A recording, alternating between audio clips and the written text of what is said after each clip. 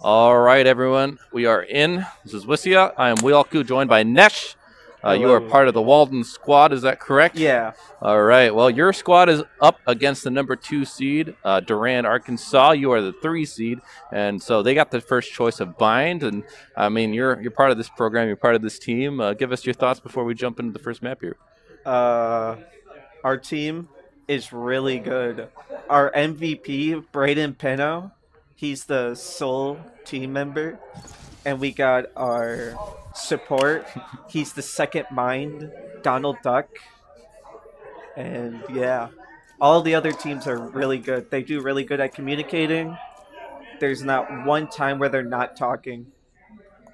That's good. Communication is key in a game like this. Comms cannot be clustered, right? You don't want too Yeah. much going on, but you can't have none, right? Yeah. Can't leave your teammates out to dry with no information in their hands. Looking at the lineups, what are you expecting to come out? We can see some of them are starting to select right now, but what's the meta? I haven't been paying as much attention. Maybe viewers haven't been paying as much attention. So what is the meta now? The meta? Well, I've never seen there's a breach. I've never seen a breach on bind, so that should be interesting because usually you see breach on fracture. Usually, Gecko's usually good on almost every map, and Killjoy's really nice to have. Nice information grabber. Not having any audio from the Audio game, died. so that's interesting. We'll I get can it hear on solved. my end. Oh, you can? Huh. Well, for me, nothing is happening.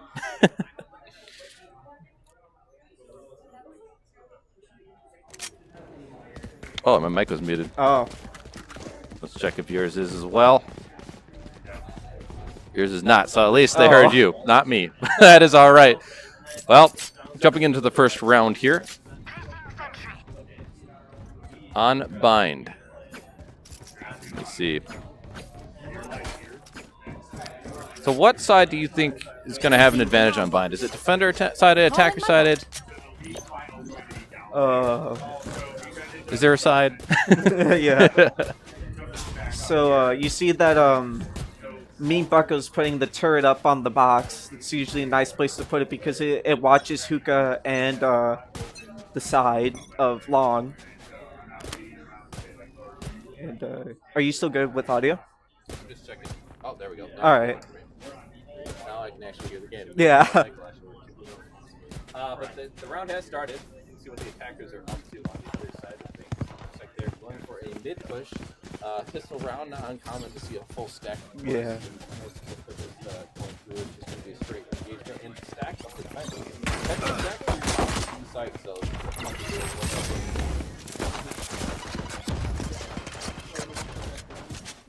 A Killjoy turret at the back. I've never seen that before.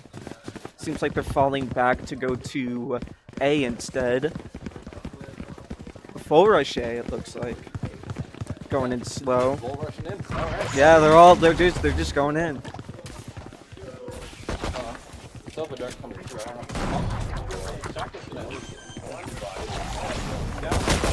Another one for the defenders. While the bomb has gone down, they have the side advantage. Swinging out, Solid Duck's going to get slapped down. Icy Pop getting that kill, so it's at least doable now for these attackers. But a low HP 3 is not looking so hot. One enemy Now remaining. Now is going to get a double kill right here, ready in the round and a last one taken out by Frozone, and that's going to be the defenders being confused in round one. Well, quick push. No, you don't deserve Yeah. mentions. Able to hold off the full rush. Pretty nice on their end. So what do you think of the post-fight position? It really didn't work out. You think Yeah. there could have been some things they could have done differently? They probably could have a little hold back a little bit with that silver dart, but they weren't really checking their back because the Phoenix died from the rush to the back. So if they were to check their back and their corners a little more, they could have killed a few of them.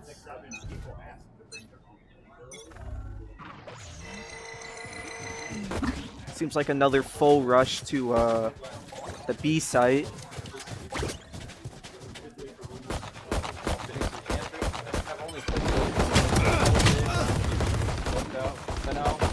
One enemy remaining. Triple, in fact. Spike All down left up B. is the last player of Killjoy.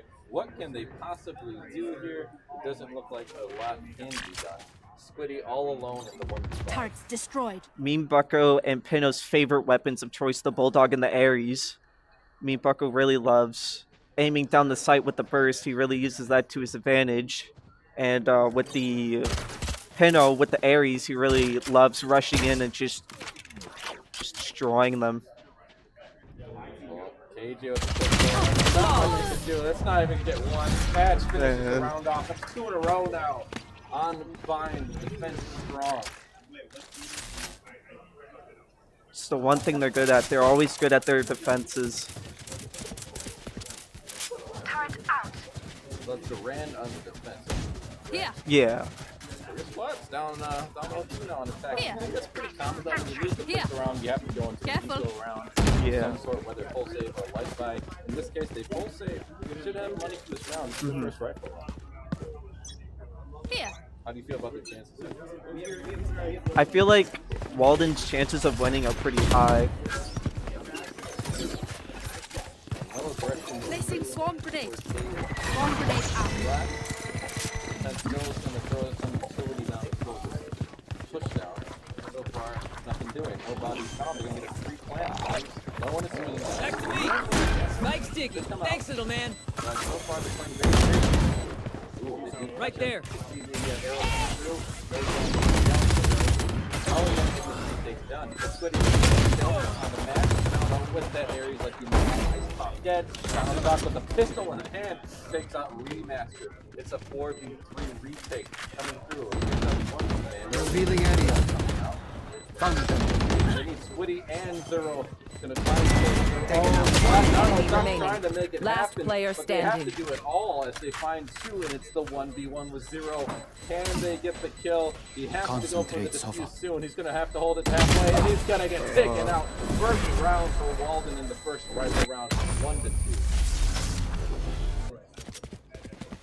Like you said, they had a pretty good chance, and well, they took at least the rifle round. Yeah.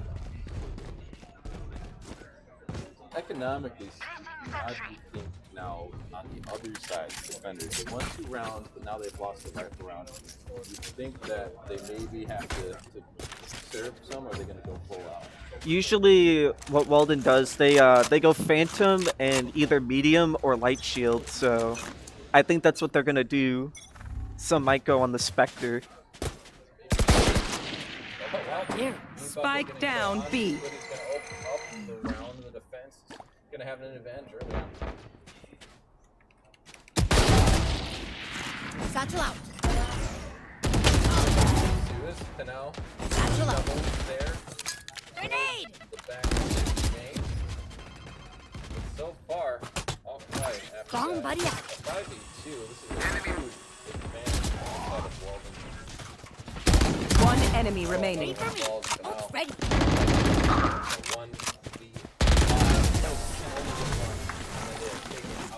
Now on 3 of them.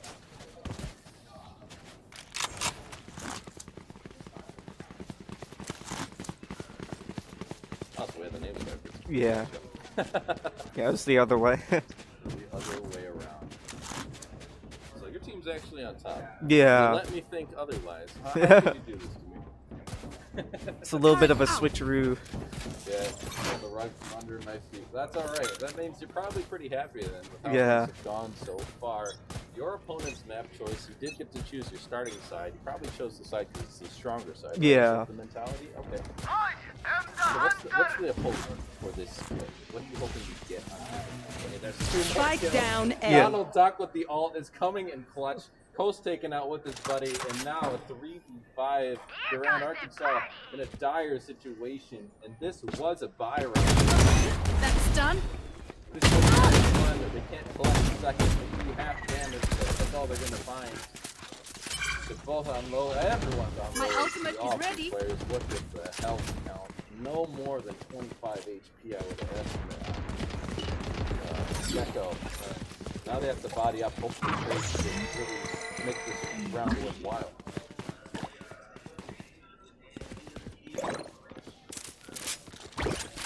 What do you do here? Low HP, 3v4. What do you think they have to do?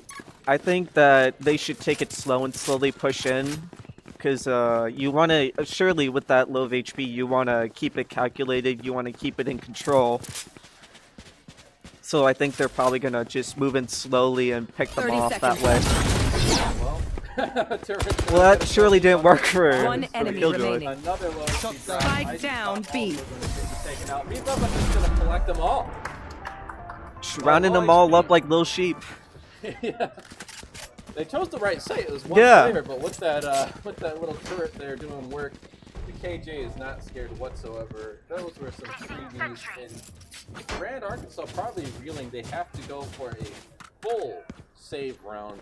That was all of their money, all of their guns gone, and well, it's hard to win an all pistol round. So it's looking like probably a 5-1 I don't have all day. deficit for them.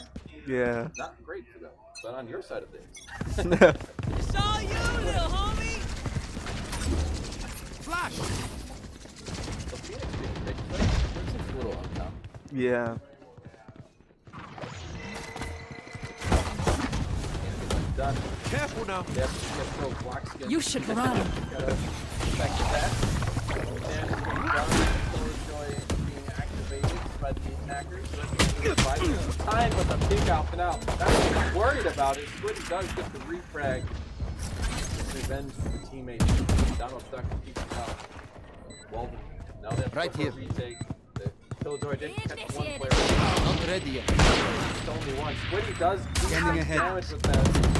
Marshall getting mad. Someone does Defeated. find Icy Pop. Donald's gonna find Squiddy. It's now a 3v2. Prepare for hellfire. The best weapons, but they do have an Alden. They can put it down on the Last bomb. player standing. Donald Duck's gonna find one more. It's all up to Coach. 1v3. Can't do it, and the defuse is found. Walden, they come out on top. Solid attempt of a push. Looked a little scary there for an equal buy. Yeah. Body, but he did manage to come out on top. 5-1 is a pretty good split. You're hoping they can keep up this pace. Yeah. Now, on the other side of things, analyze their opponent. What can they do to kind of make a comeback here in the second half of the first half? I would say that they got to be a bit more coordinated Let's have some because fun. they are stacked up with each other, but they aren't really pushing in spots where they should be pushing. Because that ult that the Killjoy did, that could have been a solid attempt to like push in and kill all the people. Even the Frozone with the Joke's over. Butane You're dead. could have came in there. I'm pushing in. Target down. 3v for them. Pinal does get a kill. Nice jump. Coast finds one in the mean bucket. Pinal actually gets the double. Zero is also taken out. You see these players are stacking up like we mentioned. 3 bodies versus 4. It hasn't really worked out for them. They're going to use the teleporter to try and circumvent this. A is free. It should be a plant and then a post plant. You see Grim rushing over. Can they get there in time? Mad, you have a lot of work to do alone. Spike planted. Teammates aren't quite there to help you. The plant is down, so this is a totally situation. He finds Squiddy though, and can't find another. It's Coast trying to save this, but can they do it in the future? Last player It's standing. done. It's all up now to the teammate of Remaster and Canal. Wow, that's a 4K coming out, and the defuse will be found. Expect nothing less from Pino. He's the dog of the group. Always coming in with the duelists. Making quick work of the enemy team. So there's Pinot, not Pinot. Pino. Yeah, I was thinking like Chow. Yeah. No. Get that real action in the name. Make it a little more spicy. But spicy it has been for the defensive wall. They're 6-1. After an early round found, Grand Arkansas has been on a downward trend. They need to find a round to salvage this half to start finding some momentum. So far, still no good.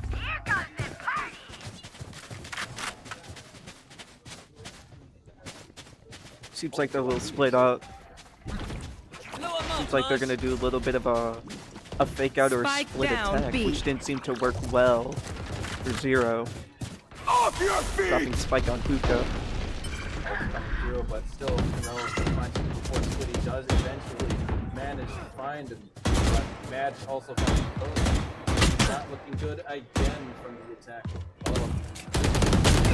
All distracted like this. Last player And then standing. they- nope, in the Spikes here. Gonna find that kill. Icy Pop can find the trouble, but so much to do. Again, another rifle round going down the drain. The Econ, I'm sure, is going to be hurting, and they're going to have to go another round with low weapons. Can't even find the exit frag is down all duck. Icy Pop can't escape their grasp. All that's going to be left for them from their econ looks like just specters. Oh, looks like Breach went for the Vandal. Yeah, they're force buying their way into this round. They're seemingly desperate now as they know there's 12 rounds and a half. This is 8 of them. They only have 1/3 of this half left to try and find something. So far, 1 round only, and that is just not going to be enough. Got to really step up their game if they're going to want to beat Walden. This is their map choice. We have to do that. Yeah.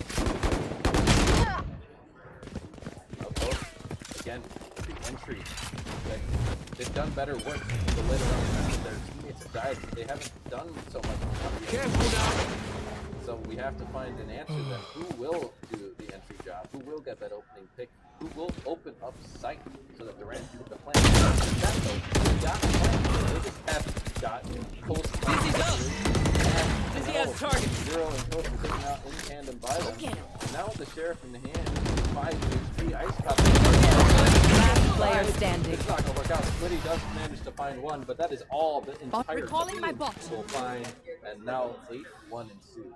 Everyone makes fun of German efficiency. Just keep laughing as you use all my gear. What do you think? I mean, what's the mentality like, you think, on the other side? This is looking dire.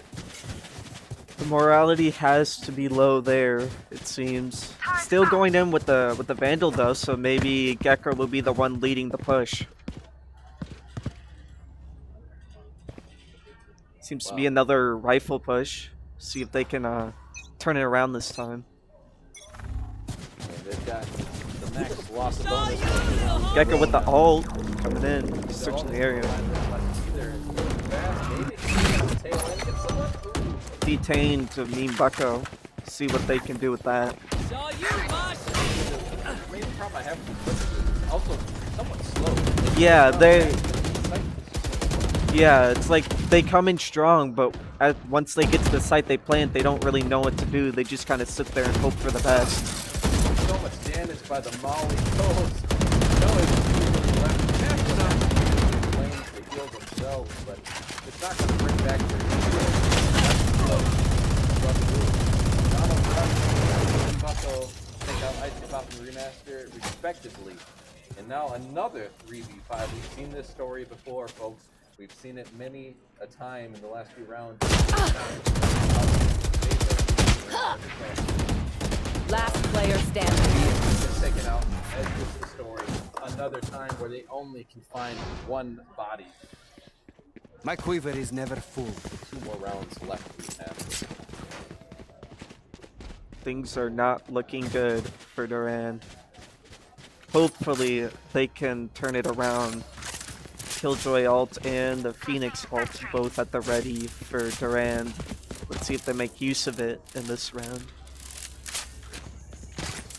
Well, we better hope so, right? Because there's not a lot of wiggle room anymore. Yeah. If they can collect 2 rounds here, at least it gives them somewhat of a chance. We see the ult on the KJ. She can use that detainment field to try and push him out of sight.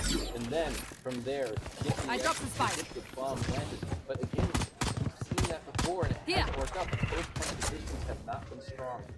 Phoenix also having an ult, but it is a low buy round. They bother to save up for the last round. Plan did not work. Donald Duck getting 2 kills with the Odin. And Madge takes out Remaster. Another. Last player standing. Flawless. 10-1, man. This is looking like a little bit of a stop. There's no other Last way round to in the put it. half. Last round, they have a full buy. They have a few ults to use. This is the round to double the amount of rounds they've gotten to this point. And They that was can so most long ago. definitely. Yeah, they can most definitely use the Brimstone ult to their advantage to clear out the area with the Killjoy ult right after that. It could be a pretty decent combo to get the spike planted and to get some kills. 3 ults I see. 3 ults. Toast, Zero, Squiddy. You have the containment field. You've got the Brim ult.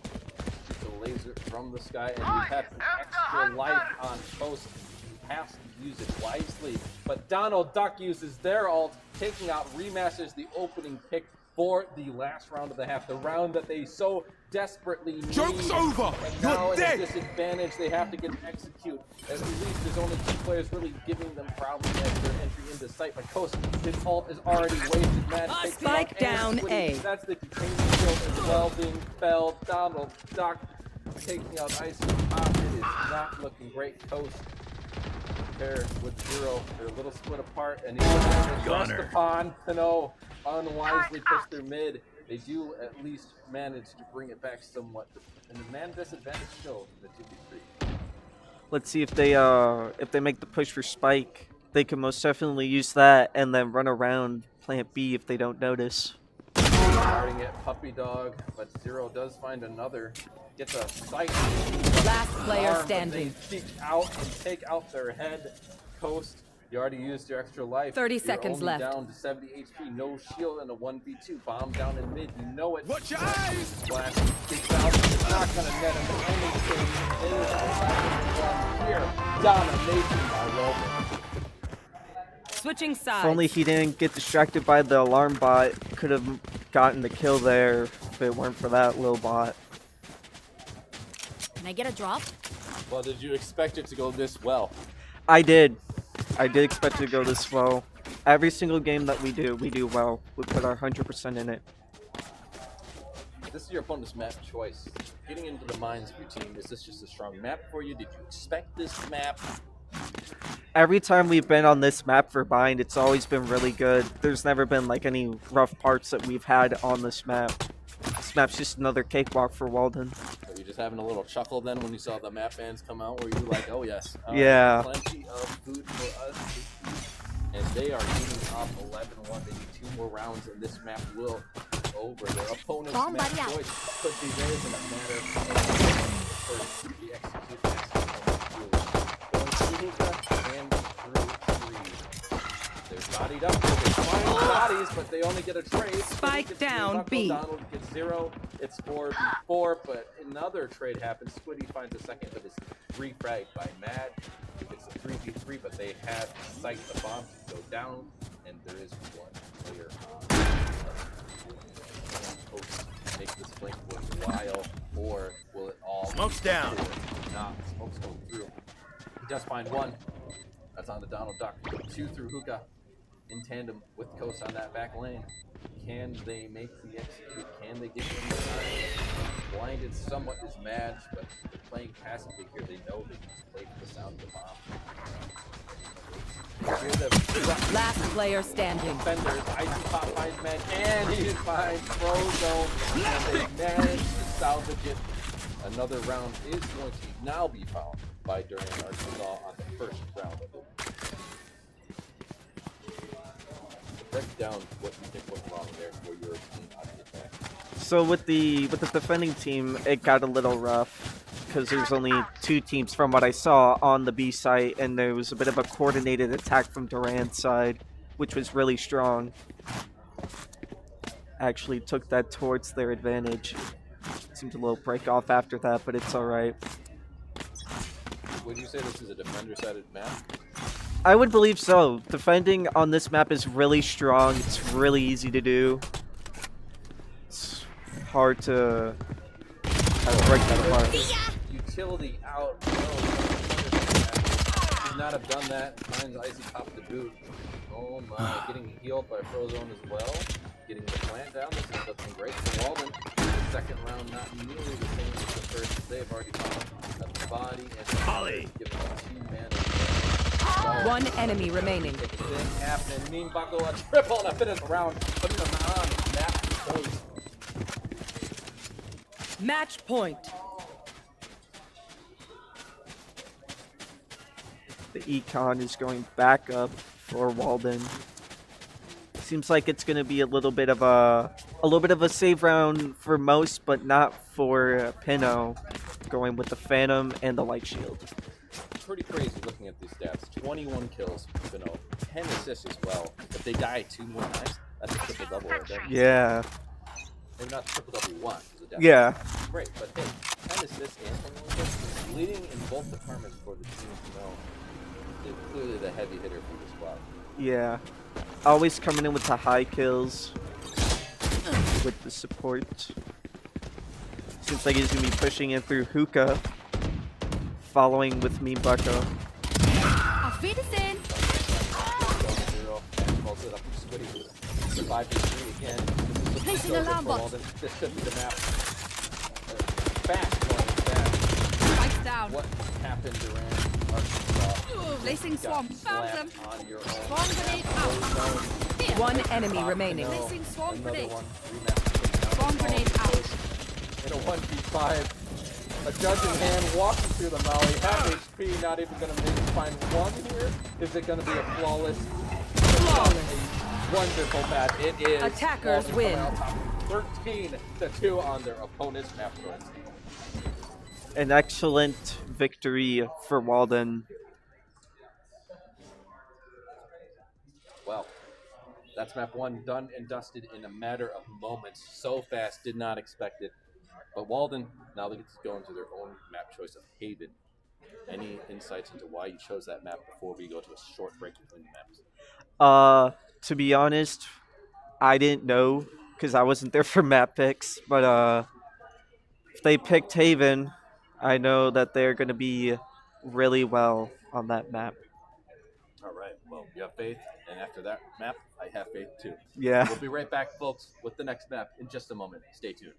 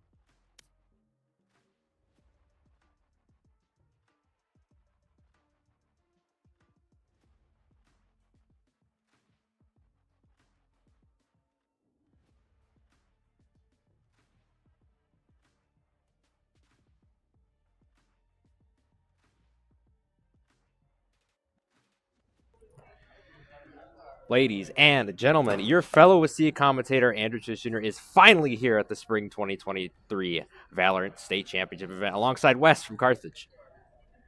We're getting ready for Map 2 of Durand, Arkansas versus Walden. This is a Division 3 semifinal matchup. Currently, Walden is up 1-0 against the Panthers. I don't know. Is my mic probably coming through your mic? Give me a sec. That might have been a problem last map. Yeah, I think it is coming through mine. Well, that's funny. Bear with us, folks. We're having a little bit of technical difficulties. I mean, what is it with WIHSEA stream without any of them? So. That is yeah. So yeah, in case if you missed it, Walden won 13-2 on what was the map? Bind, right?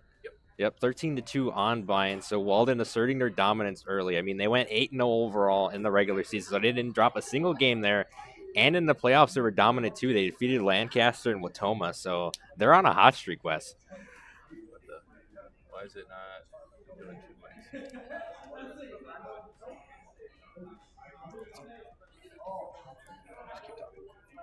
Okay. While Wes figures out his mic issues, I will still be here. So, since we have some time to kill, I'll introduce the lineups in case we don't know who is playing. So on Walden, we have Mebucko69, Pino, Majestic, Frozone, and Donald Duck for Walden. And then for Durand, Arkansas, Ice Pop, Zero Nero, Squiddy, Coast, and Remaster. It's not like showing up here. Hmm. I'm not sure if I missed something.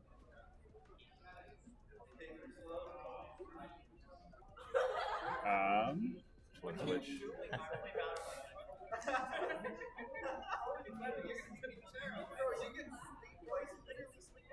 Which one? Here, mute that one. Oh, it's still only showing one of them now. Right, so if we take this.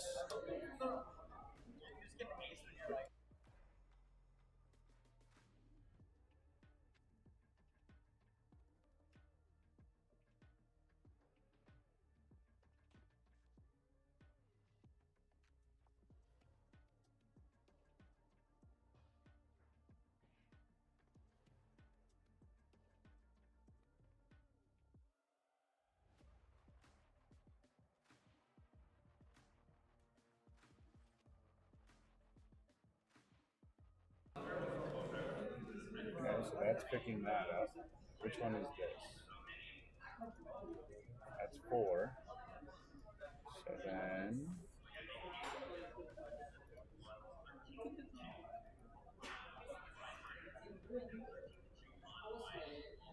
So that should be it. Hello. I think it's working. I think it's coming through the same.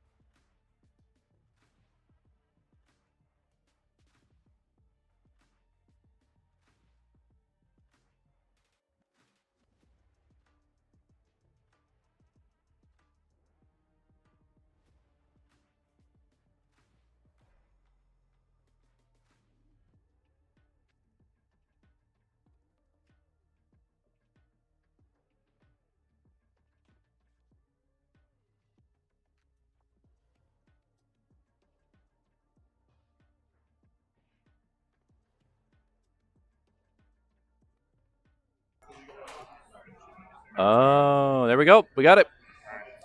There you go. We are good. Good job. See? He knows what he's doing. All right, ladies and gentlemen, looks like we have the audio issues solved. Bear with us. We're going to be getting ready shortly here. We're just jumping in, We're just going to jump just right gonna in. jump right All right, in. we're going to jump right in. Map 2, Durand, Arkansas, Walden. Well, you know more, I think, about these teams. We saw map 1, obviously, Walden, 13-2 win, dominant performance. You said, when I was talking to you in the break time, kind of expected it. You thought that they were not seeded correctly going into this. This is their map choice now. Do you think it's another stop, or do you think that there's some life left in Durant, Arkansas to make I think there might be a little bit of life left in Durant, Arkansas. It's just that they need to start early. They need to stop getting crammed in their own half. They need to start finding ways to get to the bomb sites, either A or B, wherever that may be. But if they can't do that, then Walden is just going to eat them alive, because Walden is a very aggressive team. I saw them when they played Valders, what was it, in week 6, and they were just attacking left and right. I mean, they won that game 13-3. They just won against Durant, Arkansas 13-2. So it's not out of the realm of possibility for Walden to completely shut down the Panthers here. Well, what's really interesting now is that they are going to start on defense at least, right? So that was the side where, you know, arguably they did perform better. Their attacks are really what's concerning, and this map is attacker-sided, so maybe, you know, if they have a strong defense and they can get a decent half, then they can go their attack, which will be easier on this map than it was on Bind. So that could potentially be what it is. The other thing, though, is going to be with the 3 bomb sites, are they going to even bother aggressing in the mid? Because their post-plant positioning is poor, and so that's where they're going to have issues if they do decide to go to that bomb site. Yeah, Durant, Arkansas is going to have to do some stuff on attacking here. It's looking like their Jet is going to have hold of the spike.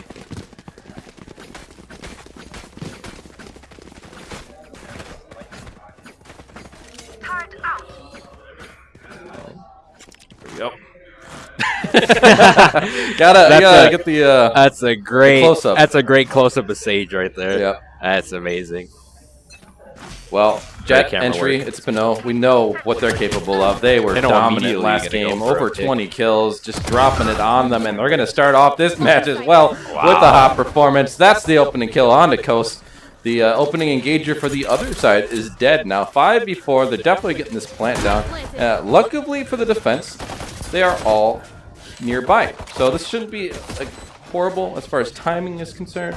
The real concern then is how do they get the frags? What do? There's a wall blocking them in through garage, and then they're going to get peeked from the backside. Squiddy does find one, but Donald Duck is there for the refrag, and another found by Frozone. It's the 4v2 now, and a retake with 2 people against so many bodies, it just looks like it's hopeless. It feels that way. HP also depleting on the side. Walden. So 4v1, and Walden's going to take round 1. Just like that, Majestic getting a 2K there to salt it away for the Wolverines. I'm sorry, that was, are these correct? Do we need to switch those? Yeah, I got it figured. All right. So, that was actually Walden winning the attack, so.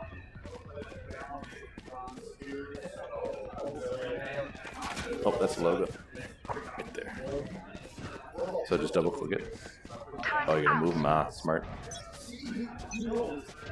There we go. Fixing the overlay so we get the teams on the right side.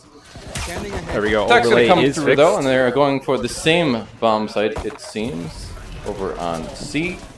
But they're already in sight. But now another opening kill, and a second to follow it up. 0 and Coast, both getting taken out. See, also Madge getting in on the action, finding remaster. Icy Pop fallen. Like Frozen, and the shotgun could find something, but no. But now flawless round for Walden. The Wolverines looking red hot, like I said before. Pinau gets a 3K to end that round.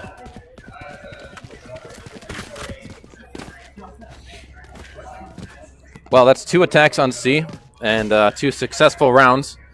Now looks like they might be changing it up. It is now a rifle round on the other side, though. So Duran, this is a round that's really important economically speaking. They now have a chance here to bring out the big guns, to slap them down, slow this attack down. But like I said in the beginning of this match, in this map specifically, it is a little bit attacker-sided, so I wouldn't be feeling too much pressure yet. Yeah. You're going to have 2 people playing A. The people who were playing C are going to back out. They're all going to go towards the B site. 2 of them are going to be near the entryway of B site. Ice Pop's going to get pin out. That's going to be a good pick for Durant, Arkansas. See if they can build off of it. No, now things slow down as your entry player who has netted you so much positive the first round is actually going to be taken out pretty early on. Another one falls, but at least 0 did find 1. Coast gets Ice that Pop kill. gets 2. Nice It's a pop. 4v1 in favor of the Panthers. Doing so much work. All the pressure on Bucko Coast finishes it off for Durand, Arkansas, and they take round 3. Hey, gun round. Like I said, that's what they needed. They finally get something in their favor. First round. So, at least so far, you know, that makes me have a little bit more hope compared to map 1. It's looking a little better. Already getting on the board. That's a good sign for Durand, Arkansas. Well, last map 2, they did lose that first rifle round, and it kind of spiraled from there. So this is a good sign. Now, on the other side, Walden have to be very careful with their economy. Yeah, you cannot downplay your opponent. I don't care how dominant you are. You do not downplay your opponent, because if you get cocky and confident enough, you're going to end up slipping. And Walden cannot allow that to happen. They're already up 1-0 in the series. They have good momentum heading into this game. They just need to close it out. Good straight damage fight done, but not finding the kills. No, it does though. They do eventually do it. That's Squiddy dead. And that's going to draw the focus, all of the defenders going over, thinking that's where the execute's going down, but they've been fooled. On to A is the play. Bucko is going to get that plant down, and now a post-plant 4v5 does not favor Durand, Arkansas. That bomb site was wide open. And now Durand, Arkansas is racing back to the A site. But it might be too little too late, as the Wolverines are already setting up shop in that site, guarding the spike with all their life. They've even walled it off for extra measure. This is looking like a funnel through if they can get rid of this wall, but time is not going to favor them now. And they do the flash that they don't check their corner. They don't check the Oh flank. my goodness. Wow. Imagine Majestic. Frozone and Oh, he another. gets 2. He doesn't get all 3, but it doesn't matter because Walden takes round 4. What is going on? You should know to check that corner. You always got to check your flanks. What are you doing? Well, it's like looking both ways before crossing the street. I mean, you got to do that. That's the norm in games like Valorant and all these 5v5. Ways before you cross through a double door. Yes, for sure. All these first-person shooter games allow that. This, CSGO, Rainbow Six Siege, Call of Duty, you name it, all of them. Well, one round of success, I had hope for them, and then they do that. Well, they're still within 2, so they're not out of the realm of tying this one up just yet. But if they want to get closer on the board, they're going to have to muster up something here. They can't let Walden just walk all over them like we saw in map 1. Now, this is a different play from Walden. They're slowed it down a lot. Usually you see the early aggression from No. They're just taking their time. Just dead silence. All quiet on the western front, as they say. 2 players on A site. You're going to have 1 on C. You're going to have 1 in the middle of B and C. And they're going to have 1 blocking the front entryway of B site. Bucko's going to get that entry. Gets the kill. And Zero did find 1, though, on the Pinot. The big fragger's dead, but still 4v4, and they have site control. Plant going to go down. My ultimate is dead. Oh, they're peeking out. Good picks by Frozone. Squiddy is going to get Frozone, though. Yeah, Nice pop going to be on the top balcony. Bucko's going to peek him. He's going to get that. It's a 3v1. 2v1 now. And Majestic finishes it off for Walden as they win round 5. Yep.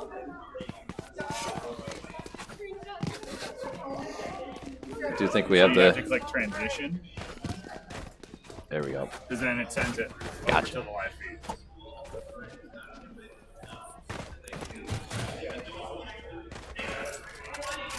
All right, looks like Majestic is going to be carrying the spike for Walden.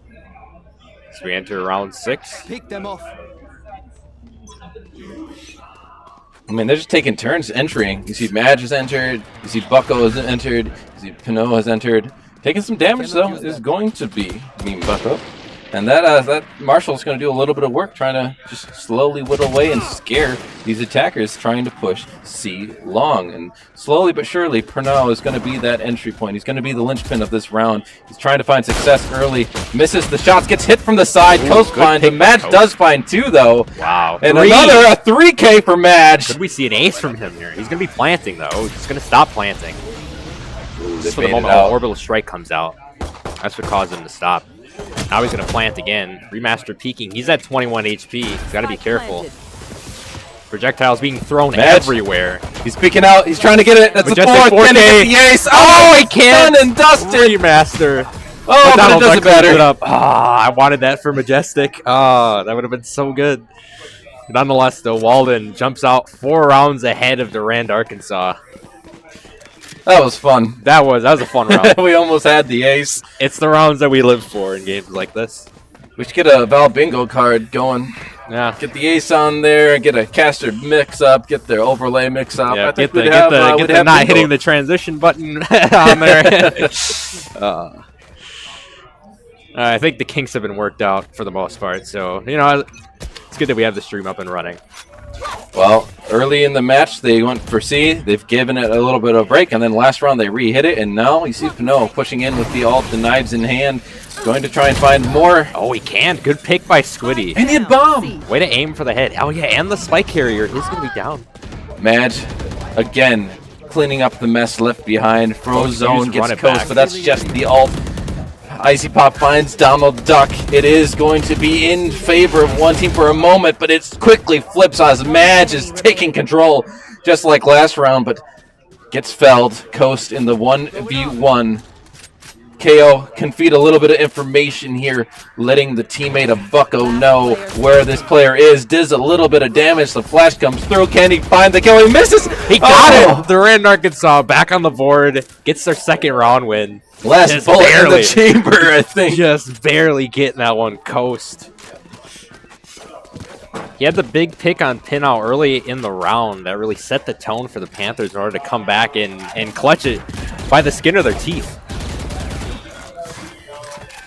Man, that was the rounds that we want to see. We want to see competitive. We don't want to see another map 1. Right. And so far, they've already gotten the same number of rounds they had in map 1, and we're not even halfway through, so it's a good sign. About 4 or 5 rounds before the role swaps begin.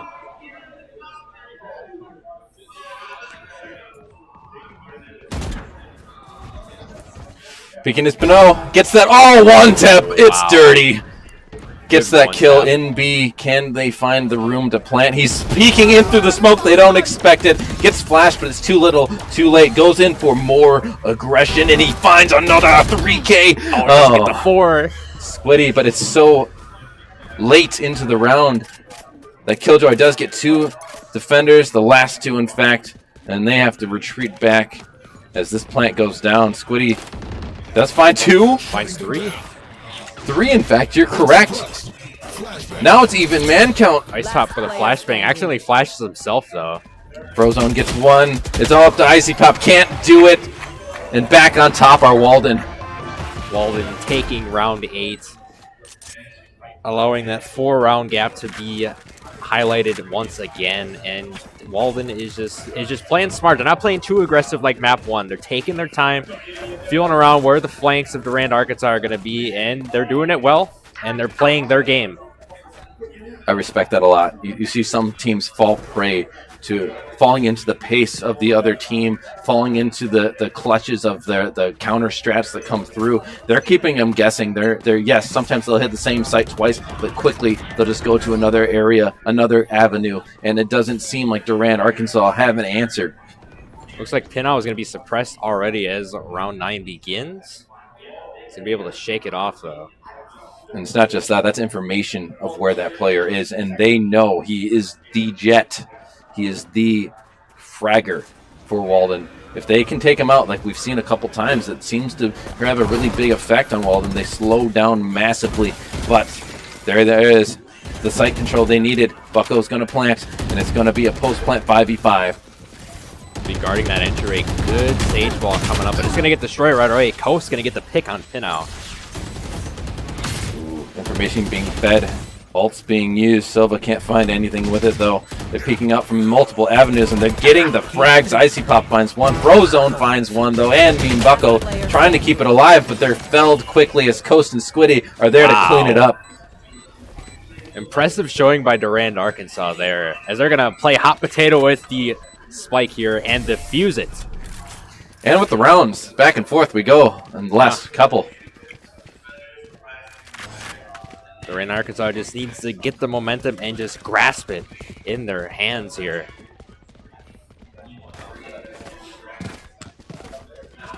Well, now we can officially say they've done better than map 1. Yes, they have done better. They have won more rounds in this map than on Bind for map 1. You are correct, Wes. Only 9 rounds in. Only 9 rounds in, yes, sir. Still, more to do. You don't want to go down with only 3 rounds in your defense. I know it's an attacker side map, but still keep it as close as possible. You just won the last round. Yes, their econ is still pretty decent, but no. Oh my, just walking in the middle of the doorway. I don't know what they were thinking. That's remastered, done. That's a costly move from the Panthers there. It's not what you want to see. Frozone going to be playing C long. Oh, the ult used by the Cypher is going to feed so much information. They know KJ's alone here. Donald Duck gets that kill onto Squiddy, and Sight is free for the taking. They're going to feed on it. They're going to get the plant. It's a 2v5 now for Durand, and it is so hard to retake this site. You see Zero Nero in C-Link. Frozone's going to kill Coast, but he has run it back. Majestic is going to get Zero on the flank. So, Ghost 1v5. We've never seen this one so far, and it has been Ghost in these situations many a time. Oh, he's not going to get Majestic. A flawless round for Walden. They take round 10. They are 6 rounds away from advancing to the grand final. They have given them a little bit more than map 1, but I feel like they finally decided that that is enough. You can have 1 extra round, but that's where it ends. Yep. That is where it ends. Walden wants more gold. They were disappointed in the Winter 2023 Rocket League states back in March when they played Baron in the semifinals. Baron West shocked the scene there. It was a team that no one really knew who they were, what they played like.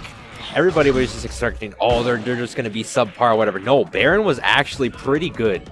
And they went toe-to-toe with WCA. Unfortunately, they lost the grand final, but they beat Walden to get there. Ooh, another nasty shot by Pinot to open up a round. We've seen it over and over time and again, and another by Maj as well. The peek from Garage does not pay off. Coast has been on point.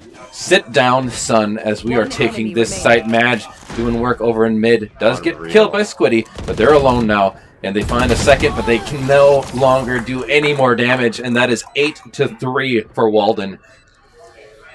They take round 11. It'll be the last round before the swap. If you're Durand, Arkansas, you need to get this last round before the swap because it might help you out in the end if you have a good defense, or excuse me, attacking. Sometimes the best defense is an attack, right? Yeah. Oh, the music on. You gotta love the beats we be bumping here. Yeah. For sure. All these gun skins are incredible. Where to set up shop? Bucko's is good. All the Frozone's money it looks spent. That's pretty incredible. Yeah, Frozone's looks like a Nerf gun. I mean, man. Someone had a Glock skin from like CS:GO on their oh, default nice. pistol. It's pretty sick. I wish I would have seen that. Pinau gonna he's gonna get picked by Zero Nero though. Durand, Arkansas countering Pinau at least for this round though. You will not kill my Frozone's gonna get Pinau up. Does more ice damage. pop. Ooh, they help him back up, but they get Knock him back down. knocked back down just as fast. Oh, the Killjoy's going to push him out, and Coast has that information, the flash coming through, but he doesn't peek off of it. He uses it to buy time to retreat back. They've already gotten the opening pick, but there it is. The refrag comes through, Donald Duck, and no, you cannot use an LMG against us. Mean Buckle with that spike does manage to start pushing through towards an empty site of C. Killjoy trying to rotate through B. Will they be there in time? It doesn't seem likely as the smoke comes through to cloud their vision. A 4v3 post-plant situation in favor of Walden. And they got the site blocked off with Omen Smoke and a Swam Grenade. It's just not a lot to do here. C-Link. What can be done? Oh man, Cypher. Oh man. Virtually nothing at this point. They're just spamming the abilities everywhere as Walden, and it's smart. Squiddy's gonna get a pick. He's gonna get 2. Oh. Is the post-plant positioning good enough for these last 2 players? The peek coming Ice through. Pop gets Frozone. It's a 3v1. Durand, Arkansas. This is winnable. Sitting C long. Ice he Pop has to do defusing. something. He can cuss this. He has to peek the plant and he does it. Oh, he gets 2. Match! Oh, but Squiddy's going to get the 3K. Can they get it in time? I'm not sure if they're going to get it. No. It's a clutch for Walden anyway. A Majestic taking the fall for his team. Walden within 4 rounds of advancing to the grand finals. And they finish off the half strong. 9-3. I mentioned they needed more on the side of Durand, Arkansas. They were not able to find it. Oh, they weren't able to find it. And they need to find it now within these next couple of rounds because, like I said before, the Wolverines only 4 rounds out from closing this. And now we'll see, is this map beneficial? The first map, their attacks looked poor. They rushed in and maybe even got a couple plants down, but the post-plant positioning was their bane. Can they fix it here? There's a lot of different positionings on this map. It's pretty big. If they are split apart, it will take longer for the rotations to come through for Walden. They need to capitalize on that. Indeed they do. Post. Oh, I'm not sure where he was aiming there. A little high. He was aiming shack height. He aimed like 5 feet above Pinow's head. I mean, he plays like a giant, but in-game, I don't think it translates. I don't think so either. And they're slowing down. This smoke's really made them hesitant. And Mean Bucko, being that killing the Icy Pop, and again, they're things up. just sitting, like 3 members are just in one spot. That cannot happen. They need to disperse somewhere or another, as Remaster's going to get a good kill onto Frozone. Unconventional kill, but it's necessary in this type of situation. But they're giving so much information away, and they're not doing anything with what they've been given, which is this lane into sight. And now they're so hesitant. The shot's coming from Coast, but Donald Duck in the meantime does find their teammate. It is still an even man count, 3v3. The teleportation by the Omen gets them into sight. Better positioning for these defenders. A lot of damage done, but Coast! Coast 3K! Wow. Mean Bucko, the only one left for Walden. Coast gonna heal himself up with the fire. 30 seconds left. So little time, but it is enough for them to rotate and at least get to B, maybe even C. Will he be ready for this Mean Bucko? You got the opening pick. You need to clutch it out now in the 1v2. The plant seemingly should be able to get down and B here as time is running out. He has to rush through. He has to take the 1v1. He can't do it. And Durand, Arkansas on the board. First round of attack. And they get it done. Within 5 now, at this point, West, you're on attack, you're feeling comfortable, you just got to stick to what you know, you got to stay consistent. They say consistency is key. That's what the Panthers need to follow here if they want to come back. And you see they're buying out with the extra cash they get for winning the pistol round. You see the Spectre coming out, now throwing it away, actually, interestingly enough. We'll see. What is the plan? Are they keeping pistols primarily here on the second round of attack after winning pistol? Maybe they are. I mean, they have a Marshall as well, but yeah, I was expecting like a Spectre buy, maybe a Vandal buy, but yeah, they're sticking mainly with pistols. I saw Pinot do this too, but Coast, the opening... Squiddy immediately getting a kill with the Marshall. The entry player, though, carrying the spike, we saw this on the other team. Is that normal? Yeah, I think that is normal for them. That's strange to me. They die in sight if they're, you know...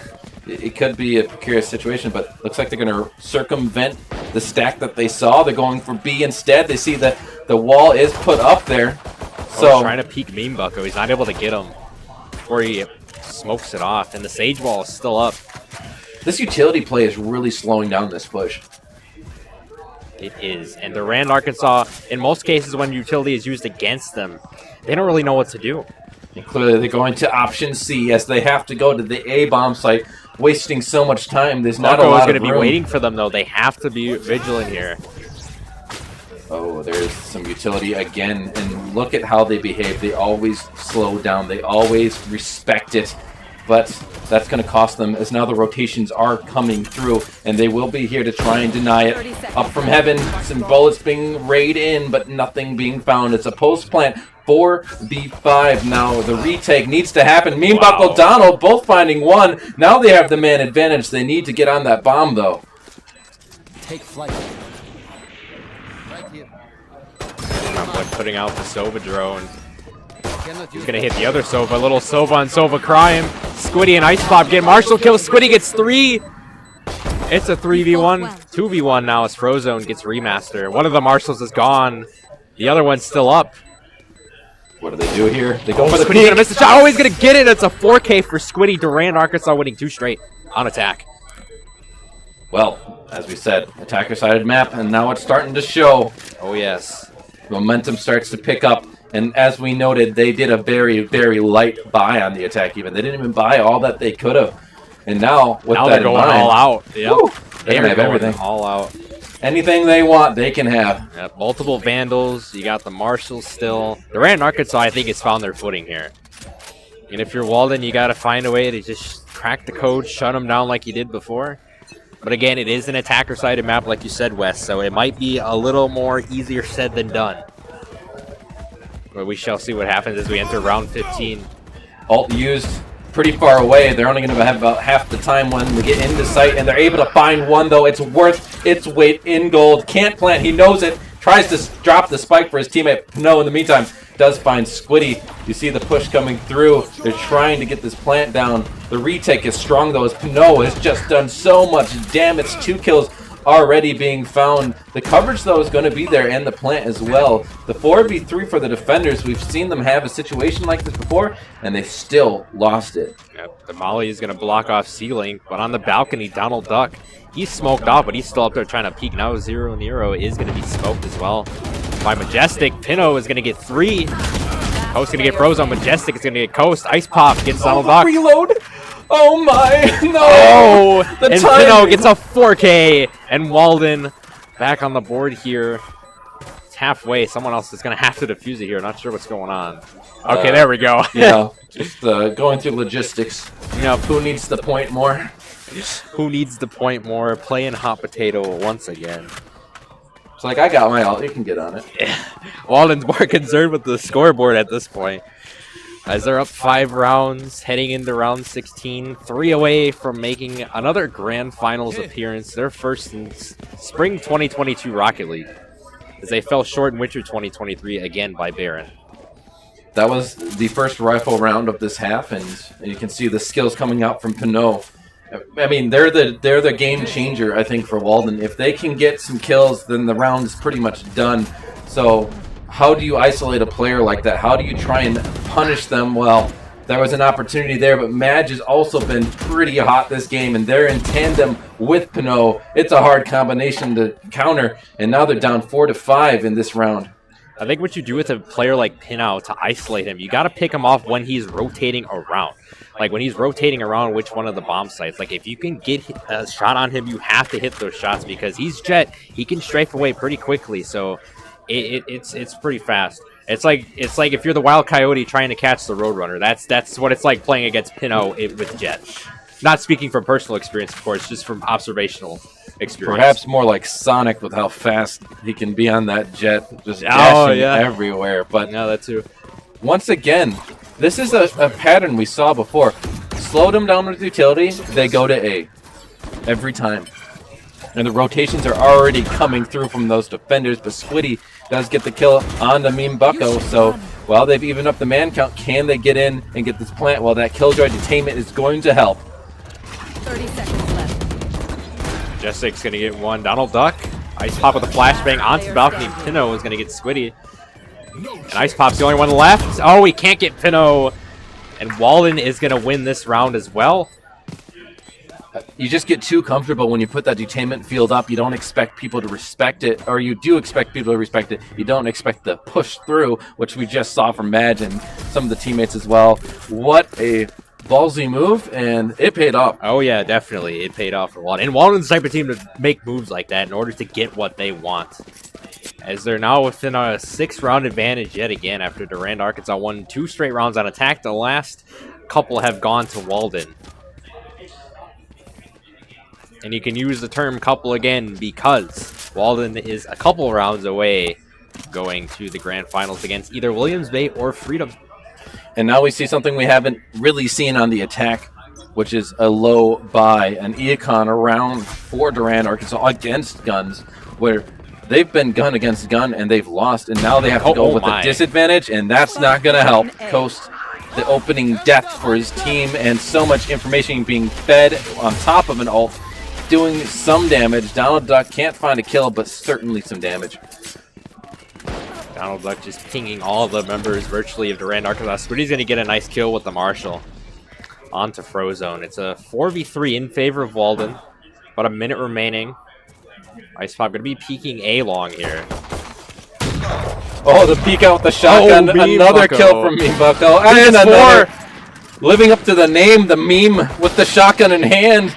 And now it's all up to this KO of Icy Pop being surrounded, dogged down upon. Can he get the ace?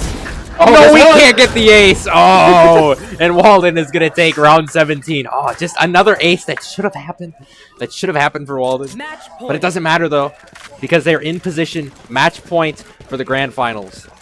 What more could you possibly want at this point if you're Walden? Well, an ace, but well, not to be.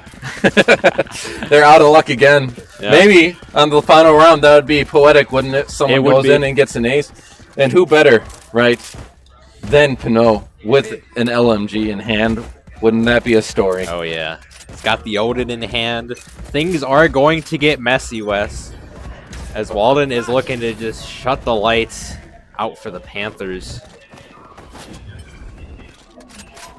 Again, utility. Smoke comes through. They slow down. They need to find their charisma. Coast had an opening. Majestic 3K. Oh, my goodness. Oh, wait. Earlier, 4K. 4K. Was he able to get the ace? No. But this time, Squiddy's the last one left. I wonder if they're just going to let him get it. And he does! He gets it! Majestic aces! Walden advances to the grand finals. We said it'd be poetic, and so it is so. And my God. Things happen for a reason.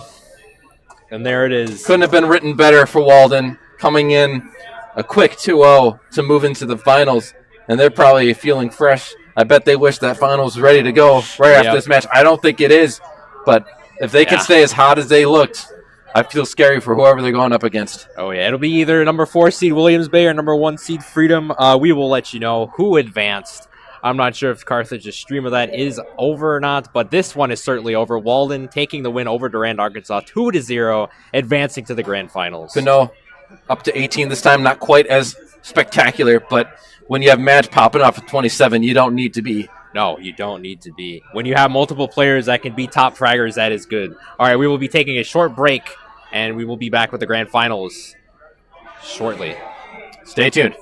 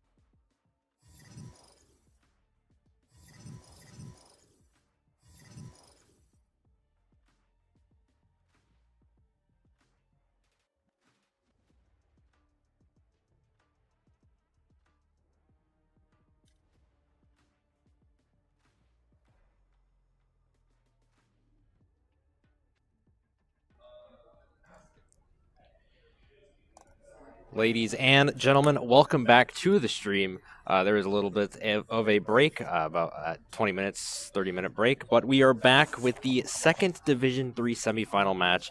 This will be between number 4 seed Williams Bay and number 1 seed Freedom. I will be joined alongside by Wes yet again for this matchup. He is currently working on some tech issues right now, so while he's doing that, I'll read some notes out. So Williams Bay Bulldogs in Division III, obviously. Players are going to be Goops, as well as the rest of the roster. Spring 2023 season stats: regular season 6-2 overall record, 102-33 round differential. They were the 4th seed in the Division III playoffs. Their track record for the regular season: they lost to Walden 15-13 in week 1, defeated Edgewood 13-4 in week 2, lost to Durand, Arkansas 13-11 in week 3, defeated Bigfoot 13-0 in week 4, defeated Lancaster 13-0 in week 5, defeated Phillips 13-0 in week 6, defeated Nakusa 13-1 in week 7, defeated Bonduel 13-0 in week 8. And for playoffs so far, they have defeated Flambeau via forfeit in the first round, and they defeated Valders last week 13-5 in the quarterfinals. Home and away stats for Williams Bay: they are 4-2 as the home team, and they are 4-0 as away. Moving on to the Freedom Fighting Irish. Players will consist of Kimochi, their captain, Yore, Crosby, Nebby, and Papa Smurf. Spring 2023 stats for the Fighting Irish: they were 8-0 overall, 104-13 round differential. They were the 1st seed in Division III. They defeated Phillips 13-0 in week 1, defeated Nakusa via forfeit in week 2, defeated Bonduel 13-1 in week 3. Defeated Valders 13-9 in week 4, defeated Marshall via forfeit in week 5, defeated Bruce 13-1 in week 6, defeated Wisconsin Heights 13-2 in week 7, defeated Flambeau via forfeit in week 8. For playoffs, they defeated Phillips again in the first round of the playoffs. They defeated Nakusa again, this time in the quarterfinals. That was last week. Home and away stats: Freedom is 5-0 at home and away. And as far as this matchup goes, so map 1 will be Ascent. Freedom will be attacking, Williams Bay defending. Map 2 will be Fracture. Freedom will be on attack, Williams Bay on defending. And if necessary, map 3 will be on bind, Freedom attack, Williams Bay defending. With those notes out of the way, I expect this one to be a very close match. My overall prediction for the score of the matchup, 2-0 Freedom, but these rounds will be very close. It will not be like the Walden and Durand, Arkansas semifinal that we saw previously. And the winner of this one takes on Walden in the grand final. I think Wes is ready to hop in here. Indeed, and here we go. Here we go. And they're going to play on Ascent to start off. Yep. And then after that, did you already talk about the match? Yes. I'm sorry. Yep. All right, sweet. Getting the technical things figured out, but now we get to see the lineups, right? And on Ascent, Killjoy, super powerful on this map. Always really has been. You see the Silva coming through. That's a lot of information on both sides. But one team's not opting to bring the Killjoy, which is interesting to me because I think she really is in a good spot right now with her abilities.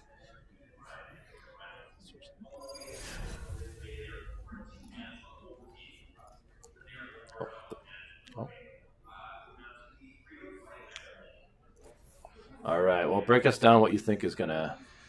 So, I think Freedom is going to win this one 2-0. The rounds are going to be pretty close. So, I'm expecting these rounds to go in the favor of Freedom. They're going to be close. They're going to be like 13-10, 13-8, somewhere around that realm of possibility. But don't count out Williams Bay because, in my mind, they are a sleeper team, and this could be a potential trap game for Freedom as they haven't really played higher valued competition. But that's not to say that that's not to discredit their incredible resume on paper, as they did earn the 1 seed in Division III.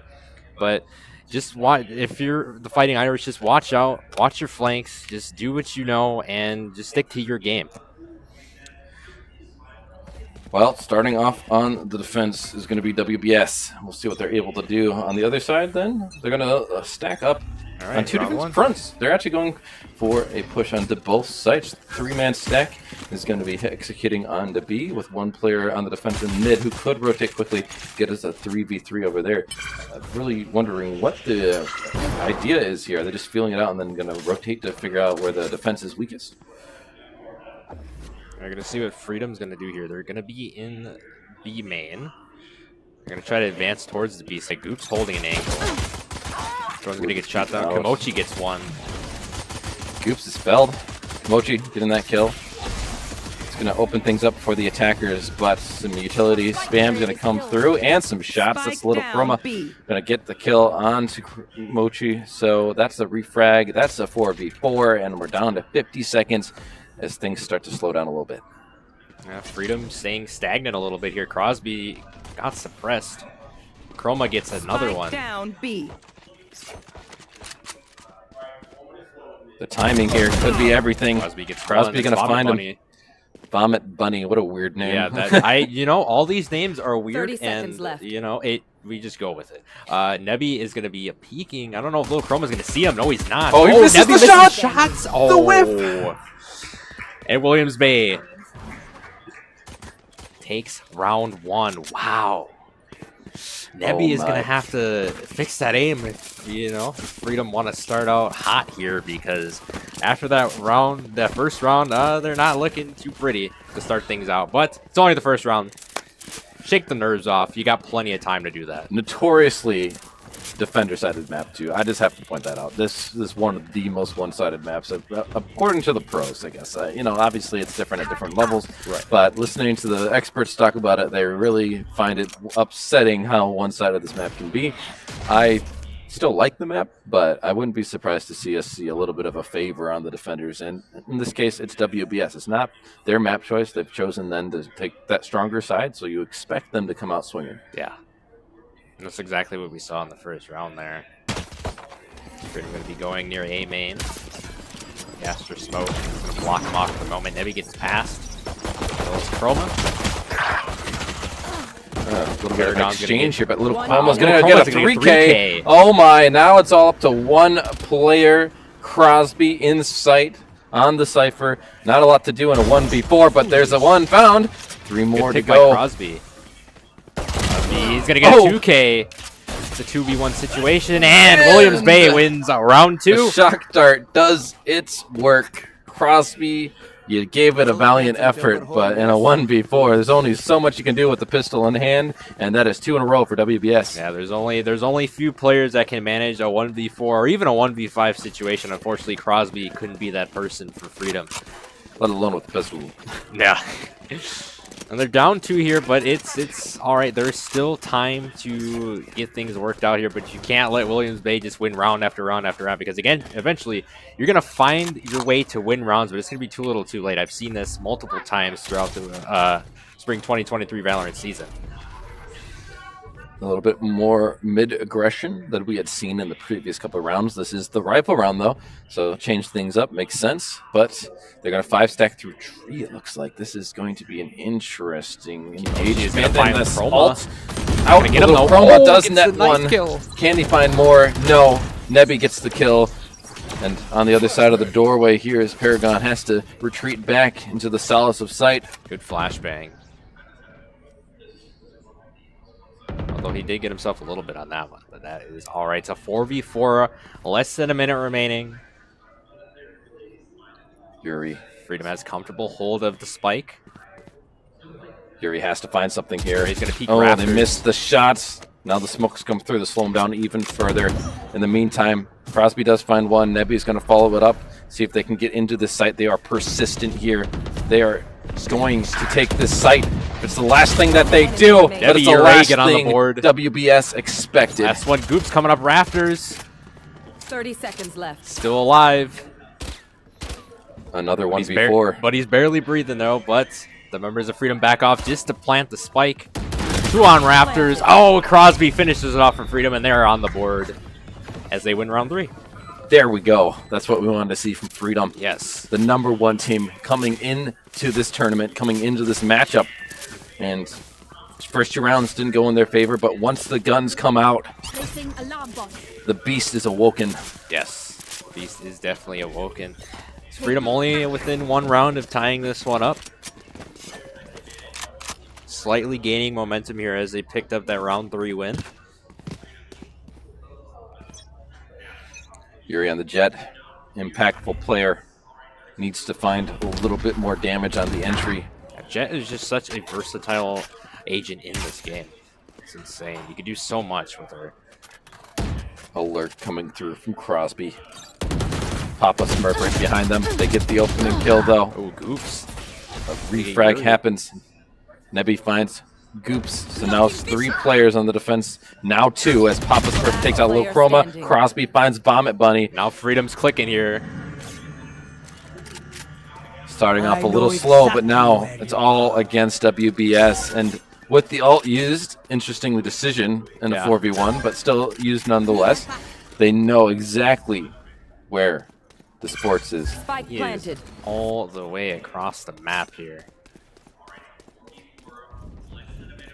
What do you do here? 1v4, spike down. Well, you're on the other side of the map. You're halfway across the map, you're not going to have... The timer for the spike is going to keep ticking.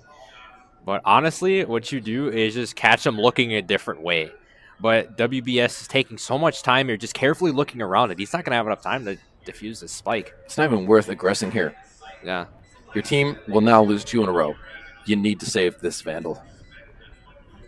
But they're honestly, just for the flashy points on the scoreboard, I'd say get 1 pick and just be done with it. Here's the run, but doesn't aggress. Got to be careful with this bomb radius, but they should be able to escape. And while they were lurking, nothing was found. An easy round, it seems, for Freedom. Yeah, easy round, easy takeover on that B site for Freedom. And they tied the game back up, showing why they are the #1 team in this division, that being Division 3. And again, the winner of this one is going to take on the Wolverines in the grand final, which will also be a best of 3 in case if you watching do not know that. The semifinals are best of 3, grand finals best of 3. Grand finals are what? Best of 3. A what? Well, I mean, at least it makes our day a little shorter. It is a little odd, right? Grand finals usually best of 5s, but you know we have a time constraint, and well, you know, this is a relatively new league, a new experience, so it makes sense. You know, things are a little different. Papa Smurf getting that opening kill onto Paragon Quill. That's the KO done. And that's going to be hugely impactful. That's a lot of utility. That's flashbangs. That's the knife gone. So much that could have helped them. And now it's just free reign on this site. The 3 players coming through mid could have something through tree, but it just seems a little too late. Looks like Freedom's going to be setting up shop in that A site. Nebby's going to be planting. He's going to get the spike down. Chroma's going to be peeking mid cubby. 2 other members. Williams Bay is going to follow. Door remains shut. 4v5 with poor weapons is not where you want to be. WBS, though, they know that they have to try it. They can't let another round slip. That'd be 3 in a row. It's tied right now. They're going to go for it. Going for broke here. They are hoping someone peeks out, but the utility and the patience is paying off. Freedom giving nothing. Jumps right in front of someone. Komochi will take that all day. Goops can find only 1, maybe 2. But still 1v3, the bomb is ticking away. There's no chance of getting this defused, but at least some damage done. Take those guns out of their hand. Can he escape? Probably not, but does a lot of damage on his way out. And Freedom winning 3 straight rounds after being down 0-2. Wow. 2 in a row to start, and since then, nothing for WBS. The momentum has definitely shifted over to the Fighting Irish. I do like what Goops did there, though. You only have a Sheriff. You might as well do some damage on your way out.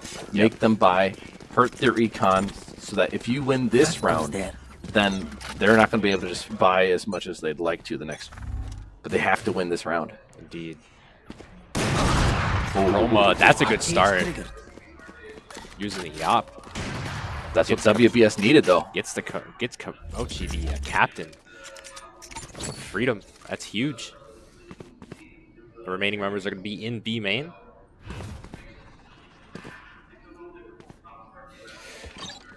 We wait in anticipation for the execute onto A. Crosby manages to even up the man count a little bit later into the round. The dash gets hit on the door frame, so they're slowly moving their way through towards Shed. They can't find anything. Goops using with a that molly.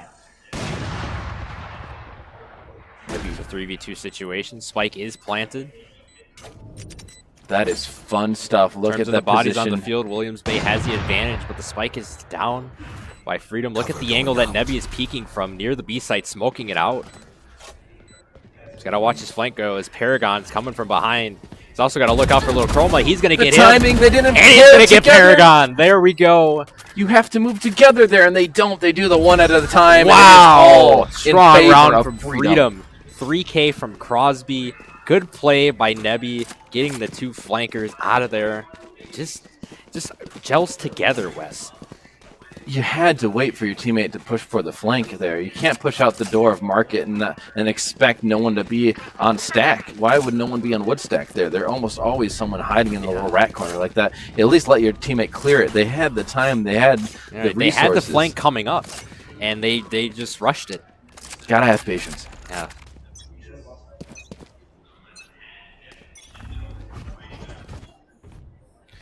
DeRay is going to have the Opta open. Round number 7.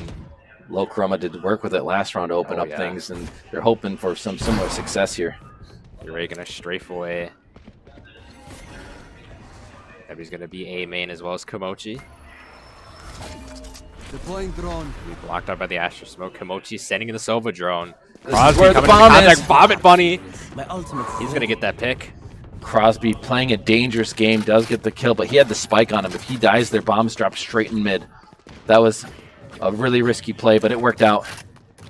Worked out in the end. And a rotate coming through, possibly? Komochi and crew rotating, yes, towards the B site. Crosby leading the way yet again, and you see KJ has vacated the B bomb site. All that's left here is that turret that's taken out. That's going to give the silent cue, but if they're fast, the Omen teleports into sight, gives the information. They know it's a go. See what Crosby's going to do here. He's going to gently walk through the Astro Smoke. Gets past. B site's open, but 30 seconds Williams left. Bay is going to be pressing on it.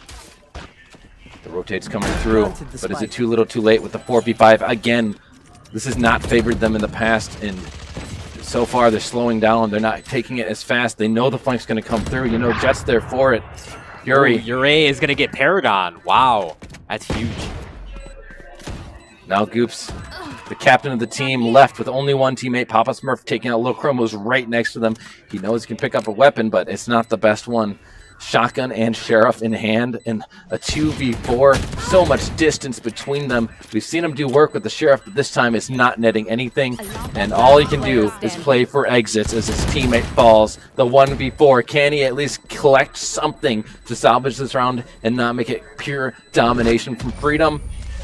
Doesn't seem like it, and he actually gets clipped by the bomb. Wow. Unfortunate for him.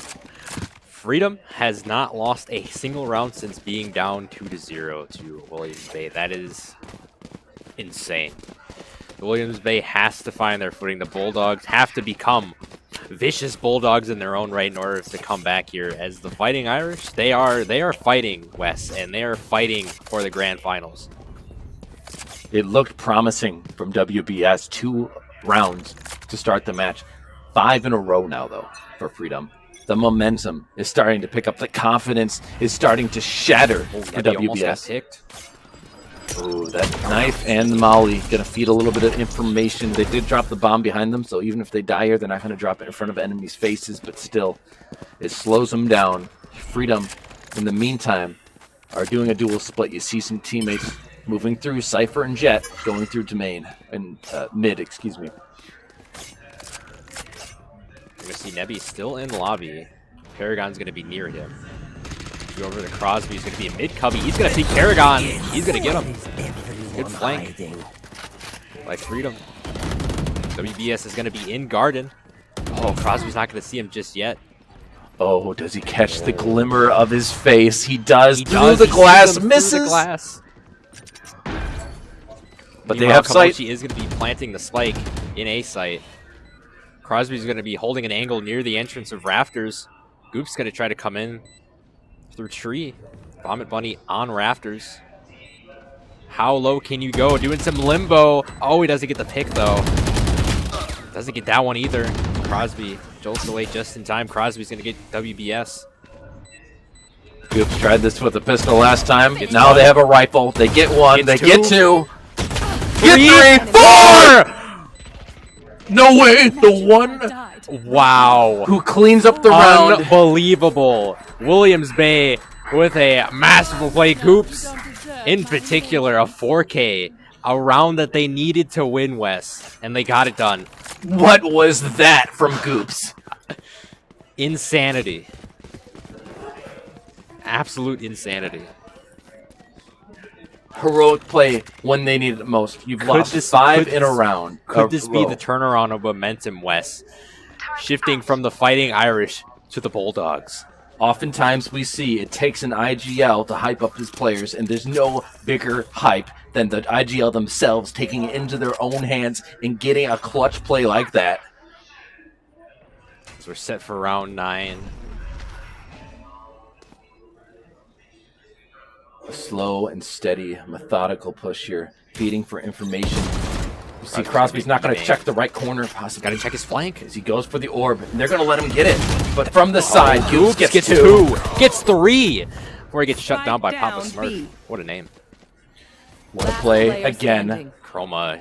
Jet on jet crime there with the knife. A dagger to the head. Puts the enemy to bed. Papa Smurf playing a dangerous game. Flash eyeball comes through, but it doesn't get them anything. Got to have the intentions of Gargamel if he wants to come back into this one. Oh, the swing out does more damage. Both players missing a little bit there, and there's the shot. Papa Smurf trying to do all they can. Do they have a clutch moment? Oh, and Paragon finishes it off for Williams Bay. I thought he got that kill there on Paragon. That's a little interesting. I'm not for sure he hit enough shots to get that one. You asked me, is that a shift in momentum? Now that's 2 in a row, and it's a close one. It's 4-5. I believe that is a shift in momentum. The thing is, Williams Bay has to drive the point home here. They can't let up like they did within the first 3 rounds here, where they were up 2-0, and then they just lost 5 straight rounds. Keep up. So they've won 2 straight. They need 1 more to tie it. They would need 2 more to take the lead again. I think they can get the job done. Knife's going to feed so much information here. They know this push is coming, but they only have 3 on A. 2 players have to go through the spawn to try and get back here. They needed to push faster, and now if they continue this, it might be a full-on stack they run into. I must wait a moment. We're going to see all the players of Freedom making a slight rotate, possibly towards the B site. I think this is more than a slight rotate at this point.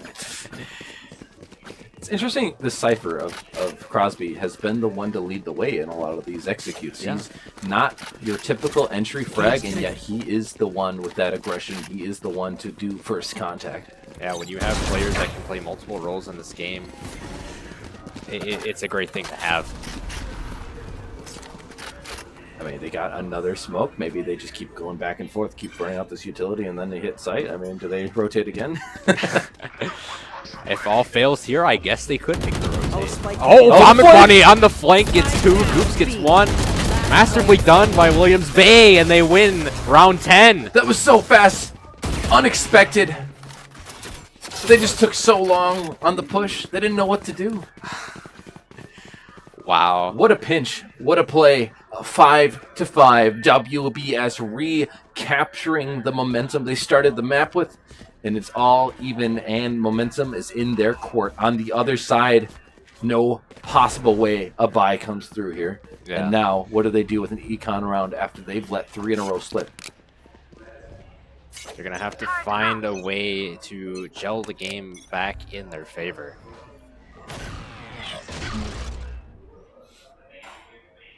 Split push. Going to be 2B lobby. You're going to see 2 enter mid-court as well. Who else but Crosby? Ooh. And they get punished for it. That's a big pick for the Bulldogs here. Chroma's still going to peek.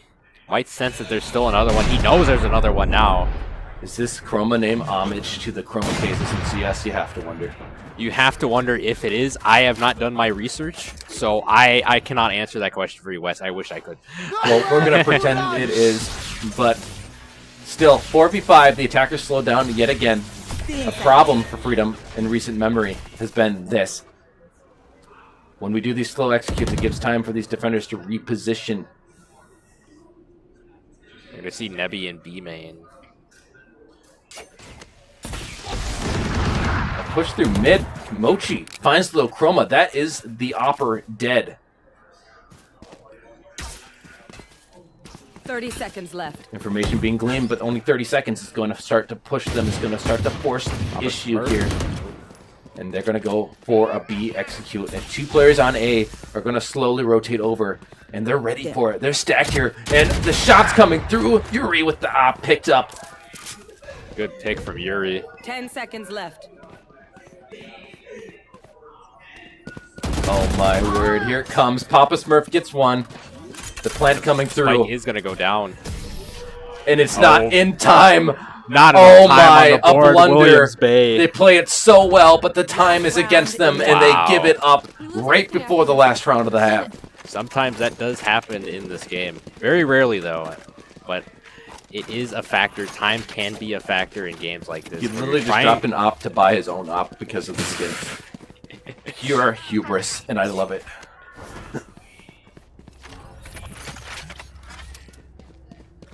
Yeah, like I was saying, time can be a factor in this game. Most teams really don't worry about it that much, but you have to worry about it in some situations. When you're trying to set up a push into a certain site or trying to block off a certain site and trying to get the spike down within like the last 10 seconds, that's going to be hard to accomplish.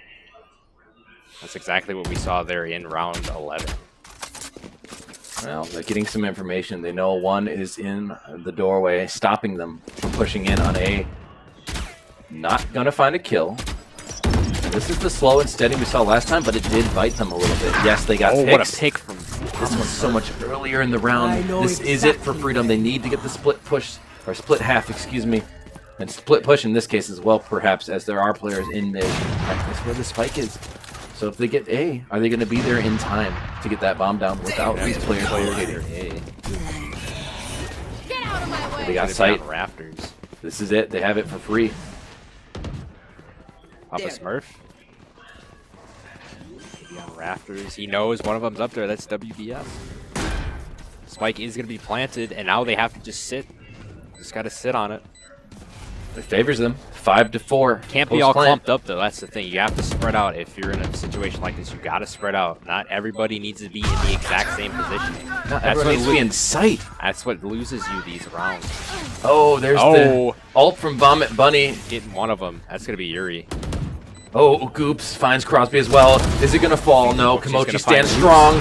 Tries to find another. He gets dropped down. Finds another. One enemy Oh, the crossfire's playing off. Chroma's going to be diffusing. Freedom's got to get back there. It's a bait. It doesn't work out, and it's a 6-6. 6-6. Freedom back on the board after a few rounds. Switching sides. 4 to be exact. Because the game is tied yet again. Let's go. I got things to do. I'm happy to see that we have seen plays come out from both teams. This has not been one-sided whatsoever. We've seen streaks, but this is that type of game, just like CSGO or any game of this nature of FPS where you have bomb sites like this. It's always going to have a little bit of a streakiness to it. But in this case, both teams have stood strong. I do still say this is a slightly defender-sided map. So now that Freedom get to switch and go on their defense, I think they're pretty happy with the 6-6 split. Yeah, I think they're pretty happy as well. I think both sides are happy with the 6-6 split. I mean, it is a very competitive series so far, and you know it's way more competitive than Walden and Durand, Arkansas was. It was virtually one-sided, so it's nice to get a feel for both teams here. Both of them doing their thing in map 1. Low Chroma. We're gonna see what happens in the second half. They want to start strong with the pistol win on attack. And there's the first kill. Kimochi, the captain, gets smoked.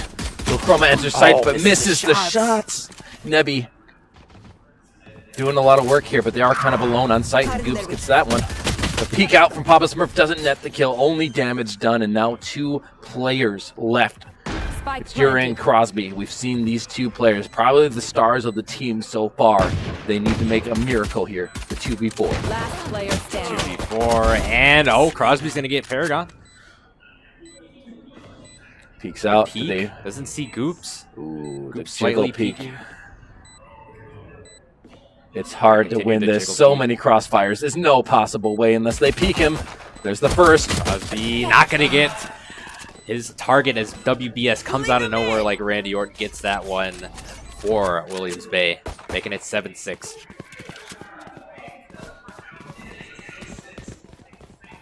In that scenario, the defenders became the attackers, and you see just how hard a retake can be. They just were too soft on that defense. Yeah. And WBS, for the first time in a while, have recollected that lead. Yes, first time since they were up 2-0 in the beginning of map 1, this current map. And yeah, they've come a long way to get this lead back. Chroma again, the aggressor, but they get double peeks. Too aggressive there as Mochi is going to shut him down right away. And that's a gun handed over potentially. Paragon's going to get Mochi. 4v4, 4v3. Goof's going to get one. He's going to get flashed though. This is what I like. We didn't see it from Freedom too much on their attack. The fast pace that is being set by the attack. I love it. And so far it's paying off. Vomit Buddy planting. They are definitely favoring that A site, I will say, Wes. And why not? If they're successful, if it ain't broke, don't fix it. That's what they always say. I mean, if you know the weakness, that's where you aim. The chink in the armor, so to speak. And now they have to 3-stack through the doorway in tree. So Bedard is going to scan pretty much all the members of Freedom. Goops, Vomit Bunny getting on the board. It's a 4v1. Yuri, the last hope. Yuri's good, but I don't think good enough for he's going to get flashed. Goops, an easy 3K for him. Yeah, pistol in hand, not a lot of hope there. But now they can finally buy the first rifle round of this half. They've given up the first 2 rounds. Pretty normal when you lose the pistol. They need to collect this round, or else it could start to get away from them. Indeed.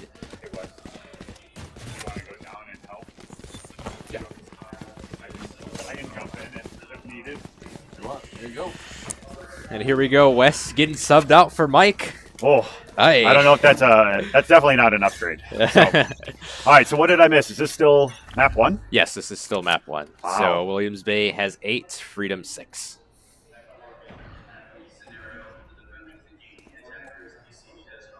We're going to see Williams Bay going on mid lane from Vomit Bunny. Chroma's going to get a kill onto Nebi. That's going to be a 5v4 in favor of Williams Bay. Papa Smurf evening things out. Oh my goodness, what is going on? I don't even know what's going on here. It's a 4v1 in favor of Freedom. Going to give away their location, unfortunately, with that Papa dart. Smurf gets a 3K, and Freedom back in it. Enemies close. Eyes up. 1 round away from tying it back up. Wow, Goop's having a game. Yeah, 28-2 for the KDA.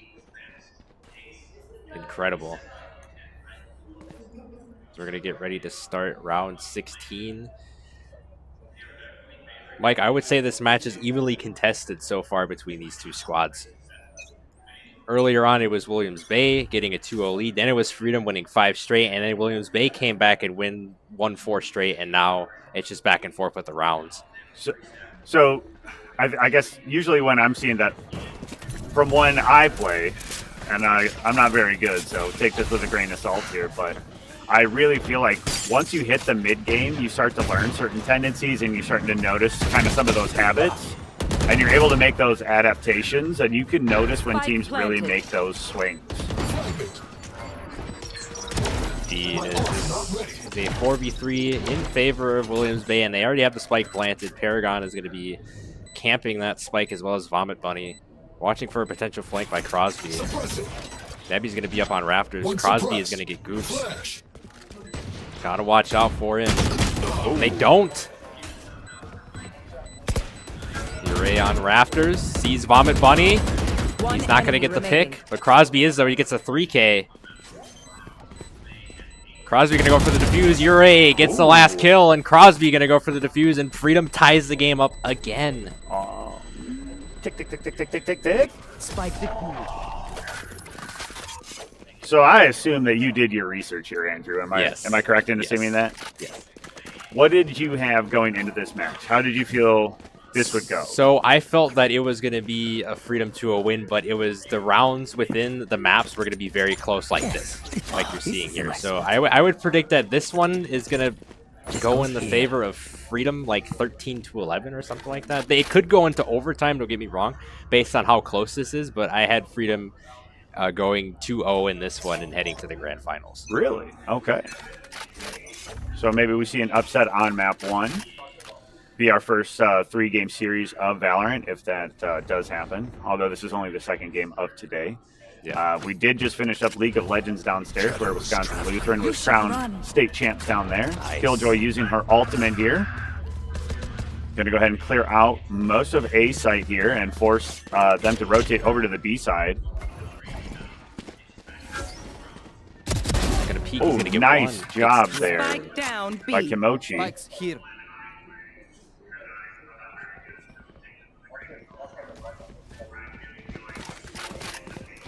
Got concealment.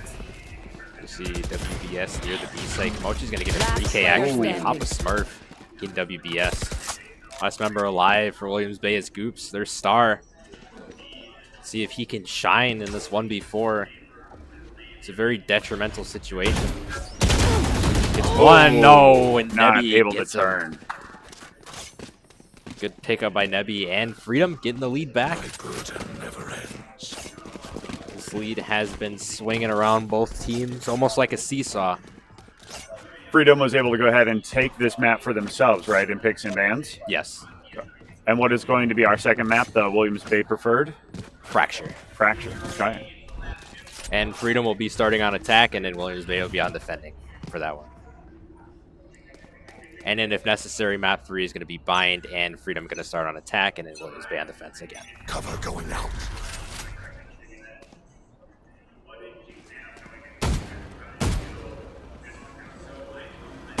So the drone is going to mark Nebby.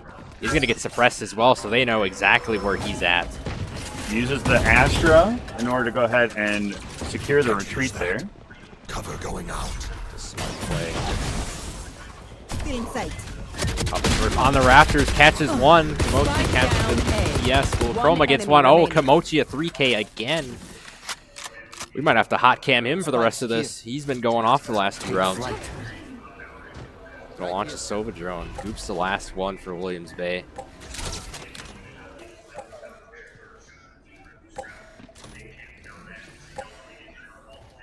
We're gonna see what he can do. Another 1v4 situation for Goops and Williams Bay here. Back-to-back rounds.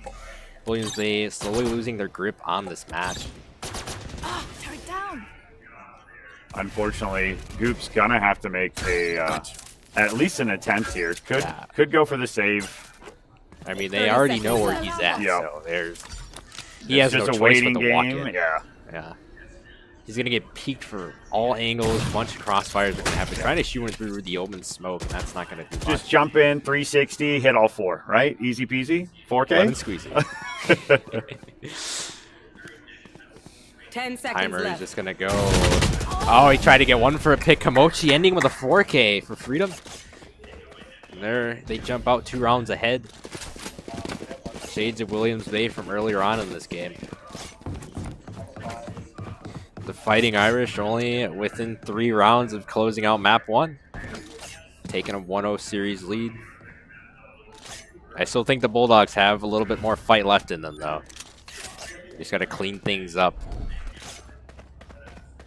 on the attacking side. We're going to see WBS having the spike this time around to enter round 19.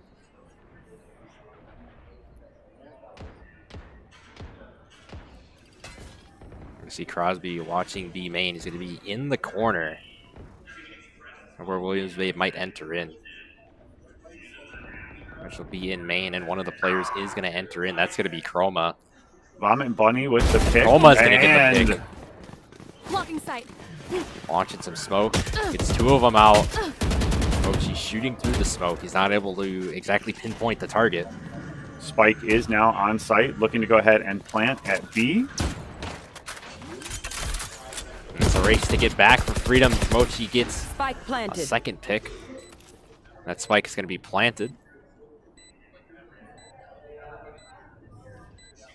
4v3 situation here.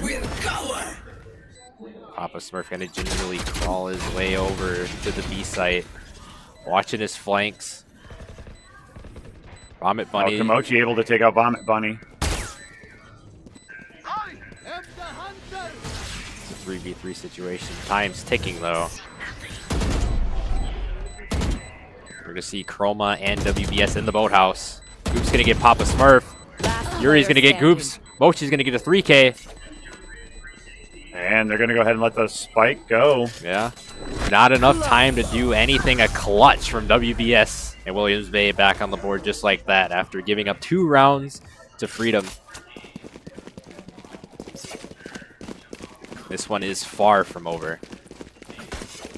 Takes 1 round to just swing it back in your favor. And I think if they're that evenly matched, that short little burst, short little swing should easily...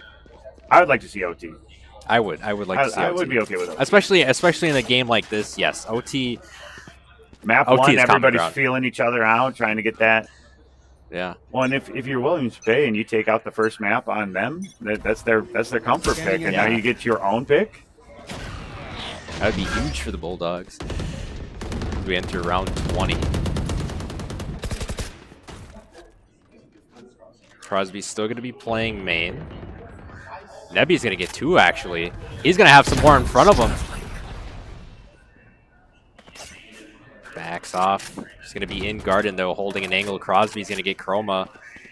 And the pressure's on Williams Bay. Goops, Vomit Bunny, the last remaining members. Maybe I spoke too soon about the swing of momentum, man. Oh, Goops. Oh, he's going to get Crosby a wall bang. Goops proved me wrong. Goops, 2. 3. Yuri's going to get Vomit Bunny. It's a 1v2 situation. It's definitely winnable, but Goops only at 33 HP. It's going to be hard. One shot. He's got to watch his flank here. I don't think he realizes Papa Smurf's going to be right by him. Oh, he doesn't, and Freedom takes round 20. Had he have known that Papa Smurf was there, I think Goops would have got that pick. And it would have been a 1v1 situation with about 30 seconds remaining. It would have been enough time to try to do something. But again, he probably would have taken a hit. So he would have probably had less HP going into the fight with the 1v1. But nonetheless, Freedom taking that round. Freedom only needs 2 to win on their comfort pick, which was Ascent. Get out of my way! Found them. Ochi is going to get spotted. All of Williams Bay is going to get spotted, actually. The detainment from the Killjoy is coming out. That's going to be rough. Oops.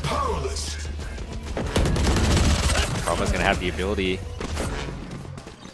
Going to have the throwing knives. Goops gets 1. Williams Bay rushing the site now after they cleared it out with the Killjoy ult. And that's a smart play, as none of the members of Freedom are near it. Now they're strafing towards it. It's a foot race to get back there. Vomit Bunny's going to get Nebby. And they're all just camping in the boathouse. Why not? It's the favored spot in the site in Ascent. Vomit Bunny's going to get Papa Smurf. Tries with the pre-fire there.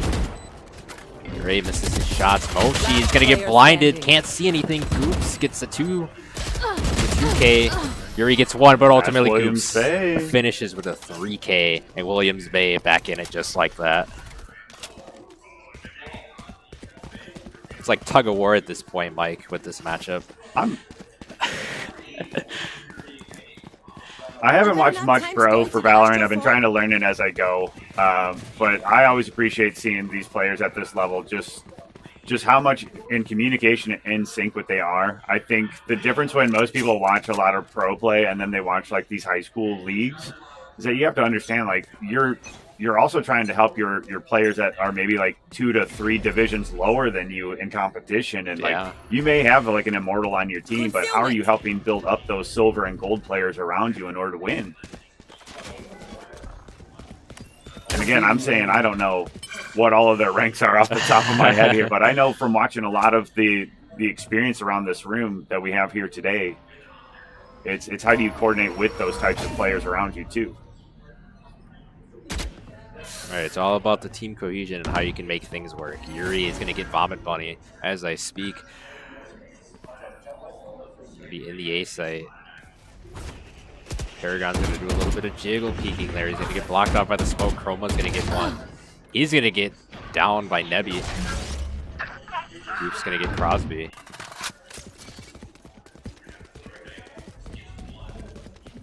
You may see a rotate towards the B site. Nebby make his way there. Goops is going to shut him down, though. It's a 3v2 in favor of Williams Bay. Papa Smurf and Yuri are miles 30 away from seconds the left. B site. I need concealment. WBS still has hold of the spikes, looking like they're going to go on B site and go to their favorite spot, the boathouse. And that's what they're going to do. Uray's going to peek from the right side. Papa Smurf going in through main. Uray on the right side. Doesn't know that Paragon's right behind that barrier. He's going to try and shoot through it. Not going to hit him. Swamp grenade. Going to create some distance. Smurf on the left end. Paragon's going to get him. Uray gets one, but Goops again finishing the round strong. Another 3K. Williams Bay ties it up. Feel some OT coming. Yeah. But, you know, then I probably just cursed it by saying it out loud, so. We'll see. Need a drop. Thank you. 31-13 of 2 for Goops.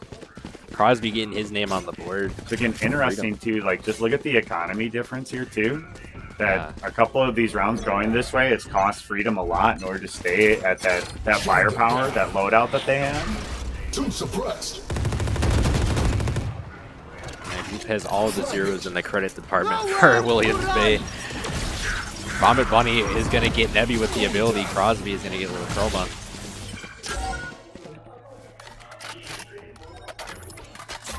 Crosby's still in tree. The enemies are revealed for Freedom.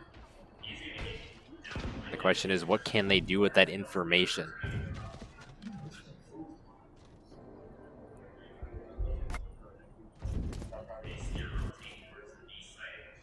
Oops, going in through mid link. Might link up with Crosby. Bochi is going to get one. WBS making his way towards the B site. You would think by now that Freedom knows exactly what Williams Bay is going to try to do here. Don't you? Yeah. They're going to go to the boathouse. Or at least try to go to the boathouse. 30 seconds left. Bochi's going to peek. Oh, he gets 2! Gets a 3K. Freedom taking round 23. That was a good play by him. And it's match point. But don't count out the Bulldogs just yet, because back-to-back rounds, within like the last 6 or 7 rounds, it's gone to either team. So don't count out Williams Bay winning round 24 here to getting overtime, Mike. Hey, one can dream, right? Yeah.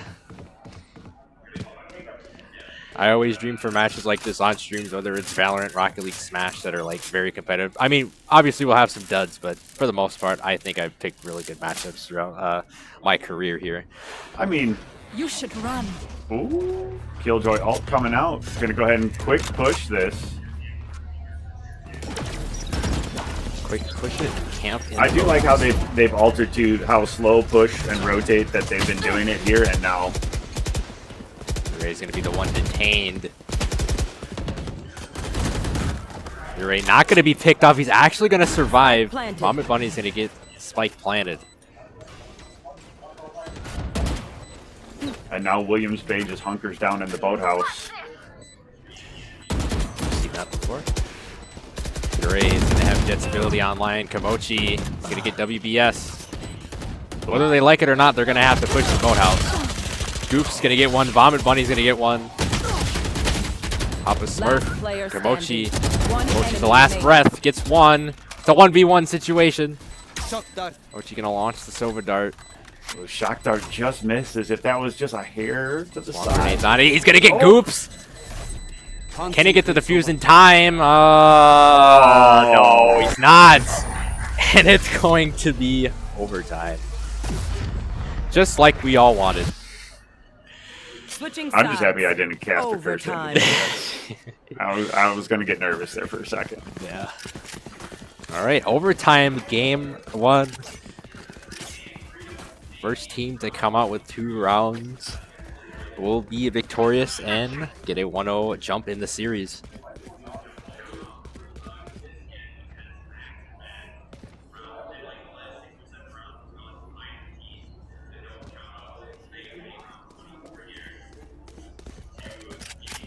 We're going to see who takes hold of the momentum here, as it's been back and forth.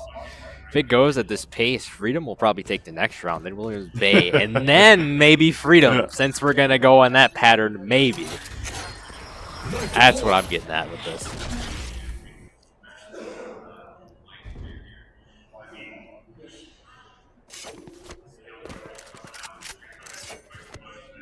We're going to see Goops in main.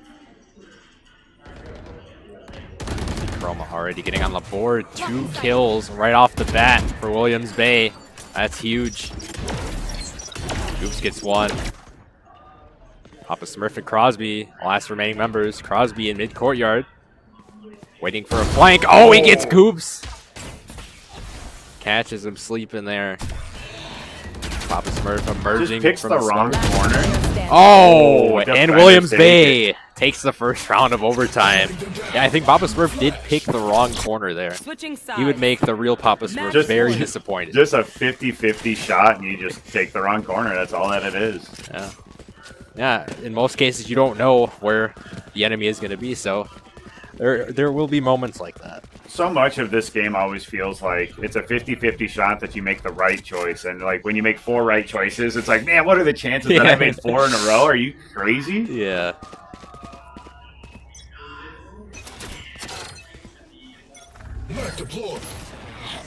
See the KO EMP launching. He's going to get 2 hostile suppressed there. Wow. What a throw by Paragon.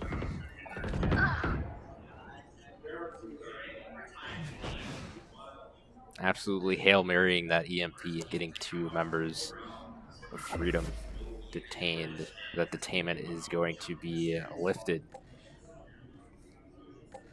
It's a 5v4 in favor of Freedom.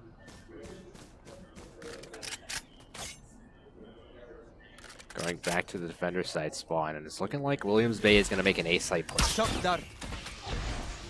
Shock Dart's going to reveal nothing, as no one is in A-site.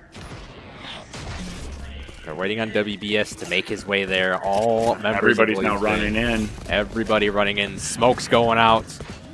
Papa Smurf going to be on the rafter. Can't see anything. Now he does. He sees Chroma. And he sees Vomit Bunny. 2 players are going to be under rafters. Goop's going to be in tree. He's going to get Crosby. It's a 3v3 situation. Kamoshi's going to get 1. WBS gets 1. It's a 2v2. Papa Smurf peeking. He's going to get WBS. Or actually, it's Nebby. Excuse me. Going for the defuse. Goop's the last breath here. Oh! Nebby's going to get 1. Goof's actually going to get 1 with a Swamp Grenade, but Freedom takes round 26. Well, I believe you called that it was going to go back, forth, back. Overtime. Correct? Correct. So, something's got to change, though. Otherwise, we're going to be stuck in this infinite loop here. Yeah, and, we could be here forever. We don't even get one We final could be today here if forever. if this is the case. Yeah, we could be here forever. Yeah, and winner of this game will go on to face Walden in the Division 3 final right here pretty quickly after. Over on our other channel, we are getting ready to get the Grafton and Fox Valley Lutheran match going next door. Or downstairs, I guess. Promochi grabbing one. And the Grafton and Fox Valley match will be happening on Carthage Esports Twitch page. So, in case you're wondering where the second stream is going to be, that is where it is. Nebby is going to get a pick on WBS. Nebby's going to be planting, wasting a little time. It's a 5v3 situation. Oops. Gonna get Papa Smurf. Gonna get another one. Mochi. Gets Chroma. Goops 3K, 4K. Just casually dropping it. Can he get an ace? He gets the ace! Oh my goodness! Goops, you are a legend! Wow. And we still need to play another round. Goops, the ace. Not going to be as poetic as the ending of the Walden and Durand, Arkansas series, but still a pivotal round for Williams Bay here. Overtime match point for the 2nd straight time. Hopefully it ends at this point. But you never know. 2 aces already, Mike. That's I'm going to say, I think the worst part for us is that we're seeing this live, and everybody here in the audience is on a 2-minute delay. Yeah, that's the worst part about this whole thing. Yeah, if it was Rocket League, it'd be real time. But unfortunately, due to the pesky stream snipers, we have to have the matchmaking delay. Or minute delay. Stream delay. That's the word I was looking for. Komochi gets 2 right away. Oh boy. WBS shutting him down. 2v4 situation. Oh, 1v4. Oh, and we're going again. The overtime is going to reset for a second time. Oh boy. Switching sides. And this is what we fear with Valorant. You know, we're on like a 2-minute delay here, but I feel how fast these rounds are now going. I gotta visit the Astral to play some stars. Both teams they're really just, we haven't seen a slow play in like 3 or 4 rounds, I feel like, and now we're just rushing sites and we're putting pressure down and just hoping that somebody makes a mistake. Yeah. I really hope both of these teams decide to take like a 5-minute break in between in order to just calm back down, because I'm sure their comms right now are wild. Yeah. Deploying drone. You're going to see the Sova drone going out from Komochi, trying to spot anybody. Doesn't check rafters though.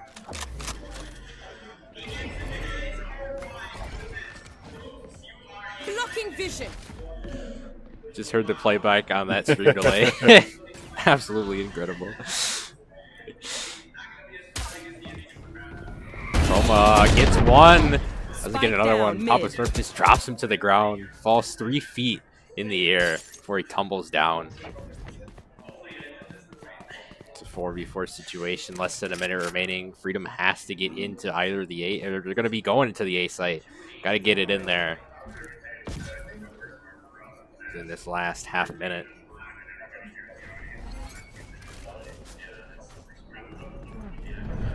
We see WBS on the rafters. Joel Crosby's going to get Paragon. That's a big pick.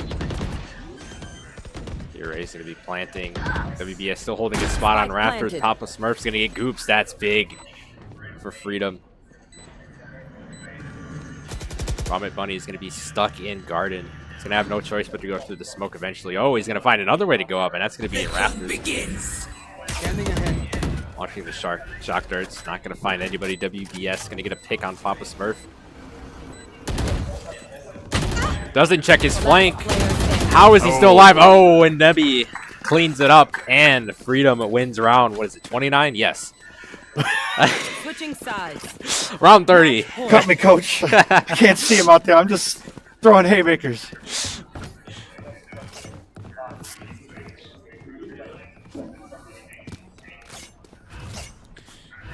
30 rounds for 1 game of Valorant. Wow. Incredible.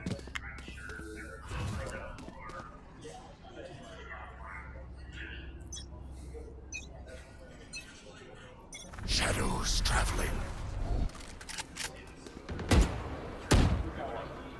Vomit Bunny's gonna drone things out. Komochi gets 2 right away. Oh boy. But Goop's still on the board for Williams Bay. Their top fragger. He's got 40 kills on the board. Magnificent.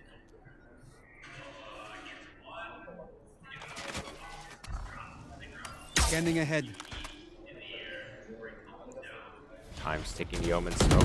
Fade away. Papa Smurf's gonna get Paragon. It's a 5v2 situation. Dude's launching a swarm grenade. Doesn't see Yuri. Gets him though. It's a 2v4. If anyone has the capability of clutching up this situation, it's Goops. But at this point, I don't know if we really welcome it. Maybe forced to. No, as Komochi gets a 3K. It's a 4v1. Vomit Bunny, 90 health. 30 seconds in a dream. He's got to watch his flank. Vomit Bunny's going to get Papa Smurf, but Freedom takes map 1, 16-14 as Komochi finishes with a 4K. Wow. What a map. Wow. What a finish. 16-14. Goops finishing 41, 20, and 4 with his KDA combat score of 400, econ rating of 108, 2 first bloods, 2 defuses, top fragger for Freedom is going to be, I think I said Goops for Freedom. Excuse me, that was Williams Bay. So top fragger for Williams Bay, Goops 41, 20, and 4. Kamochi 33, 19, and 11. Top fragger for Freedom. Average combat score 335, econ rating of 93. And that being said, we will take a short break and we will be back. We will be back shortly with game number 2.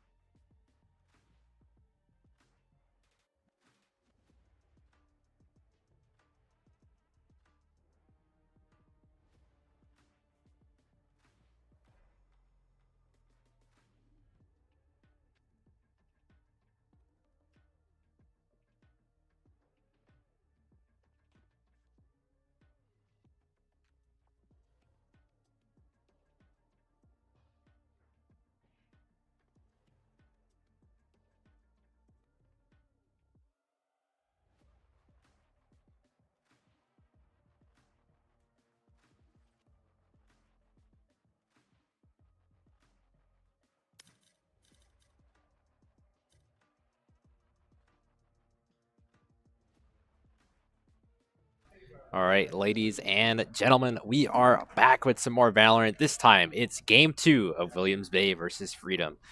If you were watching before, you know that Freedom took map 1, which was Ascent 16-14 after overtime reset twice. It was crazy.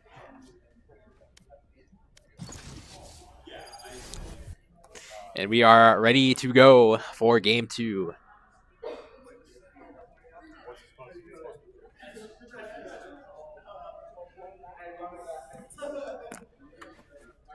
Forgot to change the map to Fracture. Whoops. Just lock in 5 duelists, and then we'll remake the lobby. So lock in whatever. Lock in. We'll go ahead and we'll all exit.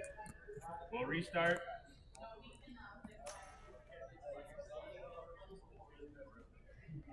There you go.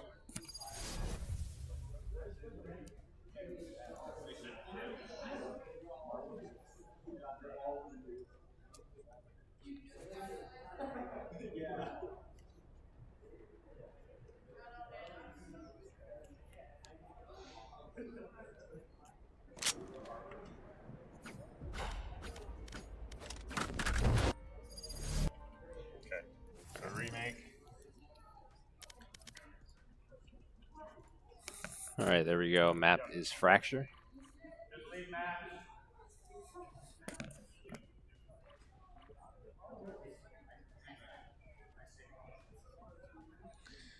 All right, so pending the mistake of the map, it is now the correct map, Fracture. We are headed to Game 2 in this series. Fracture? And here we go. Game 2, Williams Bay and Freedom on Fracture. After that 16-14 Game 1. It was absolutely wild. Williams Bay will be your defenders to start out. Freedom will be your attackers.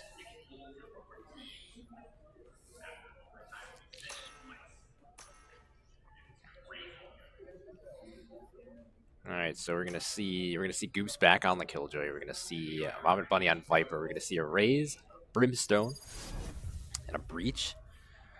Almost the exact same lineup of agents for Williams Bay. And for Freedom, we're gonna see a Sky, a Neon, a Killjoy, a Brimstone, and a Jet. Your Ray is gonna switch from Jet to Neon. That's gonna be big. Sky is going to be Mochi.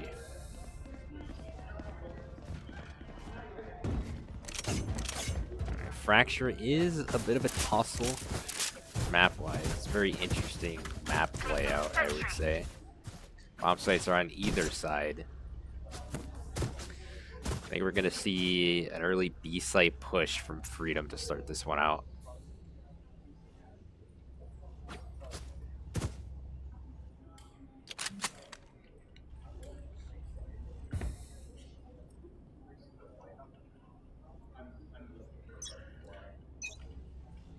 All right, Game 2, beginning now.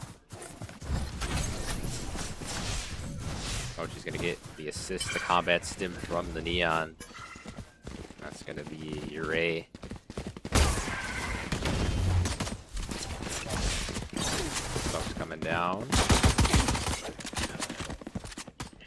Going to see Goops in arcade. Nebby's going to be planting in that B site. Goops going up the zip line. He's not going to get one as Mochi. He's going to get that pick. It's a 5v4 situation. 5v3. Williams Bay's backs are against the wall early here. Third on Canada shots. Nevy's going to get WPS. It's a 5v2. Now it's a 1v5. Trauma the last breath for Williams Bay. Oh, he gets one. That's going to be Yuri. He's going to have a lot more to do, though. He's not going to get another one. He's going to peek. He's not going to get a second as Mochi cleans it up for Freedom, and they take round 1.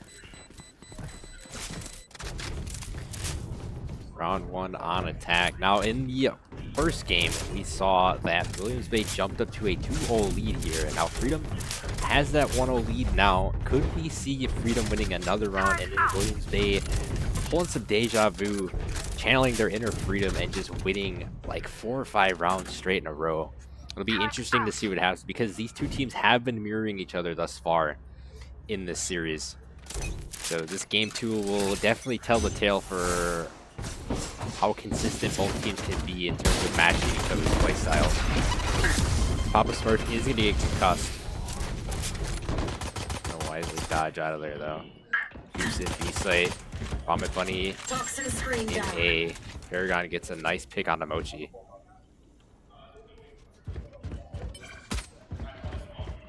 Paragon is going to be in A hall. It looks like a B site rotation is going to happen. Goops getting one with a frenzy. Spike is down for the moment. It's a 5v3 in favor of Williams Bay. No member of Freedom currently has the spike. As Williams Bay is just puppy guarding it, pinging it so the rest of the team can see it. Smart play by Goops, otherwise known as the Machine, I was told before. Yeah. So we'll alternate between those two nicknames. Yeah. Nonetheless, though, again, a 5v3 situation in favor of Williams Bay. Neon walls are going up, providing some protection, some isolation, if you will. 30 seconds left. Timer is just going to continue to tick, and Freedom really can't do anything here. They're pinned in a corner here as the members of Williams Bay are just camping out that spike, and that's exactly what you need to do. Paragon's going to peek. See Papa Smurf. Wow, the Viper's mist is going to come. 10 seconds left. Timer is going to take. I'm not sure if Freedom's going to get to that spike in time. They might just let this one run out. And that's exactly what's going to happen. A holdout and virtually a lockout from Williams Bay in that round 2. Things are tied 1-1. Heading into round 3. Again, this is just this back and forth pendulum swing that I was alluding to earlier between these two teams. The in-match psychology between these two squads is virtually unmatched so far. Like, this series has definitely been the best one at this event thus far. I mean, I know we're behind and we're supposed to be on, what, Division 2 by now, but, you know, it's okay. Usually, in these events, we usually have tech delays, tech pauses, stuff like that, or just behind in general due to another esports title, but it's alright. We're still having some fun here.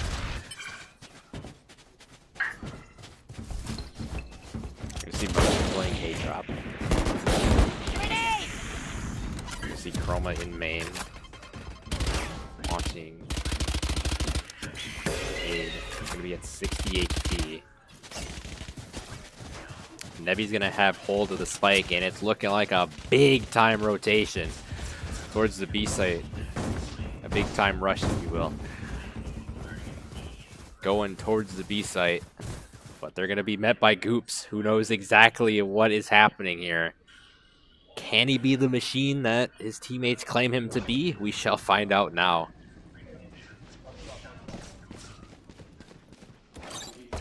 Nebi's going to slightly go up the zip line.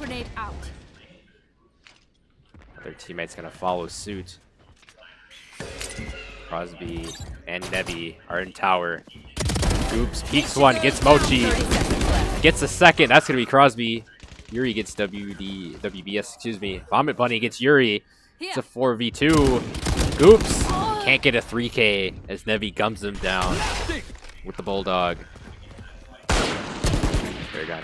One enemy remaining. Chroma's going to get Papa Smurf. 10 The seconds last left. remaining member for Freedom is Nebi. It's a 3v1 situation. Not much to do there as Williams Bay takes round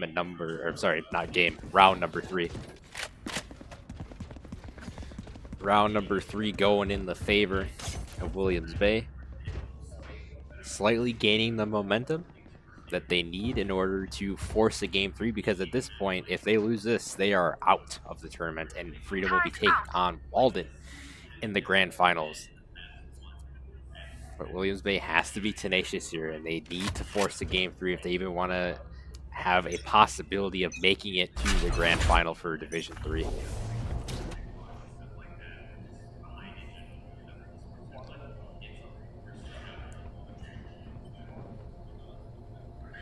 As round 4 begins, we're going to see Nebi holding the spike again. He's going to be in B main. Open up the sky.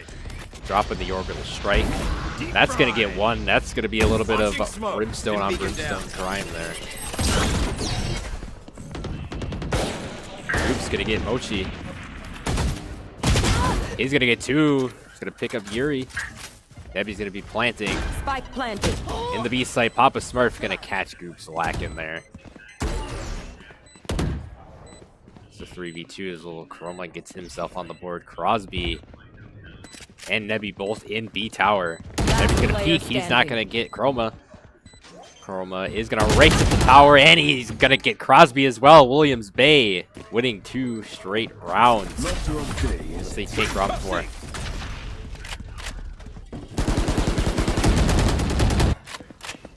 And this is where the Bulldogs have virtually full control of this matchup so far, but they cannot let up against Freedom because, as you saw in that game 1, it was very, very close, where it was a little hot potato-y with the rounds.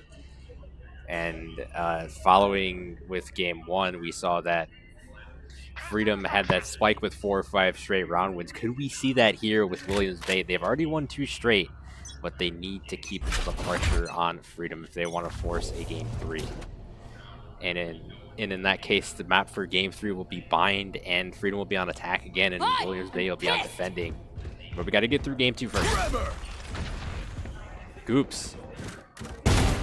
Gonna get 1. He's gonna get 3 actually. Wow. Could we see another ace from Goops?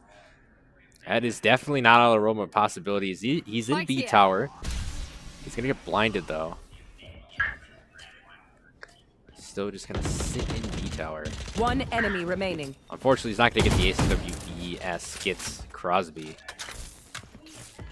Last one is gonna be Papa Smurf. He's gonna be with the Marshall. He's going to have the abilities of Jet on his side as well, but is that going to be enough? I'm not sure at this point. Gun here. It's a 1v5 situation, and it's going to be a very tall task for Papa Smurf. He's going to get concussed. He's only going to lose about 5 HP, though. Still able to stay in his same positioning without getting spotted. Goop's still in tower. Papa Smurf launches a shot. That's not going to connect. 30 seconds left. We're going to see him again. Misses that shot, and Goops finishes with a 4K. And Williams Bay, flawless round, 3 straight.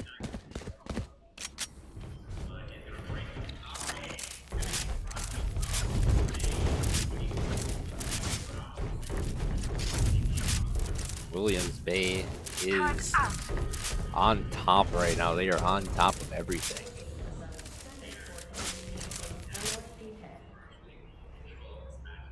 It's like me with my school assignments. Like, they are just going, they are going for broke in this game too. They are just trying to make this one fast and even the series out here 1-1. Freedom is going to have an answer to Williams Bay because they have not really shown an answer since the opening round. They have been very quiet in the round wins department since this match started. I've got your trail. Mochi and Papa Smurf get on the board. That's going to be a big opener for the Fighting Irish. Papa Smurf going to get 2. The tides are slowly turning here.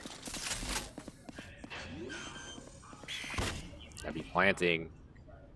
Spike planted. 2v5 situation. It's going to go against Williams Bay. The Swarm Grenade is going to create some distance near A-Link.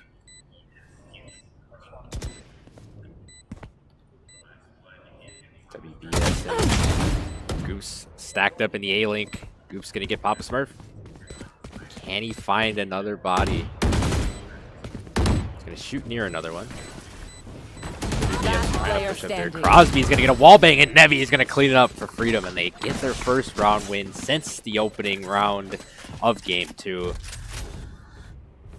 Like I said before, you can't count out any of these teams. They just went back and forth in the Game 1, and they may go back and forth in this one as well. But the rift is slowly closing for Freedom. They're within 2 of tying this one up, and it's not out of the realm of possibility that it will get tied up at one point. Both of these teams just mirroring each other's moves.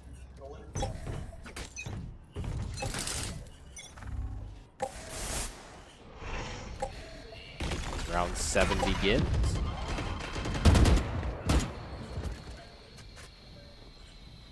Get out of my way!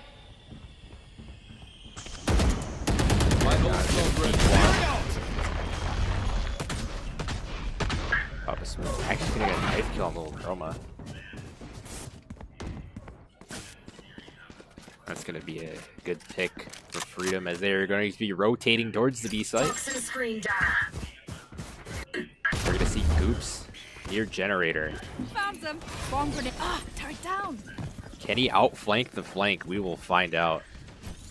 The last time he was in this situation, he wasn't able to. He's gonna get the detainment ability online. Can he detain any of the members? They're going to be flushed out. They're going to be forced out of the B site by that detainment. Wow. But they're still going to stay near B site. They're not going to do a full 180. Oh, maybe they are actually going to do a full 180, and I think they are. They're going to do a full 180 right back to the A site. 30 seconds left. Going towards the A site. Putting up any utility possible to block off a counter flank for Williams Bay. Vomit Bunny's gonna get one. Crosby's gonna be planting. He's gonna get the spike down.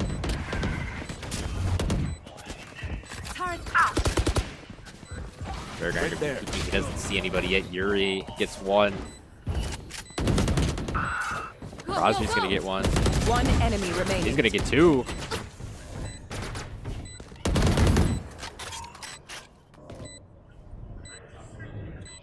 It's a 3v1. Goop's gonna get one.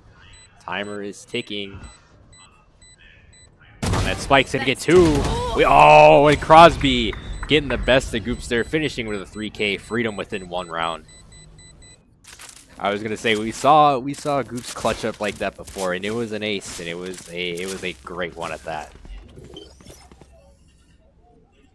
But can Goops continue to be the hero for Williams Bay that's kept them in this series?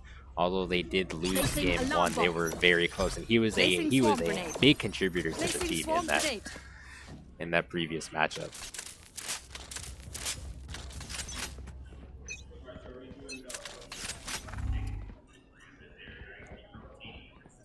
He's got his top frag on the team for Williams Bay. See if he's able to stay there. Round 8 opens up.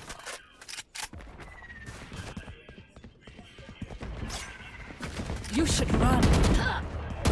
Group's gonna get one. Papa Smurf's gonna get one. Papa Smurf looking to get two. Trying to get Jiggle peek through the smoke. Crosby's there to back his teammate up.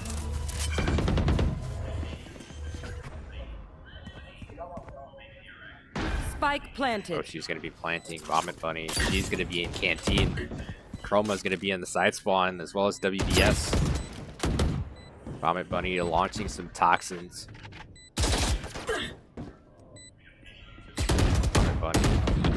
Papa Smurf's gonna get WBS. Vomit Bunny holding her positioning. He's about 3 HP. He's gonna get blinded though. Teammate Chroma is right behind, stacking up near Canteen. Last player standing. Papa Smurf gonna get a 3K actually. Chroma the last breath for Williams Bay. And it's looking like Freedom has just come back alive in this matchup. After being down 4-1 at one point. Just like I said before, don't be surprised if this matchup gets tied as it does there. Freedom winning round 8 after locking down.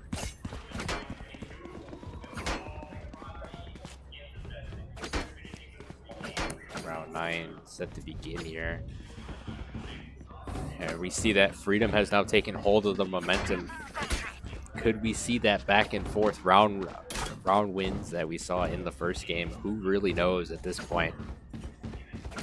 This is literally a cat and mouse game between Williams Bay and Freedom.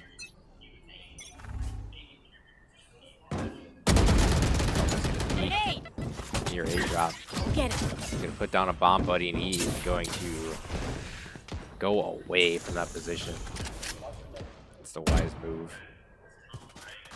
That emote is still back near A gate.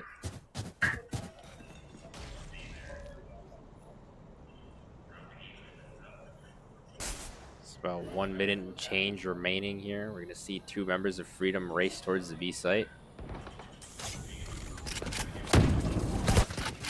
We're going to see Crosby have the spike. Goops is going to get one, but he's ultimately going to get knocked down by Mochi. Crosby is going to plant inside a B site. Open lane. He's going to have to move, though. He loses 30 HP. He gets healed automatically. Goes right near his teammates. Gets up to 98% health. Here. Crosby watching the flanks in arcade. Unleashes a couple of shots. Doesn't hit anybody. Chroma's going to get Mochi. Papa Smurf's going to get Vomit Bunny. Yuri's going to come into contact with Paragon. Chroma is going to be defusing. Crosby gets WB. Chroma gets 3.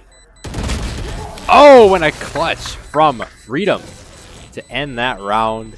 And Freedom takes the lead yet again. First time since the opening round of the matchup. In case if you're wondering how many rounds Freedom needs to win and advance to the grand finals, they need 8. They need 8 wins.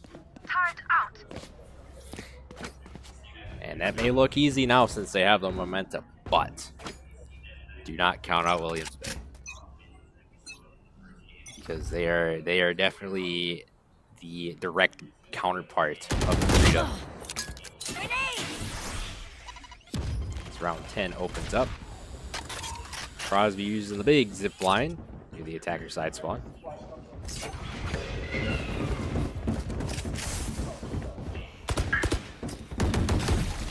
Viper walls go up as well as the mist. Block off any pushing. It's a good move by Vomit Bunny. The end walls are going to go up. Another Toxin. Oh, Vomit Bunny was not ready for the slide from Yuri. Yuri gets the best of that exchange. Nebi's going to be planting. Going to get it down. All the pressure on Williams Bay. Chroma. Paragon's gonna get that one, and Chroma's gonna get one. Yuri's gonna get one. It's a 2v3. Last player standing. 3v1. Goop's the last remaining member.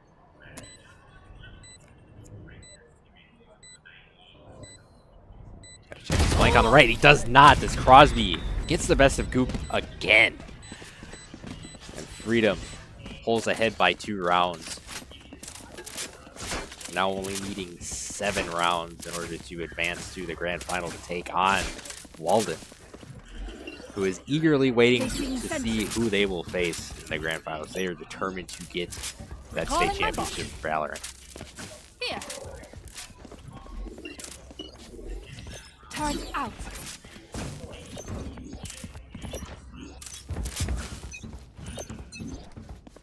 Alarm Round out. 11 set to begin.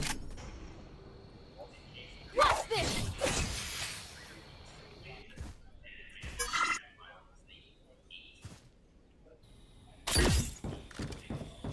You should run. Toxin screen down. Crosby's going to look for some detainment. Can he get any of the members of Williams Bay? That's going to be the question as they are going to try to race out of the proximity. Paragon gets 2 of them, actually. Wow. Papa Smurf is going to get him with the knife, though. It's a 3v3 situation. Nebi has hold of the spike. Smoke's down. Going to be near the A site. Goop's going to get smoked out. Swarm Grenade's going to go out. That's going to go right through the smoke. It's going to be a battle here. Nebi is going to be planting.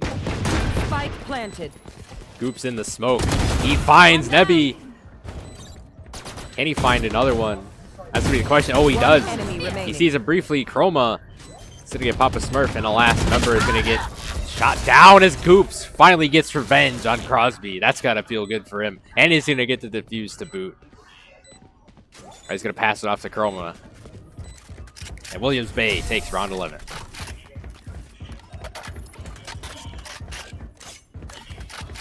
Last round before the switch. It's the last round before the swap. If you're Williams Bay, you want that 6-6 split that we saw in game 1 going into the swap, because after this they will be on attack. Freedom will be on defense.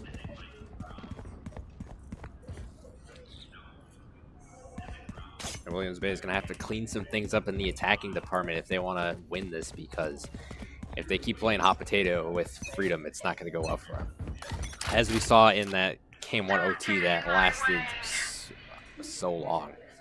I reset twice. BS going to be peeking. Unfortunately, he's going to lose 31 health. He's still going to be in tower, though. It's a costly move to not even get a shot onto any of the members of Freedom. Yuri, he's going to find one. He doesn't realize it. Oh, and Goop's going to get that. Debbie's going to get one with Orbital Strike. Mochi's going to get one. And Chroma's going to get one as well.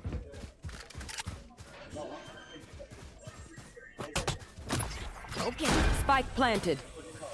Kills are flying off the board like lottery tickets when it's at $1 billion. Oh, and Papa Smurf is going to get Little Chrome.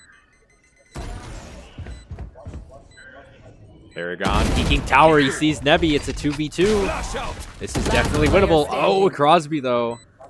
Might have put the dagger on this round in favor of Freedom. The last one. Oh, but Crosby finishes it off again for Freedom. The main closer for the Fighting Irish so far in this matchup. Switching sides. In this game, I should say. It's 7-5. Freedom eating 6 rounds as they switch over to defense. As we see, Goops is still the top fragger for Williams Bay. No surprise there. Top fragger for Freedom as of now is Papa Smurf.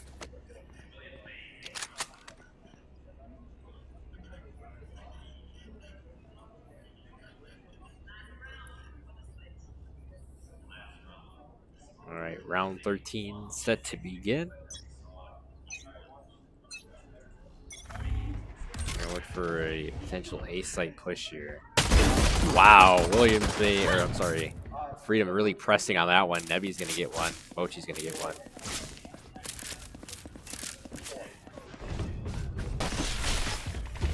Paragon gonna have the spike in hand. It's a 3v3 situation.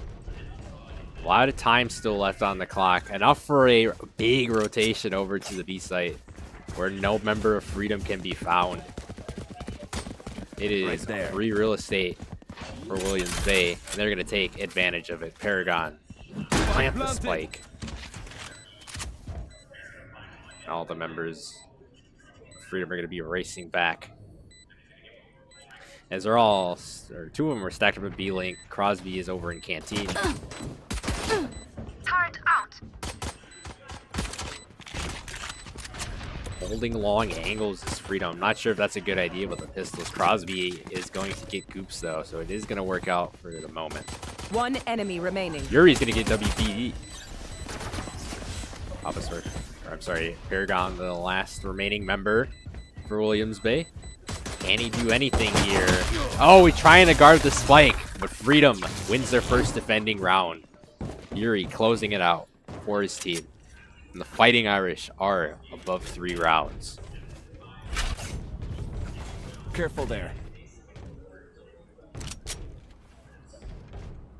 Round 14 is set to begin. Just a reminder that the winner of this game, if it is Freedom, they go on to play Walden in the Division 3 Grand Final. That will be happening after this, after probably a 10-15 minute break, I would say. But if Williams Bay is able to win this game too, we will go straight to game 3 of this series. Got out of the way at round 14 of game 2. Launching smoke.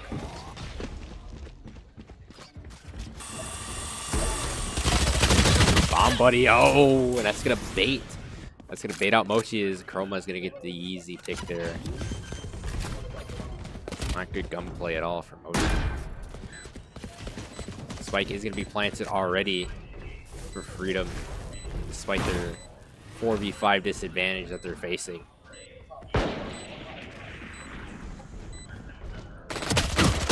Paragon not going to get the shots on Nebby. Chroma is going to get Nebby down though in quick fashion. Good callback. Chroma actually going to get a 3K. They're going to go out right under. 1 enemy. Chroma doesn't get that one, but shoots the other 2. Chroma shooting through the wall at 1 HP, but WBS cleans it up. for the Bulldogs, and they're within 2. Winning round 14. So this one is not over just yet. You can't really say it's in the favor of the Fighting Irish because the Bulldogs have been very tenacious and have been very determined to come back in game 1 like we saw before and coming back into this game. So yeah, this one is a long way from being over.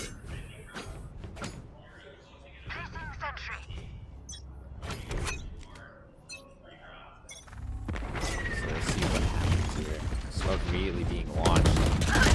Goop's gonna get 1. That's the Mochi. He's gonna try to get 2, but Yuri. Better gunplay there. It's Goops. It's gonna get heavy. Also gonna get concussed. Slowly but surely, the momentum's swinging back in the favor of the Bulldogs.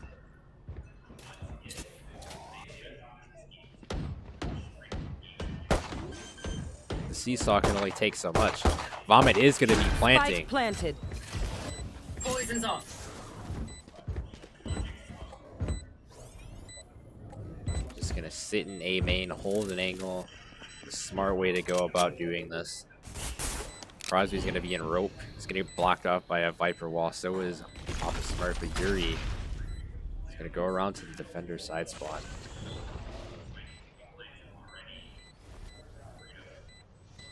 We're going to see what Freedom's going to try to do here. So he needs to try and guard this as much as possible. Crosby's going to come into contact with Goops. He's going to get him. Can he get a second? No. Go, go, go. WBS is going to gun down Papa Smurf. Crosby is left. Oh, and Williams Bay is going to win that round.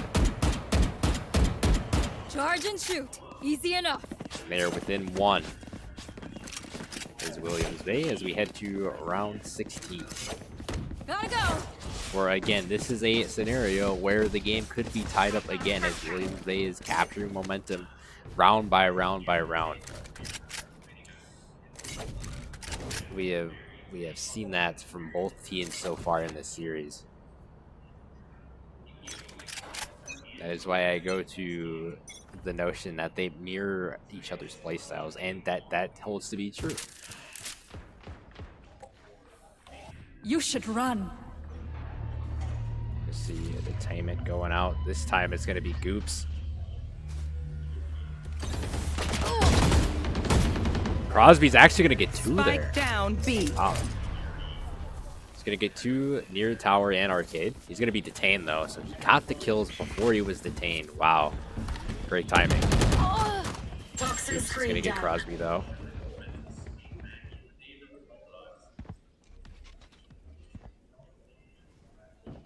Toxins going up. Just going to stay stagnant in arcade as the Viper wall goes up. Pound is not going to see Vomit. Toxin screen down. Multiple toxic screens are being launched. We're going to see Goops playing tower as well as WBS. And it's looking like Freedom is going to play A site, but Williams Bay is still in B site. 30 seconds left. A little strike coming down. That's not going to hit anybody. Goop's going to be planting. Spike down. Vomit Bunny watching arcade. WBS going to get gunned down by Papa Smurf. Last player standing. Going to be claimed by Mochi. Last remaining member for Williams Bay is going to be Vomit Bunny. Mochi's going to be defusing. And there's really nothing that Vomit Bunny can do as Freedom takes round 60.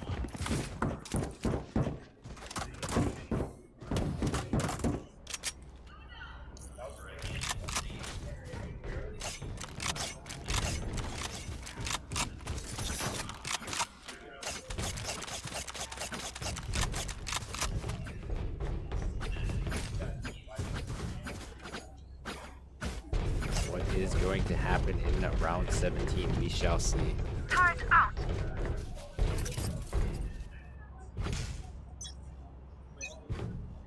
As Freedom only needs 4 rounds to advance to the grand final. They have to play this one smart. Chroma's gonna get 2 right away. Wow. As I say that, that happens to Freedom. they're going to recover a bit by that pick from Yuri. Yuri's going to find two. Goop's on the flank. He's going to get him down. Goop's going to find two. It's a 3v1 in favor of Williams Bay. Crosby, last one left. Gets one. Gets two. Spike is going to be planted as a 1v1 situation.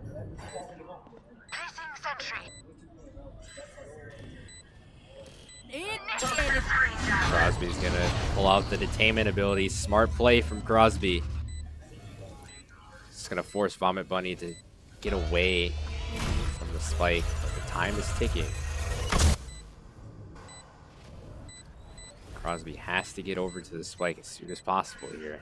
Else he's going to run out of time. He's going to watch Vomit Bunny, though. Vomit Bunny's going to put a screen right near the spike. Oh, and Vomit Bunny's going to clutch for Williams Bay. They take round 17. Masterfully done by Vomit Bunny. My priority is their suffering.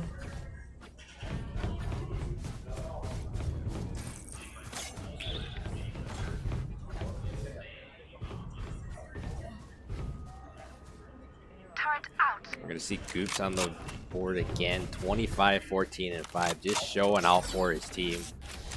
He's been the one to really keep Williams Bay into this one, despite Vomit Bunny's clutch at the end of that round. Although all players of Williams Bay have had their designated role, and they have played it to their best ability. We're going to see a 3-stack near A site. We're going to see 2 on B site. That's the look you're going to get from Freedom. You should run. Now it's going to change as Papa Smurf has Jet's ability to be near the side spawn. Detainment from Goop. Not going to get any members of Freedom, unfortunately. Stim beacon here.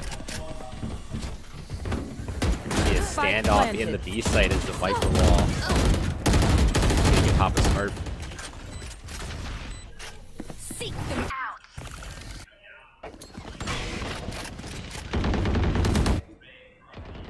Mochi's gonna find Paragon. Smoke's down. Vomit Bunny's gonna find Crosby. Mochi's gonna find Vomit Bunny after she gets 2. 2v3 in favor of Williams Bay. Mochi and Yuri, the players left. On the defense. And that timer might just run out before they can even get a pick or anything like that, or even defuse the spike for that matter. As Williams Bay ties the game as they win round 18. One of their own players gets killed by the spike at Don't the get end. stabbed. Bad way to go. Both teams needing 4 wins. Williams Bay needs 4 to force a game 3, while the Fighting Irish need 4 to advance to the grand finals.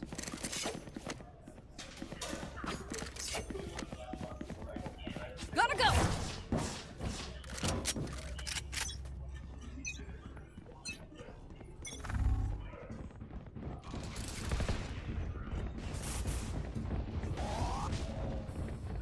Yuri's going to be playing a rope.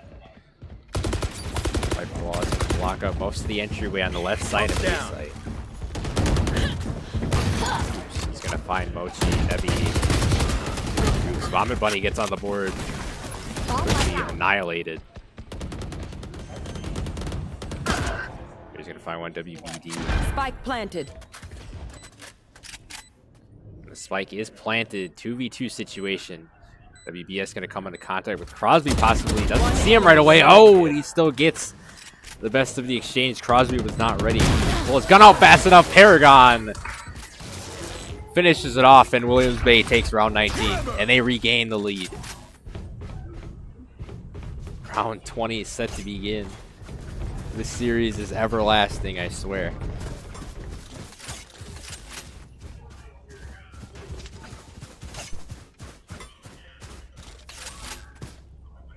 Careful there.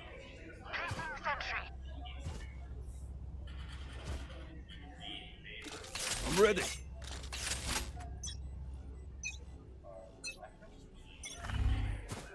Round 20 set to begin.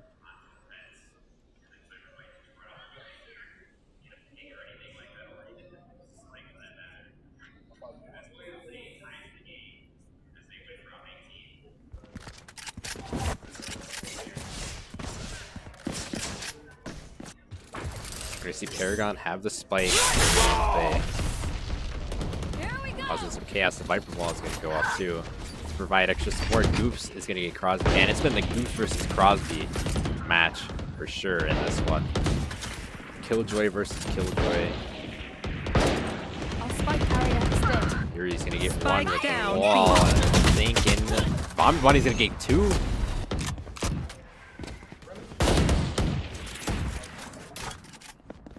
Papa Smurf down to 12 HP. He's spelling doom for freedom here. The Swarm Grenade is gonna keep Nebby pinned in a corner. Spike planted. As the spike is gonna be planted.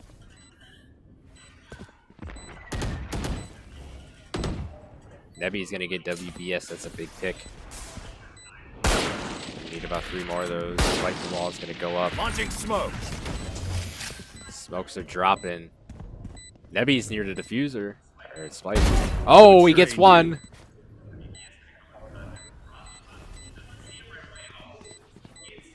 Last player standing. Goop's gonna get Papa Smurf. Nebby, the last one left for freedom. Stim beacon here. He's gonna have to think big here. Oh, and he can't. Goops. Another clutch from Williams Bay. A 3K from Goops, the machine, for Williams Bay as they win round 20. They are just 2 rounds away from forcing a game 3. This series has been incredible. One to remember for sure.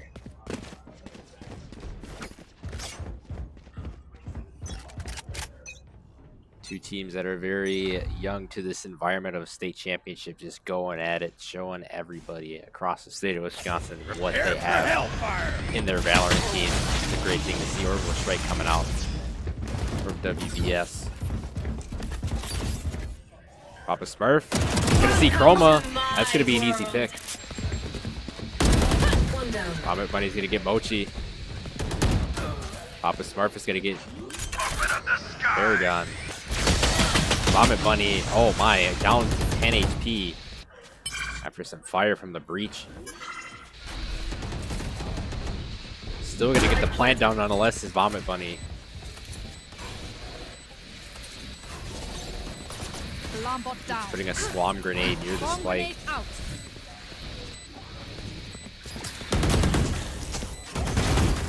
Trying to go for the defuse. Oh, Goops gets 2. Crosby gets Scoops. 2v1 in favor of freedom. Crosby's going to be defusing. WBS needs to watch his flank. He's not watching it. Oh, and Yuri is going to get WBS and freedom. Takes round 21. I can hold an area pretty well myself. Taking Make sure to round cover the angles I 21 can't. is freedom. The score is Williams Bay 11. The Fighting Irish 10. This is as close as it gets. Could we be seeing the momentum alter again in favor of freedom? This is like the theme of this series. It's like when one team gets going, they get cold, the other team gets hot. It's exactly what's going Time for on a here. field test. This is like whenever you're in the shower, you're just trying to tinker with the water. It gets too hot at some points, it gets too cold. It's kind of like that. You should run. Goop's gonna go for some containment. Chroma opening blow onto Crosby, excuse me. Yuri's gonna get Paragon. 4v4. WBS. Only gonna take 2 points of HP. One enemy. Oh, Chroma's gonna get a 3K, but Papa Smurf is gonna get him down. That opens it up for Williams Bay. Smokes are coming down. Papa Smurf only at 24 HP. He's not going to have the ability going into trying to defuse the fight.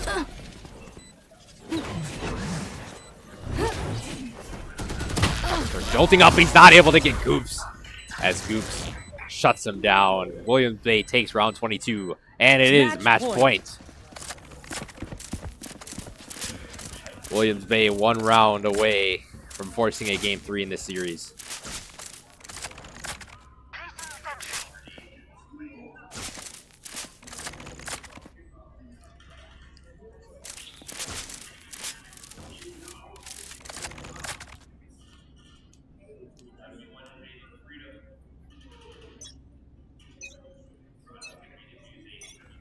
Match point set to begin. Williams Bay can taste the game 3. We'll see if Freedom shuts him down here. Smoke's down. Maybe he's gonna launch some smokes to create separation. Goops is gonna find Moshi. And if they needed Goops more than ever, it is now. They need him and the rest of the team. He's gonna get 2. Paragon's gonna be planting. All the cards are in the favor of Williams Bay here. It's a 5v2, 5v1. We may be on the brink of seeing a game 3 in this series.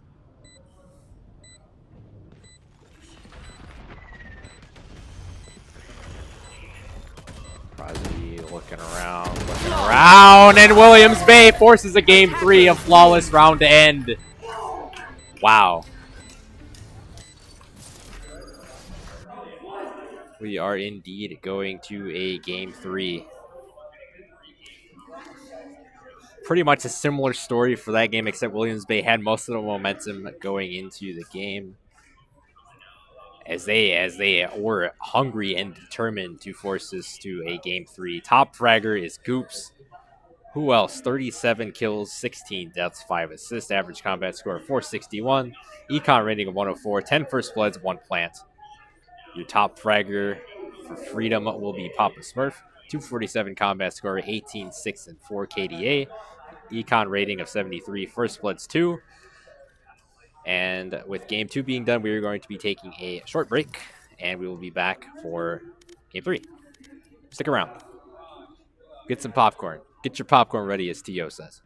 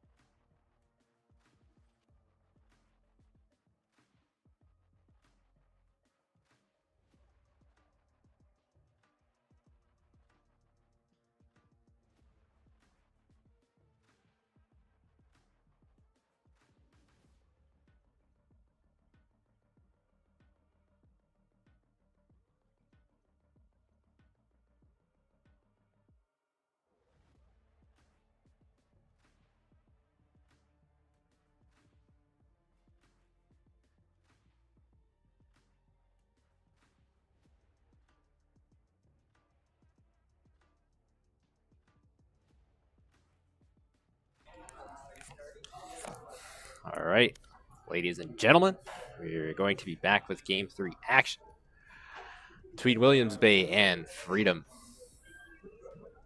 Map 3 will be Bind. Freedom will be on attacking, and Williams Bay will be on defense. Still waiting for the players to switch sides.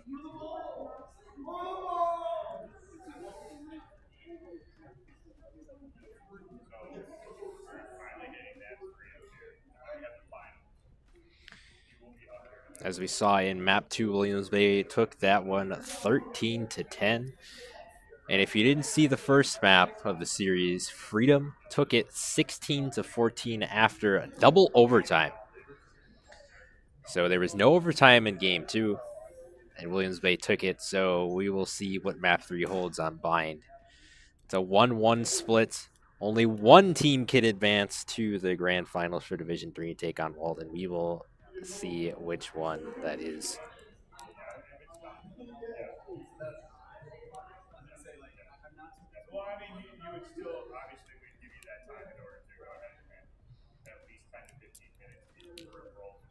We are going to be switching sides.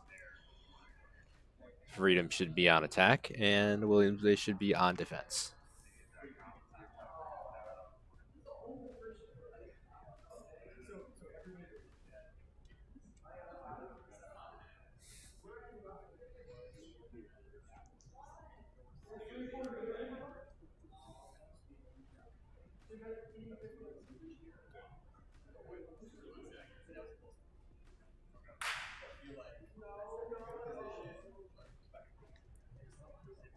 Still waiting for swaps.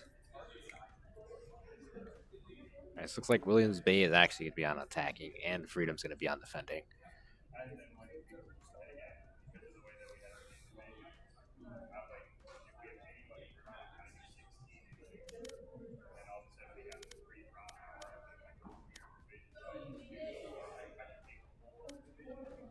All right, looks like we are ready to begin map number 3. Bind.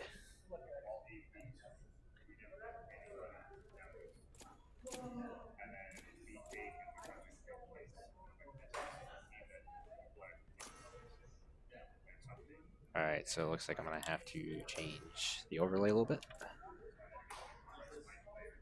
But Freedom on attack, Williams Bay.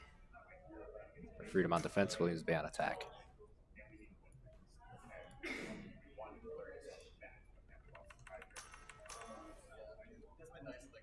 All right, there we go. So map number 3, out of Freedom, we're going to see a Cypher, a Brimstone, a Phoenix. We're going to see a Reyna, I believe, for the first time. No, it's not Reyna. It's forgetting the agent's name. And we're going to see a Neon.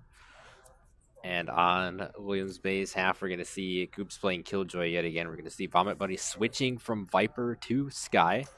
We're going to see WBS switching from Brimstone to Viper. And we're going to see Paragon switching from Breach to Brimstone. And Chroma is alternating between Jet and Raze. Looks like he is going to go with Raze. Choose your agent. Timer is still ticking down here. Oh, actually, Paragon's going to go with Omen as opposed to Brimstone. Interesting. Still playing a controller, though. And Chroma is going to go to Jets, a duelist. And here we go, ladies and gentlemen. Game 3, Williams Bay Freedom. Winner advances to the Division 3 final to take on the Walden Wolverines, who are anxiously waiting.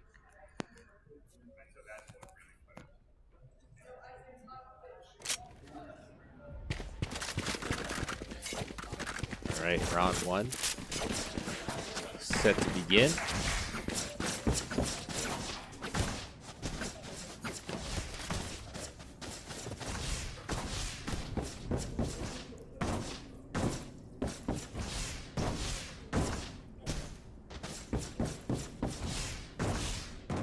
I'm out of here.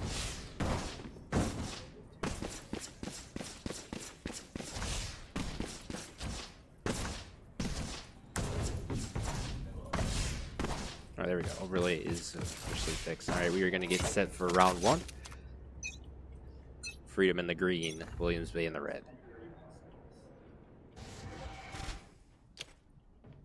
So Freedom will be defending to start. Williams Bay will be on attack. Toxins going up.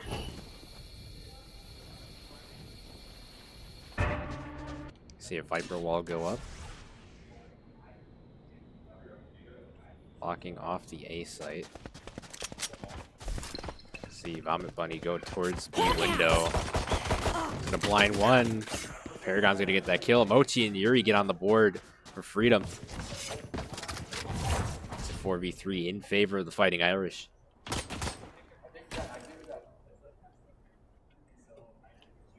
Chrome is down to 13 HP. Playing Teleporter. Vomit's going to be an A short, and Goop's going to be an A lobby. Chroma's going to follow suit, a double stack. So we're going to be seeing from Williams Bay. Chrome's going to see one.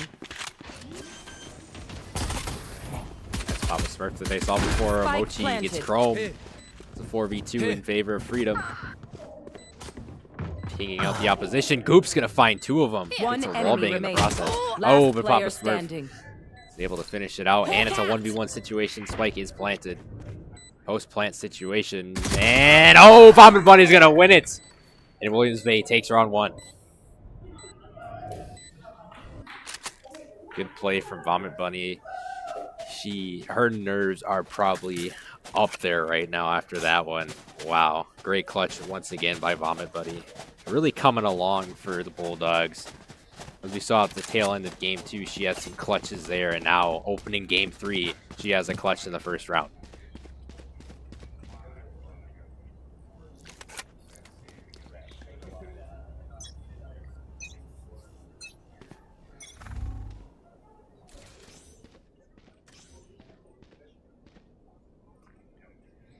Vomit Bunny's going to hold an angle in A lobby, at least for now. So try to sniff out any roamers. Projectiles from WBS are online. Good fight ball, blocking off most of the A site. Toxin screen down. We're going to see a plant in the A site. WBS gets heavy. Paragon guarding the diffuser. Cover going out. Fight with all his life. Papa Smurf gets Vomit Bunny. Hey.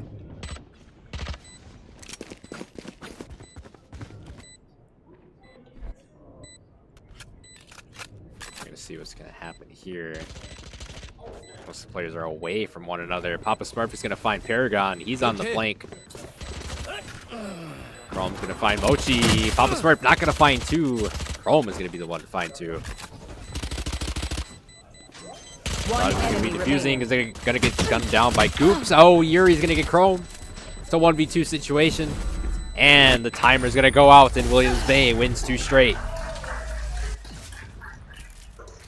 And here's the thing. We saw this exact same scenario play out in game 1. Will it be the same, or will Williams Bay finally hoist the momentum for a very long time in this matchup? If you're asking me, I'm going to tell you probably not, because Freedom is a team that builds off of high-pressure situations, and they're able to come out on top for the most part, as we've seen in this series, especially in that game 1 double overtime.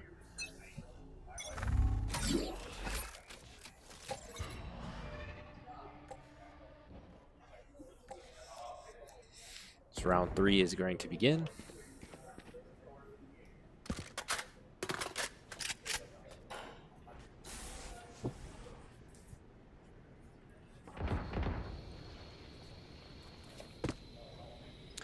Yuri's going to come into contact with Paragon. He's going to get that pick.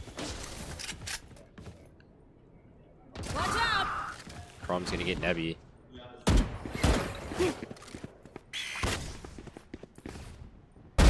Yikes. Chrome's gonna get 2.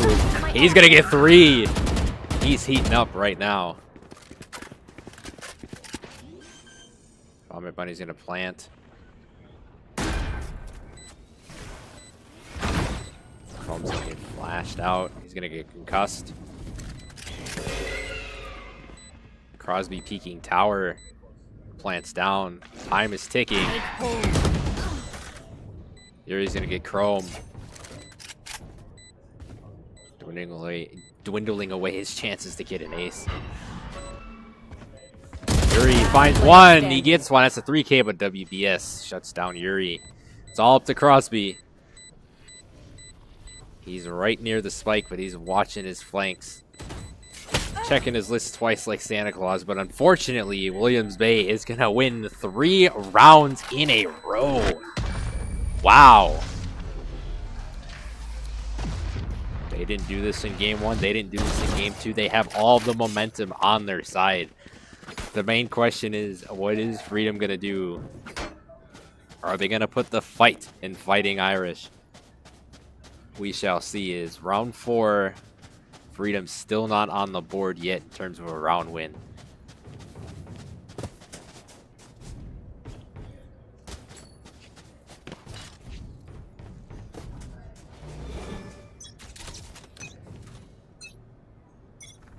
I'll find you.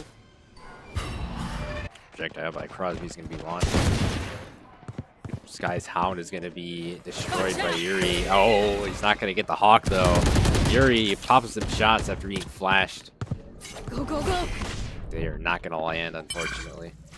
Trying to get that old point. Goops shoots through the smoke. I've got your trail. That being Vipers. It's Yuri. Chrome's going to get one. Papa Smurf with a Marshall. Spike plants.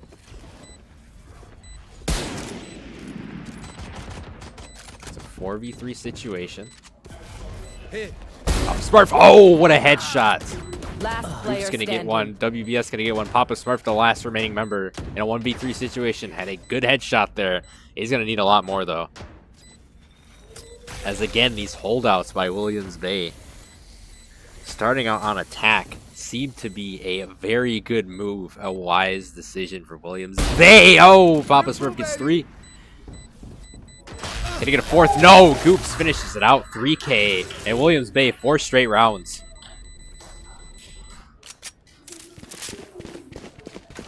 A little bit of uncharacteristic tendencies we're seeing out of Freedom. They are just being locked out of the sights as soon as Williams Bay hops in there. The Bulldogs are real controllers of bind here, as it seems, since they have started on attack.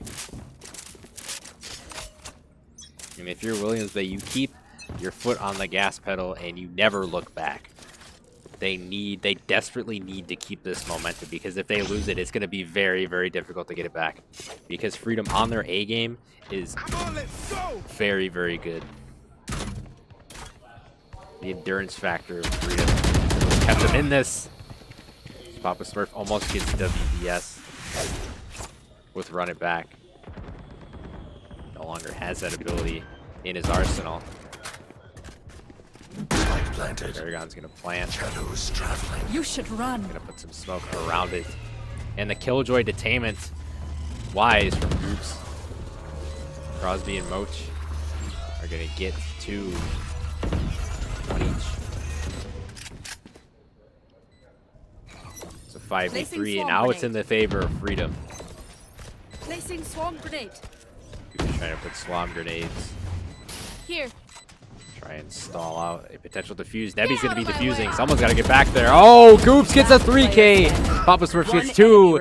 WBS gets 1. It's a 1v1 situation. What a crazy sequence that just happened. Yuri wins the fight. But it's too little too late, as Williams Bay wins 5 straight. As the spike timer goes out. What a sequence. What a round win for Williams Bay. Again, just stalling enough. They have found their strategy, and they are staying consistent with it. Freedom not a single round on the board yet. This is looking very different than the previous 2 games.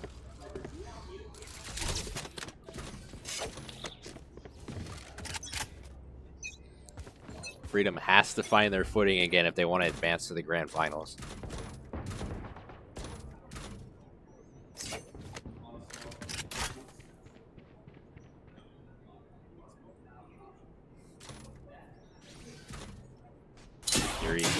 These lamps. Gonna get under a cloud. Put down by WDS. WDS. Toxin screen down. Anyway.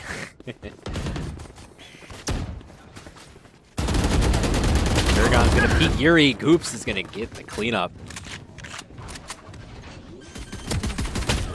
Bunny. Planting. Oh, Chrome is gonna get Papa Smurf. Mochi's trying to peek one of the members. That's gonna be Chrome that he's trying to peek. 2 players from Freedom are gonna be playing A tower. Gonna get smoked off though.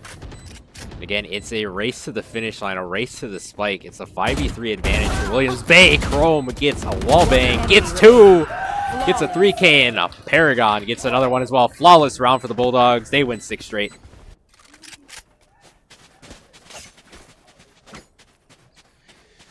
And Williams Bay, let me tell you, has morphed into a beast.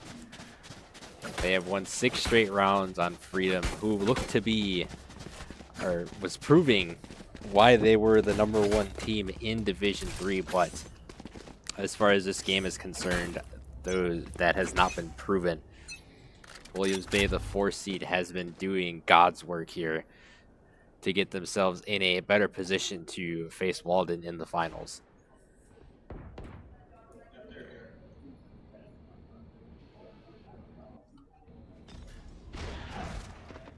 Papa Smurf. Hey, he sees Chrome. Oh, he doesn't get him. Chrome with a wallbang, actually. Wow. Paragon's going to get Yuri. Virtually a meltdown here for Freedom. And they just don't have an answer. As Paragon's going to get Nebby. WBS going to be planting. It's a 5v2 in favor of Williams Bay.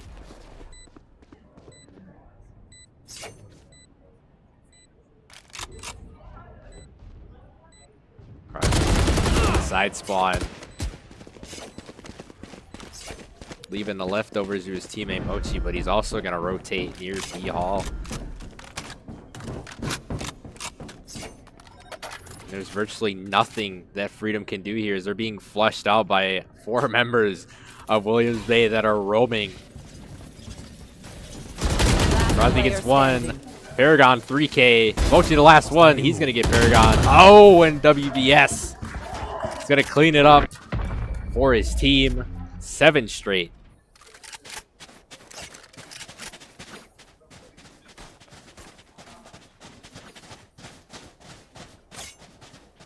Wow, it's just incredible. It's like 2 different stories within the first game to now. In the first game, it was ultra competitive. In this one, not really that competitive as far as round wins go, as Williams Bay has had hold of that department. Realistically, though, Freedom should have had 1 round win, but the timer of the spike ran out. WBS is chucking Viper projectiles everywhere. Crosby, an opening pick for Freedom, just what they need. And they get Goops, the top fragger of Williams Bay. That's huge. That could be a tone-setting pick.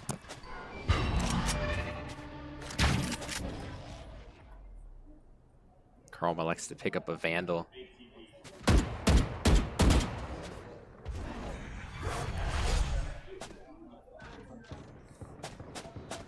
Accidental teleportation from Paragon there. Vomit Bunny's going to get Nebby. There's still another one there. That's Papa Smurf. Using the shorty. Gets 1. Backs out. He's 1 in front of him. That's going to be Chrome. Going to heal with the fire, but Paragon's going to get him down. Or he can heal.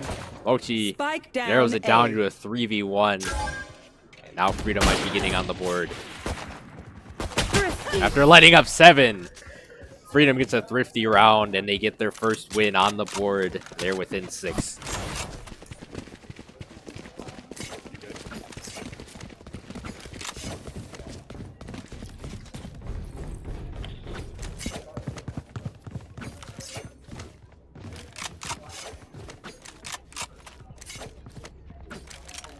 After 7 rounds, Fighting Irish finally getting on the board. And dare I say, could they pick up momentum from this 1 round win? It could happen. It is not out of the realm of possibility. If you have been tuning into games 1 and 2 of this series, you know how competitive these two teams are. They know each other, but Williams Bay has the slight hand. Well, that may be an understatement at this point, but they do have the upper hand in this matchup. Don't count out Freedom just yet. Papa Smurf getting a wall bang. Walking through the smoke, sees 3 people against one of them, though. Oops, gonna get Papa Smurf. Yuri is going to finish it off for Freedom. And they get 2 rounds straight. Wow. All right. I'm out of here. Freedom now taking control the last 2 rounds. They're within 5. They're out to prove why they are the Fighting Irish.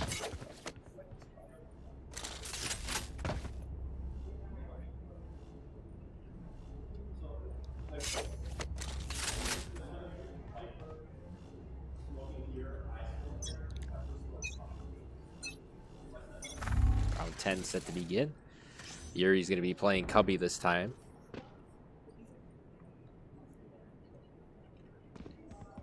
Papa Smurf also playing near Cubby. He's going to be in short, actually. Smurf hits his shots. Gets Paragon. Yuri gets WBS. 3 in favor of Freedom. They're winning rounds and they're winning them fast.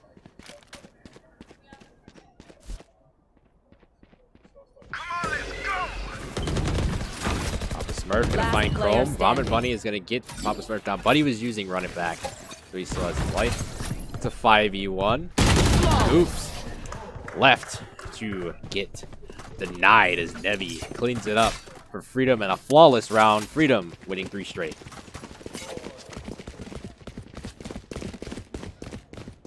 Like I said previously, we did end up seeing the Fighting Irish gain momentum from that one singular round win. That is exactly the tale of this series, is when one team gets going, they eventually get cold, the other one rises up to the occasion and just goes back and forth. This has been one of the craziest series I've ever called, especially for Valorant. This is like one of the most competitive matchups ever that I've casted. This might be the most competitive out of them all. Granted, these are best of 3, and I can't really compare them to the best of ones I've called for 8 weeks to this point. But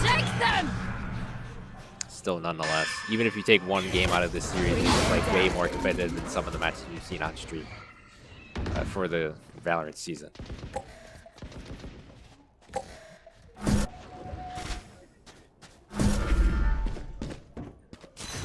Seek them out. Welcome to my world.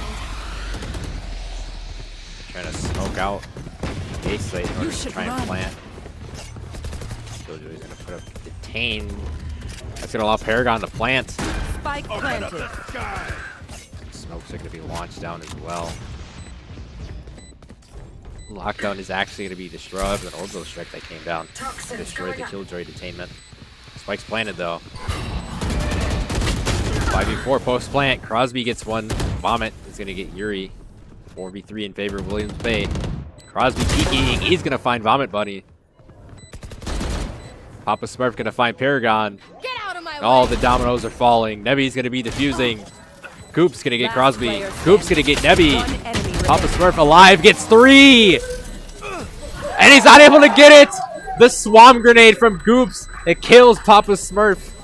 And Williams Bay wins round 11. What a play from Goops. He has been an absolute machine for this team. Top fragging once again. Gotta go.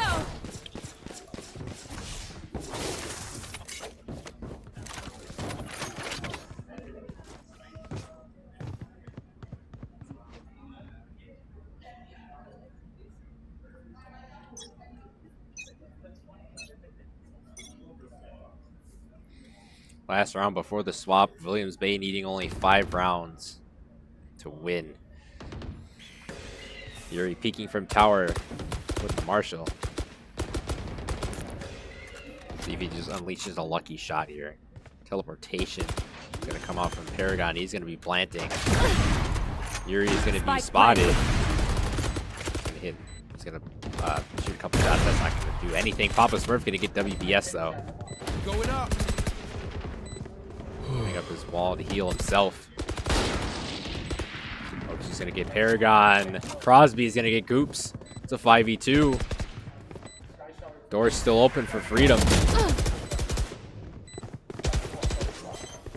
Nebby's going to be defusing. Someone's got to make a play for Williams Bay. Oh, and I don't think they're going to be able to. Nope. And Williams Bay takes round 12, a flawless one. Switching sides. And the swap begins. We're going to see Williams Bay on defense and Freedom on attack.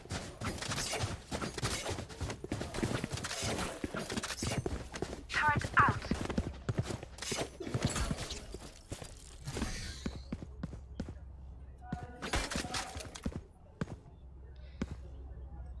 And Williams Bay, they closed out game 2 as being attackers. Now they need to close it out as being defenders.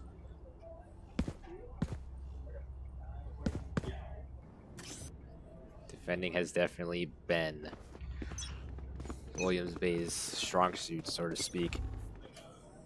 Although they have been good on both fronts. Especially in this game, they were phenomenal on attacking. Going 8 of 4. Blinding. See Paragon in lamps. Cover going out. Smoke it out. Goops is going to get one with a Swarm Grenade again. Chrome is going to get Mochi. Goops going to get Crosby. Papa Smurf is going to get Goops, though.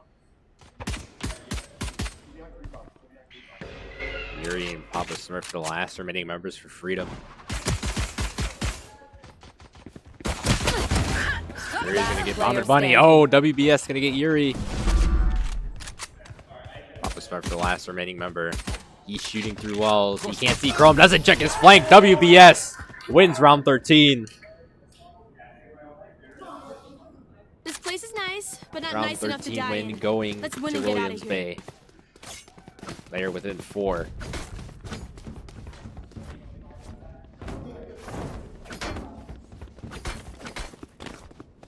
Placing sentry.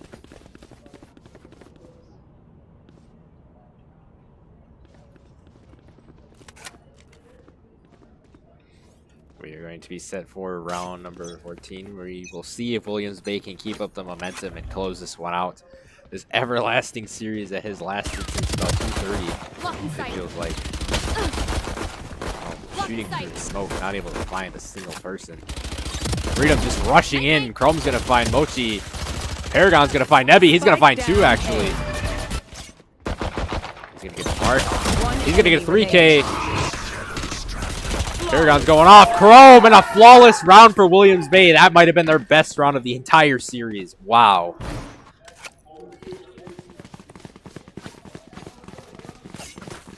Quick round for Williams Bay as Freedom was a little bit too aggressive there.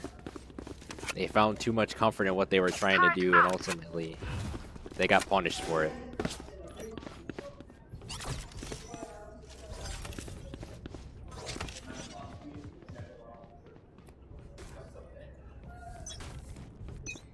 Round 15.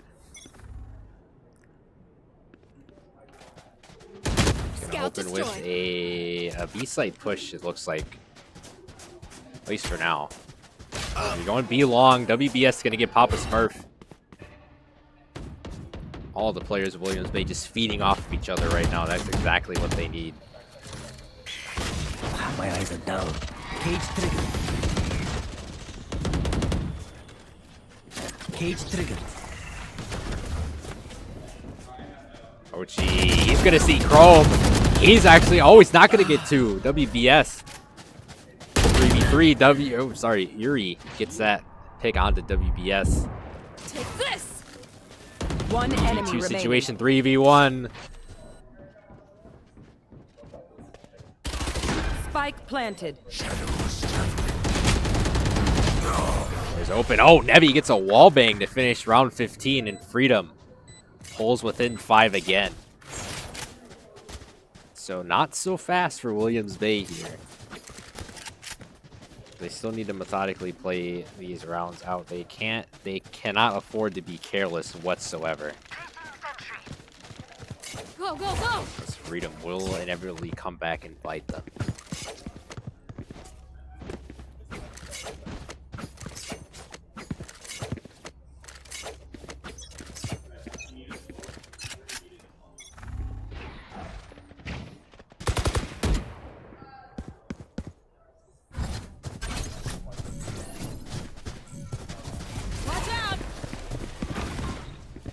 Freedom gonna rush in again. It's not gonna work for him. WBS and Vomit using the shotguns.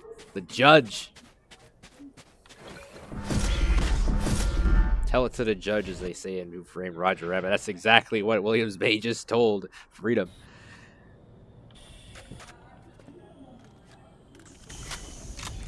Crosby on a ledge, finds one.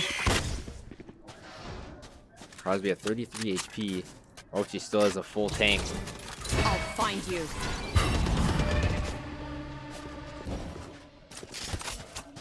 Ochi gonna pick up the Phantom. Crosby the Vandal. Last player standing. Chroma's gonna get Crosby. Last remaining member for Freedom is Ochi. And Chrome is gonna get that pick. Williams Bay within 2 rounds of advancing to the grand final.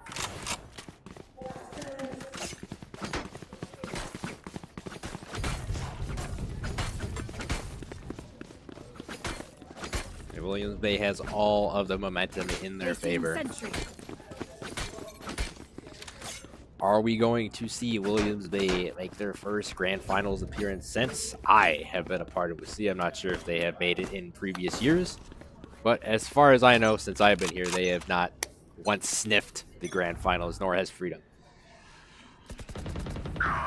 Crosby opens with a pick on Paragon.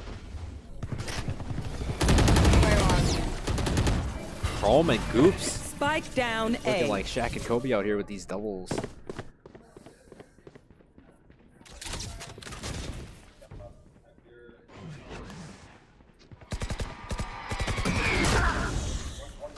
Oh, she's gonna I get know Chrome. exactly 3v3 situation.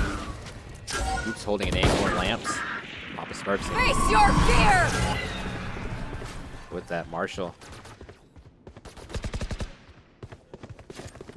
One enemy remaining. Crosby's gonna get Vomit Money. Gonna be planting. Last Oops. player Gets standing. 2. That's gonna be Spike 3 down actually. A.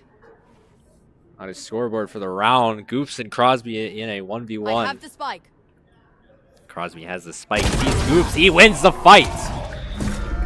And Freedom wins round 17. They have courage, but no one is immune to fear.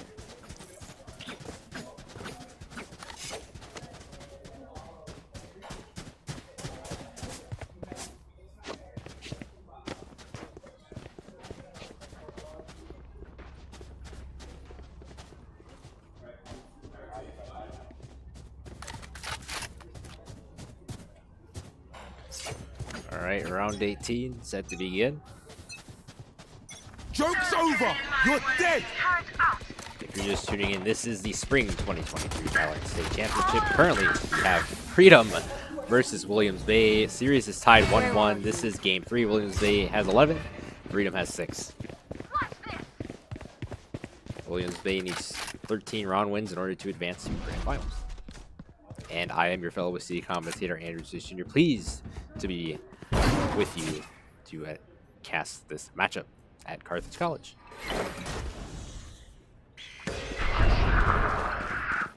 Here. 5v3 situation in the favor of Freedom. Nailed it. Chrome's gonna get 1. He's gonna try to get 2.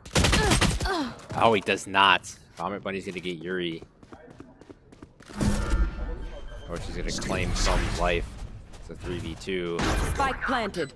Vomit Bunny and Paragon, the only members left. Last player standing. Ochi, Paragon. Shadows traveling. Get frags of their own. Spike's planted though. Paragon's gonna have to do something quick. He's at 30 HP. Here. Looks to be a lockout for Freedom. the ability to do much. He's going to teleport, but he's going to teleport in plain sight as Nebby is going to pick him. And Freedom is within 4. They are eating up.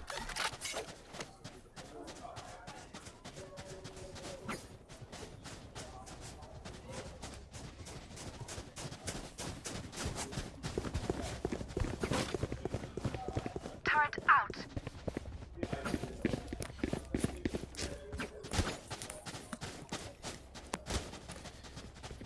Here we go to round 19.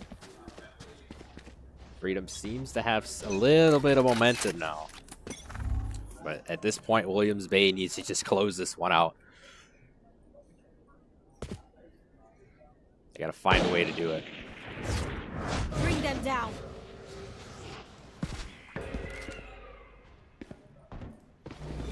I'll find you. Block off entry to the A site. Brimstone smoke is going down. Heavy. Stim beacon here. Looks like Nebby is going to rotate. Are they going to make a long rotate towards the B site? They're entering the cave. Looks like they might set up a B site push. Crosby just baiting them in Bath. Crosby's going to find Tara. Chrome misses his shots. Didn't have time to reload. Mochi gets down. It's a 5v3 again in favor of Freedom. Williams Bay just letting these rounds slip away. Spike Freedom is planted. taking candy away from a baby at this point.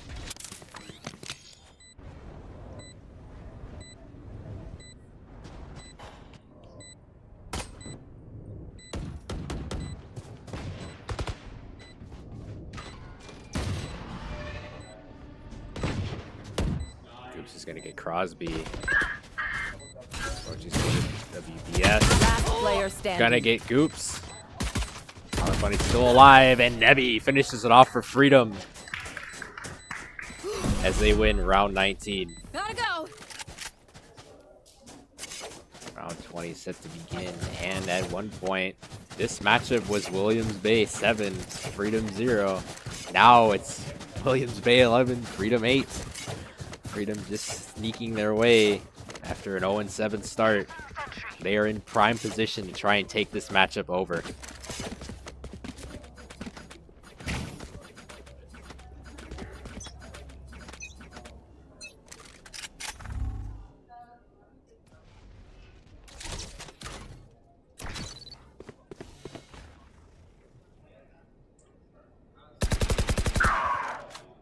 Mochi's gonna get Paragon. And these opening picks from Freedom have allowed them to explore their options further and really make them stick to the wall.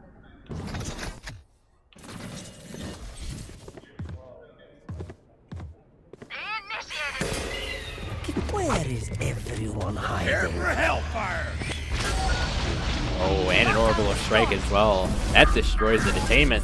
Crosby's going to get WBS. And again, Freedom finds himself in another 3v5 situation.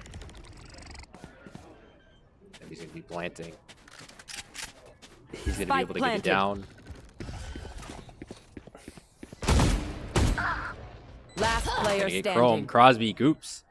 Vomit Bunny, the last remaining member for the Bulldogs.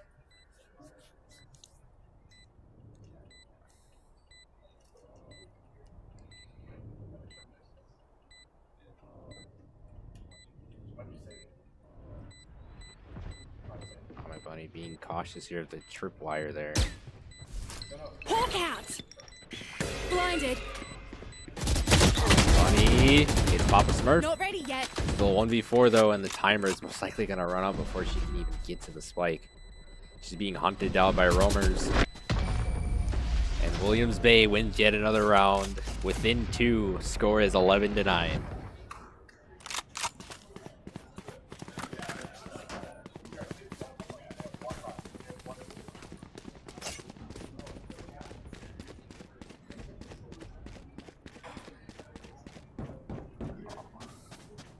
Round 21 set to begin.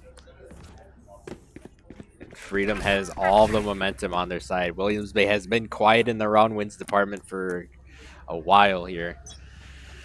See if they can get back on their high horse. Time to hunt.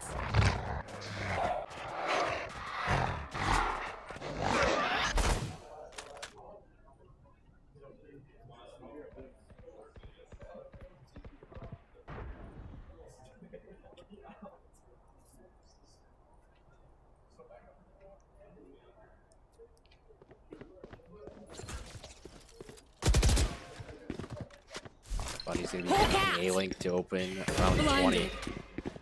Sorry, around 21. Paragon with an opening pick. We haven't seen that from Williams Bay in quite a long time. The opening pick going in their favor. Cage triggered.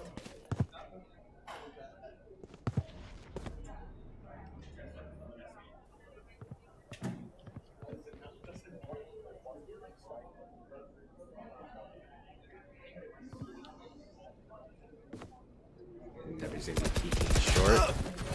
Vomit Bunny is going to gun down Papa Smurf, and now Freedom is in the 3v5 instead of the 5v3. 30 seconds left. Oh, she's going to find Goops. Here he's going to find Paragon, barely. Wow. Launching smoke. Last He's player off the standing. strafe in time. Chrome's going to find Yuri. 10 3v1 seconds. situation. No, Nebby the last one. Oh, he gets Chrome. 1v2. Still camping in the smoke. Launching smoke. He's gonna launch more smokes. Nebby. Oh, Vomit Bunny gets him. Williams may have enough time to defuse here. And they will have time. Williams Bay winning round 21. Passing it off was WBS to Vomit Bunny and Williams Bay back on the board. They need one more round to close this one. Match point.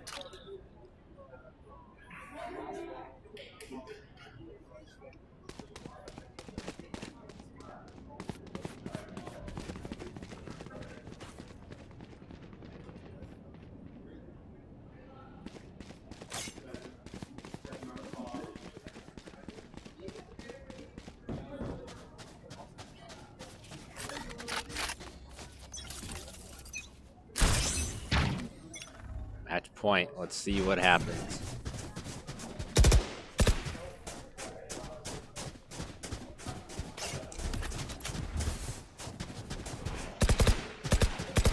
Looks like some more smoke is going to be launched by Nebby. Bomber is going to get flashed. Toxins are going to be low for WBS.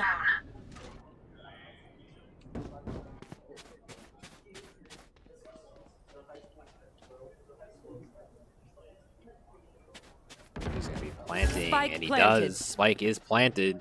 All 10 members, 5 of each team are still alive. This is going to be very chaotic. Crosby is going to get Vomit Bunny. WBS is going to get Archie. WBS is going to get another pick. Paragon, it's a 2v2 situation. Last player standing. Paragon, the last one. 1v2 situation. Spike down. Disadvantage. Oh, and Papa Smurf gets it. And the Fighting Irish win round 22. They're back from 2. At this point, if you're Freedom, you have to force overtime. If you're Williams Bay, you need to shut the door right now before you lose the momentum fully.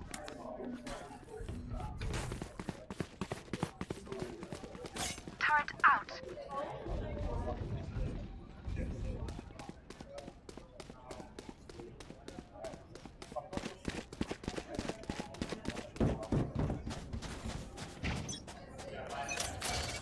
And it's still match point for Williams Bay. They just cannot let Freedom win 2 rounds here. I would need another overtime. At this point, since we're behind with matches, that would not be warranted, but yeah, it is what it is. Joke's over! You're dead! Prepare for hellfire. She's going to get Papa Smurf out of running back. Oh, she's going to get Goops. Nebi's gonna set up for the plant. Oh, she's putting down some traps. He's gonna get flashed.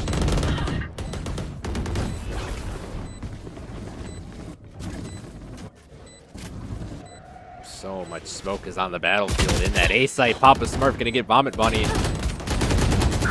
Last player Nebi's gonna standing. get. Oh, Nebi's gonna get 2. Home's the only one left. Oh, and Freedom is gonna win round 23. They're within 1. Wow.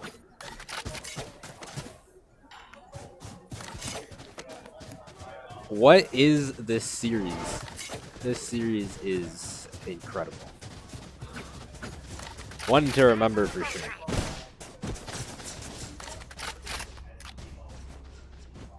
One to remember for sure.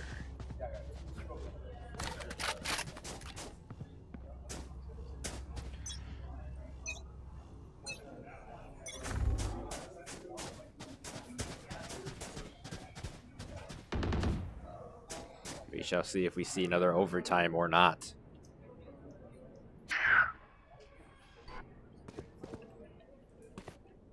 Face your fear!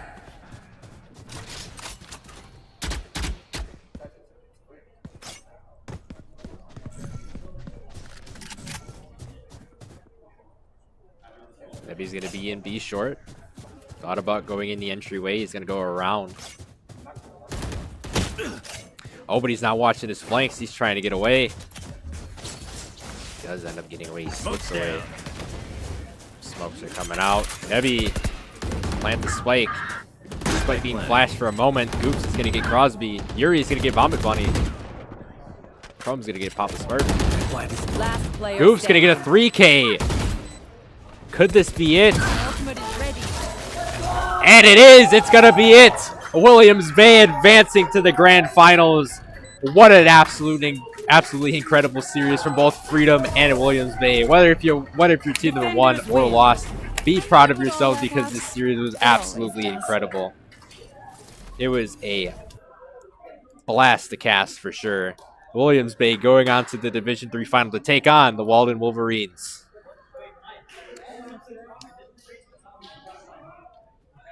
Top frag for Freedom is Papa Smurf, 313 combat score, 24, 20, and 5 KDA. Econ rating 79, 3 first bloods, 0 plants, 0 diffuses.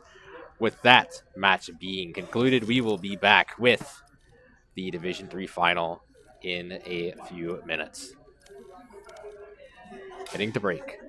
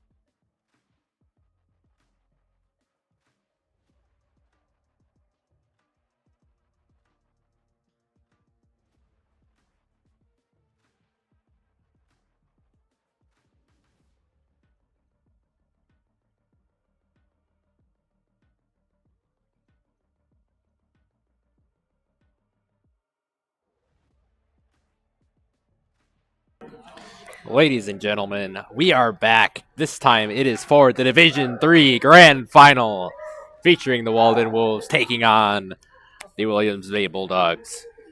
The number 4 and the number 3 seed going at it for the Grand Finals. First map will be Ascent. The second map will be Pearl. On the Ascent map, Williams Bay will be attacking. Walden will be defending.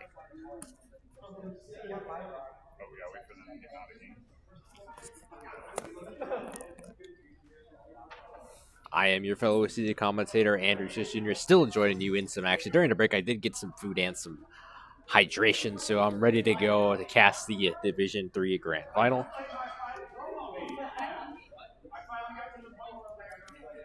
Looks like we're ready to...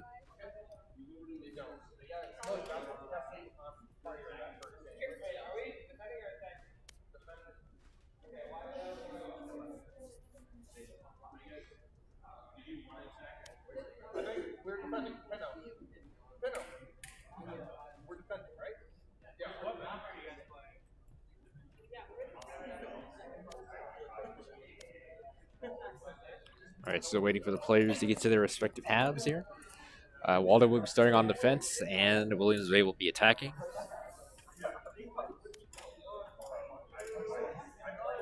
All right, looks like...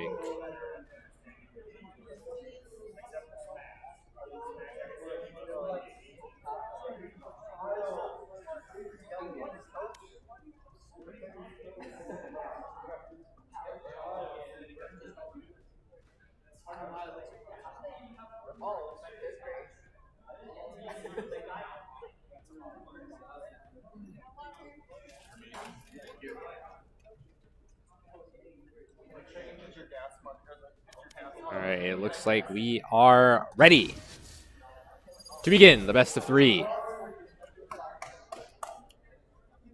And it'll be on Ascent.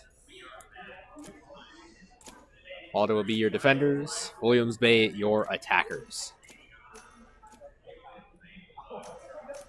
And as we saw earlier on in the day when I arrived here, Walden cleaning house, that being Durand, Arkansas's house, as they took map 1 13-2, and they took map 2 13-5 in order to win 2-0 over Durand, Arkansas to advance to this point. While Williams Bay played about a 2.5-hour game against Freedom, a best of 3 that was in their favor, 2-1, but the rounds were very close. Let me just tell you how close they were. So map 1 was on Ascent, and that one was won by Freedom 16-14. Me and Mike were casting that one. Map 2 was Fracture, 13-10 in the favor of Williams Bay, and then map 3 Bind, 13-11 in favor of Williams Bay. So that matchup was the best one so far, but I have a feeling that this one is going to be even better as we have Walden and Williams Bay. Now, if you're asking me who's going to win this one, I think you all know my answer, and it's going to be Walden. Now, this one is not going to be 2-0. It's going to be 2-1. And I feel there's going to be a slight gap in the round differential. Probably like 13-5s, 13-6s possibly. But again, you can never rule out the possibility of a matchup being as close as the one that Freedom and Williams Bay was. So we shall see what is going to happen. All right, we will get set with round number 1.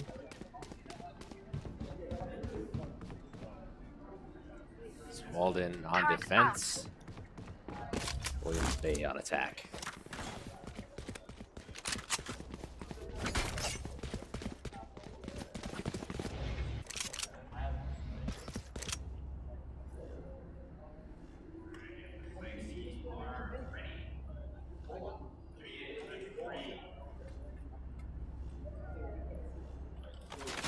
Round 1 set to begin in a matter of seconds. The Division 3 Grand Finals are officially underway. Flash. Paragon's going to be blinded right away. Jessica to strafe away is going to be in tree. Astra Smoke is going to cut him off a little bit. He's still going to peek through the smoke. He's not going to find one. Paragon immediately planting. And now he's going to be on Raptors. He's going to get one with the Frenzy. Shock Dart's going to go out. Beam Bucko. He's going to get Vomit Bunny. Jessica going to get Paragon. It's a 5v2. Oops, he's gonna get Meme Bucko. Last player standing. WBS and a double stack. Majestic gets a wall bang. WBS, the last remaining member. And I was gonna sniff him out. Majestic, although gets the kill, gets a 3K for Walden, and Walden opens this one up with a W. You can't spell Walden without W, and they just showed you why. 1-0 to start game 1. Walden is looking great. Looking like they haven't lost a step after having an extended break. About a 4-hour break since they played against Rand, Arkansas.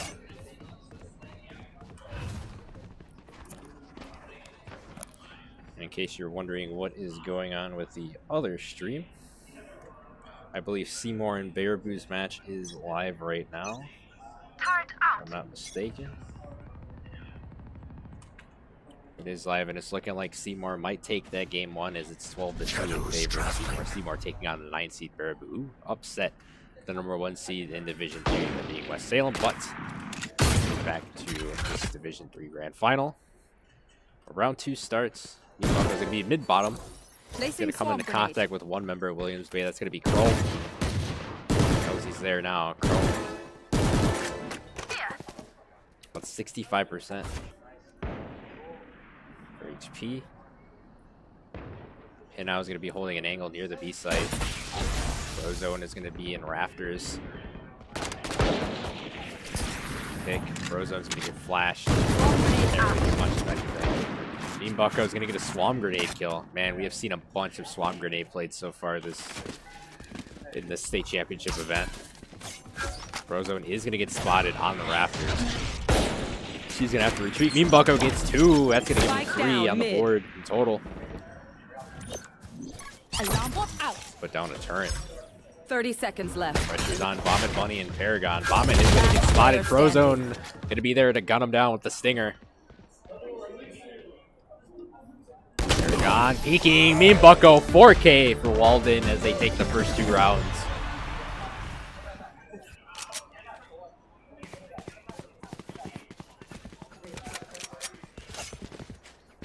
All right, Walden looking strong to start this out. Williams Bay still warming up here. They're hoping this one can be either just like the Freedom Series or a series that actually goes in their favor, because at one point in that Freedom matches they had a 7-0 lead and they nearly lost it. So Williams Bay has the ability to win rounds, but in the end they can't really close out that well.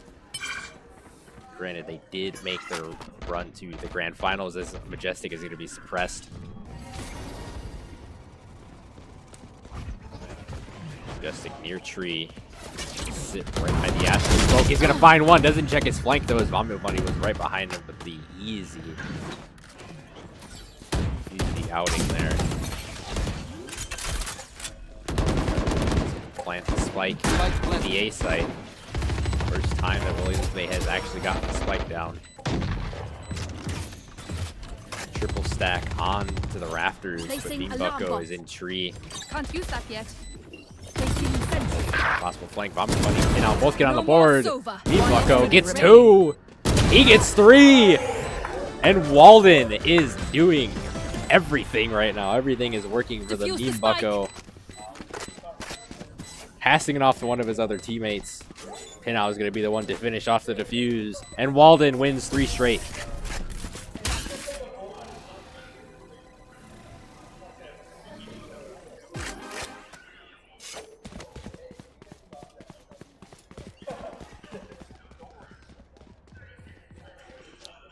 Three straight round wins for Walden, picking up right where they left off. Using some of that energy they had in the Durand, Arkansas series where they just took control of the game early. Was able to win a bunch of rounds before the rule swaps came into play, and by that time they would have enough wins to eventually close it. I mean, they would give up a couple of rounds to their opponent Durand, Arkansas, but in the end they found a way to close it out.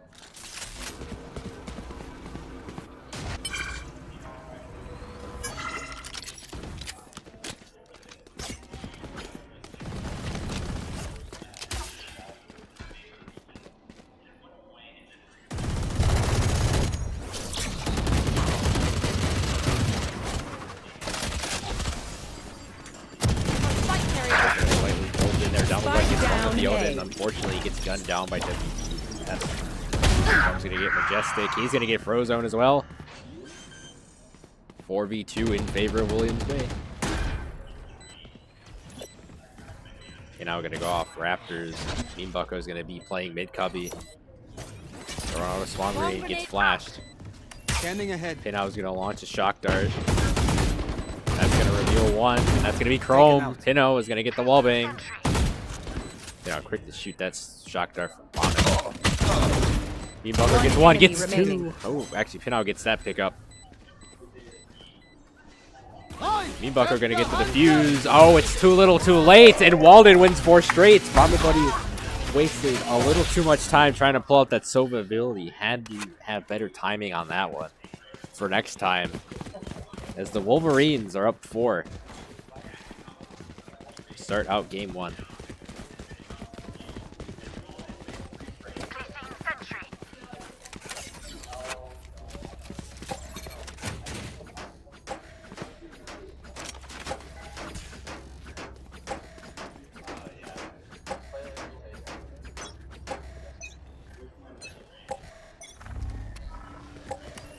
Scanning ahead.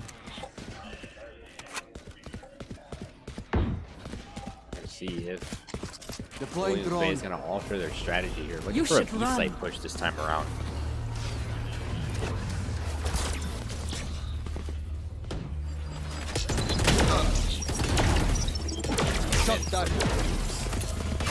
Gonna deploy all the members of Walden away just so they can set up a B-site near Boathouse.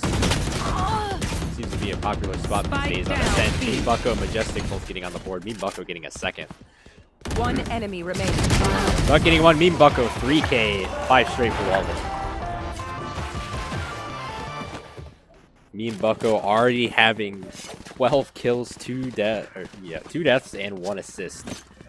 Easily the best top fragger out of any one of these players so far, whether it be his own teammates or Williams Bay in its entirety.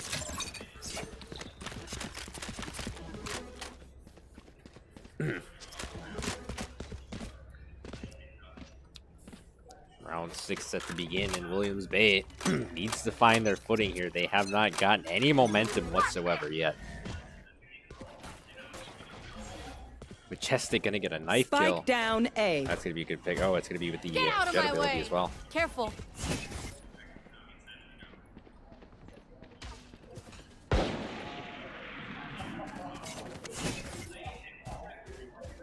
Majestic still pulling out.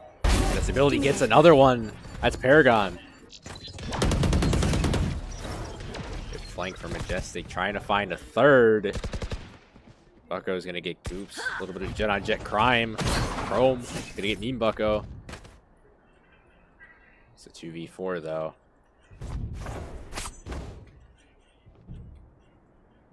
That jet ability isn't gonna last forever. Money's gonna be playing A main. It's gonna get suppressed. Chroma is right by him, double stacking in A main. Trying to get a push in A site. Revealing area.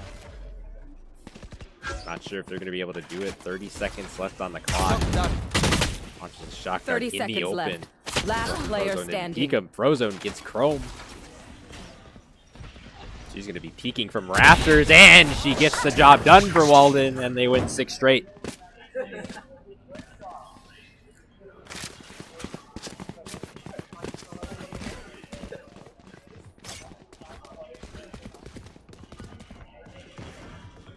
Six straight round wins on their map pick Ascent. And they got the pick defending, and it's a good thing they got to pick that because their defense is top-notch. Easily one of the best defending teams in Division 3.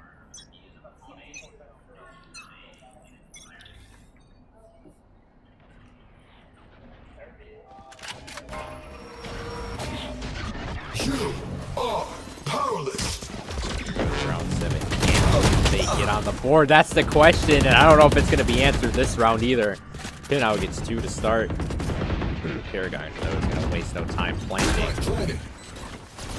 Site. Mean Bucko and Chrome both get one. Paragon is going to be located, though. It's a 2v4 in favor of Walden. Paragon flashbang going up. He's going to blind himself. Last player standing. Gonna get gunned down by Pinow. Goop's going to find one with a wallbang. It's a 1v3, though. Watch his left side. Oh, and Pinow with a 4K.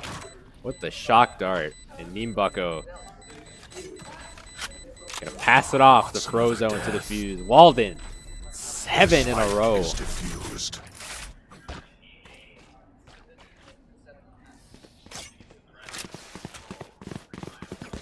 in a row. It's been all crickets from Williams Bay to start this first game. I think all the energy was sucked out of him in that Freedom series, and if that's the case, I would be okay with that assumption, because that one took about 2 hours to finish up. It was very close and very, very, very tiring.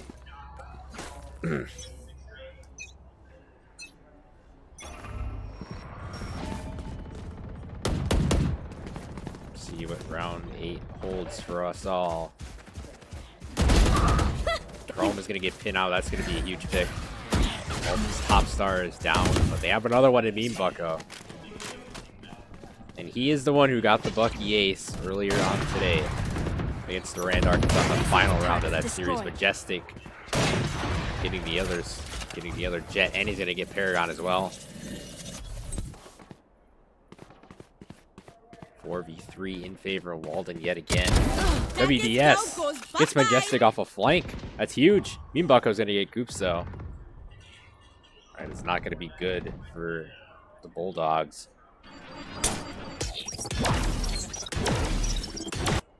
Last player standing. Frozone is going to get WBS, and the only one left is Vomit Bunny, who does not have the spike. Vomit Bunny's going to have to work some magic here. The shock dart's going to go. Found them. It's going to spot one. That's going to be Donald Duck. Oh, he peeks Meme Bucko instead. And that's 8 for Walden. Absolutely dominant performance from them so far. Could they possibly 13-0 this? I don't think that's going to happen, but at this pace, it could. It could realistically happen, but I think Williams Bay is going to get a few rounds on the board here before game 1 is said and done.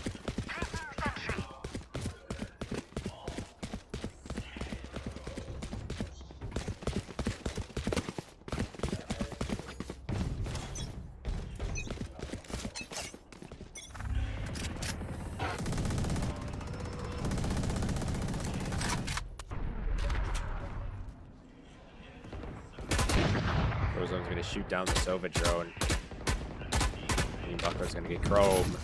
He's going to get 2, actually. Pinow's going to get a wall bang. Walden is just running all over his set right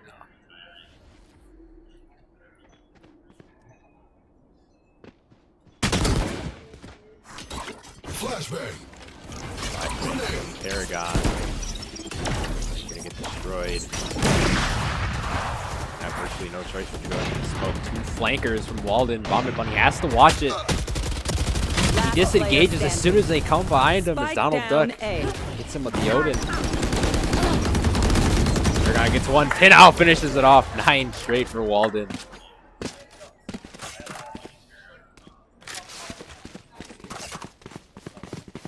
Just absolute decimation we're seeing from the Wolverines.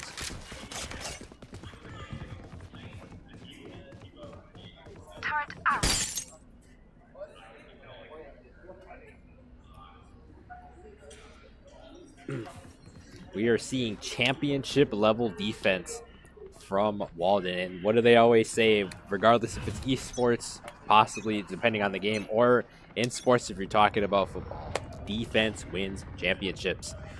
And that is exactly what is most likely going to happen here, at least for this game.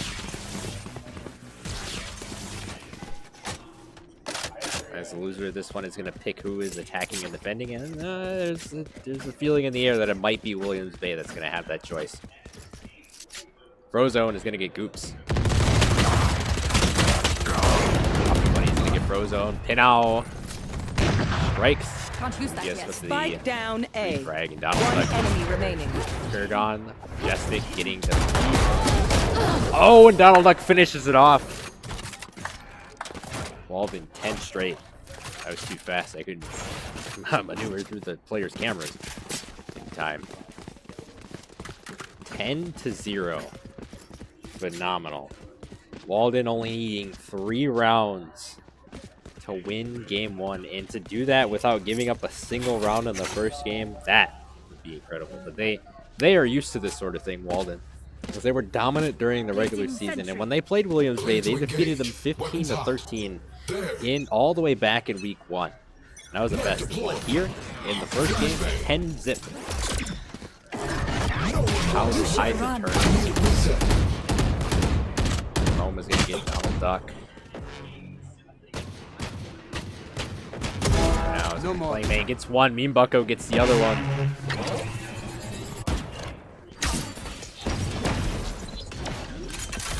Now we're gonna get healed up.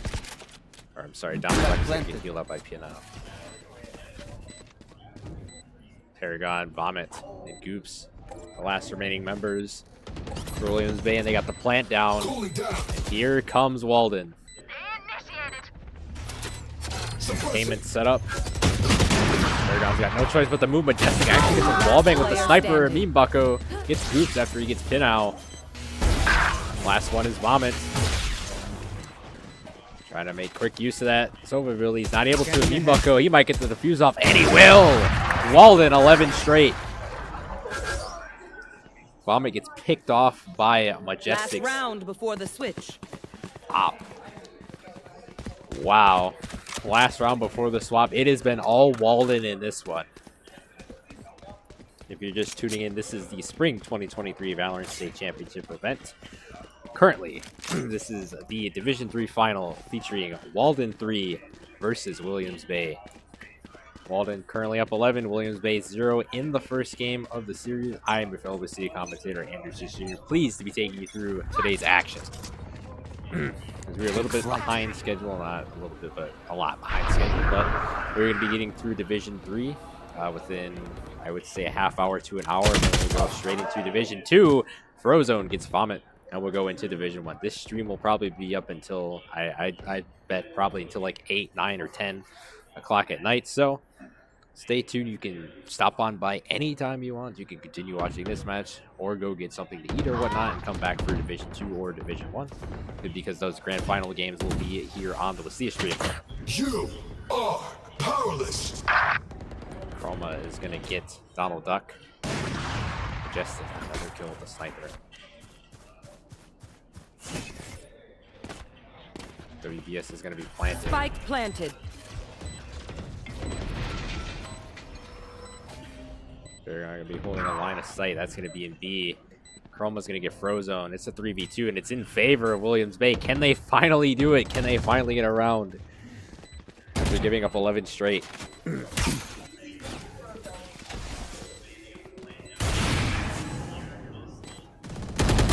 now, not going to win the fight against Chroma. He gets a 3K. Majestic up in the air. Oh, and Chroma finishes with a 4K, and finally Williams Bay on the board. Switching sides.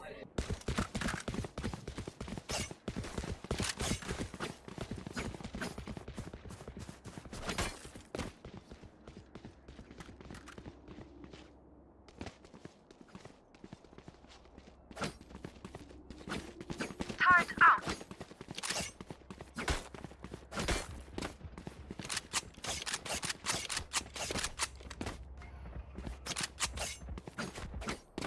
Here.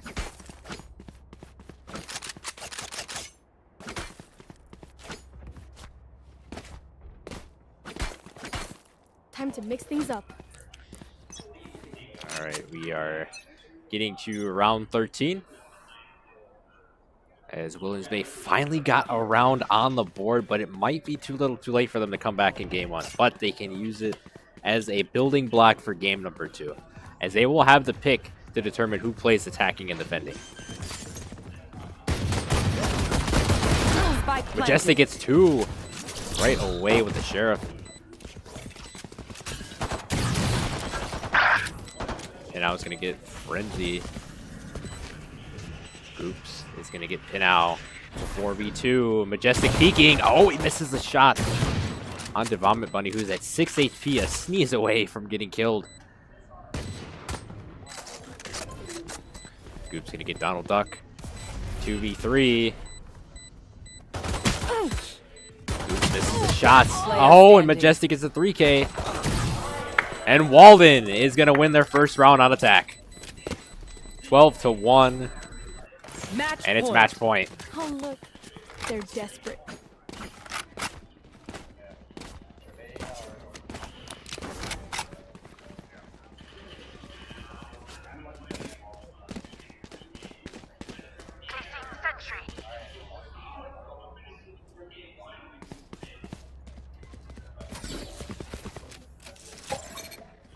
Walden is 1 round away from making the series 1-0. They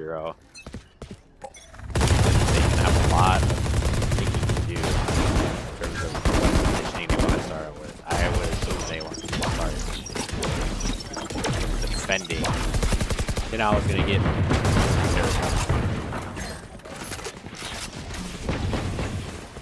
5v4 in favor of Walden. Chroma is going to fire some shots into the Astra Smoke, not going to do anything. Bomb Grenade's going to keep the distance. Chrome's still peeking. Just gets Majestic. Strafe away, excuse me. Pinau is going to get Goops. Chroma, oh my goodness. Spike down B. Williams Bay getting all the kills on the board. It's a 2v1. Frozone, the last remaining member for Walden, gets spotted. Vomit Bunny gets a 3K, and Williams Bay wins round 14. Watch them run when lit by my sonar. That's when we strike.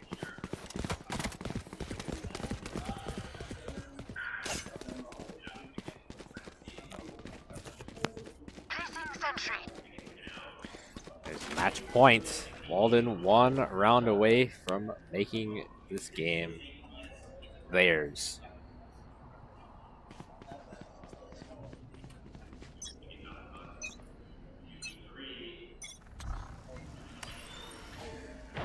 Vomit Bunny gonna launch a shock dart.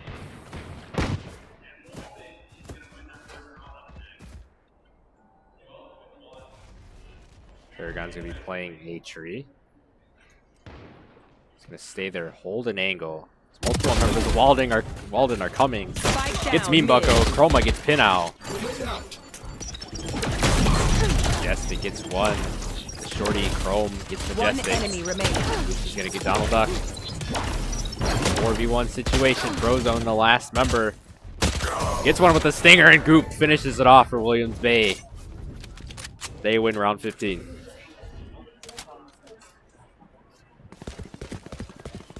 Still, again, match point from Walden. They just need to close this one out.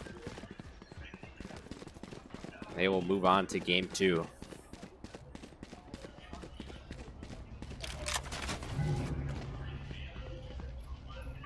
Turret out.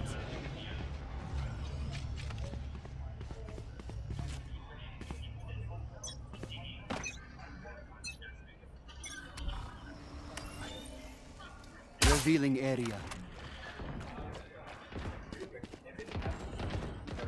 Alright, let's see what Walden can do here. Chroma gets 2 before he's gunned down by Mean Bucko. Placing swarm grenade. All happening in Maine. Swarm grenade out. Mean Bucko is going to get another Swarm Grenade kill. Wow. Incredible. 3v3. Almost going to get flashed. Launching this over. Our 2 members of the Bulldogs are on the rafters. They're going to be guarding that A site. Shadows traveling. Frozone going to smoke it out. Wise play. Mean Bucko is going to be planting. And 2 members of Walden are going to be sitting under rafters. 1 is going to be out in the open, and that's going to be Frozone. Here.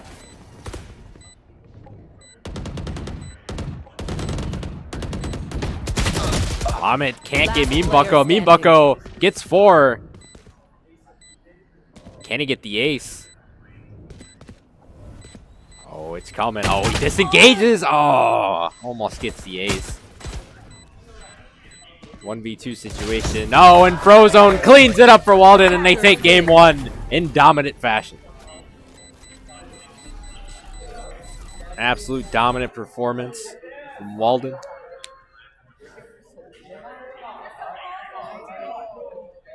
Top fragger, Mean Bucko, average combat score 405. KDA of 25, 8, 3. Econ rating of 136. 2 first bloods, 2 plants, 2 diffuses.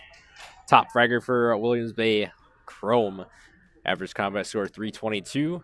KDA of 17, 15, and 2. Econ rating of 80. 3 first bloods. With game 1 ending, we will get you game 2 in a matter of minutes. Stick around.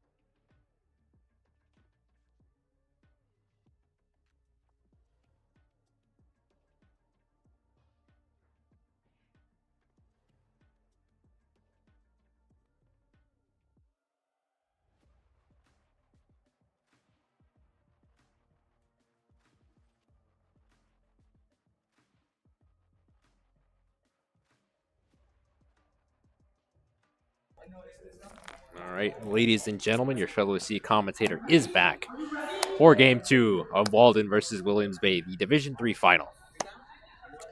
If you did not see Map 1, Walden won 13-3 in dominant fashion, much like they did against Valders in the regular season Week 6 match that I casted for the Match of the Weeks. But to start out Map 2, we will have a switch with attackers and defenders. So Williams Bay will be starting on defense, and Walden will be on attack. So let me just change the overlay real quick. Give me 1 second. And if you're wondering how Division 2 is holding up on the Carthage Esports channel, from my knowledge, Grafton defeated Fox Valley 2-0, and Seymour and Baraboo is still in play. Although most likely Seymour is going to advance to the Division 2 final to take on Grafton. So I will get more information on that so I can confirm that. But for now, let's focus on Game 2, Williams Bay, Walden.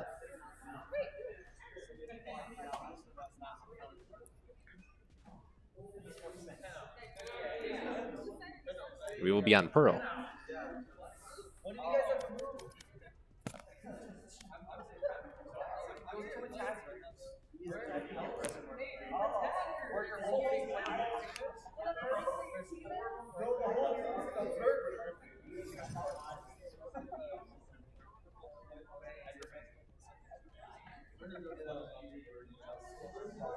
All right, looks like we are ready to start game number 2. On Pearl, Williams Bay, your defenders to start. Walden, your attackers to start.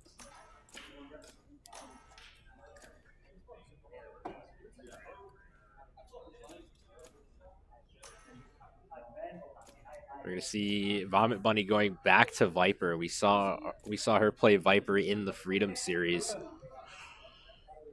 She was a very pivotal asset to that team, and we're going to see Goops play Killjoy yet again for Williams Bay. We're going to see Meme Bucko switch over to Cypher. We're going to see Frozone switch to Sky. Pinau is going to play Phoenix, and Majestic Astra and Donald Duck KO. A strong lineup for Walden. We're going to see Chroma playing Reyna. First time we're going to see her being used. Oh, never mind. We might see Phoenix. Switching between Phoenix and Reyna. We'll see what Chroma likes to pick. He's got 30 seconds left to choose.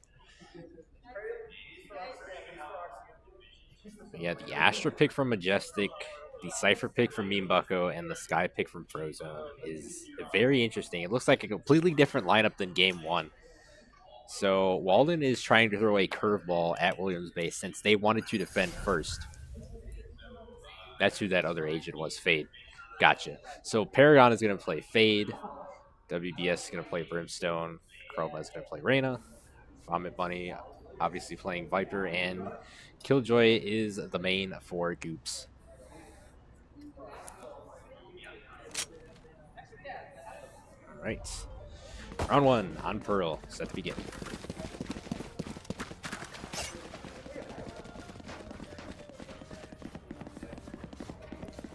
Despite the fact that we are behind schedule for another state championship, I gotta say, today has been a blast here at Carthage College.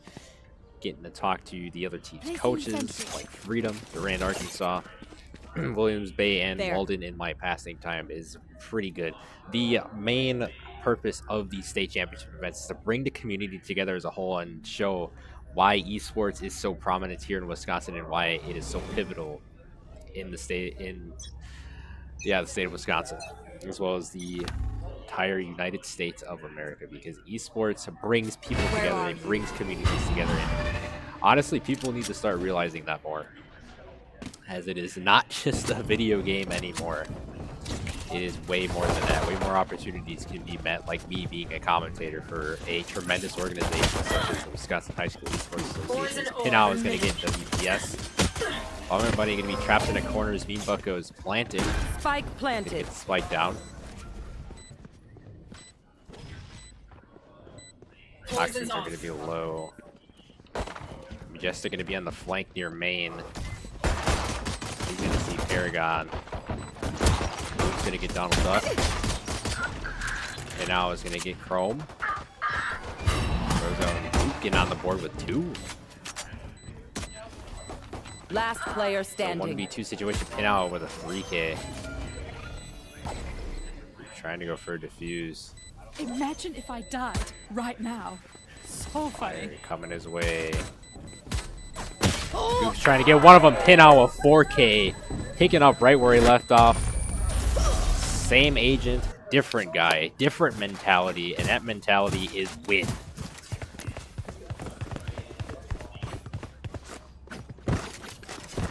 One second, peeps. I gotta visit the Astral to play some stars. Walden takes the first round. Round 2 set to begin here. And this is Williams Bay's map, and they had the choice to start on defense.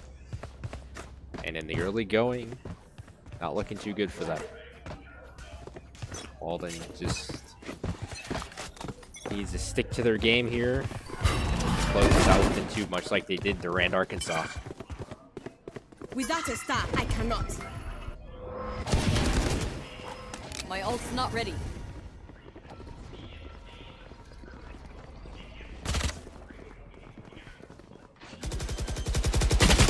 Bucko planting, Pinao. Gonna get the kill on Paragon. Chrome. He's gonna get 2. She's gonna get 2. One enemy remaining. Frozone just going off. 3K, Majestic, flawless round for Walden. Frozone has really come into her own in this series for the Wolverines.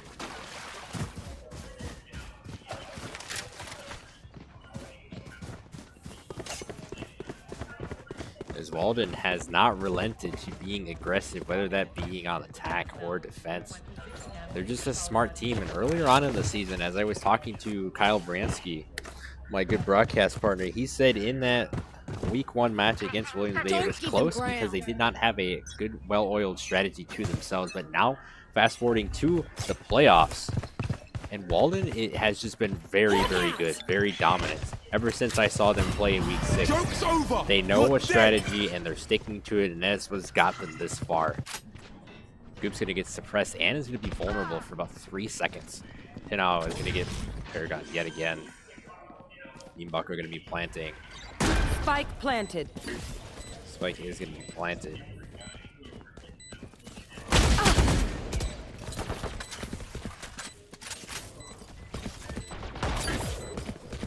Yeah. Bacon Dewey here. Chrome is gonna get Frozone. Pinao peeking. He gets smoked off. Chrome's gonna get Bucko after he gets Vomit Bunny. BS getting himself on the board as well. Chrome going for the defuse. Majestic coming into contact with Goop, shooting through the wall, pulling out the pistol, missing the shot. Pinau's gonna get Chroma. Majestic gonna get Goops. Pinau 3K. Walden on top yet again. Look down on them, my friends.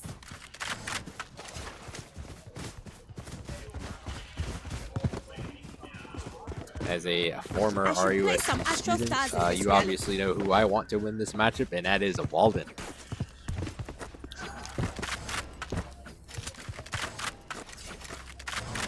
And we may be seeing potentially the first RUSD team winning at Valorant State. It'd be for Division 3, and it could be Walden, as we're still waiting to get Division 1 underway, as again, we are behind schedule, and we are just finishing up the last semifinal for Division 2. So the next couple matches on the WIHSEA stream will be the Division 2 Grand Final and the Division 1 Grand Final. Majestic pick on Paragon. Open round 4.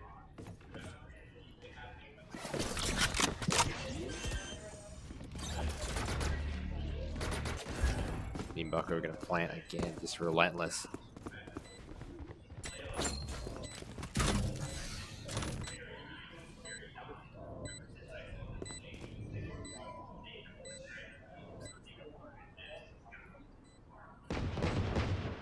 Goops is going to get 1. That's going to be Donald Duck. A lot more dispersed are the members of Williams Bay, trying to play this tactically, but running out of time. Majestic finds WB. Goops He's gonna get Frozone.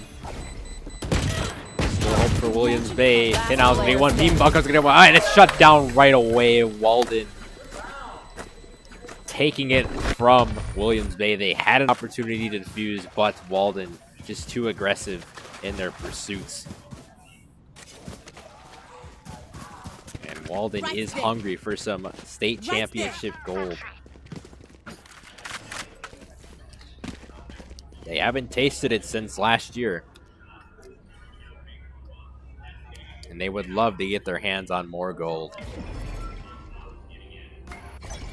There's still a lot of rounds to be played in this match. They gotta stay the course. It's been a battle of endurance for all these teams here today, but the ones who have the most endurance at the end of the day will be your victors and division champions. And now we're gonna get a pick on I know exactly again, third time. Position WEF heal. Pinau's gonna get 2. My ultimate's ready. Swam grenaded for the moment. Gonna get some of his health back. He'll be at 86. Meme Bucko gonna be planting. Chroma's gonna get Donald Duck. Joke's over. You're dead. Chroma is gonna get Meme Bucko. Goop's gonna get 1. He's gonna get Majestic as well. 2v2 situation. Chrome gets 4. And Williams Bay on the board finally. They will cover. Goop's gonna be defusing. And Williams Bay gets their first round win of game 2.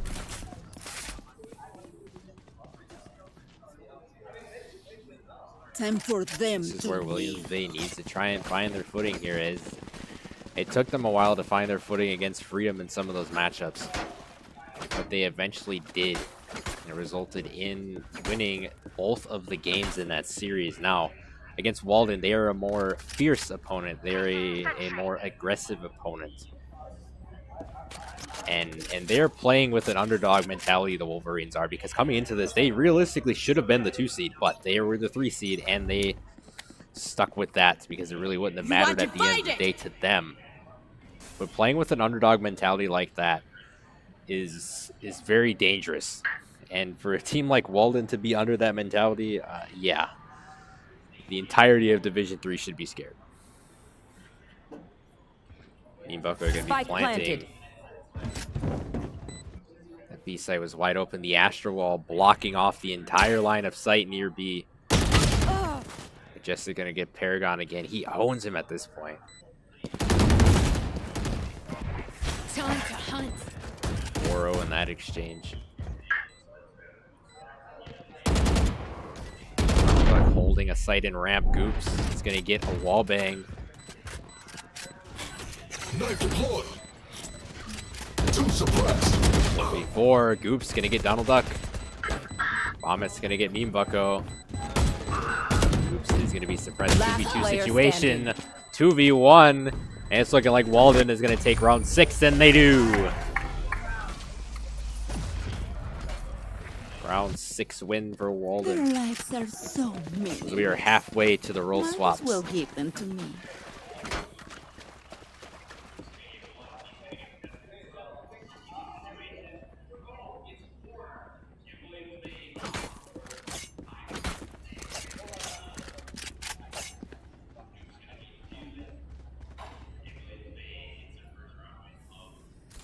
Turret out.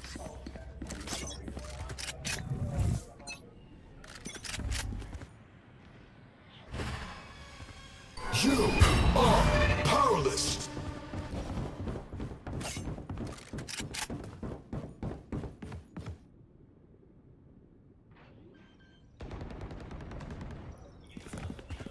Spike Meme planted. Bucko is going to be planting to open round 7. Tripwire destroyed. Donald Duck is going to get W. B, and Will Chroma is going to get himself on the board, getting Majestic. Vomit Bunny going to get into an encounter in mid connector, excuse me. Pinau peeking link. He's going to disengage. He's going to go down the ramp.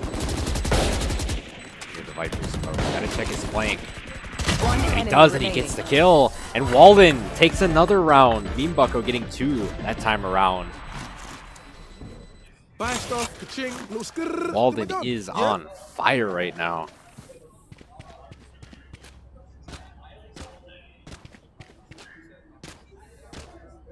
All they need to do is continue what they did in game 1, which is dominate the competition.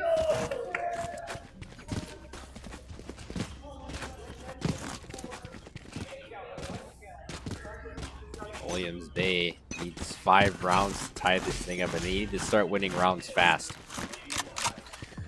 Because for the past 4 or 5 rounds, they've just allowed Mean Bucko to just go into one of the sites and plant. That's exactly what they're going to do. They're going to stick to that B site Donald Duck with a good pick on the Chrome.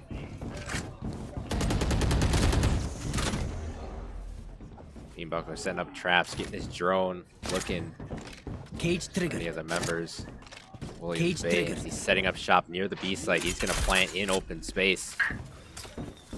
Planted the spike. We're going to see Vomit Bunny playing tower. Viper wall goes up. Cam is going to be shot down.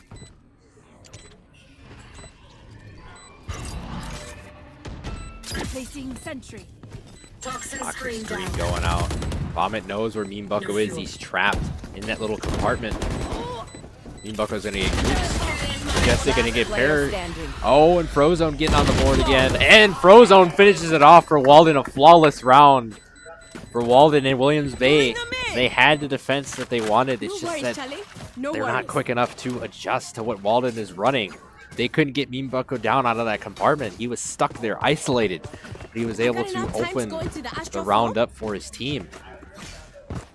You always want to get the star players of the opposing team out, because if you do, that ruins the mentality of the team, and it also alters the strategy going into the round.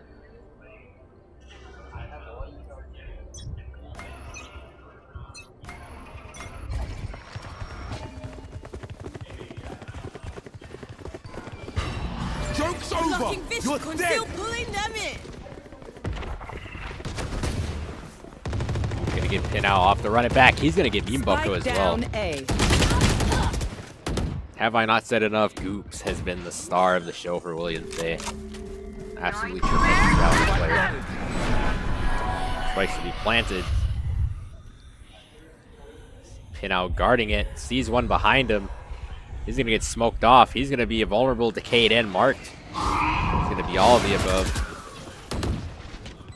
Chrome's gonna get Frozone. Paragon's gonna try to defuse. Majestic gets Chroma. Oh! Wow. And Pinau rejects the defuse. Orbital strike coming down. WBD is not able to defuse it. Walden gets that round. Majestic a 3K. That was close. I thought for sure WBS was going to be able to defuse that as he put down the orbital strike right near the spike.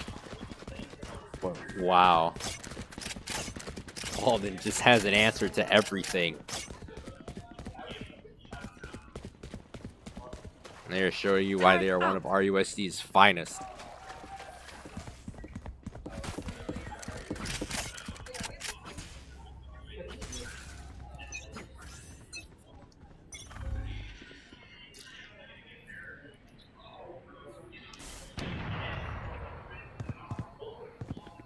You are divided. 10 opens up. The Astro Wall is going up from Majestic, isolating some of the players of the Bulldogs away from that B site. Vomit Bunny's going to be suppressed. Toxins going up. Chroma's going to get one. Insight. Majestic going to be planting. Chroma's still near the spike. He's going to try to find another one. Goop launching. Entertainment. Chroma's going to find another one. 5v3 in favor of Williams Bay. Surely they get this round right. Frozone's going to get Paragon to 4v3. All holding down lines of sight. Ramp. Majestic going to be pushing up. Going to go in the smoke. He can't get anybody. Goops gets 2. It's a 3v1. Last remaining member is Donald Duck. And Williams Bay will finally get a round. They finally outlast Walden as Goops finishes with a 3K. They're within 6.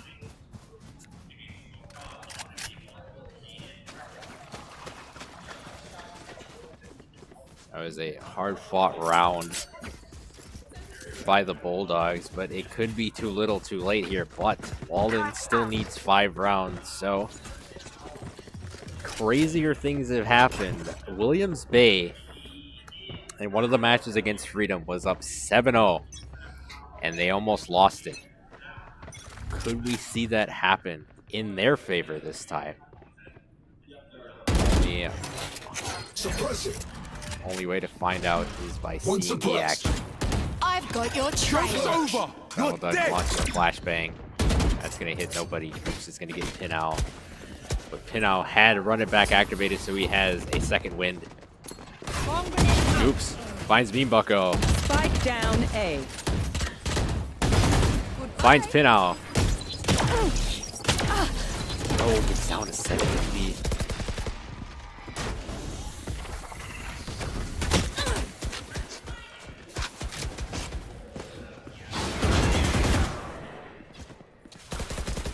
What happened there between Majestic and Frozone. Actually shooting your own teammate. I mean, there's no friendly fire, so it's kind of funny. Majestic, Donald Duck, Frozone, all stuck in A main. Have to push up. Majestic finds Paragon. Goops with a 3K. 30 seconds left. 1 enemy remaining. Chroma's gonna get Donald Duck. Last member is Frozone. 20 seconds and counting. 1v4 situation. She might just sit this one out. Blinded. Oh, and Goops finishes with a 4K. And Williams Bay has a little bit of momentum on their side, winning back-to-back rounds. Last round in the half. It's the last round before the swap.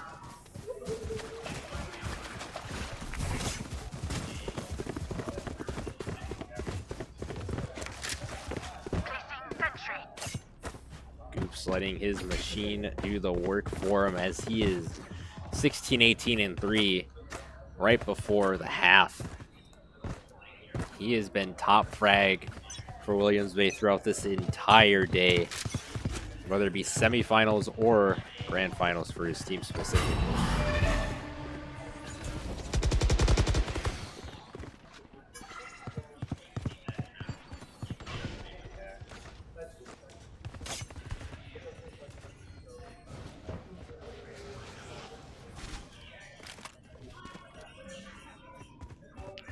As round 12 opens up, we're going to see Walden favoring the A site. Paragon has a line of sight. It's near one of the entryways into the site. See if Paragon can peek one. He's jiggle peeking at the moment. Backs up. Shoots, but he's not able to score as Frozone shuts Paragon down. Finds the pager needed. Bean Bucko's going to plant. And now the pressure is on Williams Bay. Majestic gets one. Goops. Nice callback.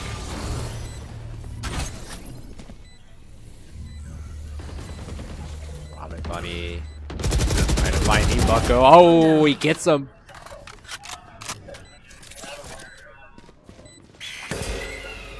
He flashed. Now just gonna blind Goops. Peeks. Oh, he does not get Pinau.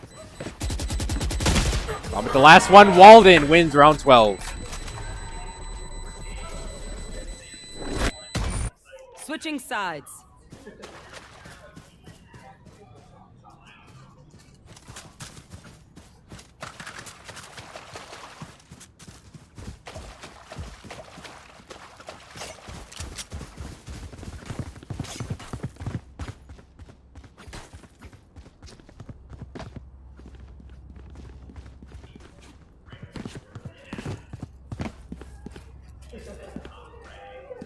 Walden needing 4 rounds before they are crowned potentially Division 3 champions for Valorant.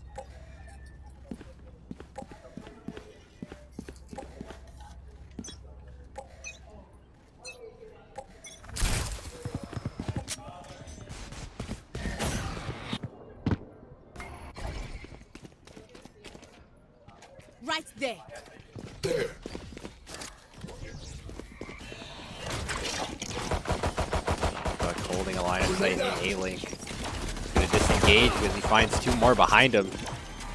Bucko's going to get one of those. Oh, Paragon gets 2. Pinow's going to get 1. Vomit Bunny gets 2 of her own. Walden all of a sudden backed up in a corner. Frozone, the last remaining member. Frozone, oh, doesn't see Vomit Bunny, and she gets a 3K. Williams Bay wins their 4th. Whatever happens, Sakin, don't panic. Trembling is bad for your aim.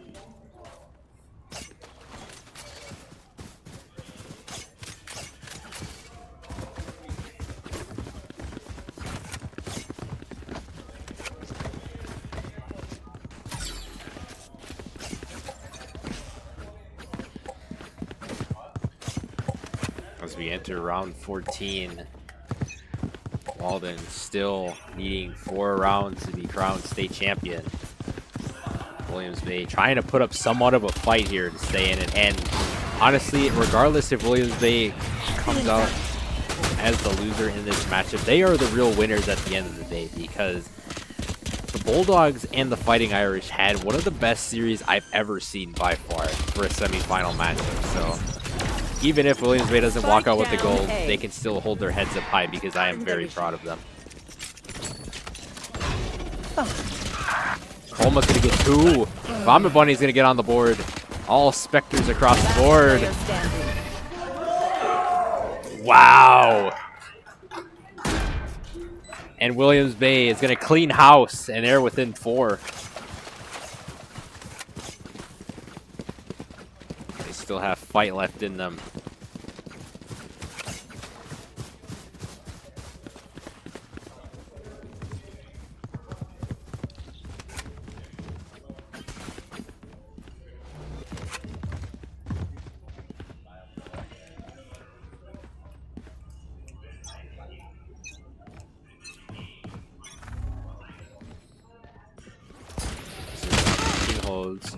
Paragon's gonna get stunned right away.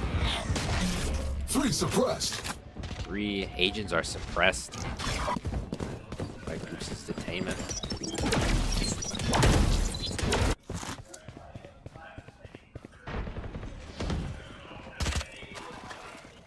There. Donald Duck gonna be in the hatch near the sidewater. He's gonna hold an angle on that, and that's very smart, because one of the players are coming down now. Disengaging. There. Pinow's gonna get 2. Spike down mid. Where he gets gunned down by Chroma.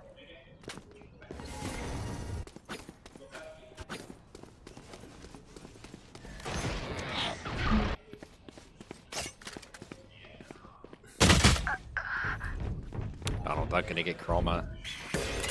Down to a 4v2, but Goops finds a lane. He's gonna plant it. Oh, loses a lot of health. Majestic with a wallbang. Vomit Bunny the last breath. Majestic just on fire right now. And Walden is gonna have plenty of time to defuse as they find a way to get back in this and win round 15.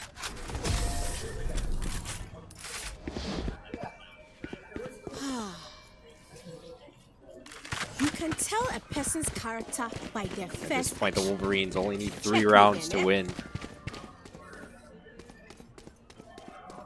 I should probably play some start. To see if Williams Bay can win some more rounds before that happens, or do the unthinkable and come back in this matchup. Against a team like Walden, though, it's going to be very, very tough.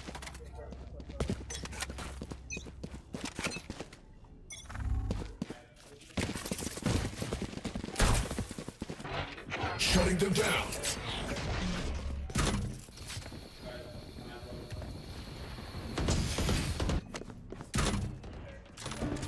Spike drop. Toxin screen down. Poison orb emitted. Come on, let's go. He's going to be available. Paragon's going to get Pinow. He's still going to have his second win. Chroma's going to pick off Frozone. Majestic's going to get Paragon. He's going to get 2. The hunt begins. Still sitting at D Tower. Goops and Donald Duck both get a pick of their own. One enemy remaining. Oh, and Walden is just going to shut down Williams Bay. Donald Duck and Pinow putting in the work. 2 rounds away. Pinow is easily the top fragger for the Wolverines, and Goop, obviously, the main fragger for Williams Bay. As we enter round 17, 2 more rounds. Walden can taste it. Right there.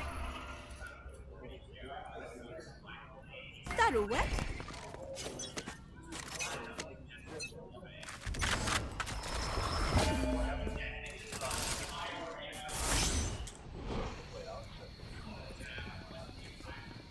You should run. 17. The detainment from Goop is coming out.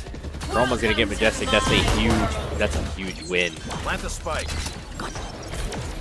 For Williams Bay. They're trying to plant here. They have the opening they need. They have the Viper smoke down. Oh, and Paragon's gonna get burnt, but still has 32 health left. Emerges from the smoke. Chroma's gonna get Pinow.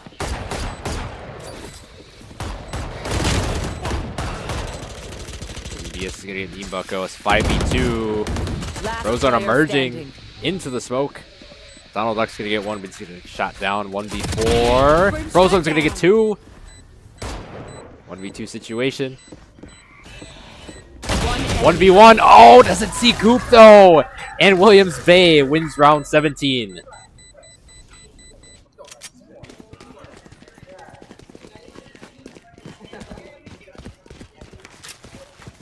We see Williams Bay putting up another round win. They're within 5 yet again. But again, the fact that Walden needs 2 more rounds in order to close this one out puts an immense amount of pressure on the Bulldogs. Let's go, guys. Let's go. Kyle being the hype man for Walden. And they need him the most. He is their moral support for sure. Fantastic caster, fantastic Rocket League player. Fantastic coach, I should say.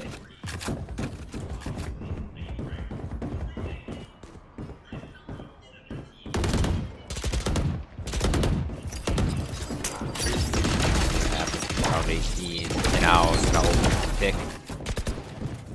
Gonna get 2. One enemy remaining. Donald Duck's gonna get one before he gets Spike gunned down down by Para. Oh, and Frozone's gonna get it! And Walden only needing 1 more. Match point. And it's match point. Squad, gotta play that whistle. Match point. Walden looking to lock in here. They're inching closer and closer to the gold that is sitting right behind them.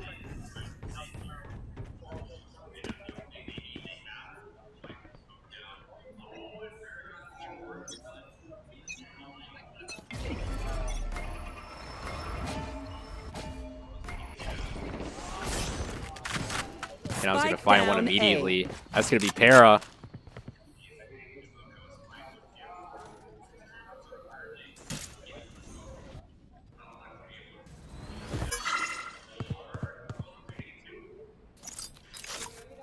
See Vomit launches screen near main. Ashes smoke. And now looking to possibly push up here. But he's going to be caught in a crossfire if he does. Checking his right, checking his left.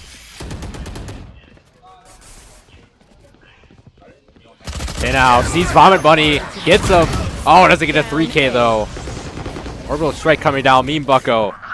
There's only 2 left for Williams Bay.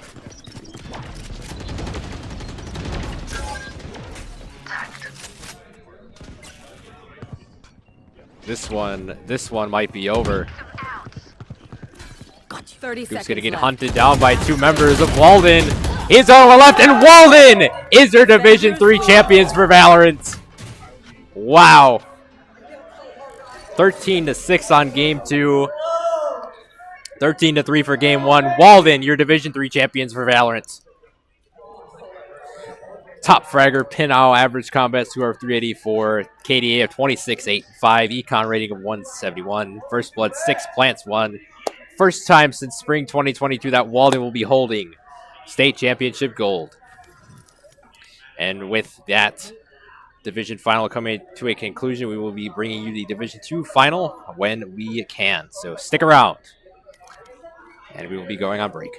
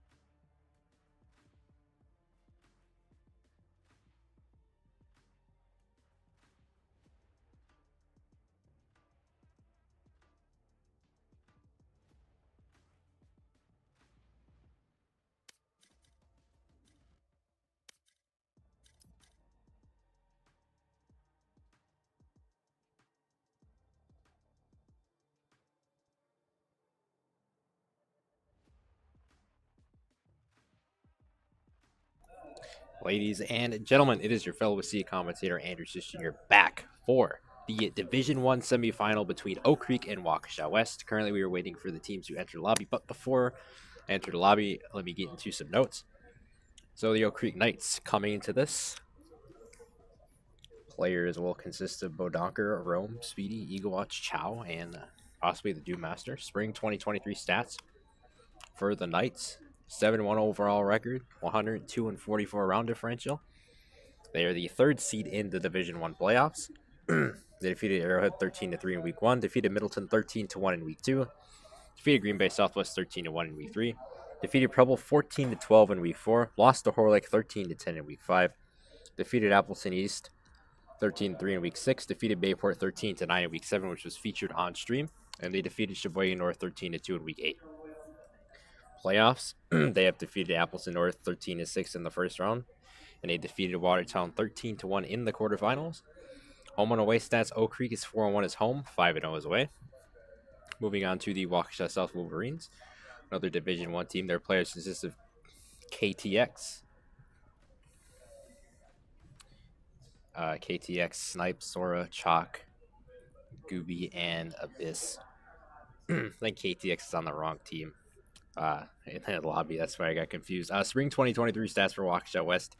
Regular season, 7-1 overall, 133 ground differential. Second seed in Division 1 playoffs. They defeated DeForest via forfeit in week 1. Defeated Watertown 13-6 in week 2. Defeated Appleton North 13-5 in week 3.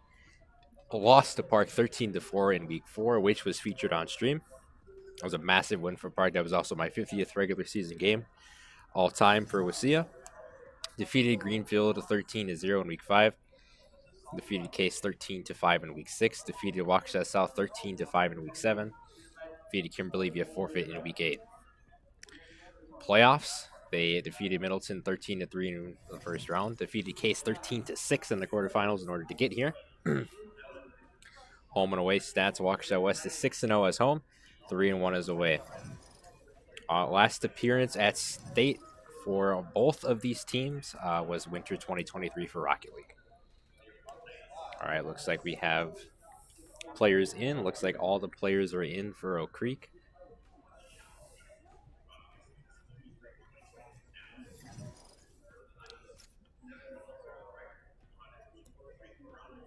So WIHSEA West will be on attack. And Oak Creek will be on defending to start the first map, which is going to be Haven.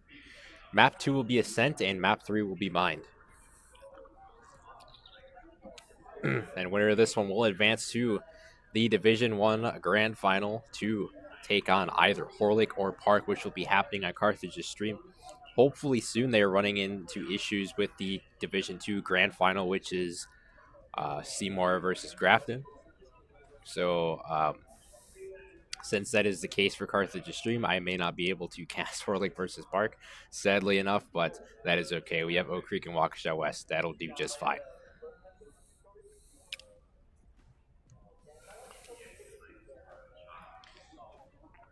And as you saw about a half hour ago, I would say, Walden taking home the gold for Division 3 after waiting oh so long to play after destroying Durand, Arkansas. Walden came in, won against Williams Bay 2-0 in a sweep. It was close in the first game, but in the second game, Walden definitely had that big rift going in their favor. But hats off to Walden, hats off to Coach John, hats off to Kyle, hats off to the rest of the team, putting together such a well-oiled machine in order to go ahead and win themselves a state championship. Walden is riddled in gold for the first time since spring 2022.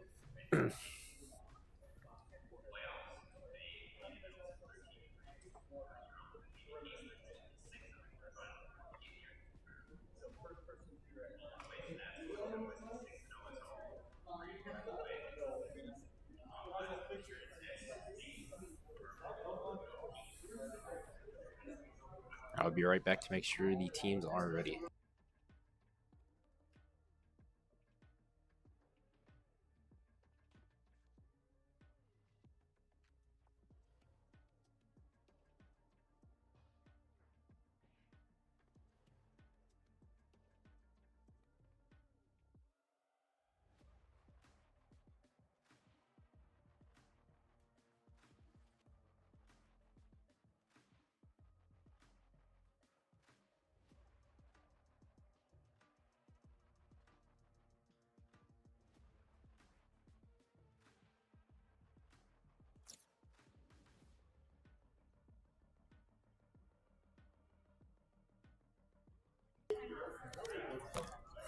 All right, ladies and gentlemen, we are ready for the first Division 1 semifinal match. Oak Creek versus Waukesha West.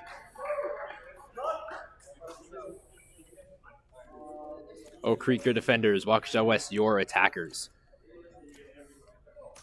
We're going to see Rome, Speedy, DMS, JL, Chow, and Frog Liquor, or Oak Creek. I think that's the exact same lineup from the Week 7 game against Bayport.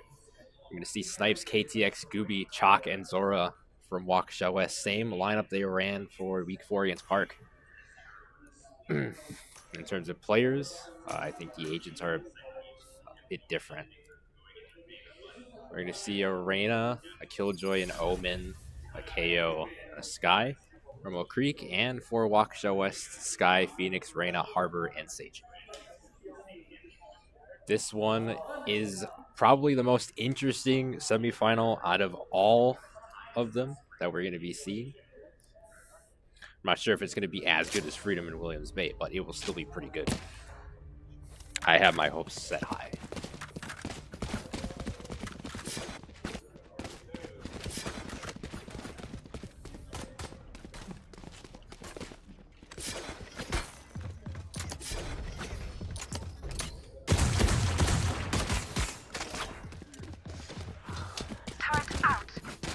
See Chalk having hold of the spike for Waukesha West.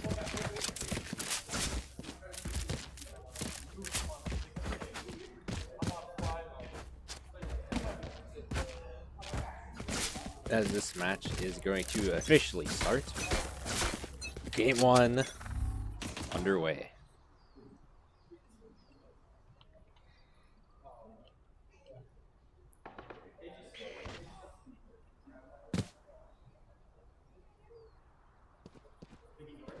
We're going to see Chalk enter in Garden. We're going to see a 1-2-2 stack for Oak Creek on defense. We're going to see one player on C, two on B, and then two on A. EMS peeking C window. See anybody? He sees Gooby for a split second. Tries to open fire. That shot does not connect though. KTX B site. He gets one of them. That's Rome. Ow. KTX though. KO's ability. It's a 4v4.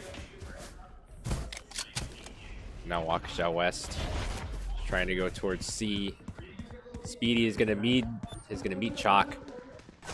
I don't think Chalk knows that Speedy saw him. Speedy's gonna get blinded, and the rest of Waukesha West making their way in. Speedy gets one, but Snipes gets him down. DMS. JL gets a pick for his team. Spike is planted by Waukesha West. All you need to do is sit on it. Oh, Chow is gonna get Snipes. Gooby, the last member for Waukesha West, all the way back there. I don't think he's going to get there in time. Nope. And Oak Creek is going to take a round 1 win. Strong defensive hold on that C site, blocking off C long with the Omen smoke. A great play from Oak Creek.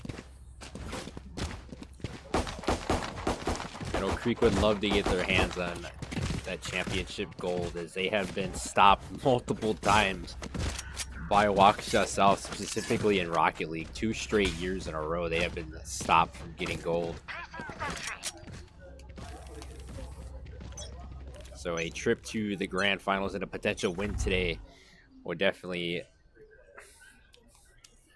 be favored by Oak Creek, and definitely preferable.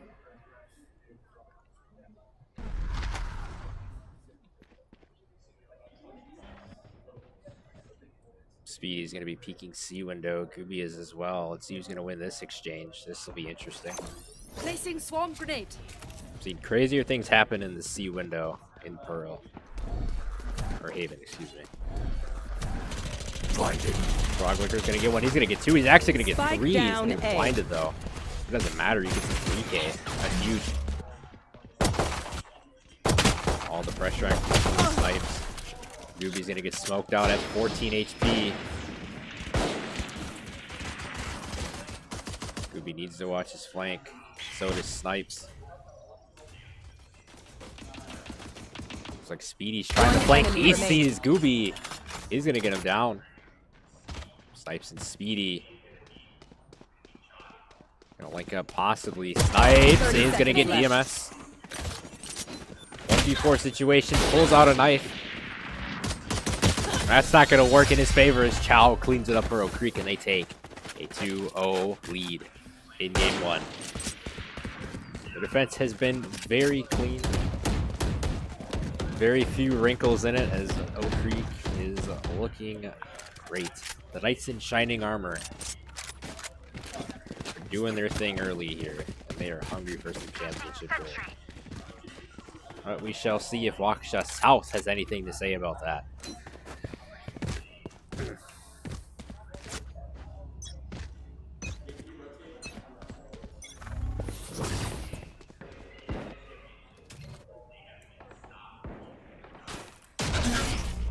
We're going to see Snipes using the Marshall. We've seen the Marshall plenty of times today, and it's been used to absolute perfection. Frog Liquor. Going to try to get Chalk in lobby. Blinded. Blind him. Oh, he gets one, but Chalk gets the refrag.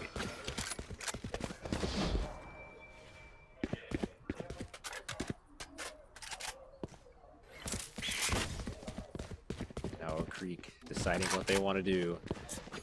They could be going to the C site.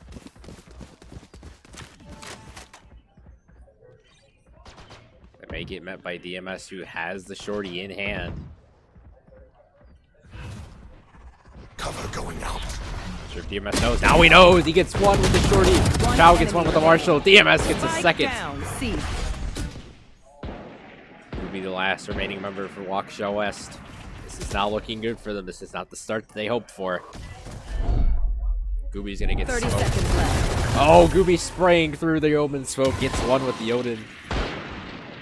Rain on Rain, a crime. Less than 20 seconds remaining. It's a 1v3 situation. Gooby does not have the spike, unfortunately, and this one 10 seconds left. is most likely going to go into the favor of the Knights. Oh, he tried to get one more pick, but Chow cleans it up. For Oak Creek, gets the chink out of the armor. The symphony of death.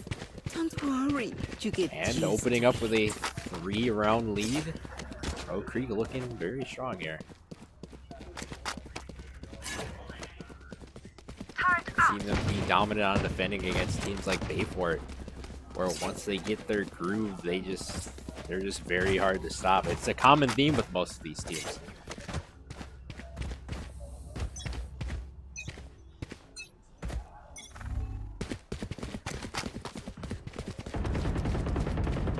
See, Frog Liquor is going to win that exchange. WIHSEA West just can't get anything going here on the attack. This map seems to be very defender-sided, I will say.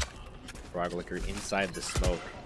He's going to try to blind 2 members. He gets one. He gets both of them. It's a 3K. Spike down A. Wow. Last player Snipes standing. in mid-courtyard. Oh, he misses his shots on Speedy, and Frog Liquor has a 4K. Could be looking for a potential ace. You already seen 2 today. Could see another one.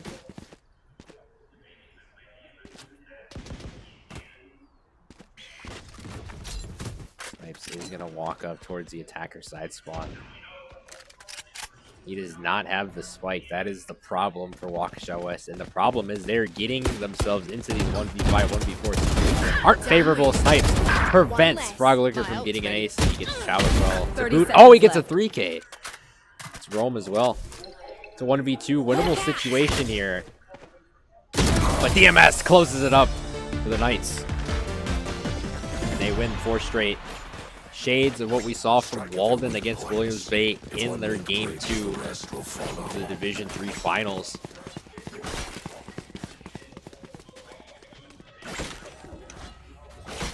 Except Walden was on the attack and not the defense. But granted, it was a different map.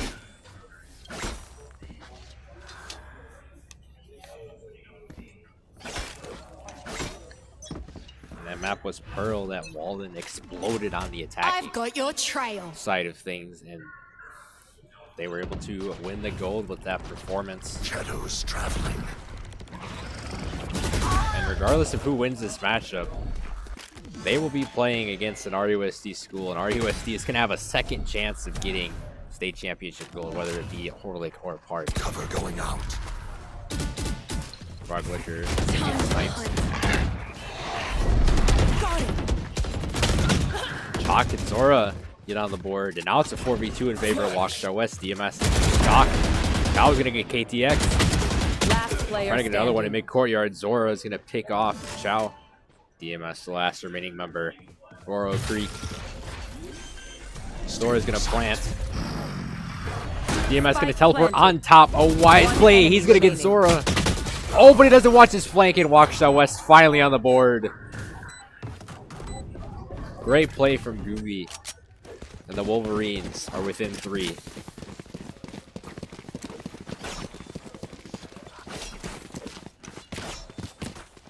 Let me change that overlay real quick for you guys. Look a little sloppy. I realize. Like this, a bit sloppy. Actually.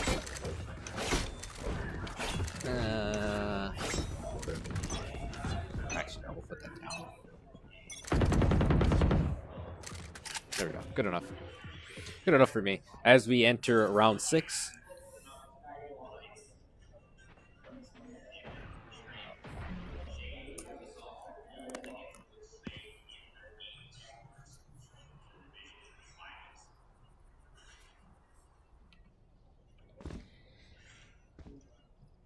See KTX holding an angle in mid doors. DMS jiggle peeking C window. He is destined to get a pick. Whatever member of the Wolverines wants to pick. Shadows traveling. No one walks away.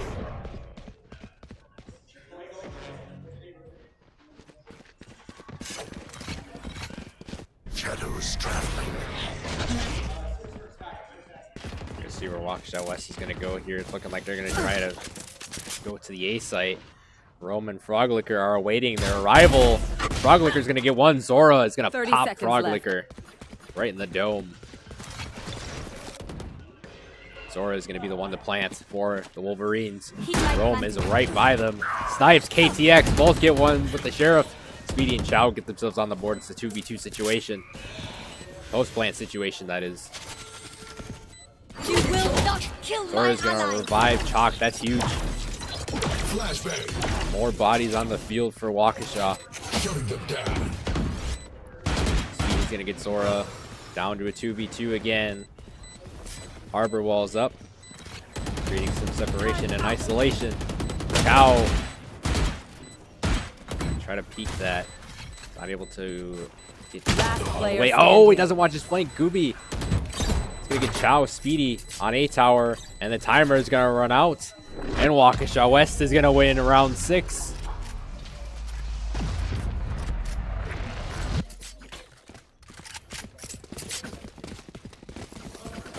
Round 6 going to Waukesha West.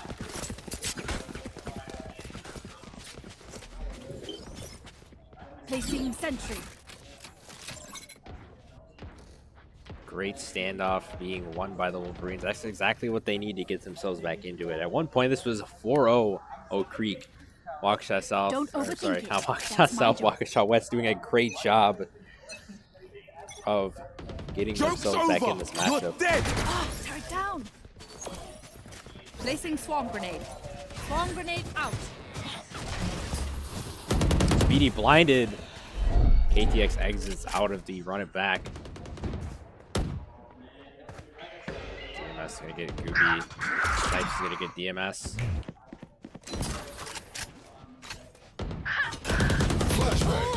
KTX get on the board. Chow in the corner near C site. He's going to get snipes. Another 2v2 situation. Chalk is going to be planting. He's going to be planting in the B site. Harbor wall is going to block off lines of sight.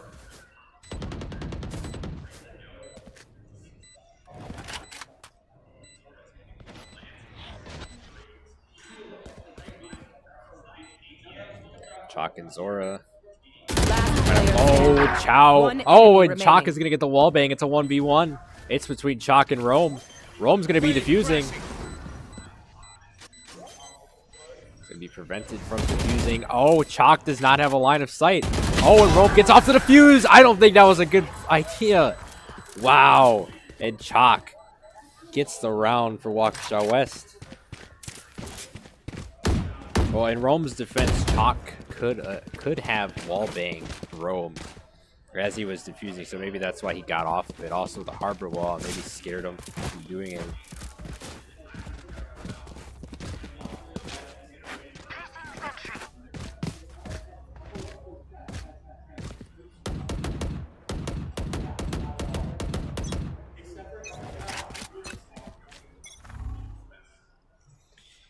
As we are getting ready for round 8 of game 1. If you were just tuning in, this is the spring 2023 Valorant State Championship event. I am Andrew Jr., your fellow WIHSEA commentator, bringing you Oak Creek versus Waukesha West. This is game 1 of the semifinal matchup. Oak Creek has 4, Waukesha West has 3. Winner of this goes on to play either Horlick or Park in the Division 1 final. If you weren't here to see the Division 3 Grand Final, it was between Walden and Williams Bay. Walden won 2-0, hoisting gold for the first time since spring 2022.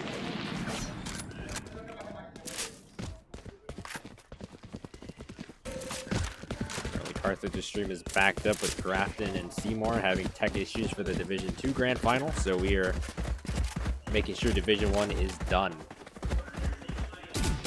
I suggest you move. I've got your trail. The hunt begins. See what Waukesha West elects to do here. I think they're going to go C-site. Chow is going to get one with the shorty. Spike's going to be initiated. 30 seconds using left. the ability of Harbor well. He's just going to be camping the spike. So, detected though, Chow is going to get 2. He's going to get 3. Speedy is going to get Zora. And Rome going to defuse, and Oak Creek is going to take round 8. Flawless.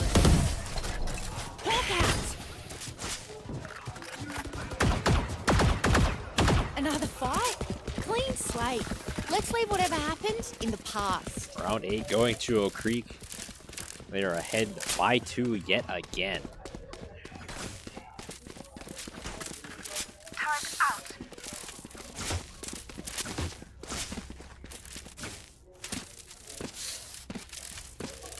Matchups we've seen on stream today, the pendulum swings.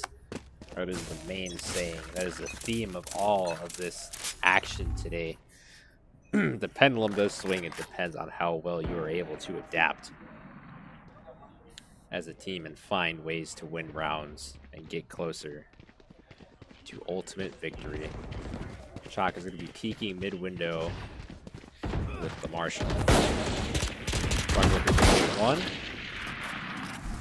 Hawk out! Blinded. He's gonna blind a couple more members of Waukesha West. See Zora. Oh my, what a headshot. Spike down A. He gets 2. DMS is gonna get 1. Hawk out! Blinded in favor of Oak Creek.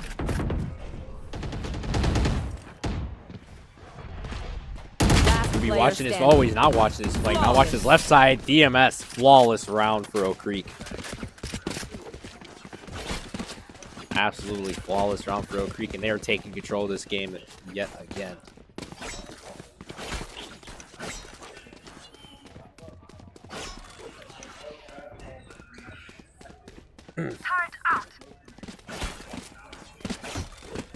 As round 10 is set to begin.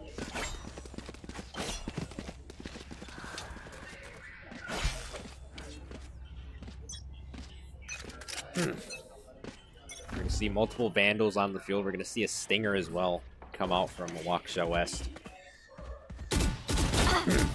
Zora using a Phantom. Oh, he gets outgunned by one of them, and that's going to be Speedy. Just too quick with those bullets.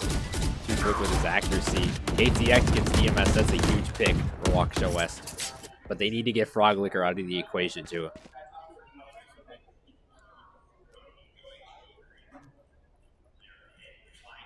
.4v3 in favor of Oak Creek. Frog Liquor peeking A long. Doesn't see anybody. Chow's going to be playing mid doors. We're going to see Chalk on the side spawn, waiting for a potential call on where to go with the spike. Chalk is going to get Chow. Advancing upwards. He disengages. Thought he was going to see Roam, but I guess not.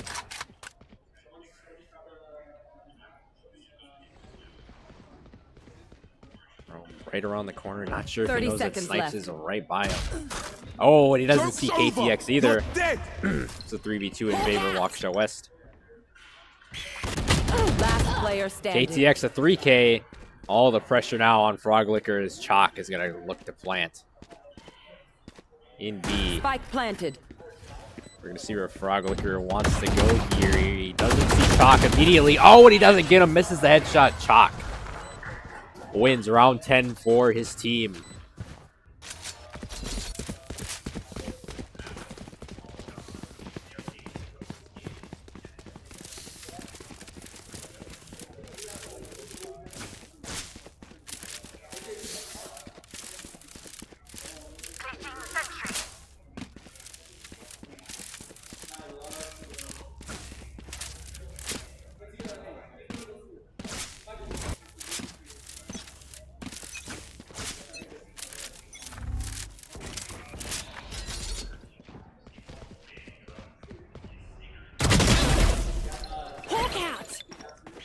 Blinded. Round 10 begins with a pick from Oak Creek. Getting the advantage to start.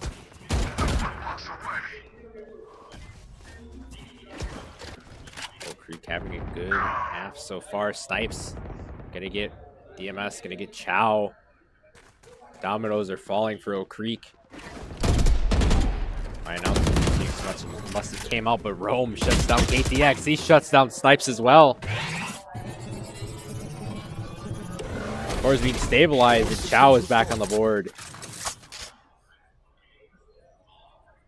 Chalk peeking mid window. Zora on mid courtyard.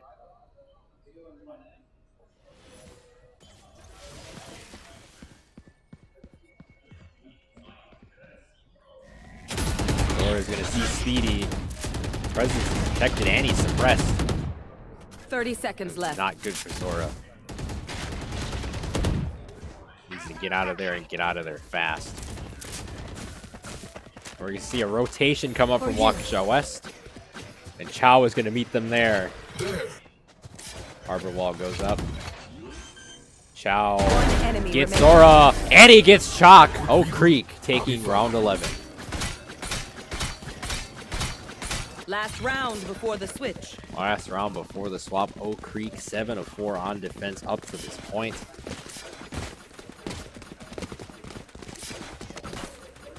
They have definitely done their job. Turret out.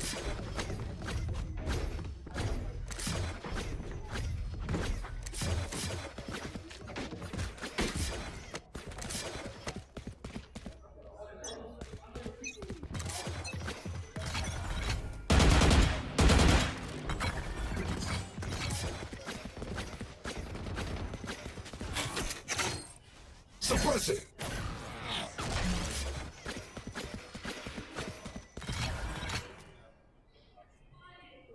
Round 12 opens up. I see Zora have hold of the spike. Seems to be a common theme with the Wolverines. My ultimate is not ready. We see 2 members of Oak Creek on the A site. 2 of them intersecting B and C, and then 1 specifically on C. That C window seems to be a cheeky spot on Haven. Grenade out. Now gonna launch some projectiles. Bunkering down at B site. It's virtually locked up.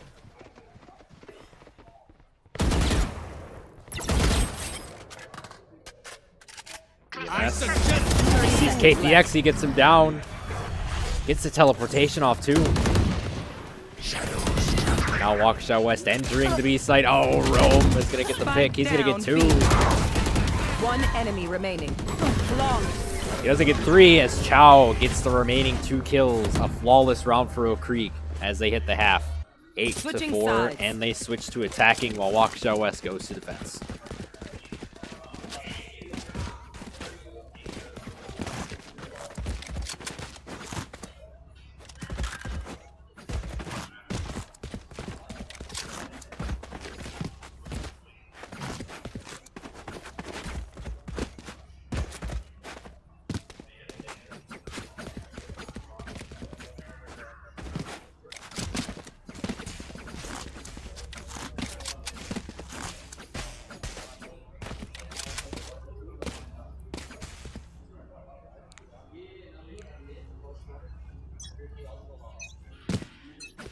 Round 13 begins. Let's see what Oak Creek has in their bag of tricks on the attacking side. We know how good they are on defense, but on attack, okay, let's see what they have in store. Can they close this first game out in their favor? They only need 5 rounds to do so. Goopy is going to be aggressively jiggle peeking tower. EMS going to plant right away. Cover going out. He's going to get speedy. Now trying to hold off a line of sight on his own, not able to. Harbor wall comes up. Rome is going to get Zora. KTX DMS going to get 2 on the board. Cover going out. Last player standing. Snipes going to get 2 of his own. Now the last member of Oak Creek left. 1v1 situation, and Flash. both are flashed. Oh, and Chow's gonna win it! Wow, what a sequence! Oak Creek clutching it up. What was that? I think both players were flashed twice in that encounter. Wow. That was crazy to witness.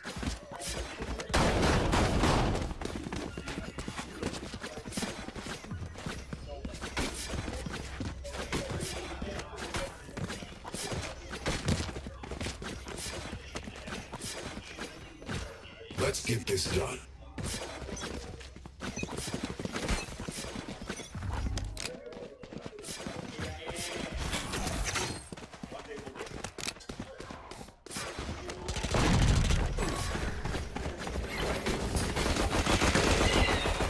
We're gonna see KTX get one as round 14 begins. Froglicker's gonna get one as well. It's 2. Can't get 3. One enemy We're gonna remaining. push Zora though. Chow's gonna plant. Blind, Snipes, and Oak Creek win round 14 in quick fashion.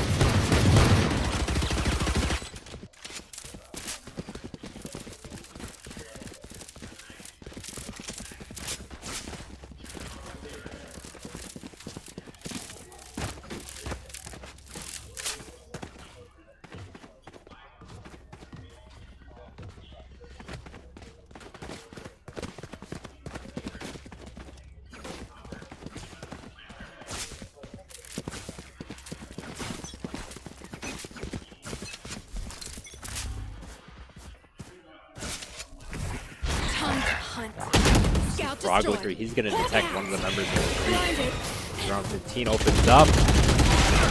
Gets KTX through the harbor wall. But not until he gets Rome. 4v3 Chow. Doing some great work with the Sheriff. He's going to see Froglickery. He goes right past him.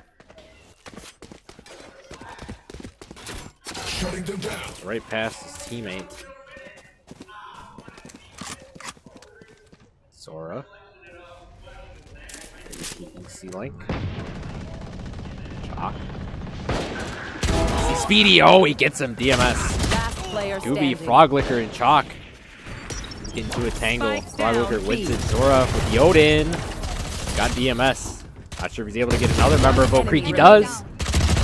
Oh, and he clutches around for Waukesha West. Wow. Zora. Wow. Amazing. Amazing stuff.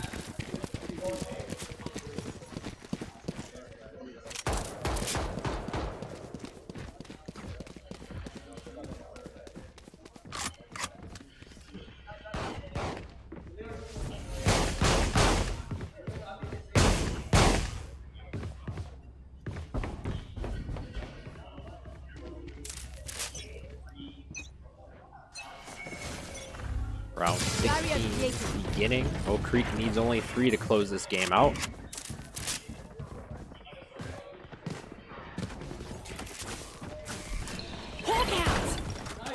Shock is going to get one with the judge. Hiding behind that harbor wall. BMS going to get a pick of his own. Chalk still holding a line of sight. So he's going to get Chow. Oh, and Chalk can't get BMS from the judge. Froglicker gets 2. He gets KTX twice, actually. Gets him when he's in run it back and when he is not in run it back. One enemy remaining. Speed narrows it down. Froglicker cleans it up for Oak Creek. Late take round 16.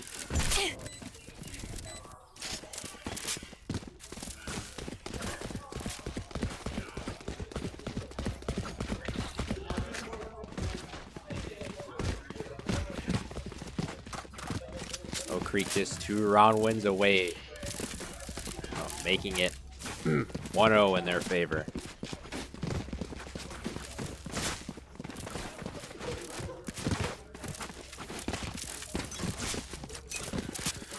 Oak Creek shining in the primetime lights. Time to hunt.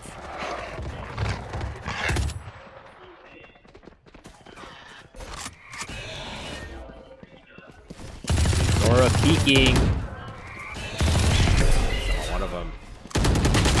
Zora, oh my goodness, he is just aggressively shaking with his mouse. Oh my goodness. I was mesmerized by that DMS One enemy planting. remaining. Chow gets himself on the board. And only 1 member for WIHSEA West. He's shaking his screen like crazy. Picks up the Marshall. See what he can do. He eyes the spike. But all members of OC are still alive.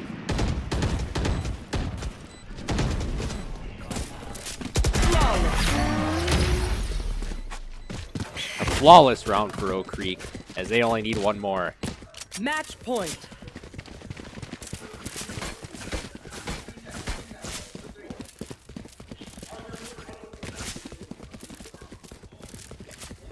It is going to be a match point for the Knights.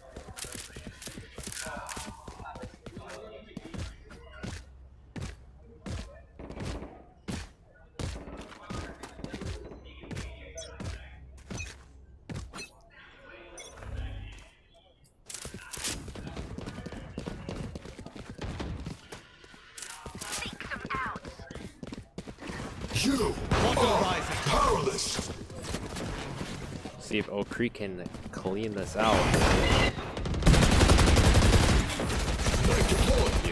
Take game 1 home. Froglicker is going to get KTX. Rome's going to get Snipes. Chow's going to get Zora. Chalk and Gooby, the only members left for WIHSEA West. It's crunch time. Oh, only 1 more. That's Gooby, and Oak Creek is going to take game 1, 13-5. Flawless round to finish it off. Well done.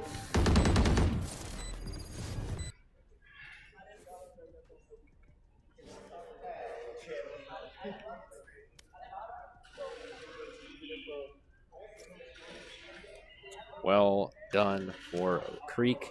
Top fragger is Froglicker. Average combat score of 379, KDA of 24.88. Econ rating of 100, 7 first bloods, 0 plants, 0 diffuses. And we will be taking a short break and coming back for game 2. So stay tuned.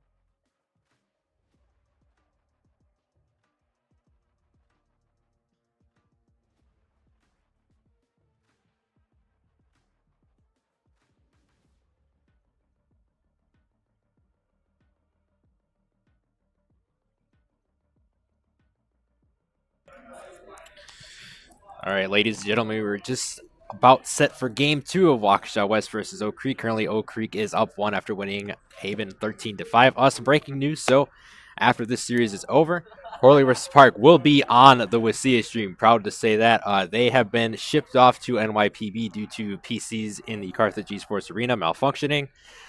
They just got the Grafton and Seymour Division 2 final to work, so they will be casting that on the Carthage Esports stream. But stick around here for the rest of Division 1 as we're going to finish off this series, and then we're going to go to Horlick versus Park, and then we'll go to the Division 1 final. Everybody got it? Good. All right. And we are going to be almost ready to go. Start game 2. This one will be on Ascent, so we'll see Waukesha West be on defense first, and Oak Creek will be on attack.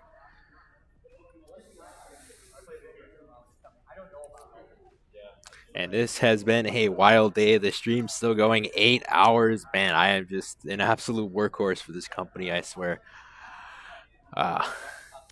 It's what I love to do, though, so it is all right. All right, game 2 on Ascent is going to start.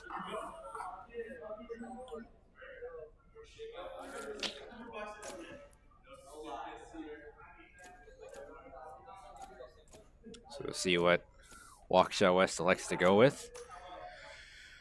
Looking like pretty much the same lineup. Chalk is still going to play Harbor. Gooby is going to switch to KO. Snipes is going to stay on Sky. KTX is going to go Reyna. Zora is going to go Cypher. On the side of Oak Creek, we're going to see Speedy play at Killjoy again. We're going to see Froglicker stick with Sky. DMS sticking with Omen. Chow sticking with KO. And Rome going with Reyna. Seems to be the common theme, common team cohesion from the Knights.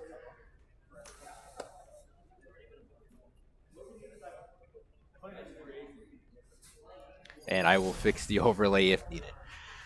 As we get set for game 2, Oak Creek wins this game. They move on to the Division 1 Grand Final to take on either Horlick or Park, which will be coming up. Very excited about that, by the way. Oh, I'm glad things worked out in the end for me to actually cast that matchup. Might not have 100% left in the tank, but you know what? I got above 60 left in the tank. So that's good enough for me. I'm just going to be wasted tomorrow morning. Not the League of Legends overlay. Alright, just fix it up a little bit as we get set for round 1 of game 2. With these two squads going at it.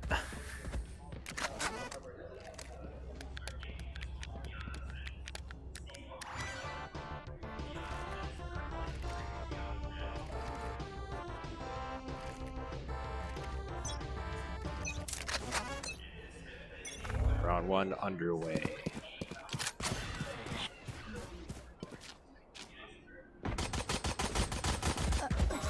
See Rome immediately get a pick onto KTX.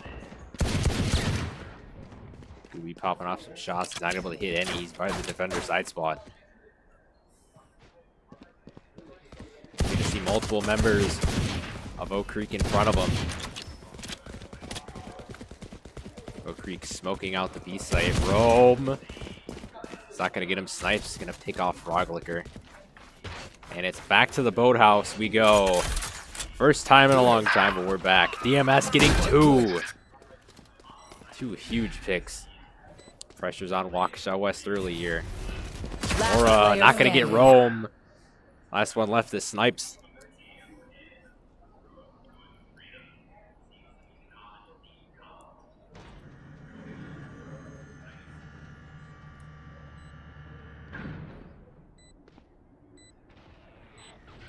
See, Snipes. Shoot Rome twice. Barely. Doesn't even get those shots, surprisingly enough. Not even able to get one. Oh, he gets DMS off the teleportation. That was a nice pick. But ultimately, Rome going to finish with 3K, and Oak Creek takes round 1.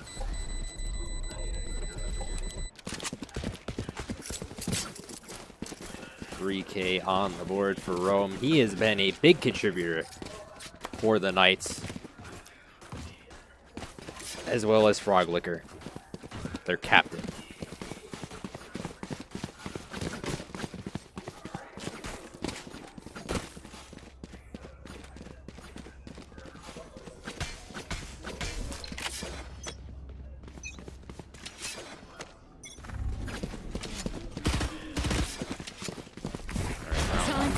in.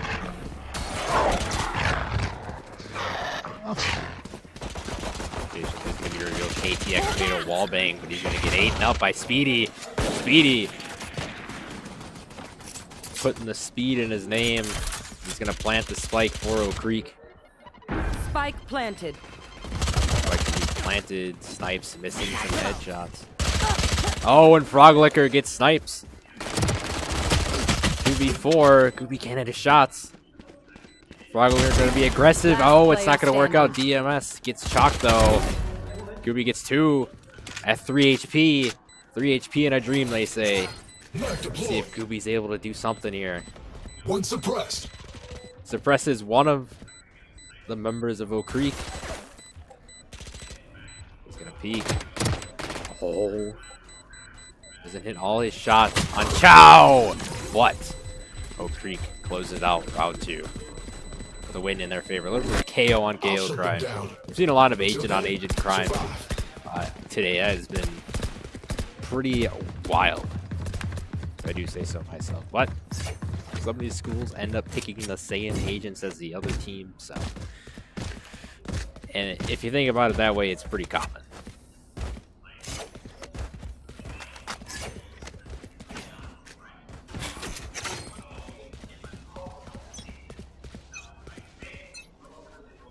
Shutting them down.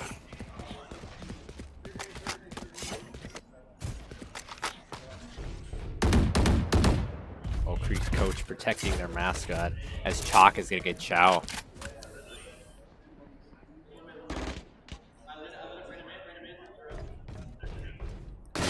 Peeking mid cubby. He's going to find DMS. He's going to get him down to about half HP, but Gooby himself, 2/3 of his HP is already gone. Chalk is going to be peeking garden. Senses. Oh, and Rome. Yes, he is healing. He gets 2.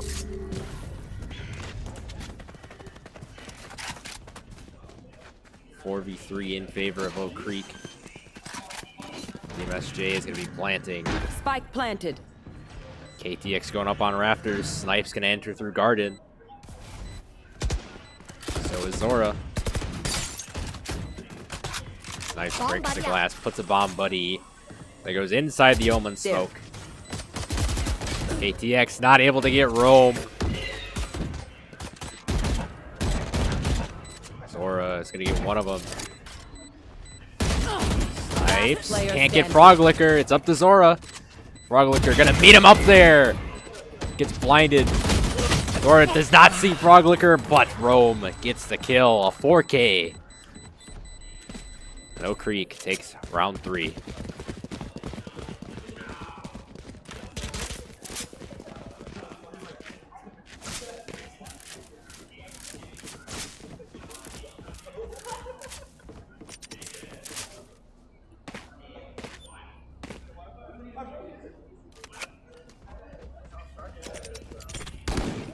This goes here. Yes, this should do. And round number 4, system in. Gooby's gonna launch the EMP. Gonna try to suppress some members. Oh, it's actually gonna get destroyed. It gets shot down in the air. Chow's gonna open this round with a kill on the Chalk. Throwing a flashbang. Oh my goodness, sailing it like he's Patrick Mahomes.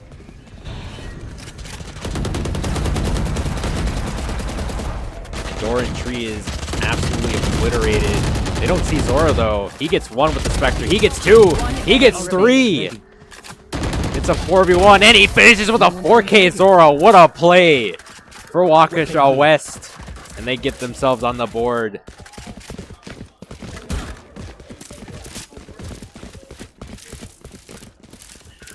Masterful job done by Zora.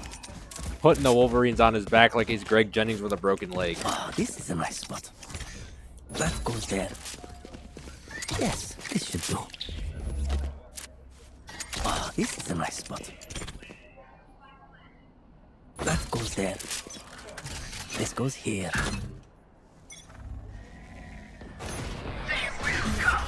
Let's see what round 5 begins.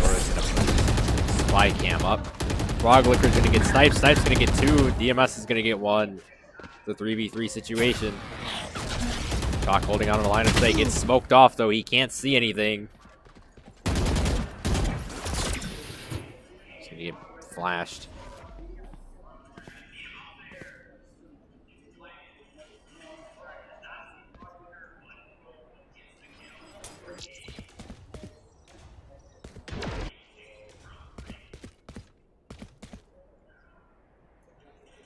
Gooby is going to hold the line of sight mid-market. He's going to see one. That's going to be Speedy. Spike down mid. He's going to throw an EMP.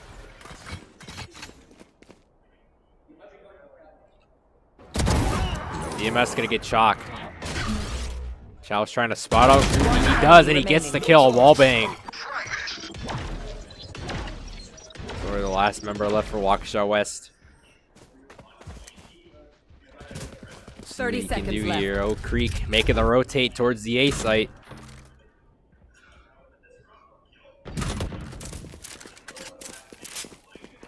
Zora's going to sense it. DMS planting. Chow is going to have his 6. They found my wire. Zora's going to go up on the rafters. Sees him on the spy cam. That isn't shot. I must wait a moment. That spy cam was not shot down at all. His presence is detected, though, and he's suppressed. Time is ticking for Zora.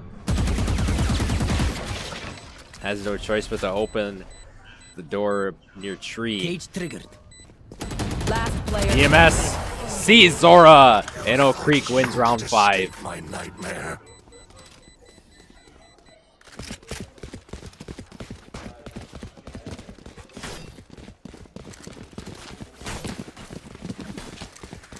A good round once again from Oak Creek on the attack.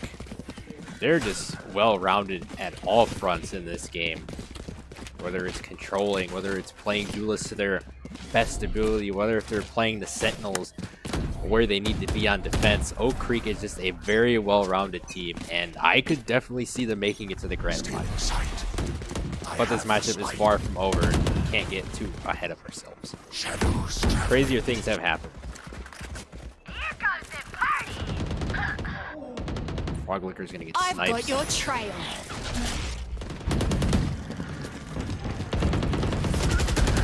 That's gonna be a KTX. He's gonna be planting. Froglicker sees Chalk. Enemy remaining. Gets another one. Got a 3K. Zora's the last one. Oh, through the wall. Froglicker, a 4K flawless round for Oak Creek. Here.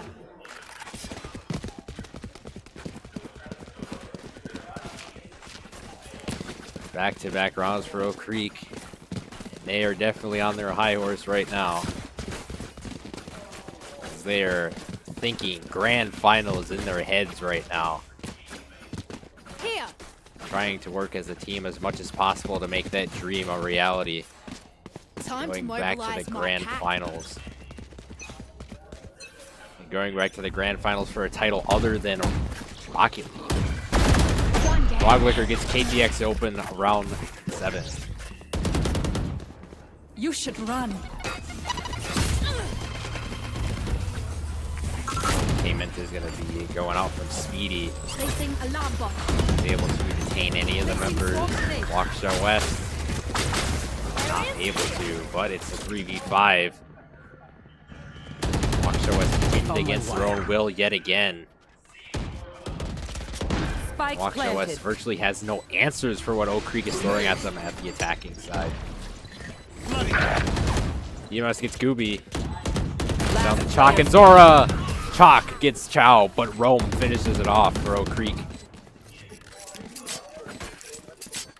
6-1 Oak Creek needing 7 round wins in order to advance to the finals for Division 1.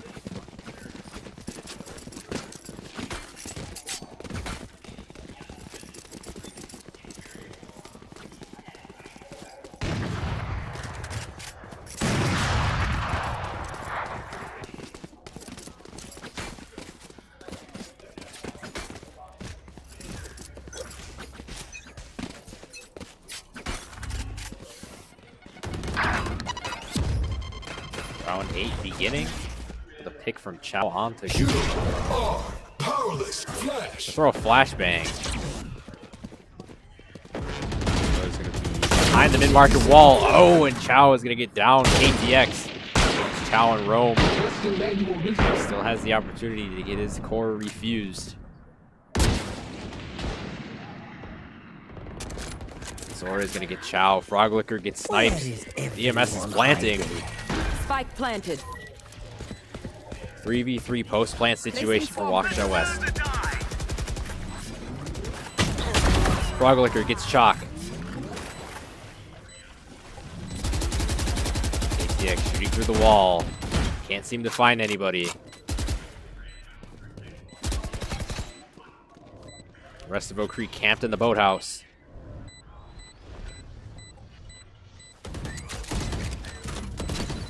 Here it's nice and cozy in there. Froglicker gets 3. Speedy gets Zora, and Oak Creek wins round 8. Where will they go this time?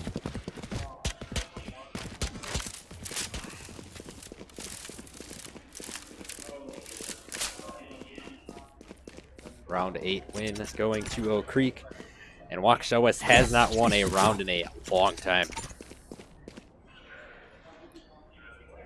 Waukesha West wants any shot of winning and getting into the Division 1 Grand Final. They're going to have to muster up some confidence within themselves and win a few rounds in order to do so.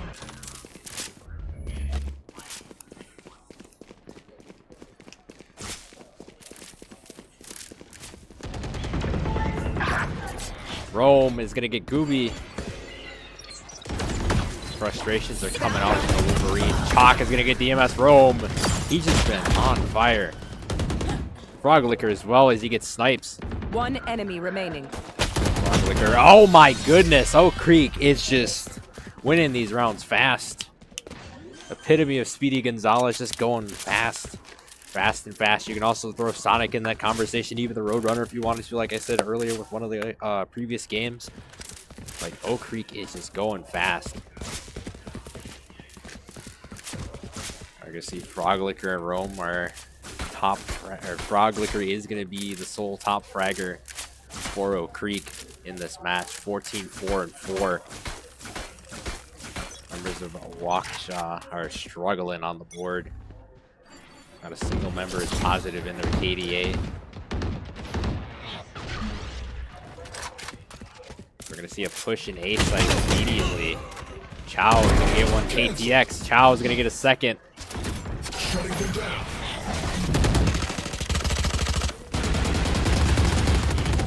Through the Cypher wall, he gets KTX.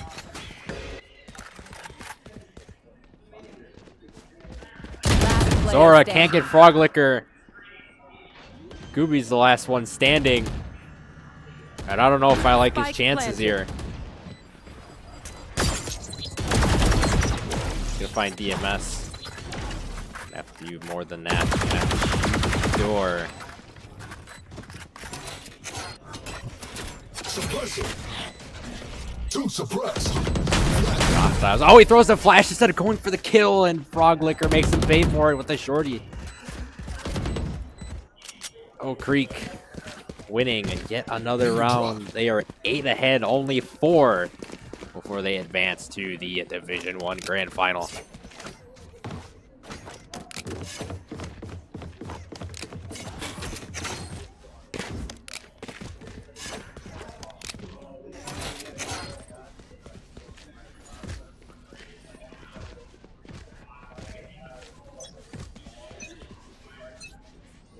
Shutting them down. 4 suppressed. 4 hostiles are suppressed. Nearly every member of Oak Creek was suppressed for a matter of seconds. I dropped the spike. Speedy's gonna get blinded.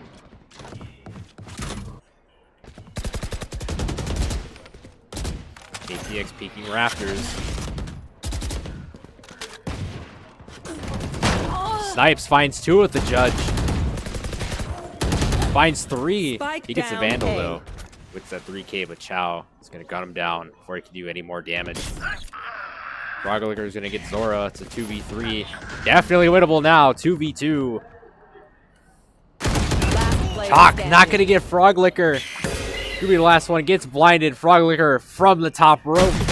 And he gets the kill with the shorty. 3K. Last round in the half. Going from the top rope like he's Rey Mysterio doing a frog splash. Oh my goodness. Froglicker doing it all. Froglicker 19-4 of 6 before the round swap. Oak Creek needing just 3.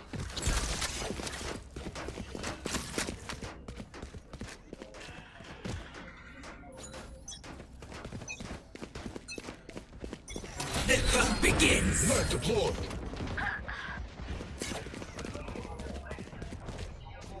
I've got your trail.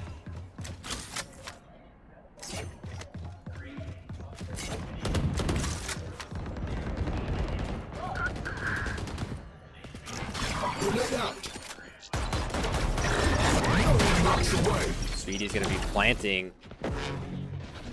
Spike planted. Planted. Oh my goodness. Froglicker, a 3K. One enemy remaining. Look at my phone for 1 second. He's already got a 3K DMS. Gets shocked. And Froglicker, a 4K again. Wow. Oak Creek looking very dominant. They could be the favorite to win Division 1 at this point, but we shall see with our next semifinal matchup that is going to be coming up, which will be Horlick versus Park. That will be at NYPB, but I am still here at Carthage Casting.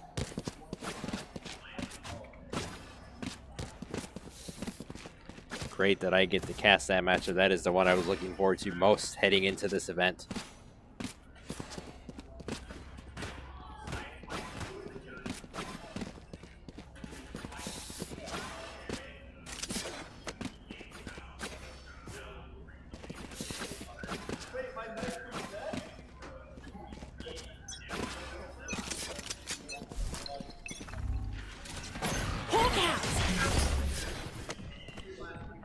Round 13 commencing here. See what WIHSEA West is able to do here.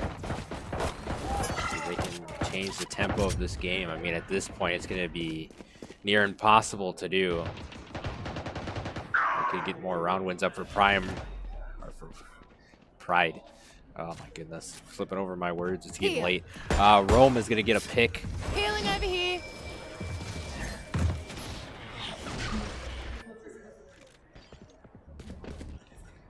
KTX going mid catwalk. Sees the dog. Oh, and he doesn't get Rome. Gets too distracted by the dog. Hey, I don't blame him. I love dogs. Anyway, Rome is going to get a 3K. Can he get a 4K? Yes, he can. Oh, boy. Are we going to see another ace? No, we're not. The Speedy cleans it up for Oak Creek. 1 round win away from advancing to the grand final. Match point. For the second straight time in 2023.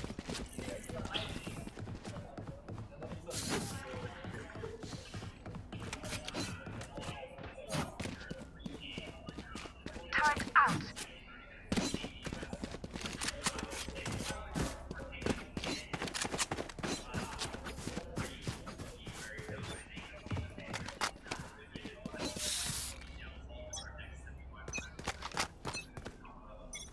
Alright, match point for Oak Creek.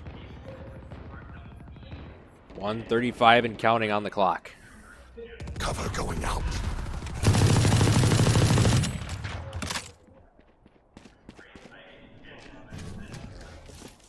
You see Speedy picking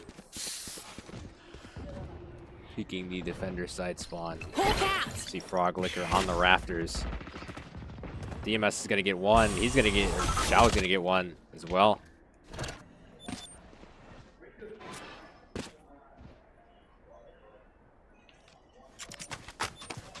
See what Zora can do here. He's getting pressed by a bunch of members of Oak Creek, as well as Snipes. And they know where 2 of the members of Oak Creek, or sorry, WIHSEA West are. Speedy's gonna get Zora, but Zora is gonna get DMS. 2v4 situation. Nearly impossible for WIHSEA West. Gooby's gonna get Rome. It's a 1v3 situation. Gooby's gonna get blinded. Froglicker's gonna come up. Can he get the blow? Yes, he can! And Oak Creek advance to the Division 1 Grand Final to take on either Horlick or Park. Great series from Oak Creek as they win 2-0. Top fragger is Frog Liquor yet again. Average combat score of 469, KDA of 24, 4 and 7, econ rating of 178, 4 first blood, 0 plants, 0 diffuses. And since this series is over, the next one will be Horlick versus Park coming up shortly after this break. Stick around.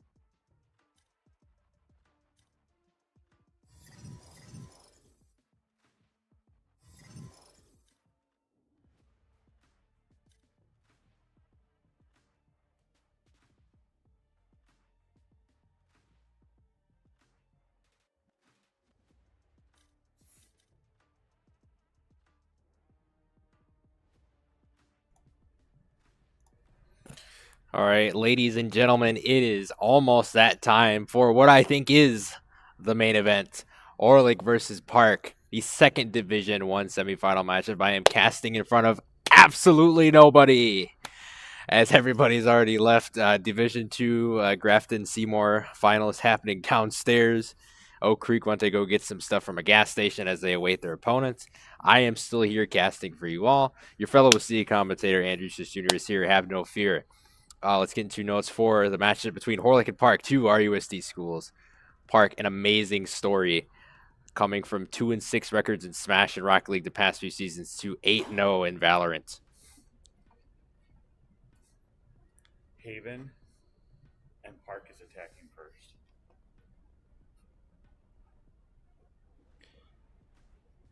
All right, so map 1 will be Haven and Park will be on the attacking side.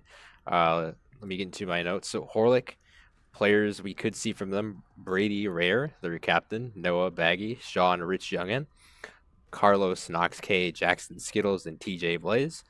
Spring 2023 season stats: 7-1 overall, 98-43 round differential, 4th seed in Division 1 playoffs. They defeated Greenfield 13-0 in week 1, lost to Case 13-7 in week 2. That was featured on stream. Defeated Oak Creek 13-10 in week 3.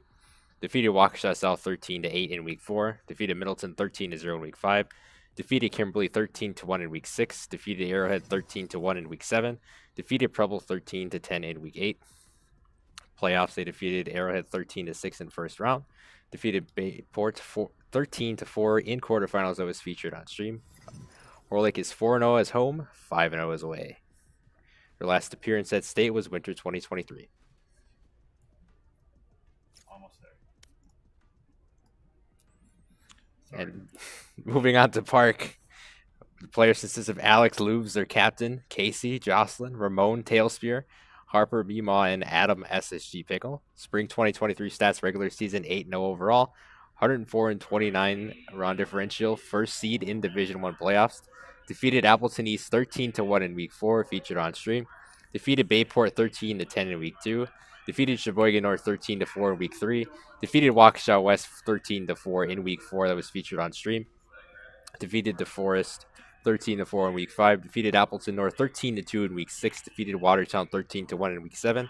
Defeated Greenfield via forfeit in week 8. Playoffs, they defeated Greenfield via forfeit again this time in the first round. And then they defeated Waukesha South 13-11 in a very close quarterfinal matchup. Park is 6-0 as home, 4-0 as away. And with those notes out of the way, ladies and gentlemen, honestly, it's a win-win for me. But ultimately, in my heart, I want Orlik to win this one. I think they're going to come out on top 2-1 over Park. But regardless, RUSD will be represented in another division final for Valorant. But ultimately, I want the Rebels to walk out on top. Park has a great story going for them, so don't count them out. They're going to be as motivated as ever, as they have been clicking on all cylinders all season long, no matter who their opponent is. They have been able to stick into their matches and find endurance in order to win games and amount to an impressive 8-0 record. Back in the days of Overwatch, Park was very successful. They had 3 state appearances, I believe, in Overwatch as a whole. And then their 4th state appearance comes tonight against Orlik in the Valorant Division 1 semifinal number 2. Okay, it looks like almost everybody is ready here. Just waiting for Baggy to exit the in-game training.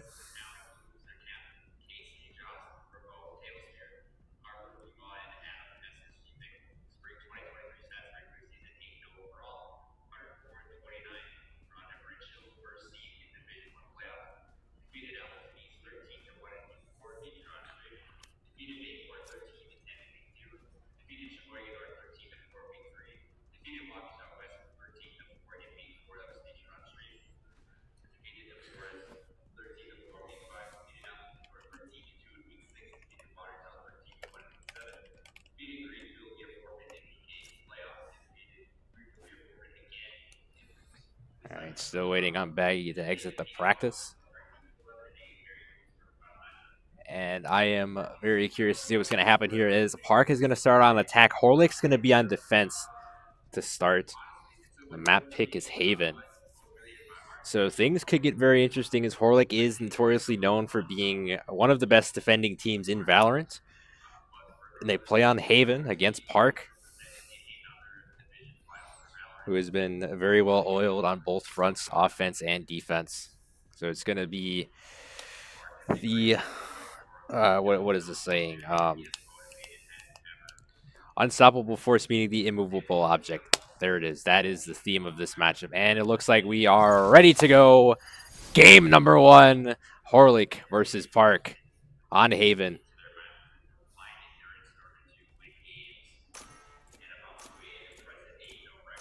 I'm going to see Blaze go with Killjoy. Nox K going as Sky.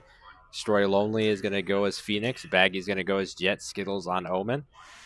Louvs is going to pick up Chamber. Mimo is going to be Sage. Jocelyn picks up Jet. SSG Pickle rocks KO and Tailspear on his favorite agent, Brimstone. I'll fix the overlay a little bit.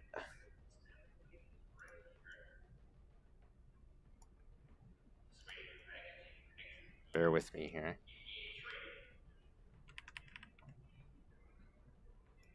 And if you are just tuning in to the stream, this is the Spring 2023 Valorant State Championship event. Currently, we have the second Division 1 semifinal underway. Horlick versus Park, 2 of the RUSD schools fighting for the Division 1 title.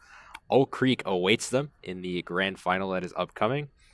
Division 2's grand final is still ongoing with Seymour and Grafton. After a quadruple overtime in Game 1 where Grafton came out on top, they're currently running through Map 2. And we are just getting started with this one. So we have plenty more action going. I know it's 9 o'clock at night. I know we were very behind on the schedule, but here's the thing. I'm still here casting for you all. And that's all that matters. Round 1 set to begin.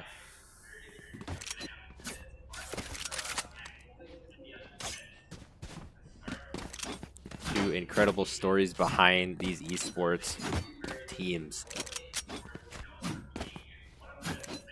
One of them will continue their story. Another one, the chapter will be closed. This semifinal officially is underway. See Skittles near B site hopping around here. Trying to bait out one of the members of the Park, it looks like. Jocelyn's going to walk up. Skittles going to ping. Misses the shots on Jocelyn.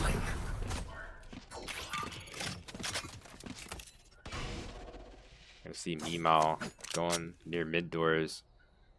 Quadruple stack near the mid courtyard. Park still vying for where they want to go here. In a bit of a sticky situation. Also gonna fire up shots. Gonna get healed up. Gonna go through the smoke. Nox K is gonna get SSG Pickle. Mimo Blaze is gonna pick up Tailspear. Mimo is gonna be planting. 4v3 situation. Destroy Lonely trying to get Jocelyn. Not able to. Jocelyn's gonna get that pick. He's gonna get another one. It's a 1v2. Blaze is the last remaining member for Horlick. 1v2 situation. He gets one. Can he get a second? That's the question. He sees Jocelyn. Can he get the clutch? Oh, he can't! And Jocelyn gets the 3K for Park to open up the game. First round going in favor of Park. Blaze failed to hit his shots on to Jocelyn there. Hopefully it doesn't bite Horlick in the back later on in this game.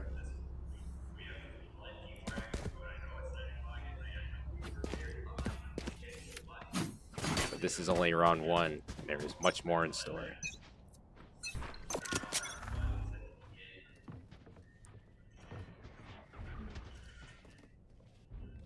He's going to be in C garage.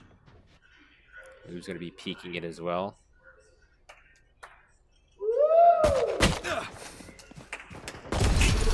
Nox K is going to get Jocelyn.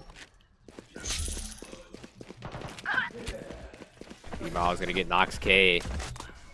Park's looking strong early here. Baggy's gonna scrape away. Oh, Tail Spear is gonna get Baggy.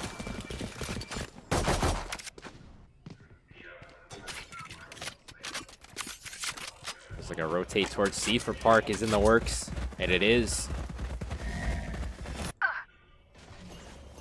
Destroy Lonely and Blaze closing in on C, as well as Skittles following suit. Nemo's planting. Spike planted. It's a spike down.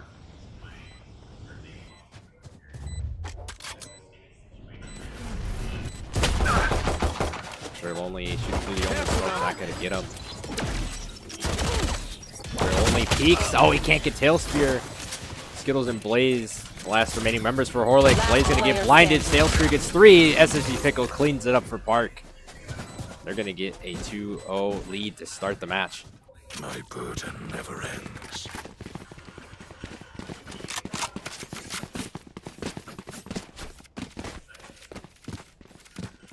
Round 3 about to begin. Horlick looking a bit shaky on defense to start out. We're gonna have to find a way to adjust to Park's map pick, which was Haven. I am everywhere. This is what happened to them a little bit in that Bayport match. They started out a bit slow, and they got things going later on in the match. Hopefully that metric happens for the Rebels here.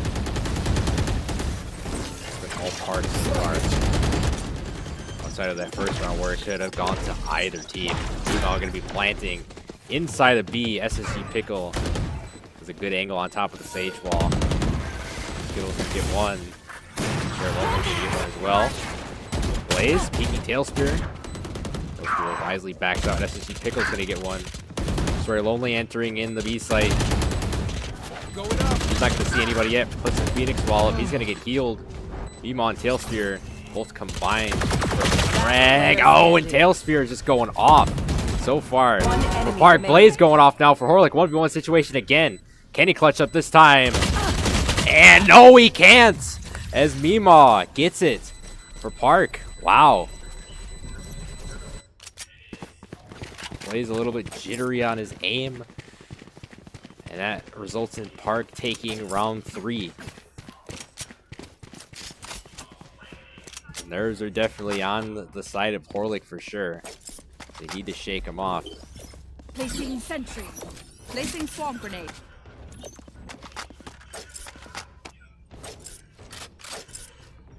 Recalling my bot.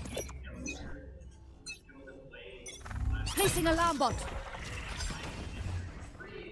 Round 4 begins. We're going to see an immediate C-side push from Park. Orbital strike coming down. Troy Lonely is not going to get Jocelyn. Park is just playing their game so far here. Isolating Skittles from the site. Blaze playing the Bucky and C garage. Down. Sage Wall is not able to get a single member of Park though. Ox K is going to get an SSG Pickle. Time to hunt.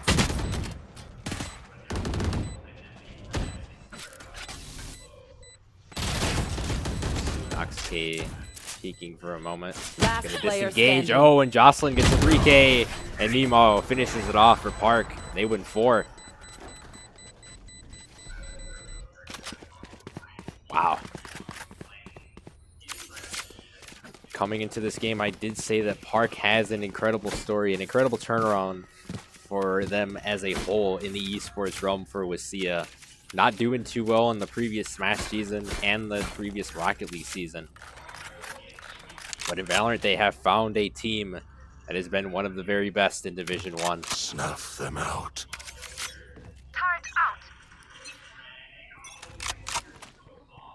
Horlick is being very uncharacteristic in this matchup thus far. He's really good on defense. They're just getting shut down right now.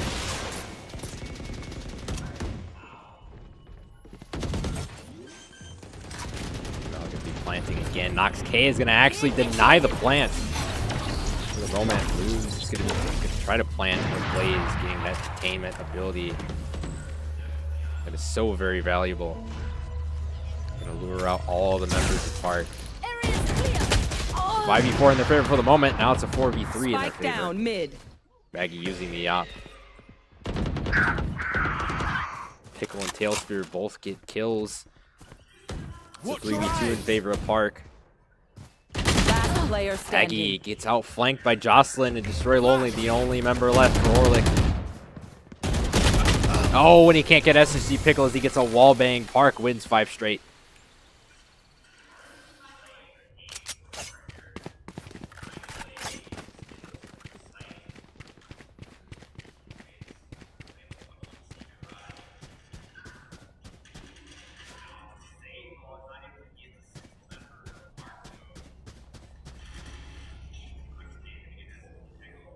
Hey. So we're entering round 6. Horlick needs to get some rounds going here. Hey. In their favor, they just haven't found a way to shut down Park's electric offense. Oh, and the jet ability from Baggy is not going to do the trick either. Jocelyn just shoots him down before he can even get one. You are planting in the A site. Again, just catching the Rebels slipping is Park. Any chance that they get.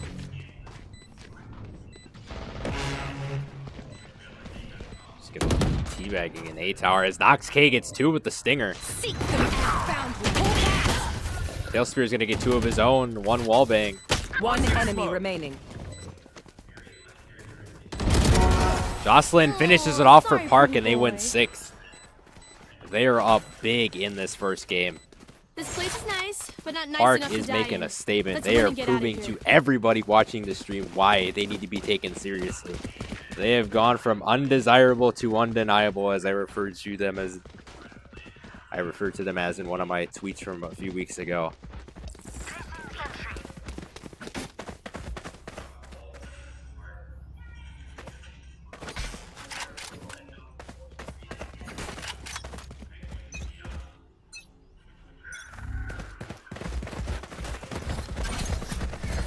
Privilege of casting some of the Match of the Week streams right next to Park, and yeah, their coach Travis Witt, he has been whipping up some good game plans and strategies with a whiteboard at NYPB. I've been seeing it all, and they have just come a long way from doing this well. Blaze is going to get Jocelyn, but Meemaw is going to gun down Blaze. Meemaw is actually going to pick up Jocelyn. All 5 members of Park still on there. Baggy's gonna get loose. Tailspear is gonna get Baggy. Spike planted. It's up to Skittles and Nox. Again, Park just isolating Horlick away from the spike by any means necessary.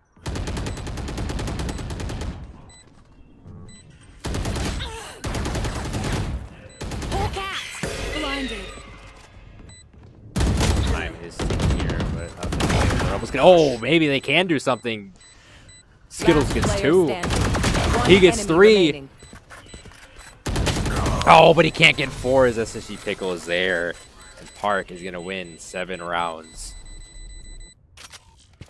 Only needing 6 to win map 1.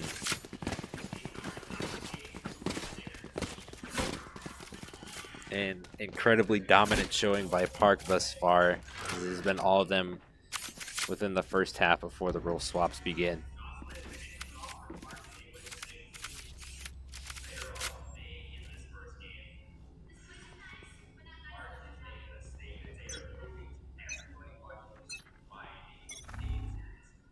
Placing sentry.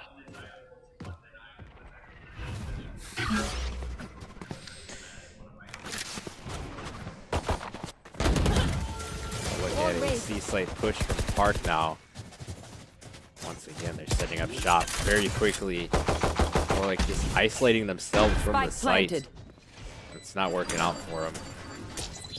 As soon as they look to push in, they just get stuck.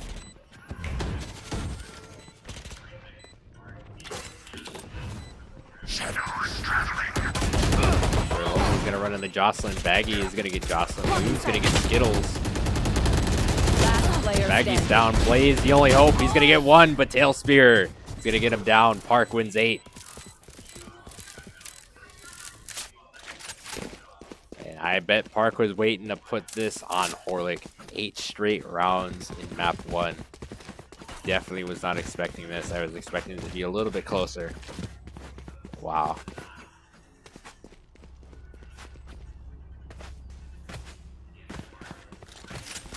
Turret out.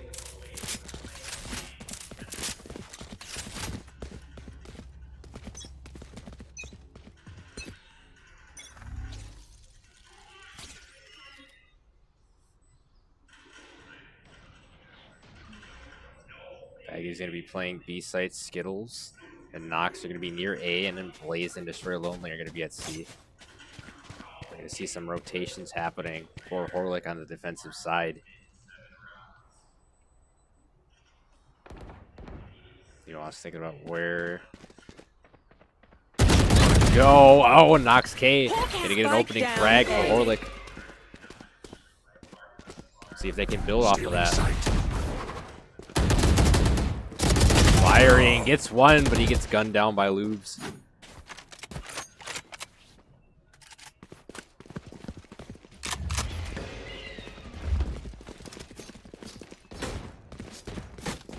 We're going to see Park rotate all the way over to C site. Baggy will meet them there with the op. He gets one.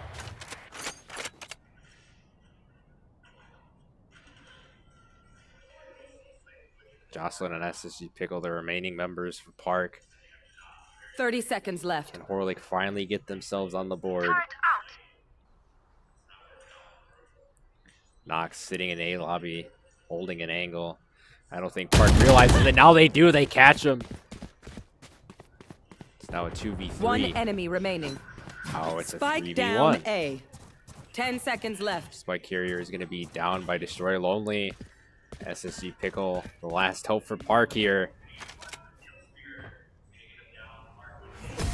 He's going to push up, but Horlick finally gets on the board, and they win round 9 as the time expires.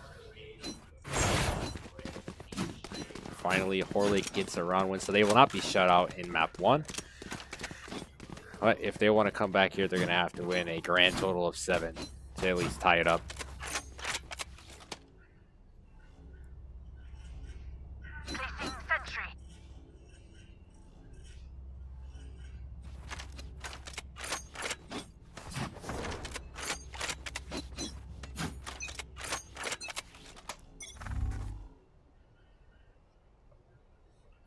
Round 10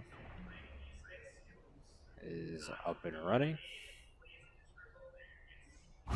See Jocelyn enter mid doors as the dash online shoots the Killjoy turret. Twice by Blaze.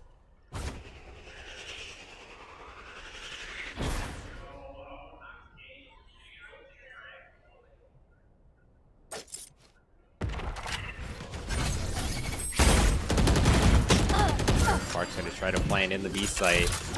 Horlick knows that. Blaze is going to put down the detainer.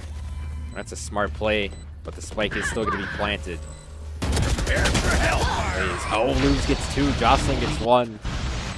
Destroy Lonely and Baggy, the last one's left for Horlick. Emo gets Destroy Lonely. Baggy's going to get spotted and suppressed. Nothing more he can really do in this situation. Park is back to playing their game, controlling the sites well enough. And this is why Park wanted to be on attack, because they are so good at attack, and they are so good at isolating the defense from getting to the sites as soon as they plant the spike. And we are seeing a prime example of that in this matchup as Park takes round 10.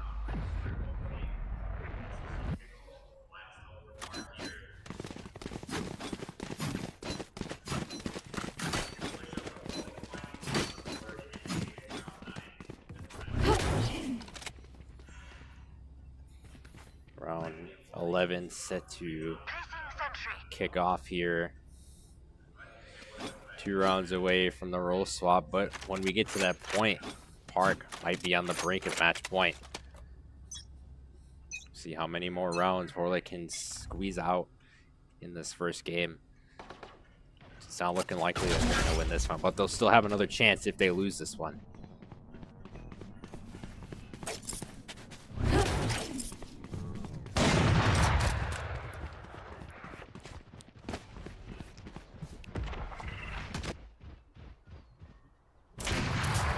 Baggy's going to get one with the op. Skittles going to get one with Frenzy. Spike down B. Ox K is going to get one. Jocelyn blank Skittles. One enemy 4v2 remaining. Situation. 4v1 situation. SSG Pickle gets the wall bang with Blaze. Team ace for Orlick. As they take round 11. Last Blaze coming round up big before for the his team. switch. In a spot that they needed him the most. Not exactly making up for those two 1v1 situations, but still winning a round for his team nonetheless.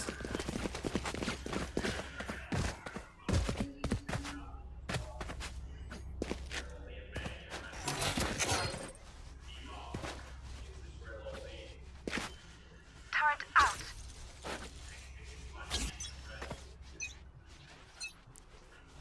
You want to play? Let's play. Orlick within 7 rounds. Seek them out. I was going to try to travel through sewer here.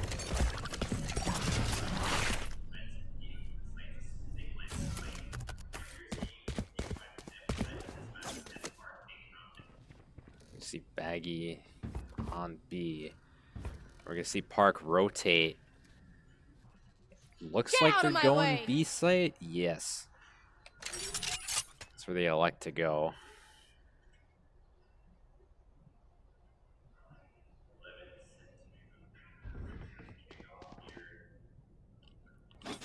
Baggy's going to be in C site. Skittle is going to be in C link. His presence is detected. And Park racing towards the C site. Jocelyn's going to get Baggy. The knife kill. Nemo plants. Tail Spear gets Skittles.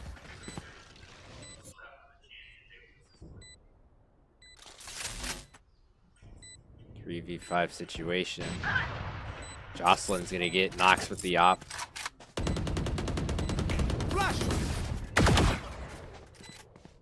Israel only saw one for a moment. Out. Back down.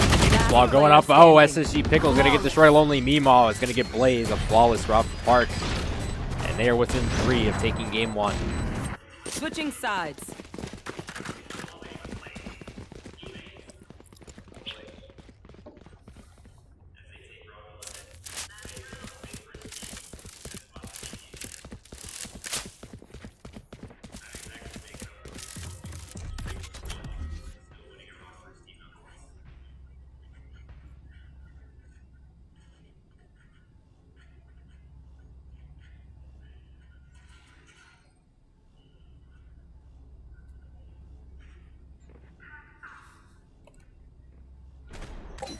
Round 13 is set to begin.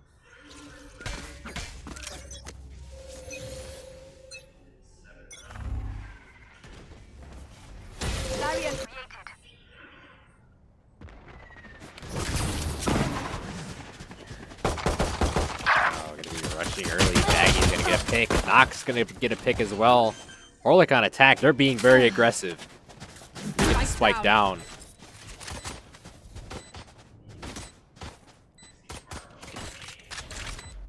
Jocelyn Tail Spear and lose all following suit with each other.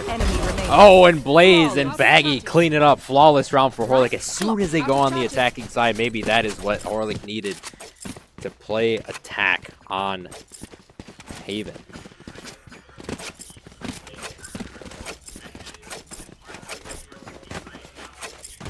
As it is a very attacker-sided map, at least from what I've seen so far in this match.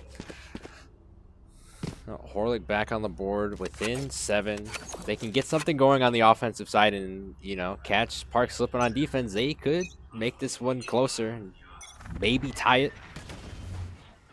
It's not out of the realm of possibility. It'll just be a very difficult thing to do. He's going to be peeking. It's not going to get any of them.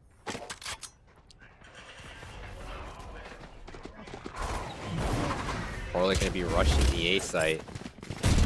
And they're going to do so as Baggy gets 2. Wow. Clean in house is Baggy. Put him in zip block. Baggy's kicking him out. Oh, he gets 3. He actually gets 4. Another flawless round for Horlick. All right, so we're seeing their attacking strategy come to fruition. Horlick winning 2 straight.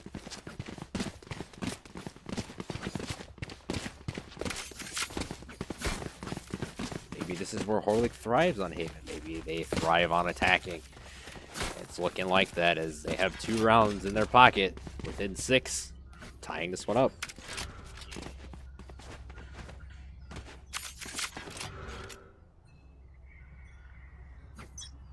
Here.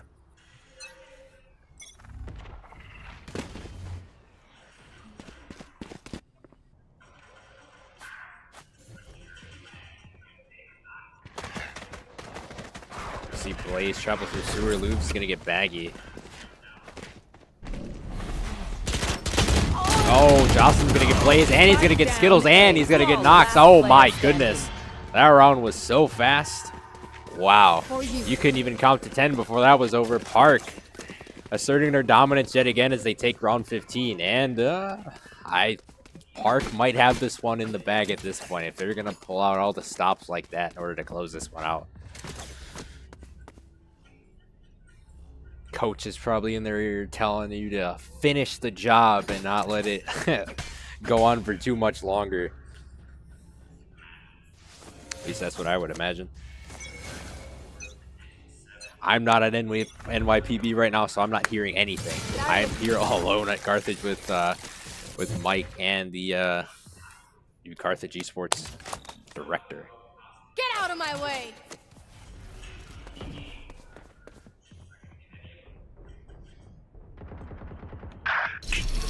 Baggy's gonna get SSG Pickle. And Blaze is gonna be planting in the C site. Spikes down. Mom's gonna sit in garage. Tailspear is gonna get outflanked by Nox. It's a 5v3 in favor of Horlick. I may have to eat my words for a bit longer here. Blaze gonna get Lubes. Jocelyn's gonna get Blaze. Destroy Lonely's gonna get. Oh, and he gets Mima as well. Destroy Lonely coming up big for Horlick as they win round 16. Time to stock back up. Baggy, no surprise there, top fragging for Horlick. Jocelyn top fragging for Park.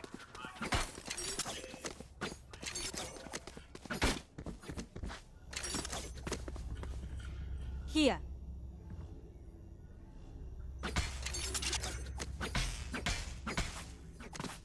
Fight!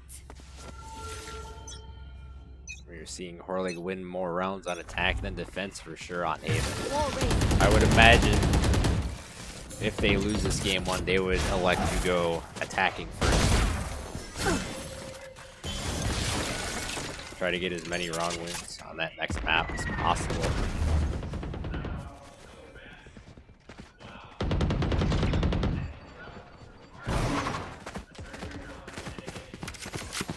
See Blaze have hold of the spike again, and it's looking like a possible A site.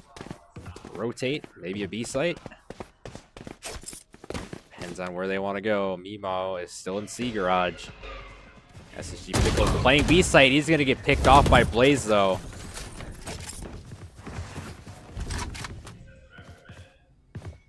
Blaze is going to go for the plant. Phoenix Wall's going to go up. He's got to get this thing down.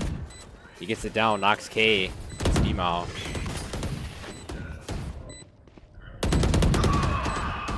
Destroy Lonely gets Lubes. Jocelyn gets Destroy Lonely. It's a 2v2 situation. Oh, 1v2. Blaze, can he clutch up? No, he still can't. And Jocelyn gets a 4K, and Park is going to take round 17.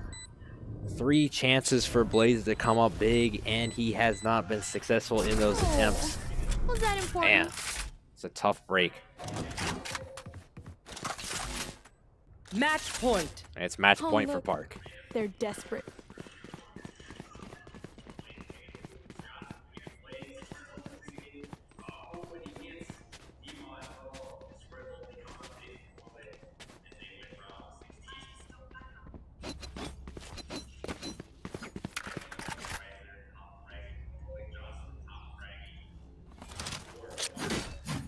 Alright, we're going to see round 18 begin.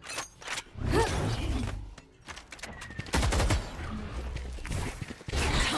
see Destroy Lonely have the spike this time. A bit of a change up. Oh, Lou's going to get Blaze right away. The opening first blood pick for Park.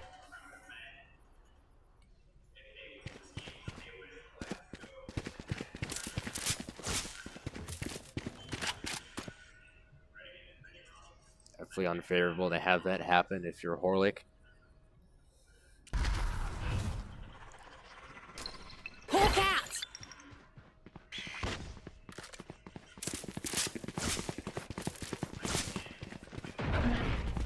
Spike drop.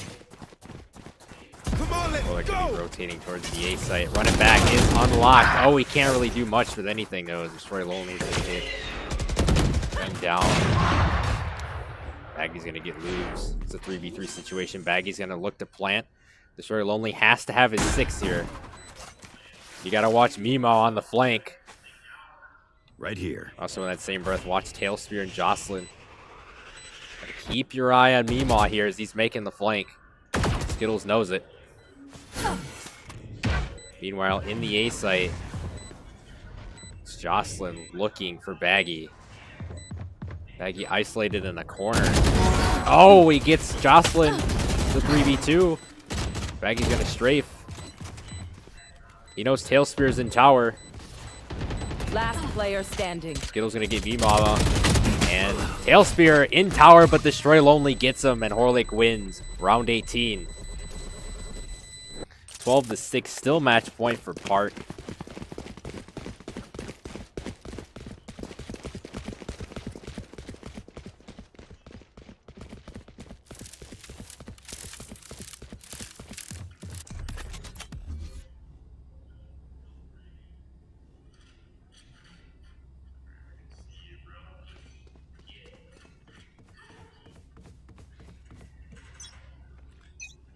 All right, round number 19 is going to start.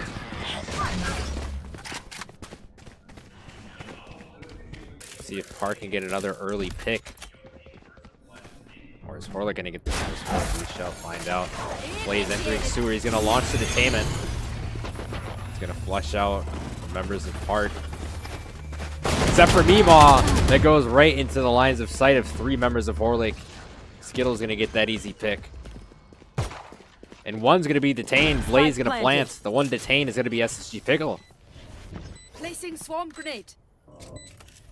Swarm grenade out. Spike is down in A. Jocelyn going to try to peek from tower. He can't really see anything. Has Jet's ability online. That could be huge. Oh, Baggy gets him with the op. Nox K a 3K. Oh my goodness. Wow.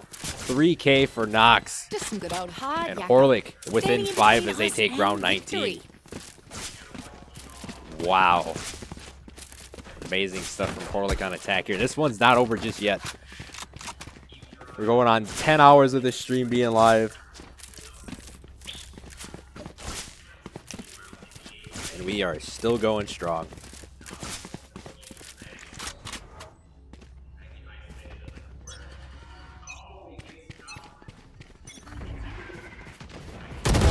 Piss off. Seek them out. Shout out to the 52 people watching the stream. I know it's been a long day and we're still going with state. Time to hunt. We've got at least possibly a couple more games left in this one and a whole Division 1 final to get to. Oh, Nox K is going to get SSG Pickle. Destroy Lonely's going to plant. 5v3 in favor of Horlick.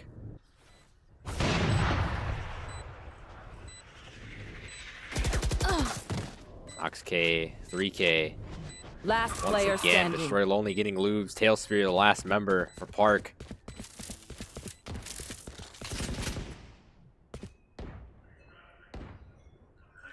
Tailspear just going to wait this one out. Not even going to attempt to go. It would be very hard to clutch a 1v5 situation, but Tailspear just going to sit back, relax, and let the spike timer go out as his team rethinks what they are going to do to close this match. Horlick is going to win round 20.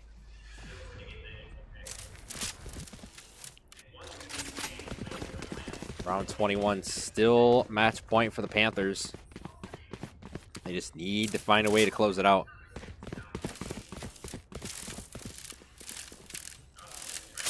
As it is now pitch black outside. Been here since it was sunny in the morning at 11 a.m. The grind doesn't stop, ladies and gentlemen. Suppressing.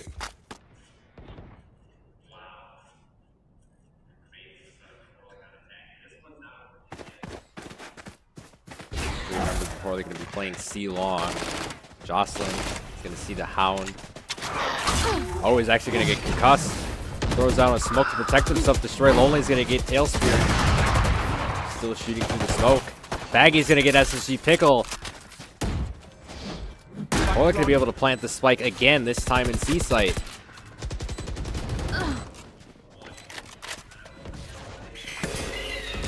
Blaze going to get Jocelyn, lose Mimo. Oh, he gets a wall bang on the Blaze with the Bulldog.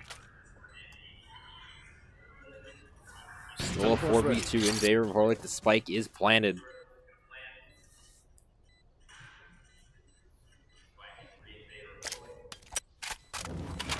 Loses Mima. Might just break this one out. Or Mima is going to try to make a valiant attempt. Skittles trying to peek around the corner. And Destroy Lonely is going to get the pick onto Mima, but Lubes is still out there. He's just going to let the timer go. Horlick going to win another round within 3.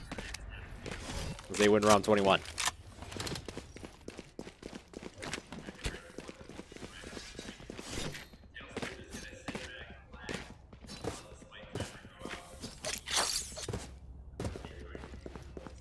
A gift.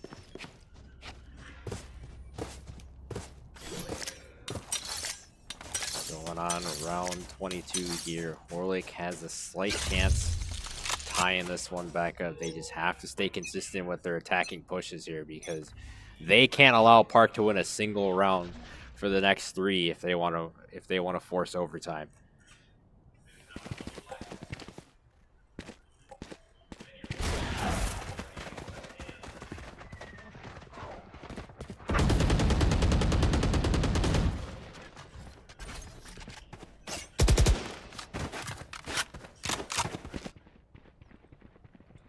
See Horlick going in A guarded. They might go for a B site plant. Get out or of they my might way. extend outwards for a C site plant. It's looking like they're favoring the C site, and they are. Lubes is waiting. He finds Nox K. He finds Baggy. Blaze gonna gun him down though. 3v4 in favor of Park. Blaze gonna plant. Destroy Lonely finds Tail Spear. That's huge. Blaze gonna get the spike down. Destroy Lonely finds Mimo. Jocelyn, though, gets him down. 2v2 situation. Skittles at 37 HP. Blaze at a full 100 HP. Last player standing. Gonna watch their flanks. Jocelyn gonna get Skittles. Blaze gonna be blinded. Oh, and Park is gonna take game 1. Valiant effort for Horlick to try and come back on the attacking side, winning most of their rounds there, but ultimately it was too little too late as Park wins game number 1. They win 13-9. And we will be on to map 2 shortly. Jocelyn, your top fragger for Park, average combat score of 333, KDA of 28, 14, and 3, econ rating of 93, First Blood's 5, Diffuses 2. Top fragger for Horlick, Nox K, average combat score of 246, 18, 15, and 10 KDA, econ rating of 58, 5 First Bloods.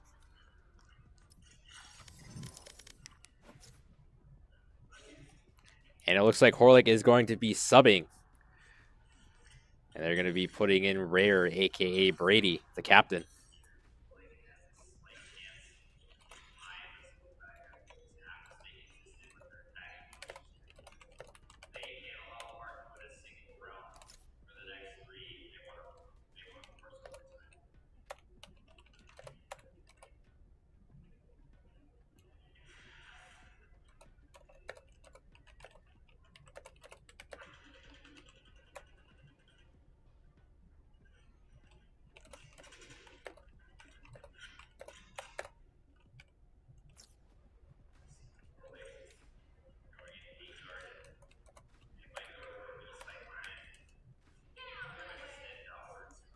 All right, so map 2 will be Ascent.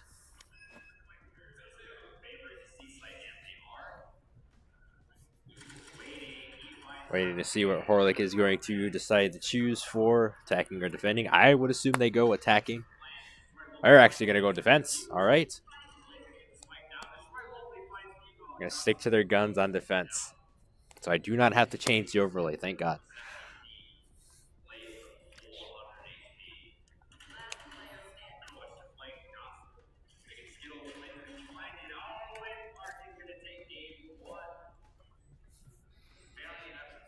All right, so Horlick will start on defense. Almost lost my pen.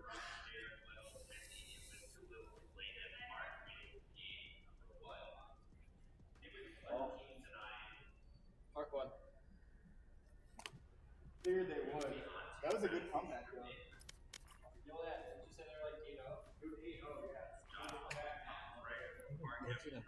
Wasn't Perk just winning like?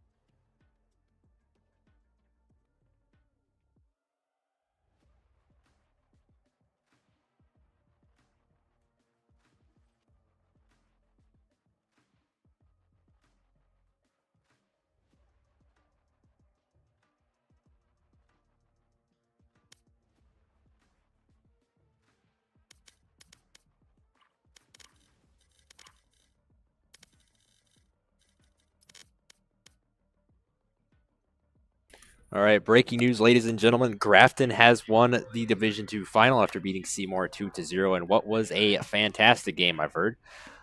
All right, but we will be getting set for game 2 of this matchup. Park took map 1 13-9 on Haven when they started on attack. Map 2, Horlick will be on defense on Ascent.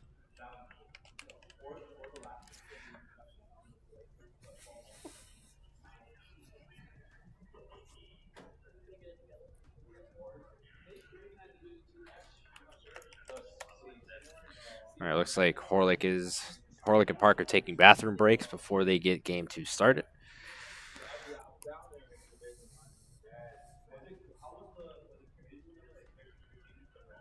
So we'll have a little bit of time before game 2 gets started. Man, it is 9:37. We are not even towards the Division 1 Grand Finals yet.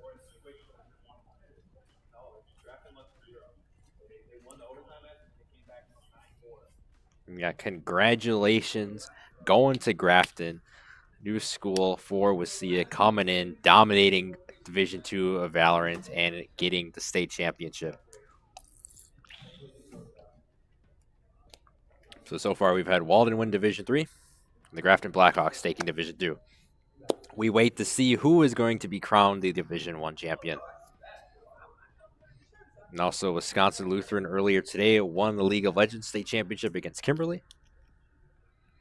That will be documented as well.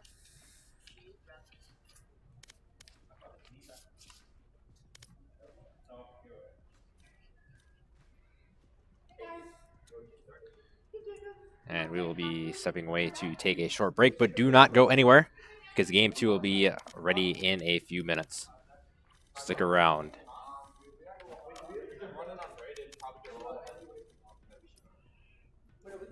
If I could alt tab here.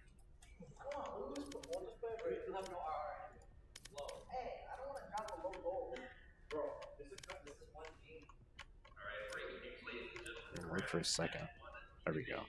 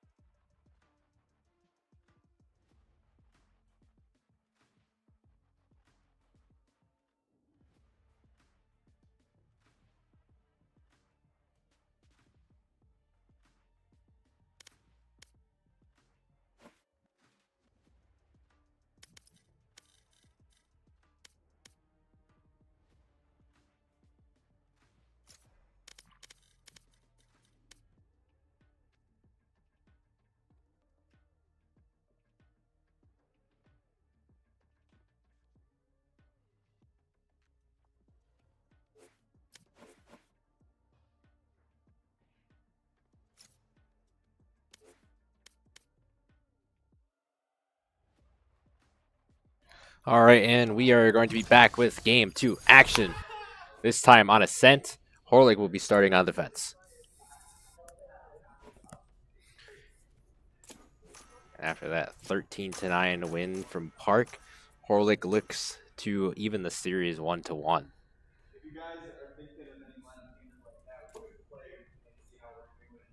As we're going to see the same lineup virtually for Park and the same lineup for Horlick, except Rare coming in with Sova being subbed in for Destroy Lonely, who is playing Phoenix in game 1.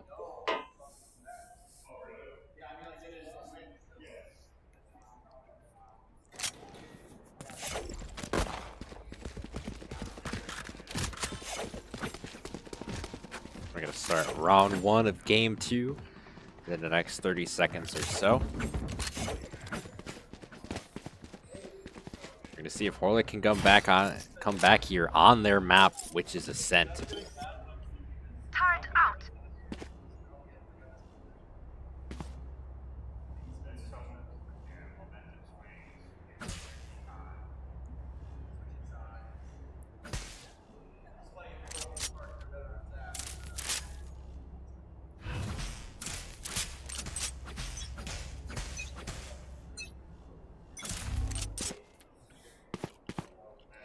All right, game 2 set to kick off.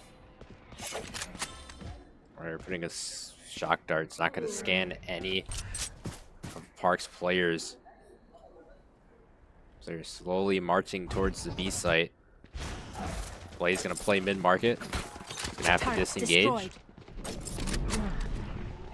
He's got a jack-o'-lantern charm, I see. That's besides the point is Jocelyn's going to get Rare. Baggy's going to get Jocelyn. Skittles is going to get Nemo. Tail Spear. Going to cause a little omen-on-omen crime here. The 3v3. Tail Spear is going to be suppressed.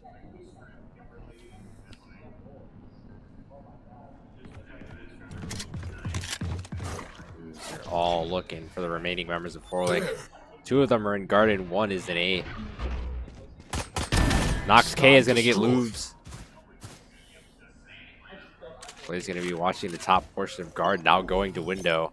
30 seconds left. Place the turret. Nox K watching Blaze's 6. Nox K sees 2 members. Baggy's going to get one of them. Spike down A. It's a 3v1 situation. Blaze still looking around. Baggy's going to find the kill, and Horlick takes a 1-0 lead to start game 2 on defense. Sweet, that went well. All right, same thing this time. And this is the Horlick defense that I am used to seeing. They start out strong. Can they keep the momentum on their side? That is the question. It's do or die time for the Rebels. If they lose this one, they will be out. Park will be advancing to the grand final for Valorant.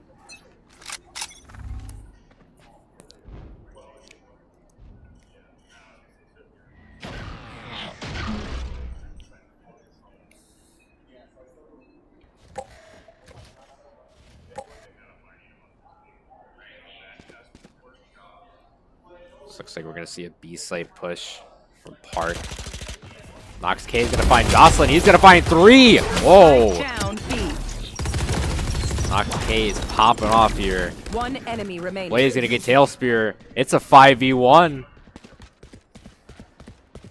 Flawless. And Baggy is going to get the last kill. Flawless round for Horlick as they take round 2.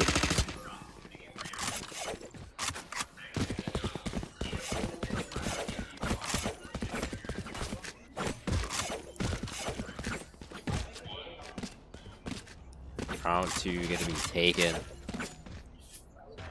Heading into round 3, the Rebels are looking sharp.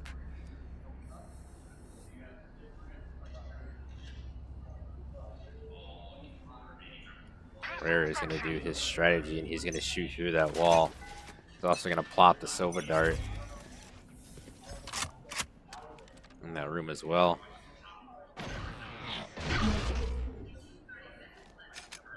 Skittle's going to be playing tree. Baggy's going to be flanking near the A site. He's going to jiggle peek a little bit. Isolate himself from Park. Throws the smoke down. Park has a good assumption of where Baggy's going to be. And they do, and they get him. Meanwhile, is going to be planting. Spike planted. Skill's going to be flanking. He's going to have to shoot down the door in order to access A site from 3. 45 in favor of Park. SSG Pickle getting knocked. Skittles didn't see Tail Spear. He gets a wall bang. Blaze gets meme out. Scanning ahead. It's a 2v4 here. Blaze gets smoked off. Rare. It's going to be claimed by Jocelyn. Blaze, the last member. His presence is detected, and he's also suppressed. Nothing more he can do as the timer is going to go out and Park, getting themselves on the board for the first time in game 2.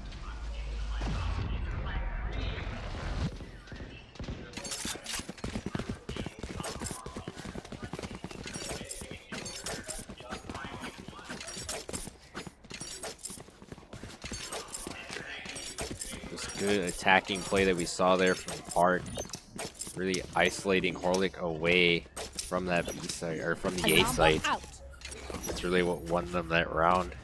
Placing swarm grenade. Using utility like the Omen smokes was big and key for Park to get back in this one. Turn out. Blaze setting up the turret. Omen smoke is going to be dropped down. Protect Blaze. The incoming Hound. Swarm grenade. Jocelyn is going to find Rare. He gets SSG Pickle with a wall bang. He was using the Odin, and now Jocelyn picks up the Odin. He says, oh yeah, I'll definitely pick that one up. As Blaze and Nox are going to get frags. Blue's going to get Blaze. 2v2 situation. Again, Nox K left. Jocelyn is going to be planting. Spike planted. They're going to be camping Boathouse. Baggy sees Jocelyn, gets him. Louv's going to get Nox K. It's a 1v1 situation. Baggy. I had low HP, but Louv's clutches up for Park as he gets a 3K, and Park ties the game up at 2 after winning round 4.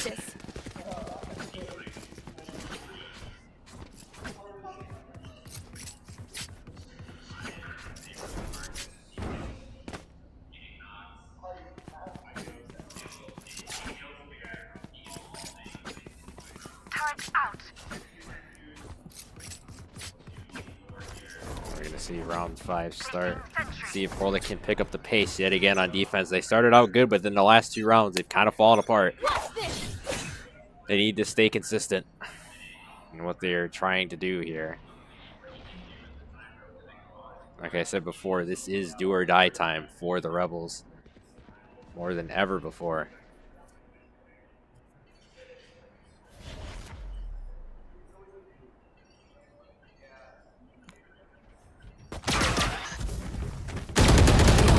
Jocelyn's going to get Nox K. He's going to get Skittles as well. And Park breaking the glass ceiling. Baggy's going to get SSG Pickle. Spike planted. With the throwing knives. I think he thought Rare was an enemy. Baggy's going to have to shoot down the door, and that's exactly what he's trying to do. Not even a full clip of this can solve that problem as Louv's is just going off right now. Oh, when Tailspear finishes it off, I can imagine Park screaming at NYPB right now after that one as they take the lead in game 2.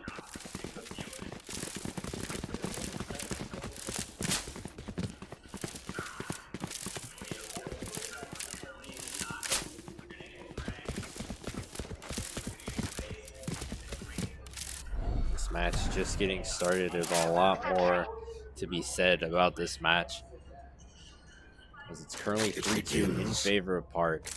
Still a lot of Valorant to be played in order to determine how this series is going to end. Cover going out. Skittles not going to get Jocelyn.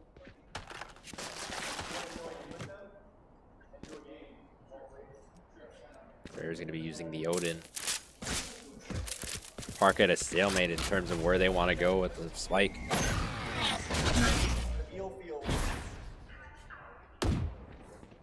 Meanwhile, again, going to have hold of the spike. The main spike carrier. Nox K is going to get Meanwhile the spike carrier. He's going to get Tail Spear. He's going to get Jocelyn as well. Spikes here.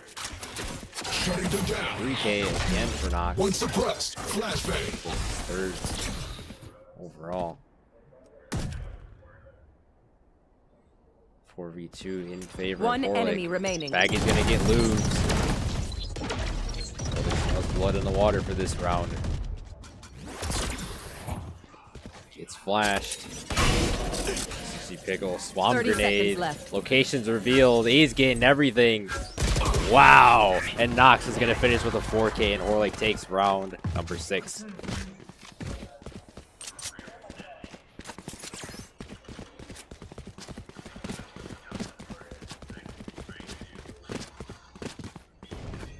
Need a drop. Thank you.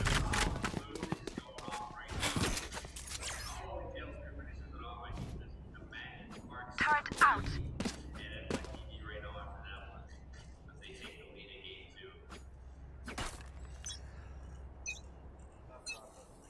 Round number 7 set to begin. All evened out here. Let's see which team gains the momentum first in order to break this tie.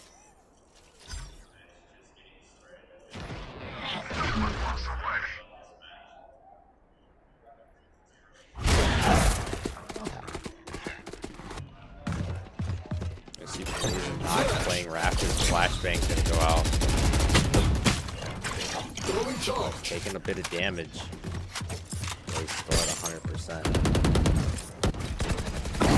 See Baggy playing mid courtyard. He's gonna strafe away. Park is gonna be entering mid courtyard.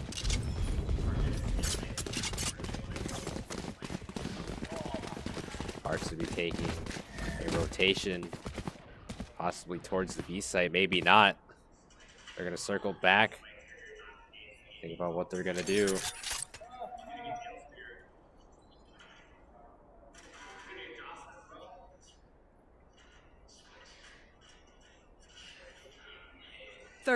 Left. Skittles and Nox K set up in the A site. Skittles playing Garden. You're gonna see Nox K in the A site.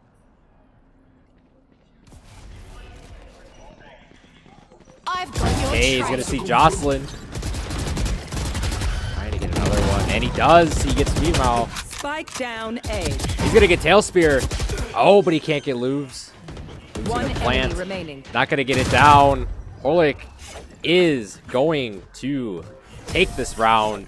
They win round 7 after holding out Park as the timer expires. Orlick gains the lead once again after starting 2-0 in this game.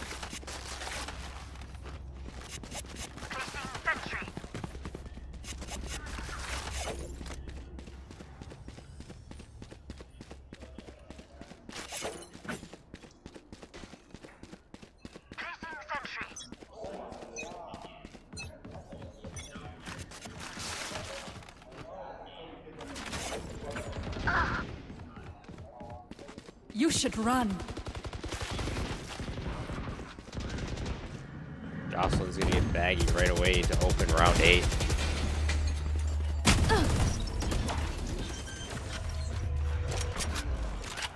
Three players are gonna be detained by Meemaw. The spike's gonna be planted in Boathouse.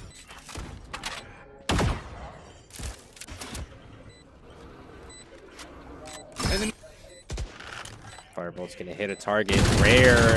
Gonna spray and pray with that Odin. SG Pickle's gonna get 2 though. It's a 5v2 in favor of Park. Last player standing. Pickle gets a 3K Blaze. SG Pickle, he's gonna get flashed.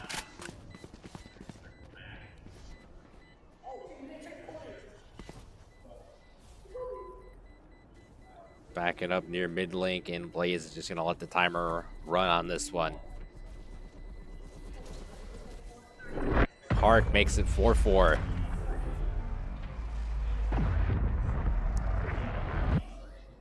You can trust my bots.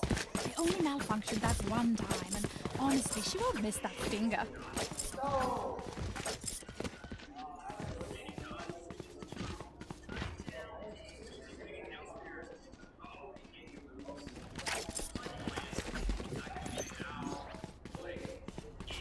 Alarm bot out. Placing swarm grenade.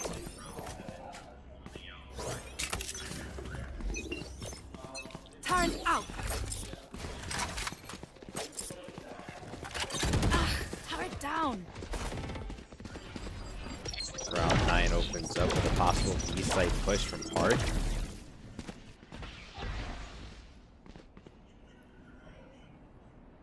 Nox holding a line of sight.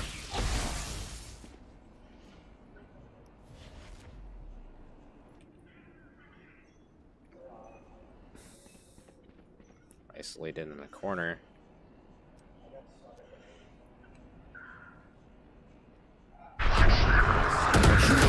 Oh, he doesn't win the encounter with Jocelyn though.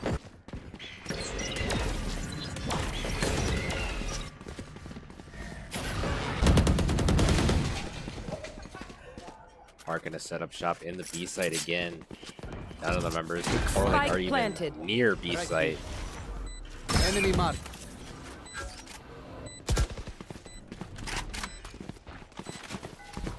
Standing ahead. You see the shock dart come off from Rare. He's gonna find one, trying to spray through the wall. Not gonna work too well. Tail Spear's gonna get Skittles. Last player standing. Maybe the last player standing for Orlake, trying to get at least one. He's not able to. Tail Spear is gonna teleport away, throw down a smoke. Baggy's gonna turn. Oh, try to quick scope. But Tail Spear 3K, a flawless round for Park as they would take round 9.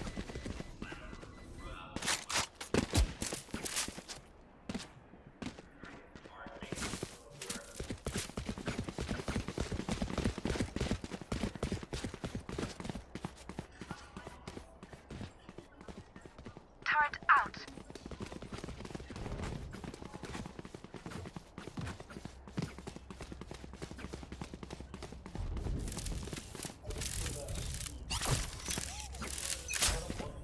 Round 10.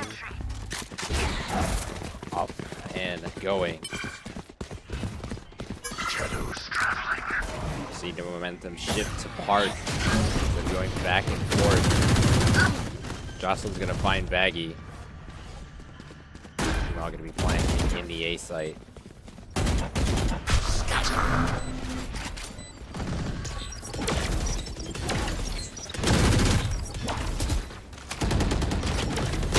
K gonna get Jocelyn.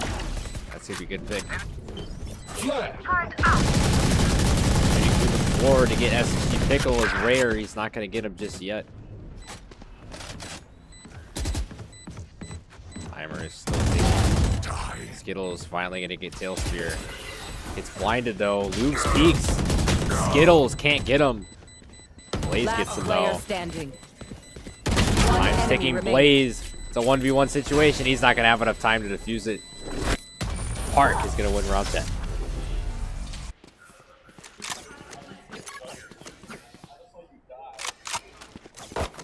So far, Nox K is the top fragger for Horlick, and Jocelyn, again, nearly top fragging for Park.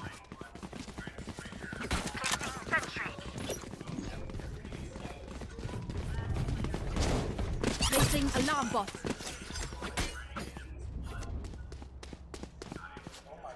Time for a field test.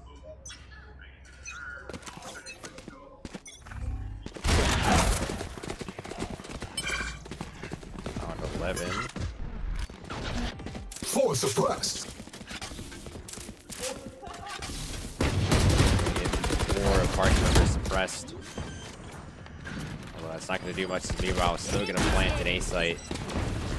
All 10 members, all 10 players still on the board here. Things could get ugly. They're about to get ugly as Lubes fires first blood. Skittles gets 2. Lubes I've got your to his trail. own. Nox is gonna get Nemo. Flashbang.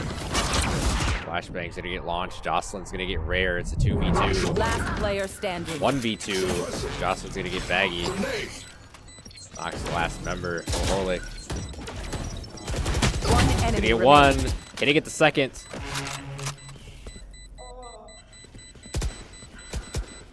And he's gonna get blinded. Oh, he still gets lubed. No, but he can't get the. Oh, he can't get the defuse in time. As Park is gonna take round Last 11. I round thought in for the sure half. Horlick would have enough time to get it if they clutched, but they took too much time. Took too long doing it. Park is within 6 rounds of advancing to the grand finals for Division 1 against Oak Creek.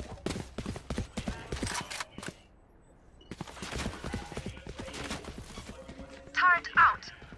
Repel them.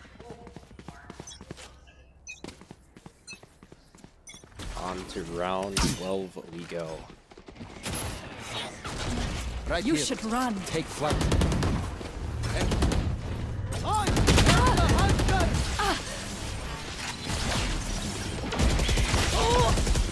Rare is actually going to get blazed with his own ability.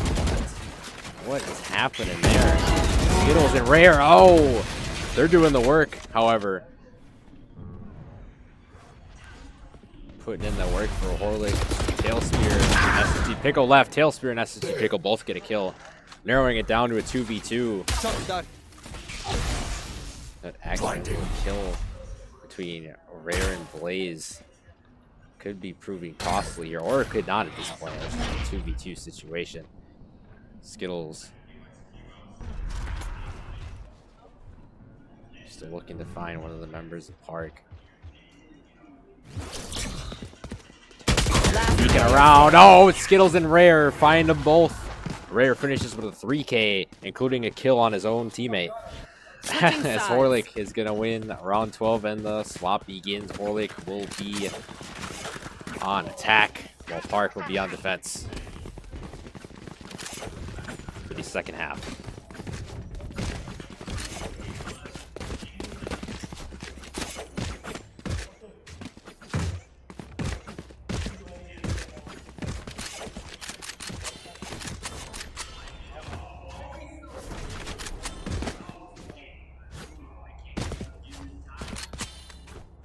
Out of charges.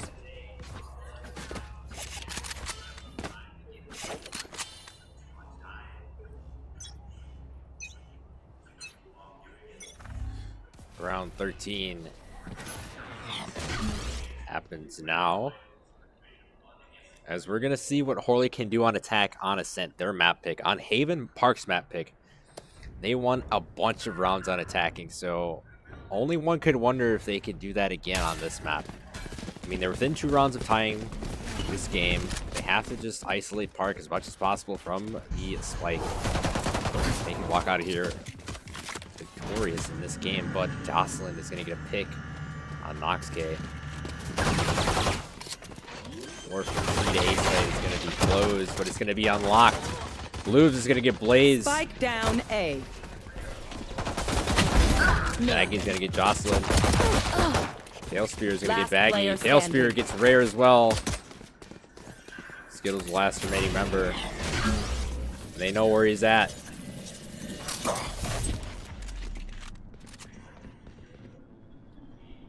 Skittles and A main.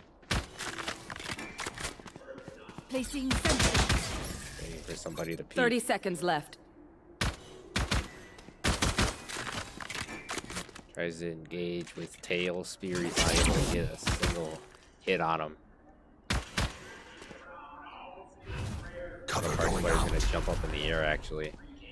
Time's ticking. Skittles gonna have no choice but to push in. Oh, he doesn't see Mima on his left side. His blind side as Park takes round 13. And they jump 3 rounds ahead. Turret out. Horlick's still within 3 rounds. They have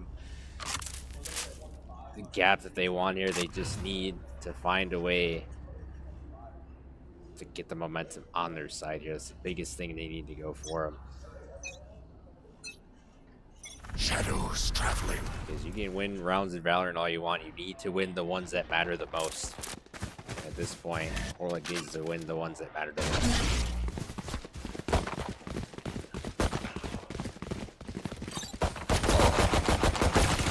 Pickle. Oh! Maggie is going to get that pickle. B. But it's already a 4v2 situation. A 1v4 situation. Oh my goodness, Lubes. Popping off for the Panthers yet again. Park, 4 rounds ahead now.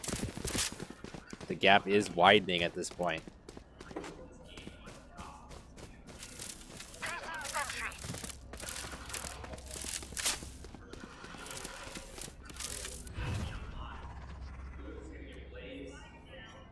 See, Lubes is definitely top fragging Park, and we're going to see that Nox K is still top fragging for Horlick. Cover going out.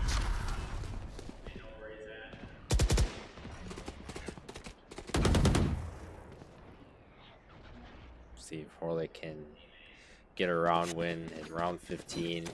They've let Park escape with 2 of them.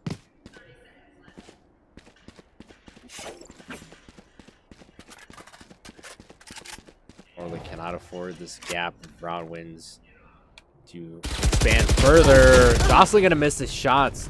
Baggy's gonna take advantage of that. Cover going out. Nox K down to 20 HP. Official. Rare is gonna be planting in the A site. Elsewhere's presence is detected. He's gonna be suppressed.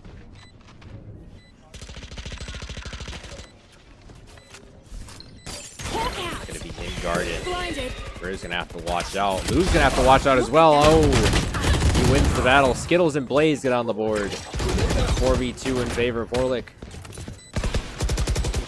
Last player standing. Last player standing, and Baggy finishes the round for Horlick at 3K. As Horlick wins round 15.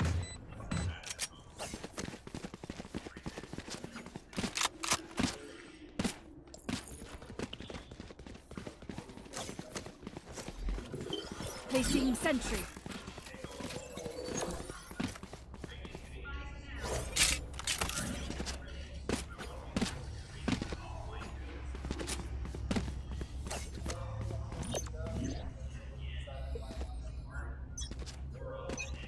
Round 16 set to begin. We're gonna see if Horlick can do some more damage on attack. Revealing Or is area. Park going to not resist here? Widen that margin further.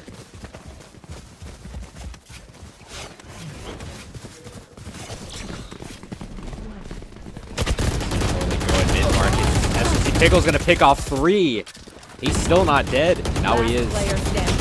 Jocelyn gets 2, and Park a quick round 16. They are relentless, and they were showing that in that round 16 that went by oh so fast. SSG Pickle with 3 kills. Jocelyn cleaning it up with 2 of his own.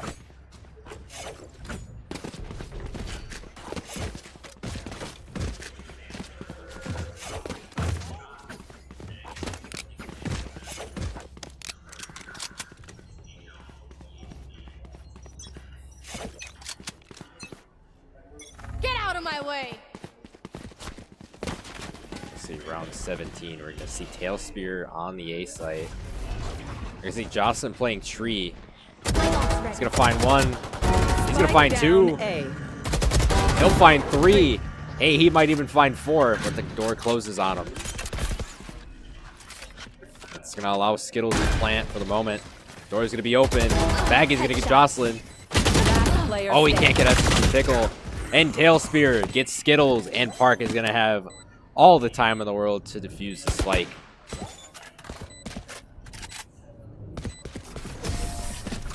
Park wins round number 17. They're within 2 from advancing to the grand final against Oak Creek.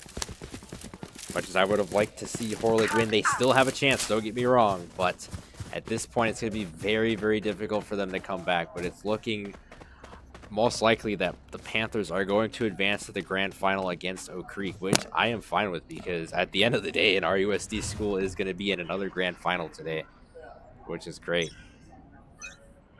Might even be tomorrow by the time we get past the Division I grand finals, if you know what I mean. Traveling.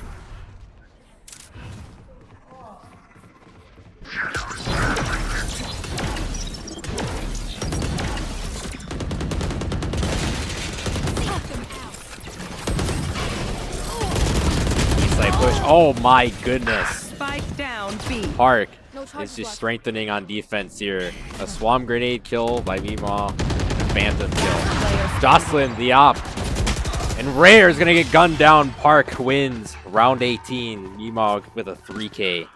Park one round away from advancing to the grand final. Sometimes old ways are best.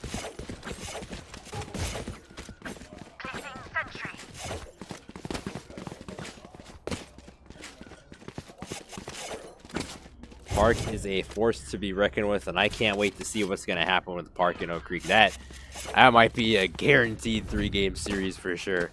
Let us hunt.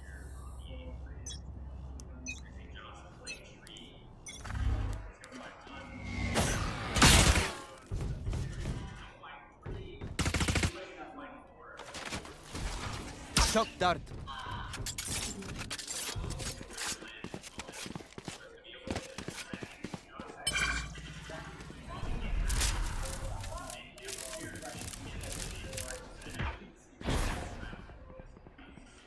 Round 19 going on right now. It's do or die time for Horlick. Let's see what they can do. Nox K is going to be in the B site awaiting the opposition, and he hits his shots. He gets Meemaw. He's stunned. Can't use that. Skittle's going to be planting in Boathouse. Finds the open seam, takes it. It's much needed. Nox K and Baggy getting kills of their own. That's just Pickle. Getting Nox K, 2v4 situation. Park pinned against the wall here.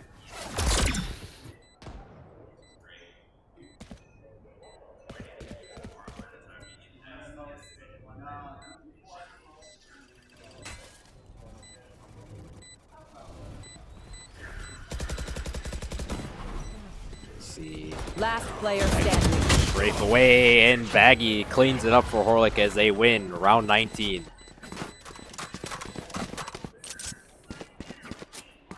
Round 20. Starting to be in the cards next to this matchup. All Park needs to do up to this point, finish the job, and they are one step closer from finishing their story. They will hopefully finish their story against Oak Creek, going from undesirable to undeniable. One suppressed. Because Oak Creek and Park is going to be an exciting Division I final. Sucks that it's going to be happening close to midnight, but you know, that's all right. As long as we get to see it. Jocelyn's going to open up with a pick onto Baggy with the op.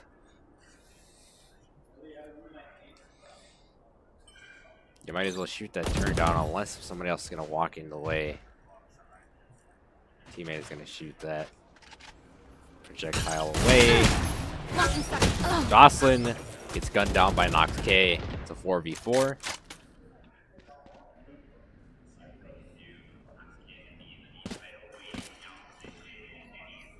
There.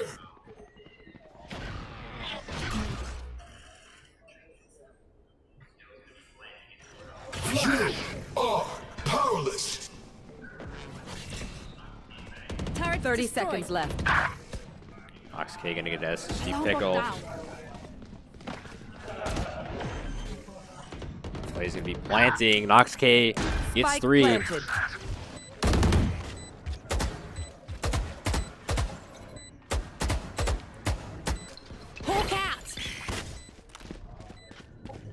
Tail Spear, last remaining members for Park.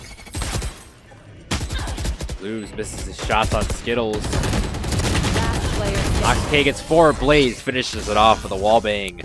Horlick takes round 20. Level heads until we're home, yes? Good.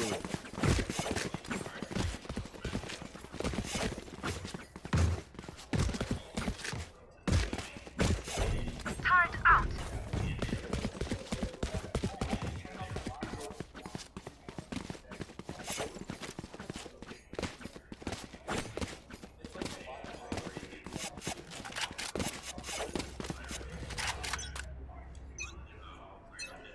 Right here. Round 21. Revealing area. You should run. Opens with Rare launching a shock dart. Blaze gonna go for some detainment. Rare's gonna launch another shock dart. He's gonna reveal the location of Emao. Park forced to scuttle away from the B site. Not sure what Rare's doing here. He needs to push up and he needs to plant the spike. Or Park goes on a rampage despite being outnumbered. Spike planted. Spike's planted. Emao gets Rare. Initiated. And now Emao is going to do some detainment as well. Last player Now standing. Baggy is going to get Tail Spear. Lubes can't clutch it up all the way as Blaze gets it for Horlick as they win round 21. Look for my shadows, they will hide you.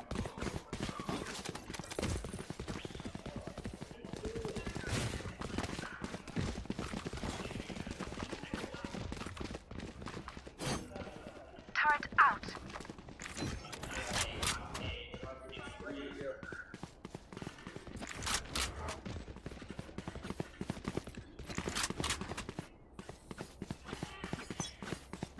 It is still match point.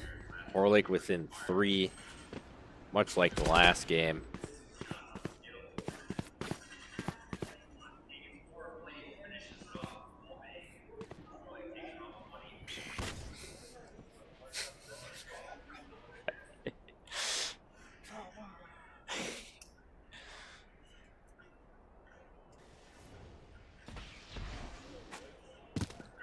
What are we going to see from Horlick here? Is they're going to be playing mid link. Joshua's going to be suppressed. SSG Pickle is going to be playing mid market. Looks like Horlick is going to look to make a rotation towards the B site. SSG Pickle is going to get Baggy with a wallbang though. Site lose. Spike Going to get down one. B. Ox is going to get one. Jocelyn's going to get one as well. Horlick only has 2 players on the battlefield. Both of them are going to get flashed. Nox K gets Tail Spear. It's a 2v3 situation. 30 seconds left. Scanning ahead. Not ready yet. I am the hunter! Rare launching the ability gets Jocelyn. It's a 2v2. They have to get to the B site. Time's ticking. Nox, the 1v1. Oh, and Park is going to advance to the grand finals to take on Oak Creek. Tough defeat suffered by Horlick as they lose maps 1 and 2, 13-9 to Park. Valiant effort by Horlick, though. Gotta give them props on an absolutely tremendous season for them as it comes to an end, sadly. Nox K, your top fragger, average combat score of 358, KDA of 26, 16, and 9, econ rating of 95, first blood 4. Top fragger for Park, Jocelyn, average combat score of 278, 21, 15, and 5, econ rating of 89, first blood's 10, plants 1, and Park going to the grand finals. And it is exciting. Park versus Oak Creek will be the final match featured on stream, but for now, we will be taking a quick break. So stick around.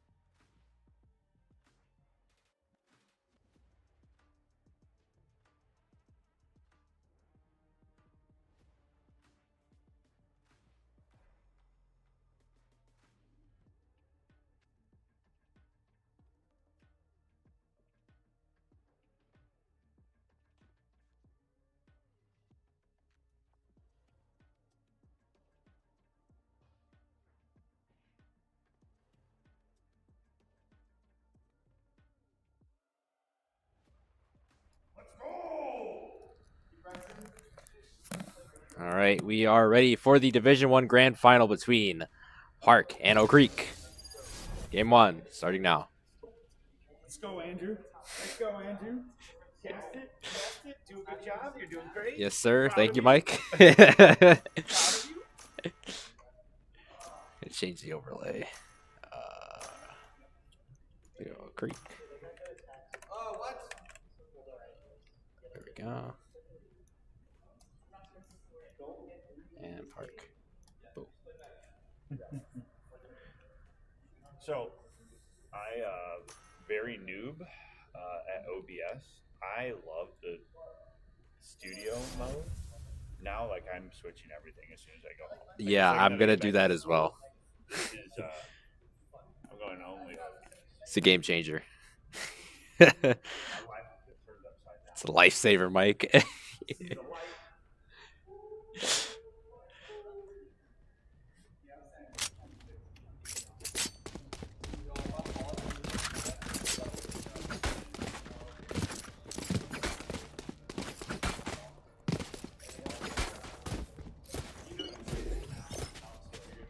Turret out.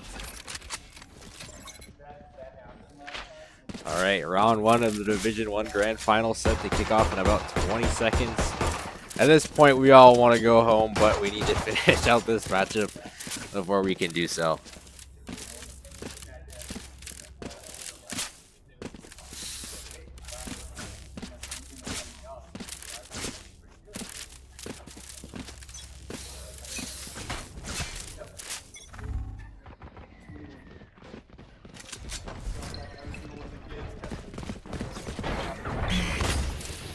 Alright, an immediate A-site push we're going to see from Park. See how Oak Creek reacts to it. Oh, Meemaw's going to get roamed to start things out. Jocelyn, SSG Pickle getting on the board. It's already a 5v2 in favor of Park. Spike planted. Fast and aggressive is their game style.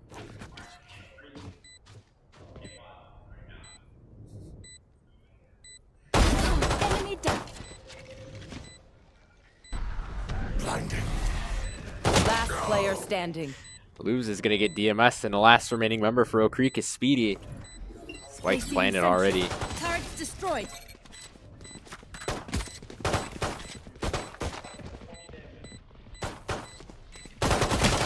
Oh, and Meemaw's going to finish off the round for Park, and they take a 1-zip lead.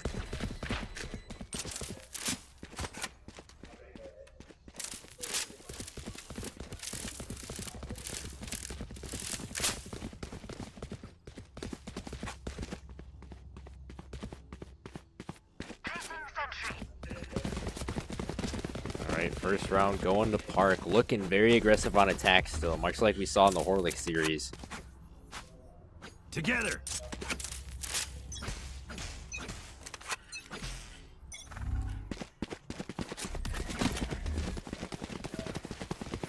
Smoke's down. Stim beacon here.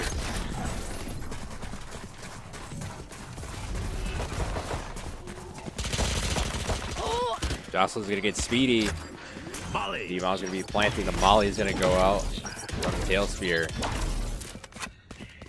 A-State is on lockdown as Beamow is still gonna plant. Frogwicker gonna be peeking from tower. He's gonna see Lubes. He's gonna get him down. Hawk out. Blinded. Tail spear.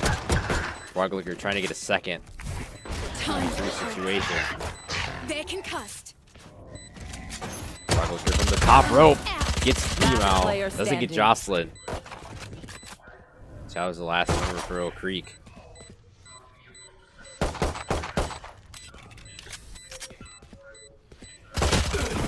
Oh, and Chow overshoots Jocelyn as he finishes with a 3K for Park. That Reyna won't touch a soul. I'll make sure of it.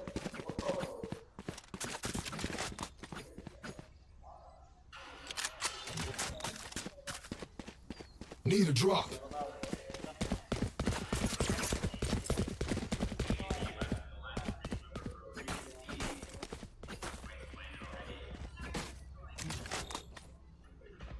Kill all your opponents.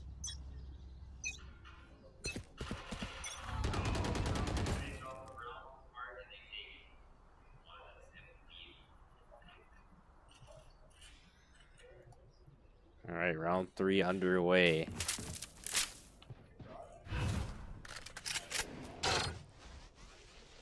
Suppressing. Rome's gonna get Jocelyn.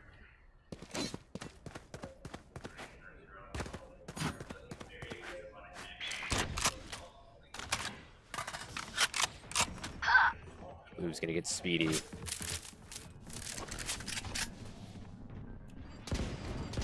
Froglicker's gonna get Lubes. Time to punch. Gun here. He's gonna see Chow in the C window. He's not gonna get him down though. It's a 4v2 in favor of Park. Mouse still gonna plant. Still determined to get the spike down, and he does. Pickle, oh, plays that poorly. So does Meow, and Oak Creek getting themselves on the board and winning round 3.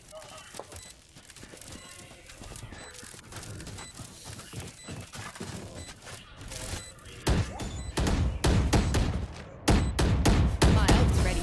Don't even start that shit here, mate.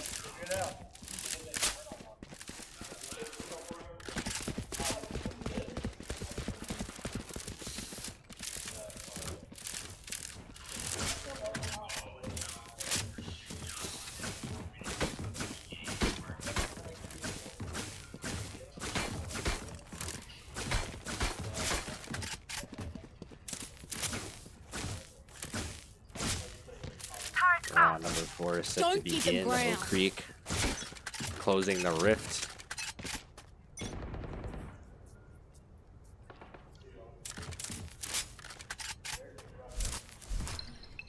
Hawk out. Park's looking to make a B-site push. Jocelyn's gonna get 2. You will not kill my allies. Now it's gonna heal Lubes. Got even more chance for frags.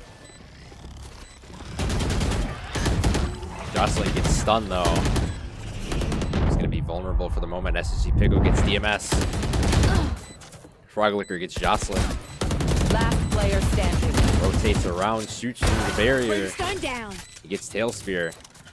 1v2 situation. Froglicker is gonna get blinded for the moment. One enemy remaining. Sees Lubes, gets the 3K, and he gets Meow. He's got to get back to the spike.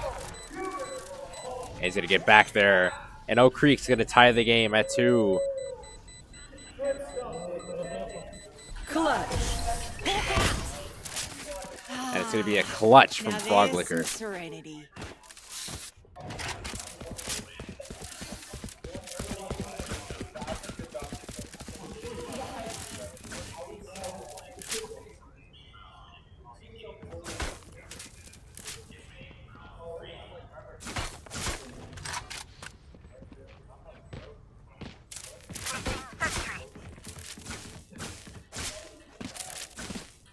Keep them out.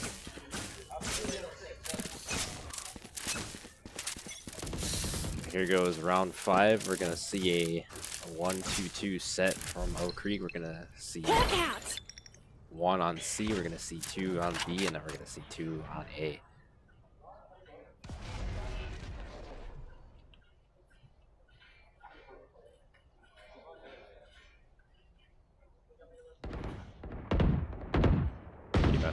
See anybody. Chow is gonna get loose.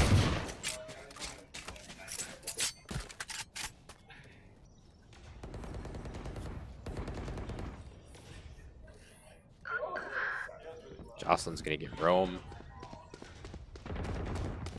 Froglicker's gonna get Jocelyn.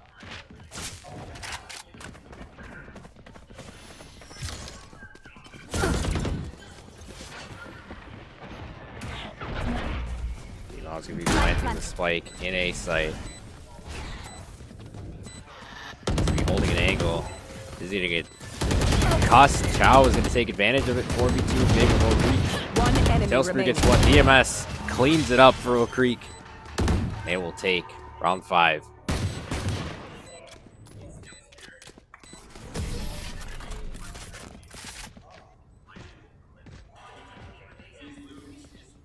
Don't stress if I die. It was great knowing you all. Also, delete my hard drive.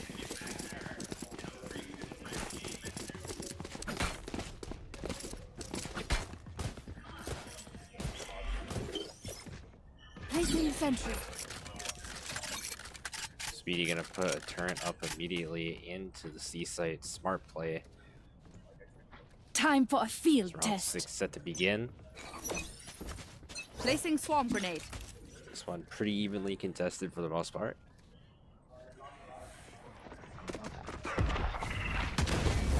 Shadows. Placing alarm filter.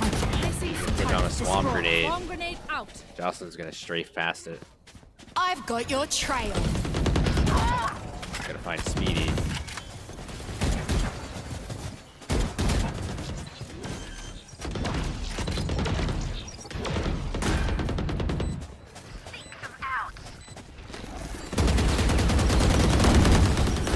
There. Cutting their vision. See, Lude's getting roam. Jocelyn's gonna get Chow. DMS is gonna get Lude. This is gonna be a good pick. DMS gets Meemaw. Down 2v2. Jocelyn, wow. 4K. It's 3-3.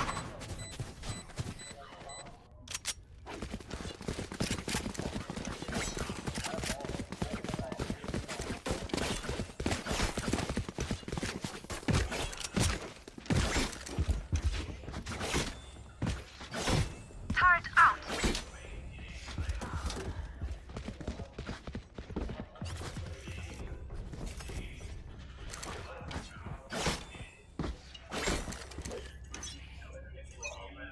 Round number 7 set to kick off.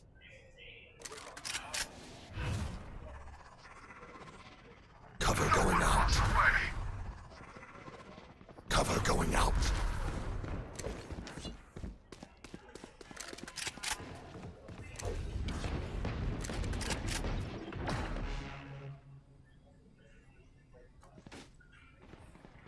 All right, round 7. See if Park can keep the momentum. DMS gonna be playing B as well as Frog Licker.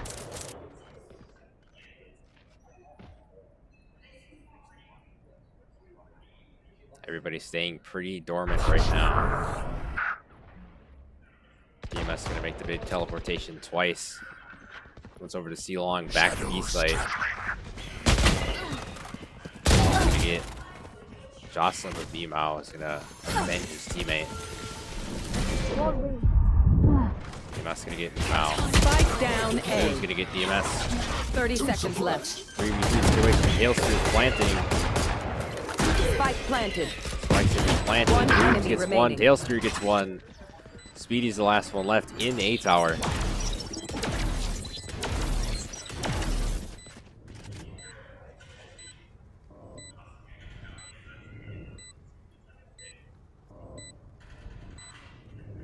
Out of charges.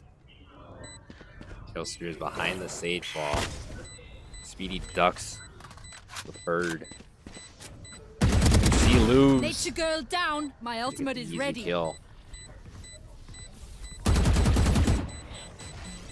Look for another one. Timer is taking on that spike. And it's looking like Speedy's just gonna let the timer go out, and that's exactly what's gonna happen as Oak Creek takes round 7.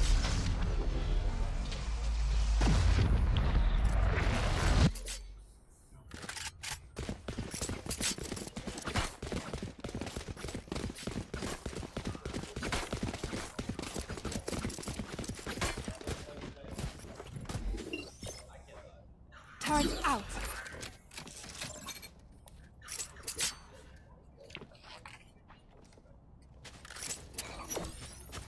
Placing swarm grenade. Placing alarm bot. Placing swarm grenade.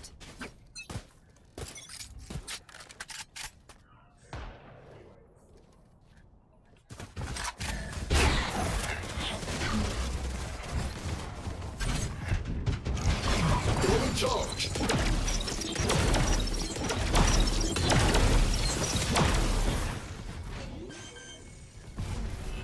Now going to be planting in the B site.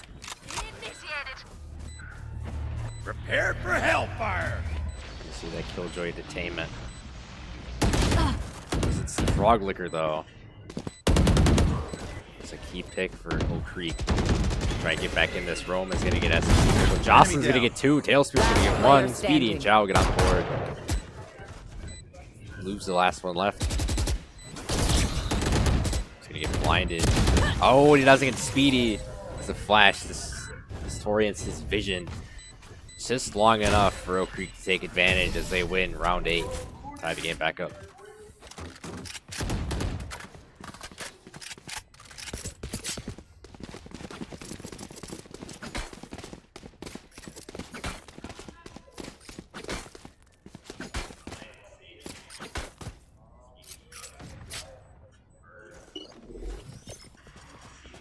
We're on to round 9. This one is a long way from being over.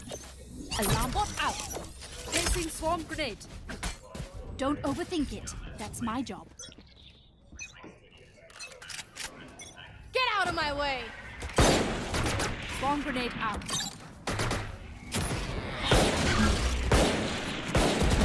Is going to be hectic early on in this round. DMS using the Marshall. Popping off a couple shots that aren't going to hit anybody. Not even going to hit John Cena as Frog Licker is going to get 2. Rome is going to get 1. One enemy remaining. This one already going to be in Spike favor down, of Oak mid. Creek. Momentum might have just shifted there as Frog Licker gets the 3K. Wow. Frog Licker with the 3K. As Oak Creek is going to win round 9, heading into round 10. This one is still very evenly contested. Go to either team.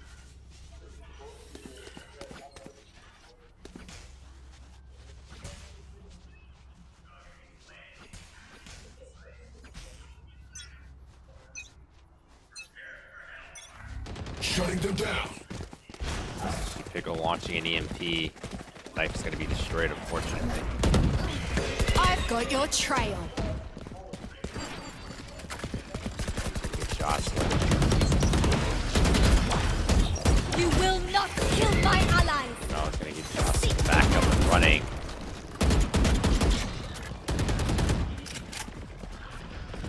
May see a rotation from Park. That's exactly what they're going to do. The Speedy's going to beat them in C window. Luve's going to get him down, though.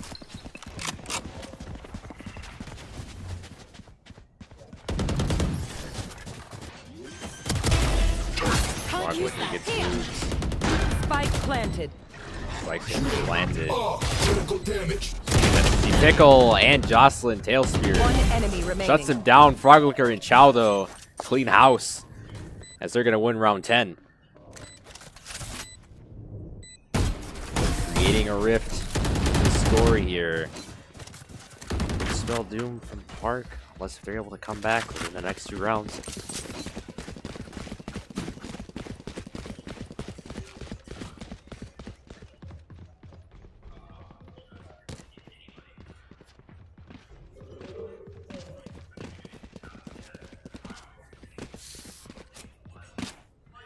Turret out.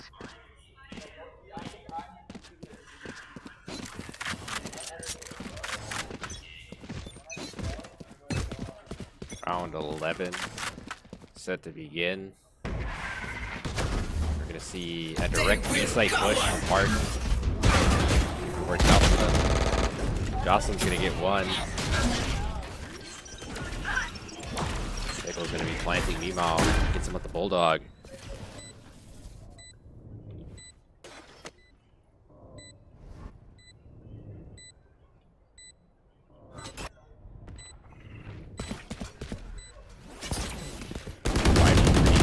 Park 5v2 now. SSG Pickle gets a wall bang.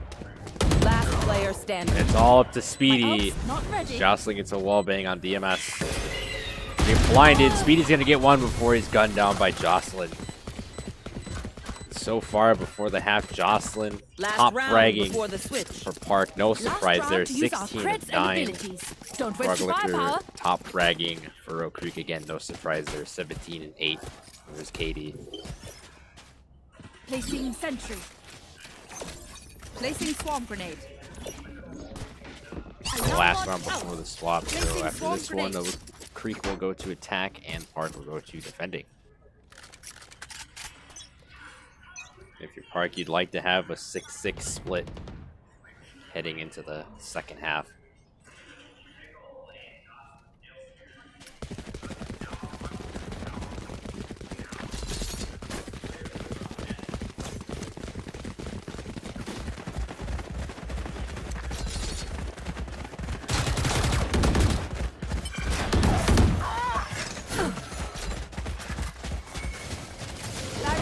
Speedy right away.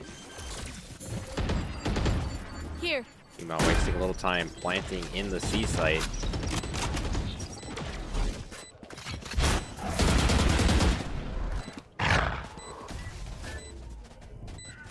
Got him. Hulk out. Blind 3 members. Rome and Chow doing the work. Lube's gonna get Frog Licker. One enemy remaining. Demas is gonna get Lube's. The last remaining member for Park is Tail Spear. I don't think he's gonna get back there in time, and nope. And Oak Creek, 7-5 at the split.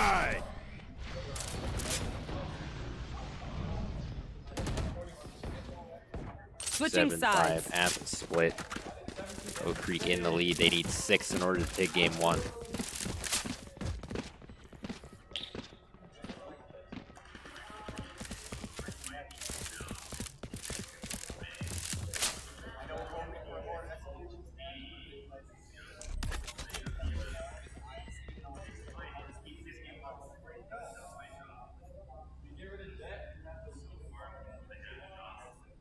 Round 13 is set to begin.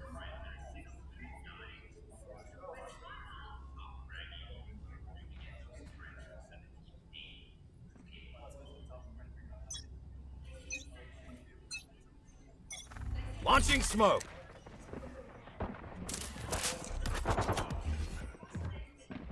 Smoke's down.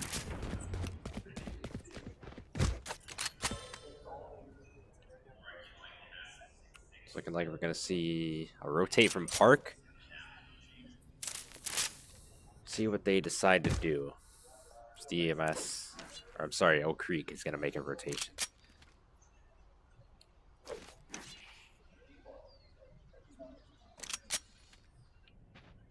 Meanwhile, going to be playing near B site. Jocelyn over at C. Cover going out. Going to be pushing B site. Shadows traveling. Demas going to try to smoke it out. He's going to get the plant. Can he get it off? Yes, he can. Rome's going to get 2. Demas going to get DMS. Last player Demas, Tail standing. Spear, get on the board. Demas is the last remaining member. Heal himself up. Got to get back to the spike, though. Checking his corners here. Gotta check his right corner. Does he see Chow? Does. Oh, he's not able to hit a shot, though, and Oak Creek takes round 13.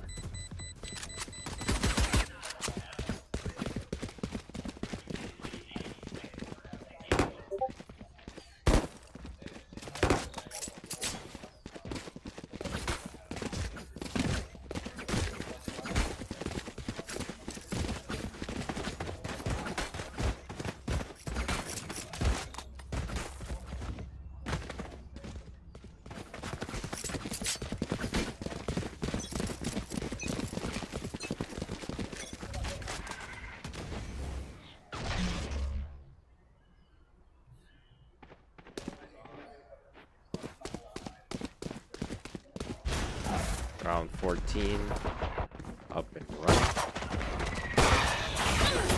Lube's gonna get stunned. Rome gonna get the pick with the Spectre. Rome has been really coming alive in these last couple of rounds for Oak Creek, and that's exactly what they need in order to pull ahead.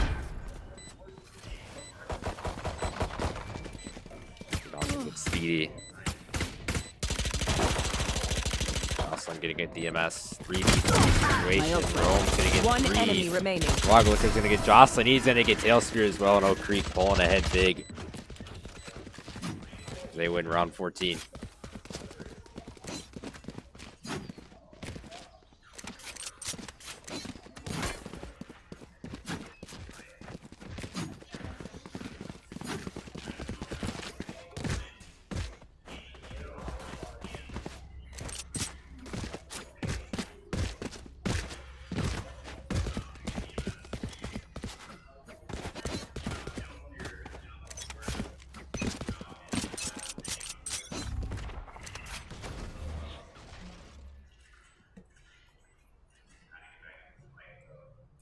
Alright. Round 15 underway. Just streaming into the stream. This is WIHSEA Spring 2023 Valorant State Championship event. Yes, we're still going after 11 hours and 30 minutes. We are on the division final. Finally, as Rome is just picking off Oak Creek. It is Oak Creek versus Park. Oak Creek up 9. Park has 5. This is only game 1. Division 1 grand final, so you're not missing too much. Spike's gonna be planted by Oak Creek. Speedy.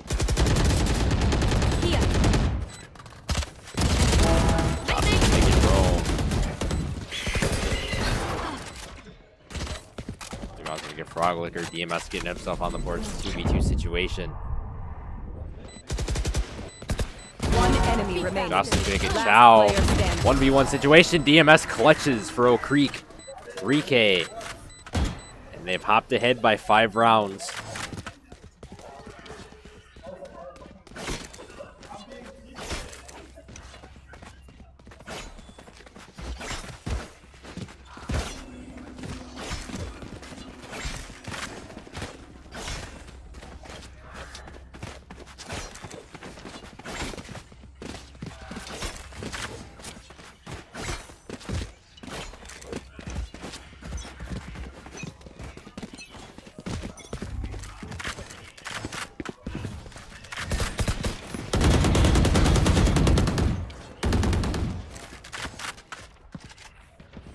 Round 16 underway.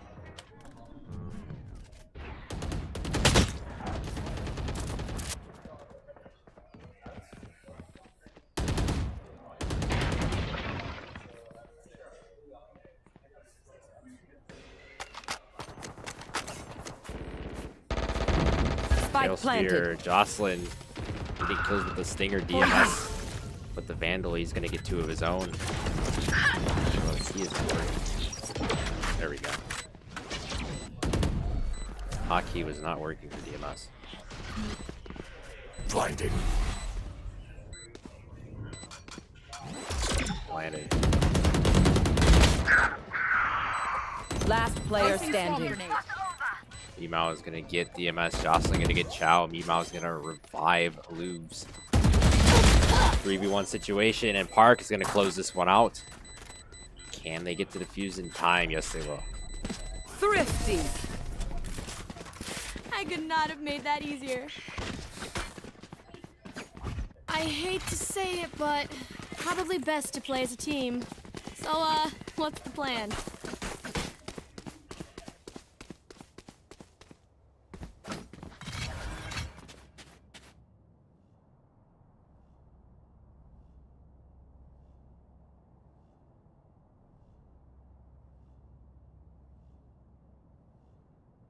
This is gonna be fun.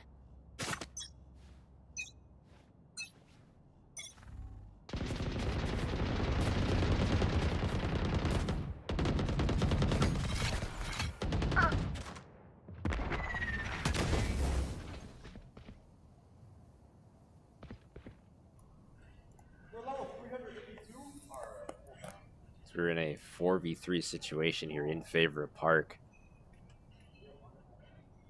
Meemaw getting 2 picks.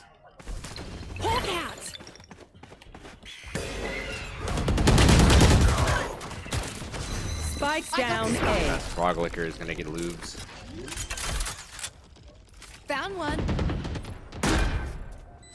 Spike is going to be planted, however, by Oak Creek. Can they hold it out? That is the question.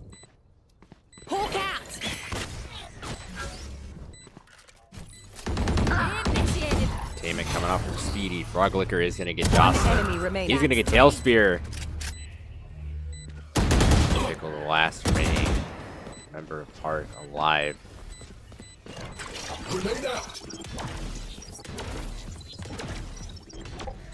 Speedy's not going to detain SSG Pickle. SSG's Pickle is forced to abandon the spike, and Oak Creek is going to take round 17.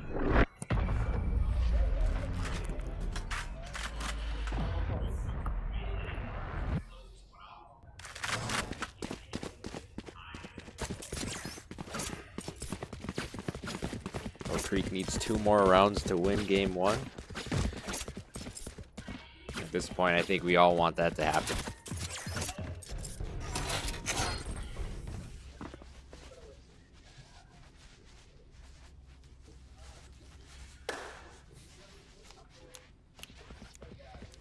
Round 18 set to begin. It's going to open up with SSG Pickle launching that all-purpose EMP.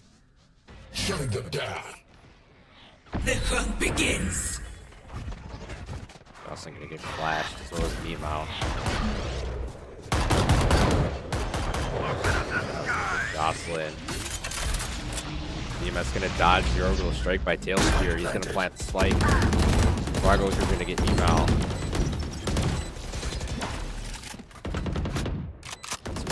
Comms happening on the side of it.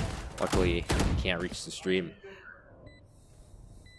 Leaves in Chow get on the board.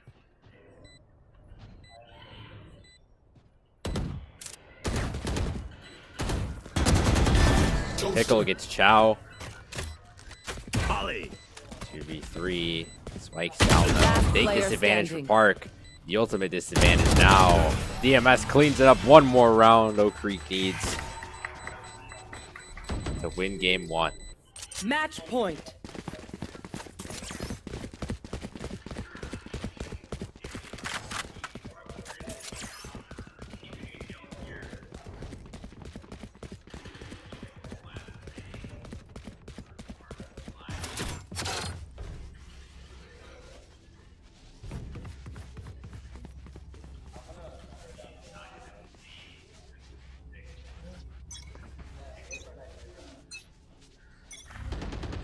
Suppress it.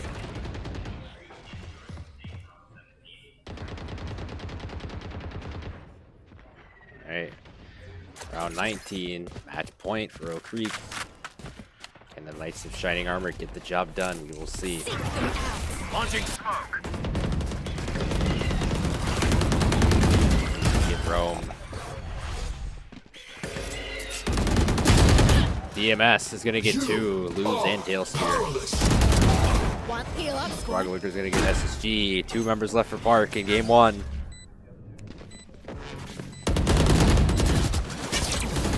Jocelyn getting Froglicker.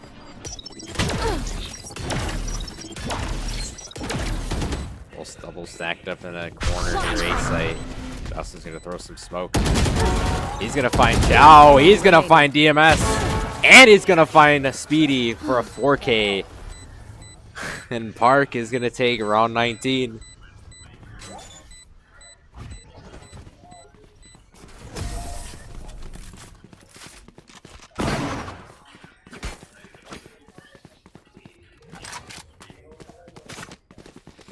And still match point for Oak Creek heading into round 20.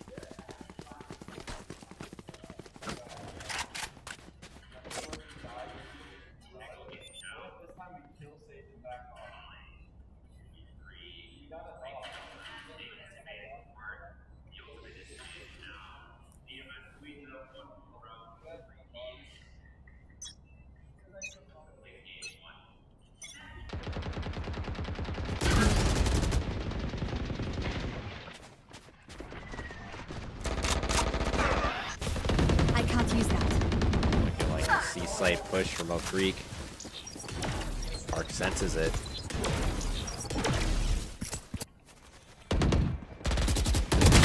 Dog the peak C site. Froglicker's gonna get that wall bang. I've got your trail. Put off the door. Froglicker's gonna get 2. Tail Spear is gonna get DMS with fire. Spikes down. Froglicker's going to get a 3K. It's up to Tailspear and SMG Pickle. Tailspear gets 1. Double stack though. They're by C-Link. Their presences are detected. They're both going to be flashed.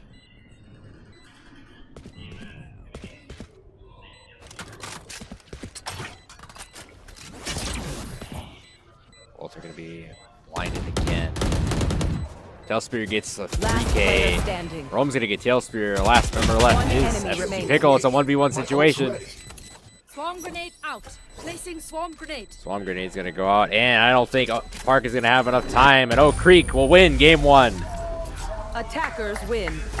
Okay, everyone, take a test tube. Oak Creek taking Let's game collect number samples and 1 get out of here. after stalling out Park for as long as they needed to in order to take that map.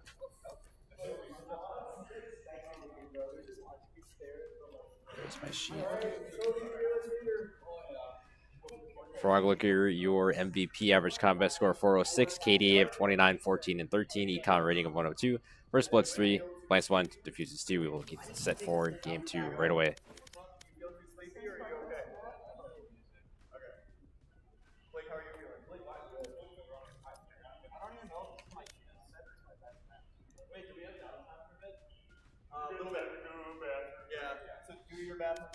And there will be a bathroom break, so stick around. We still have some more Valorant action going, and we will be back.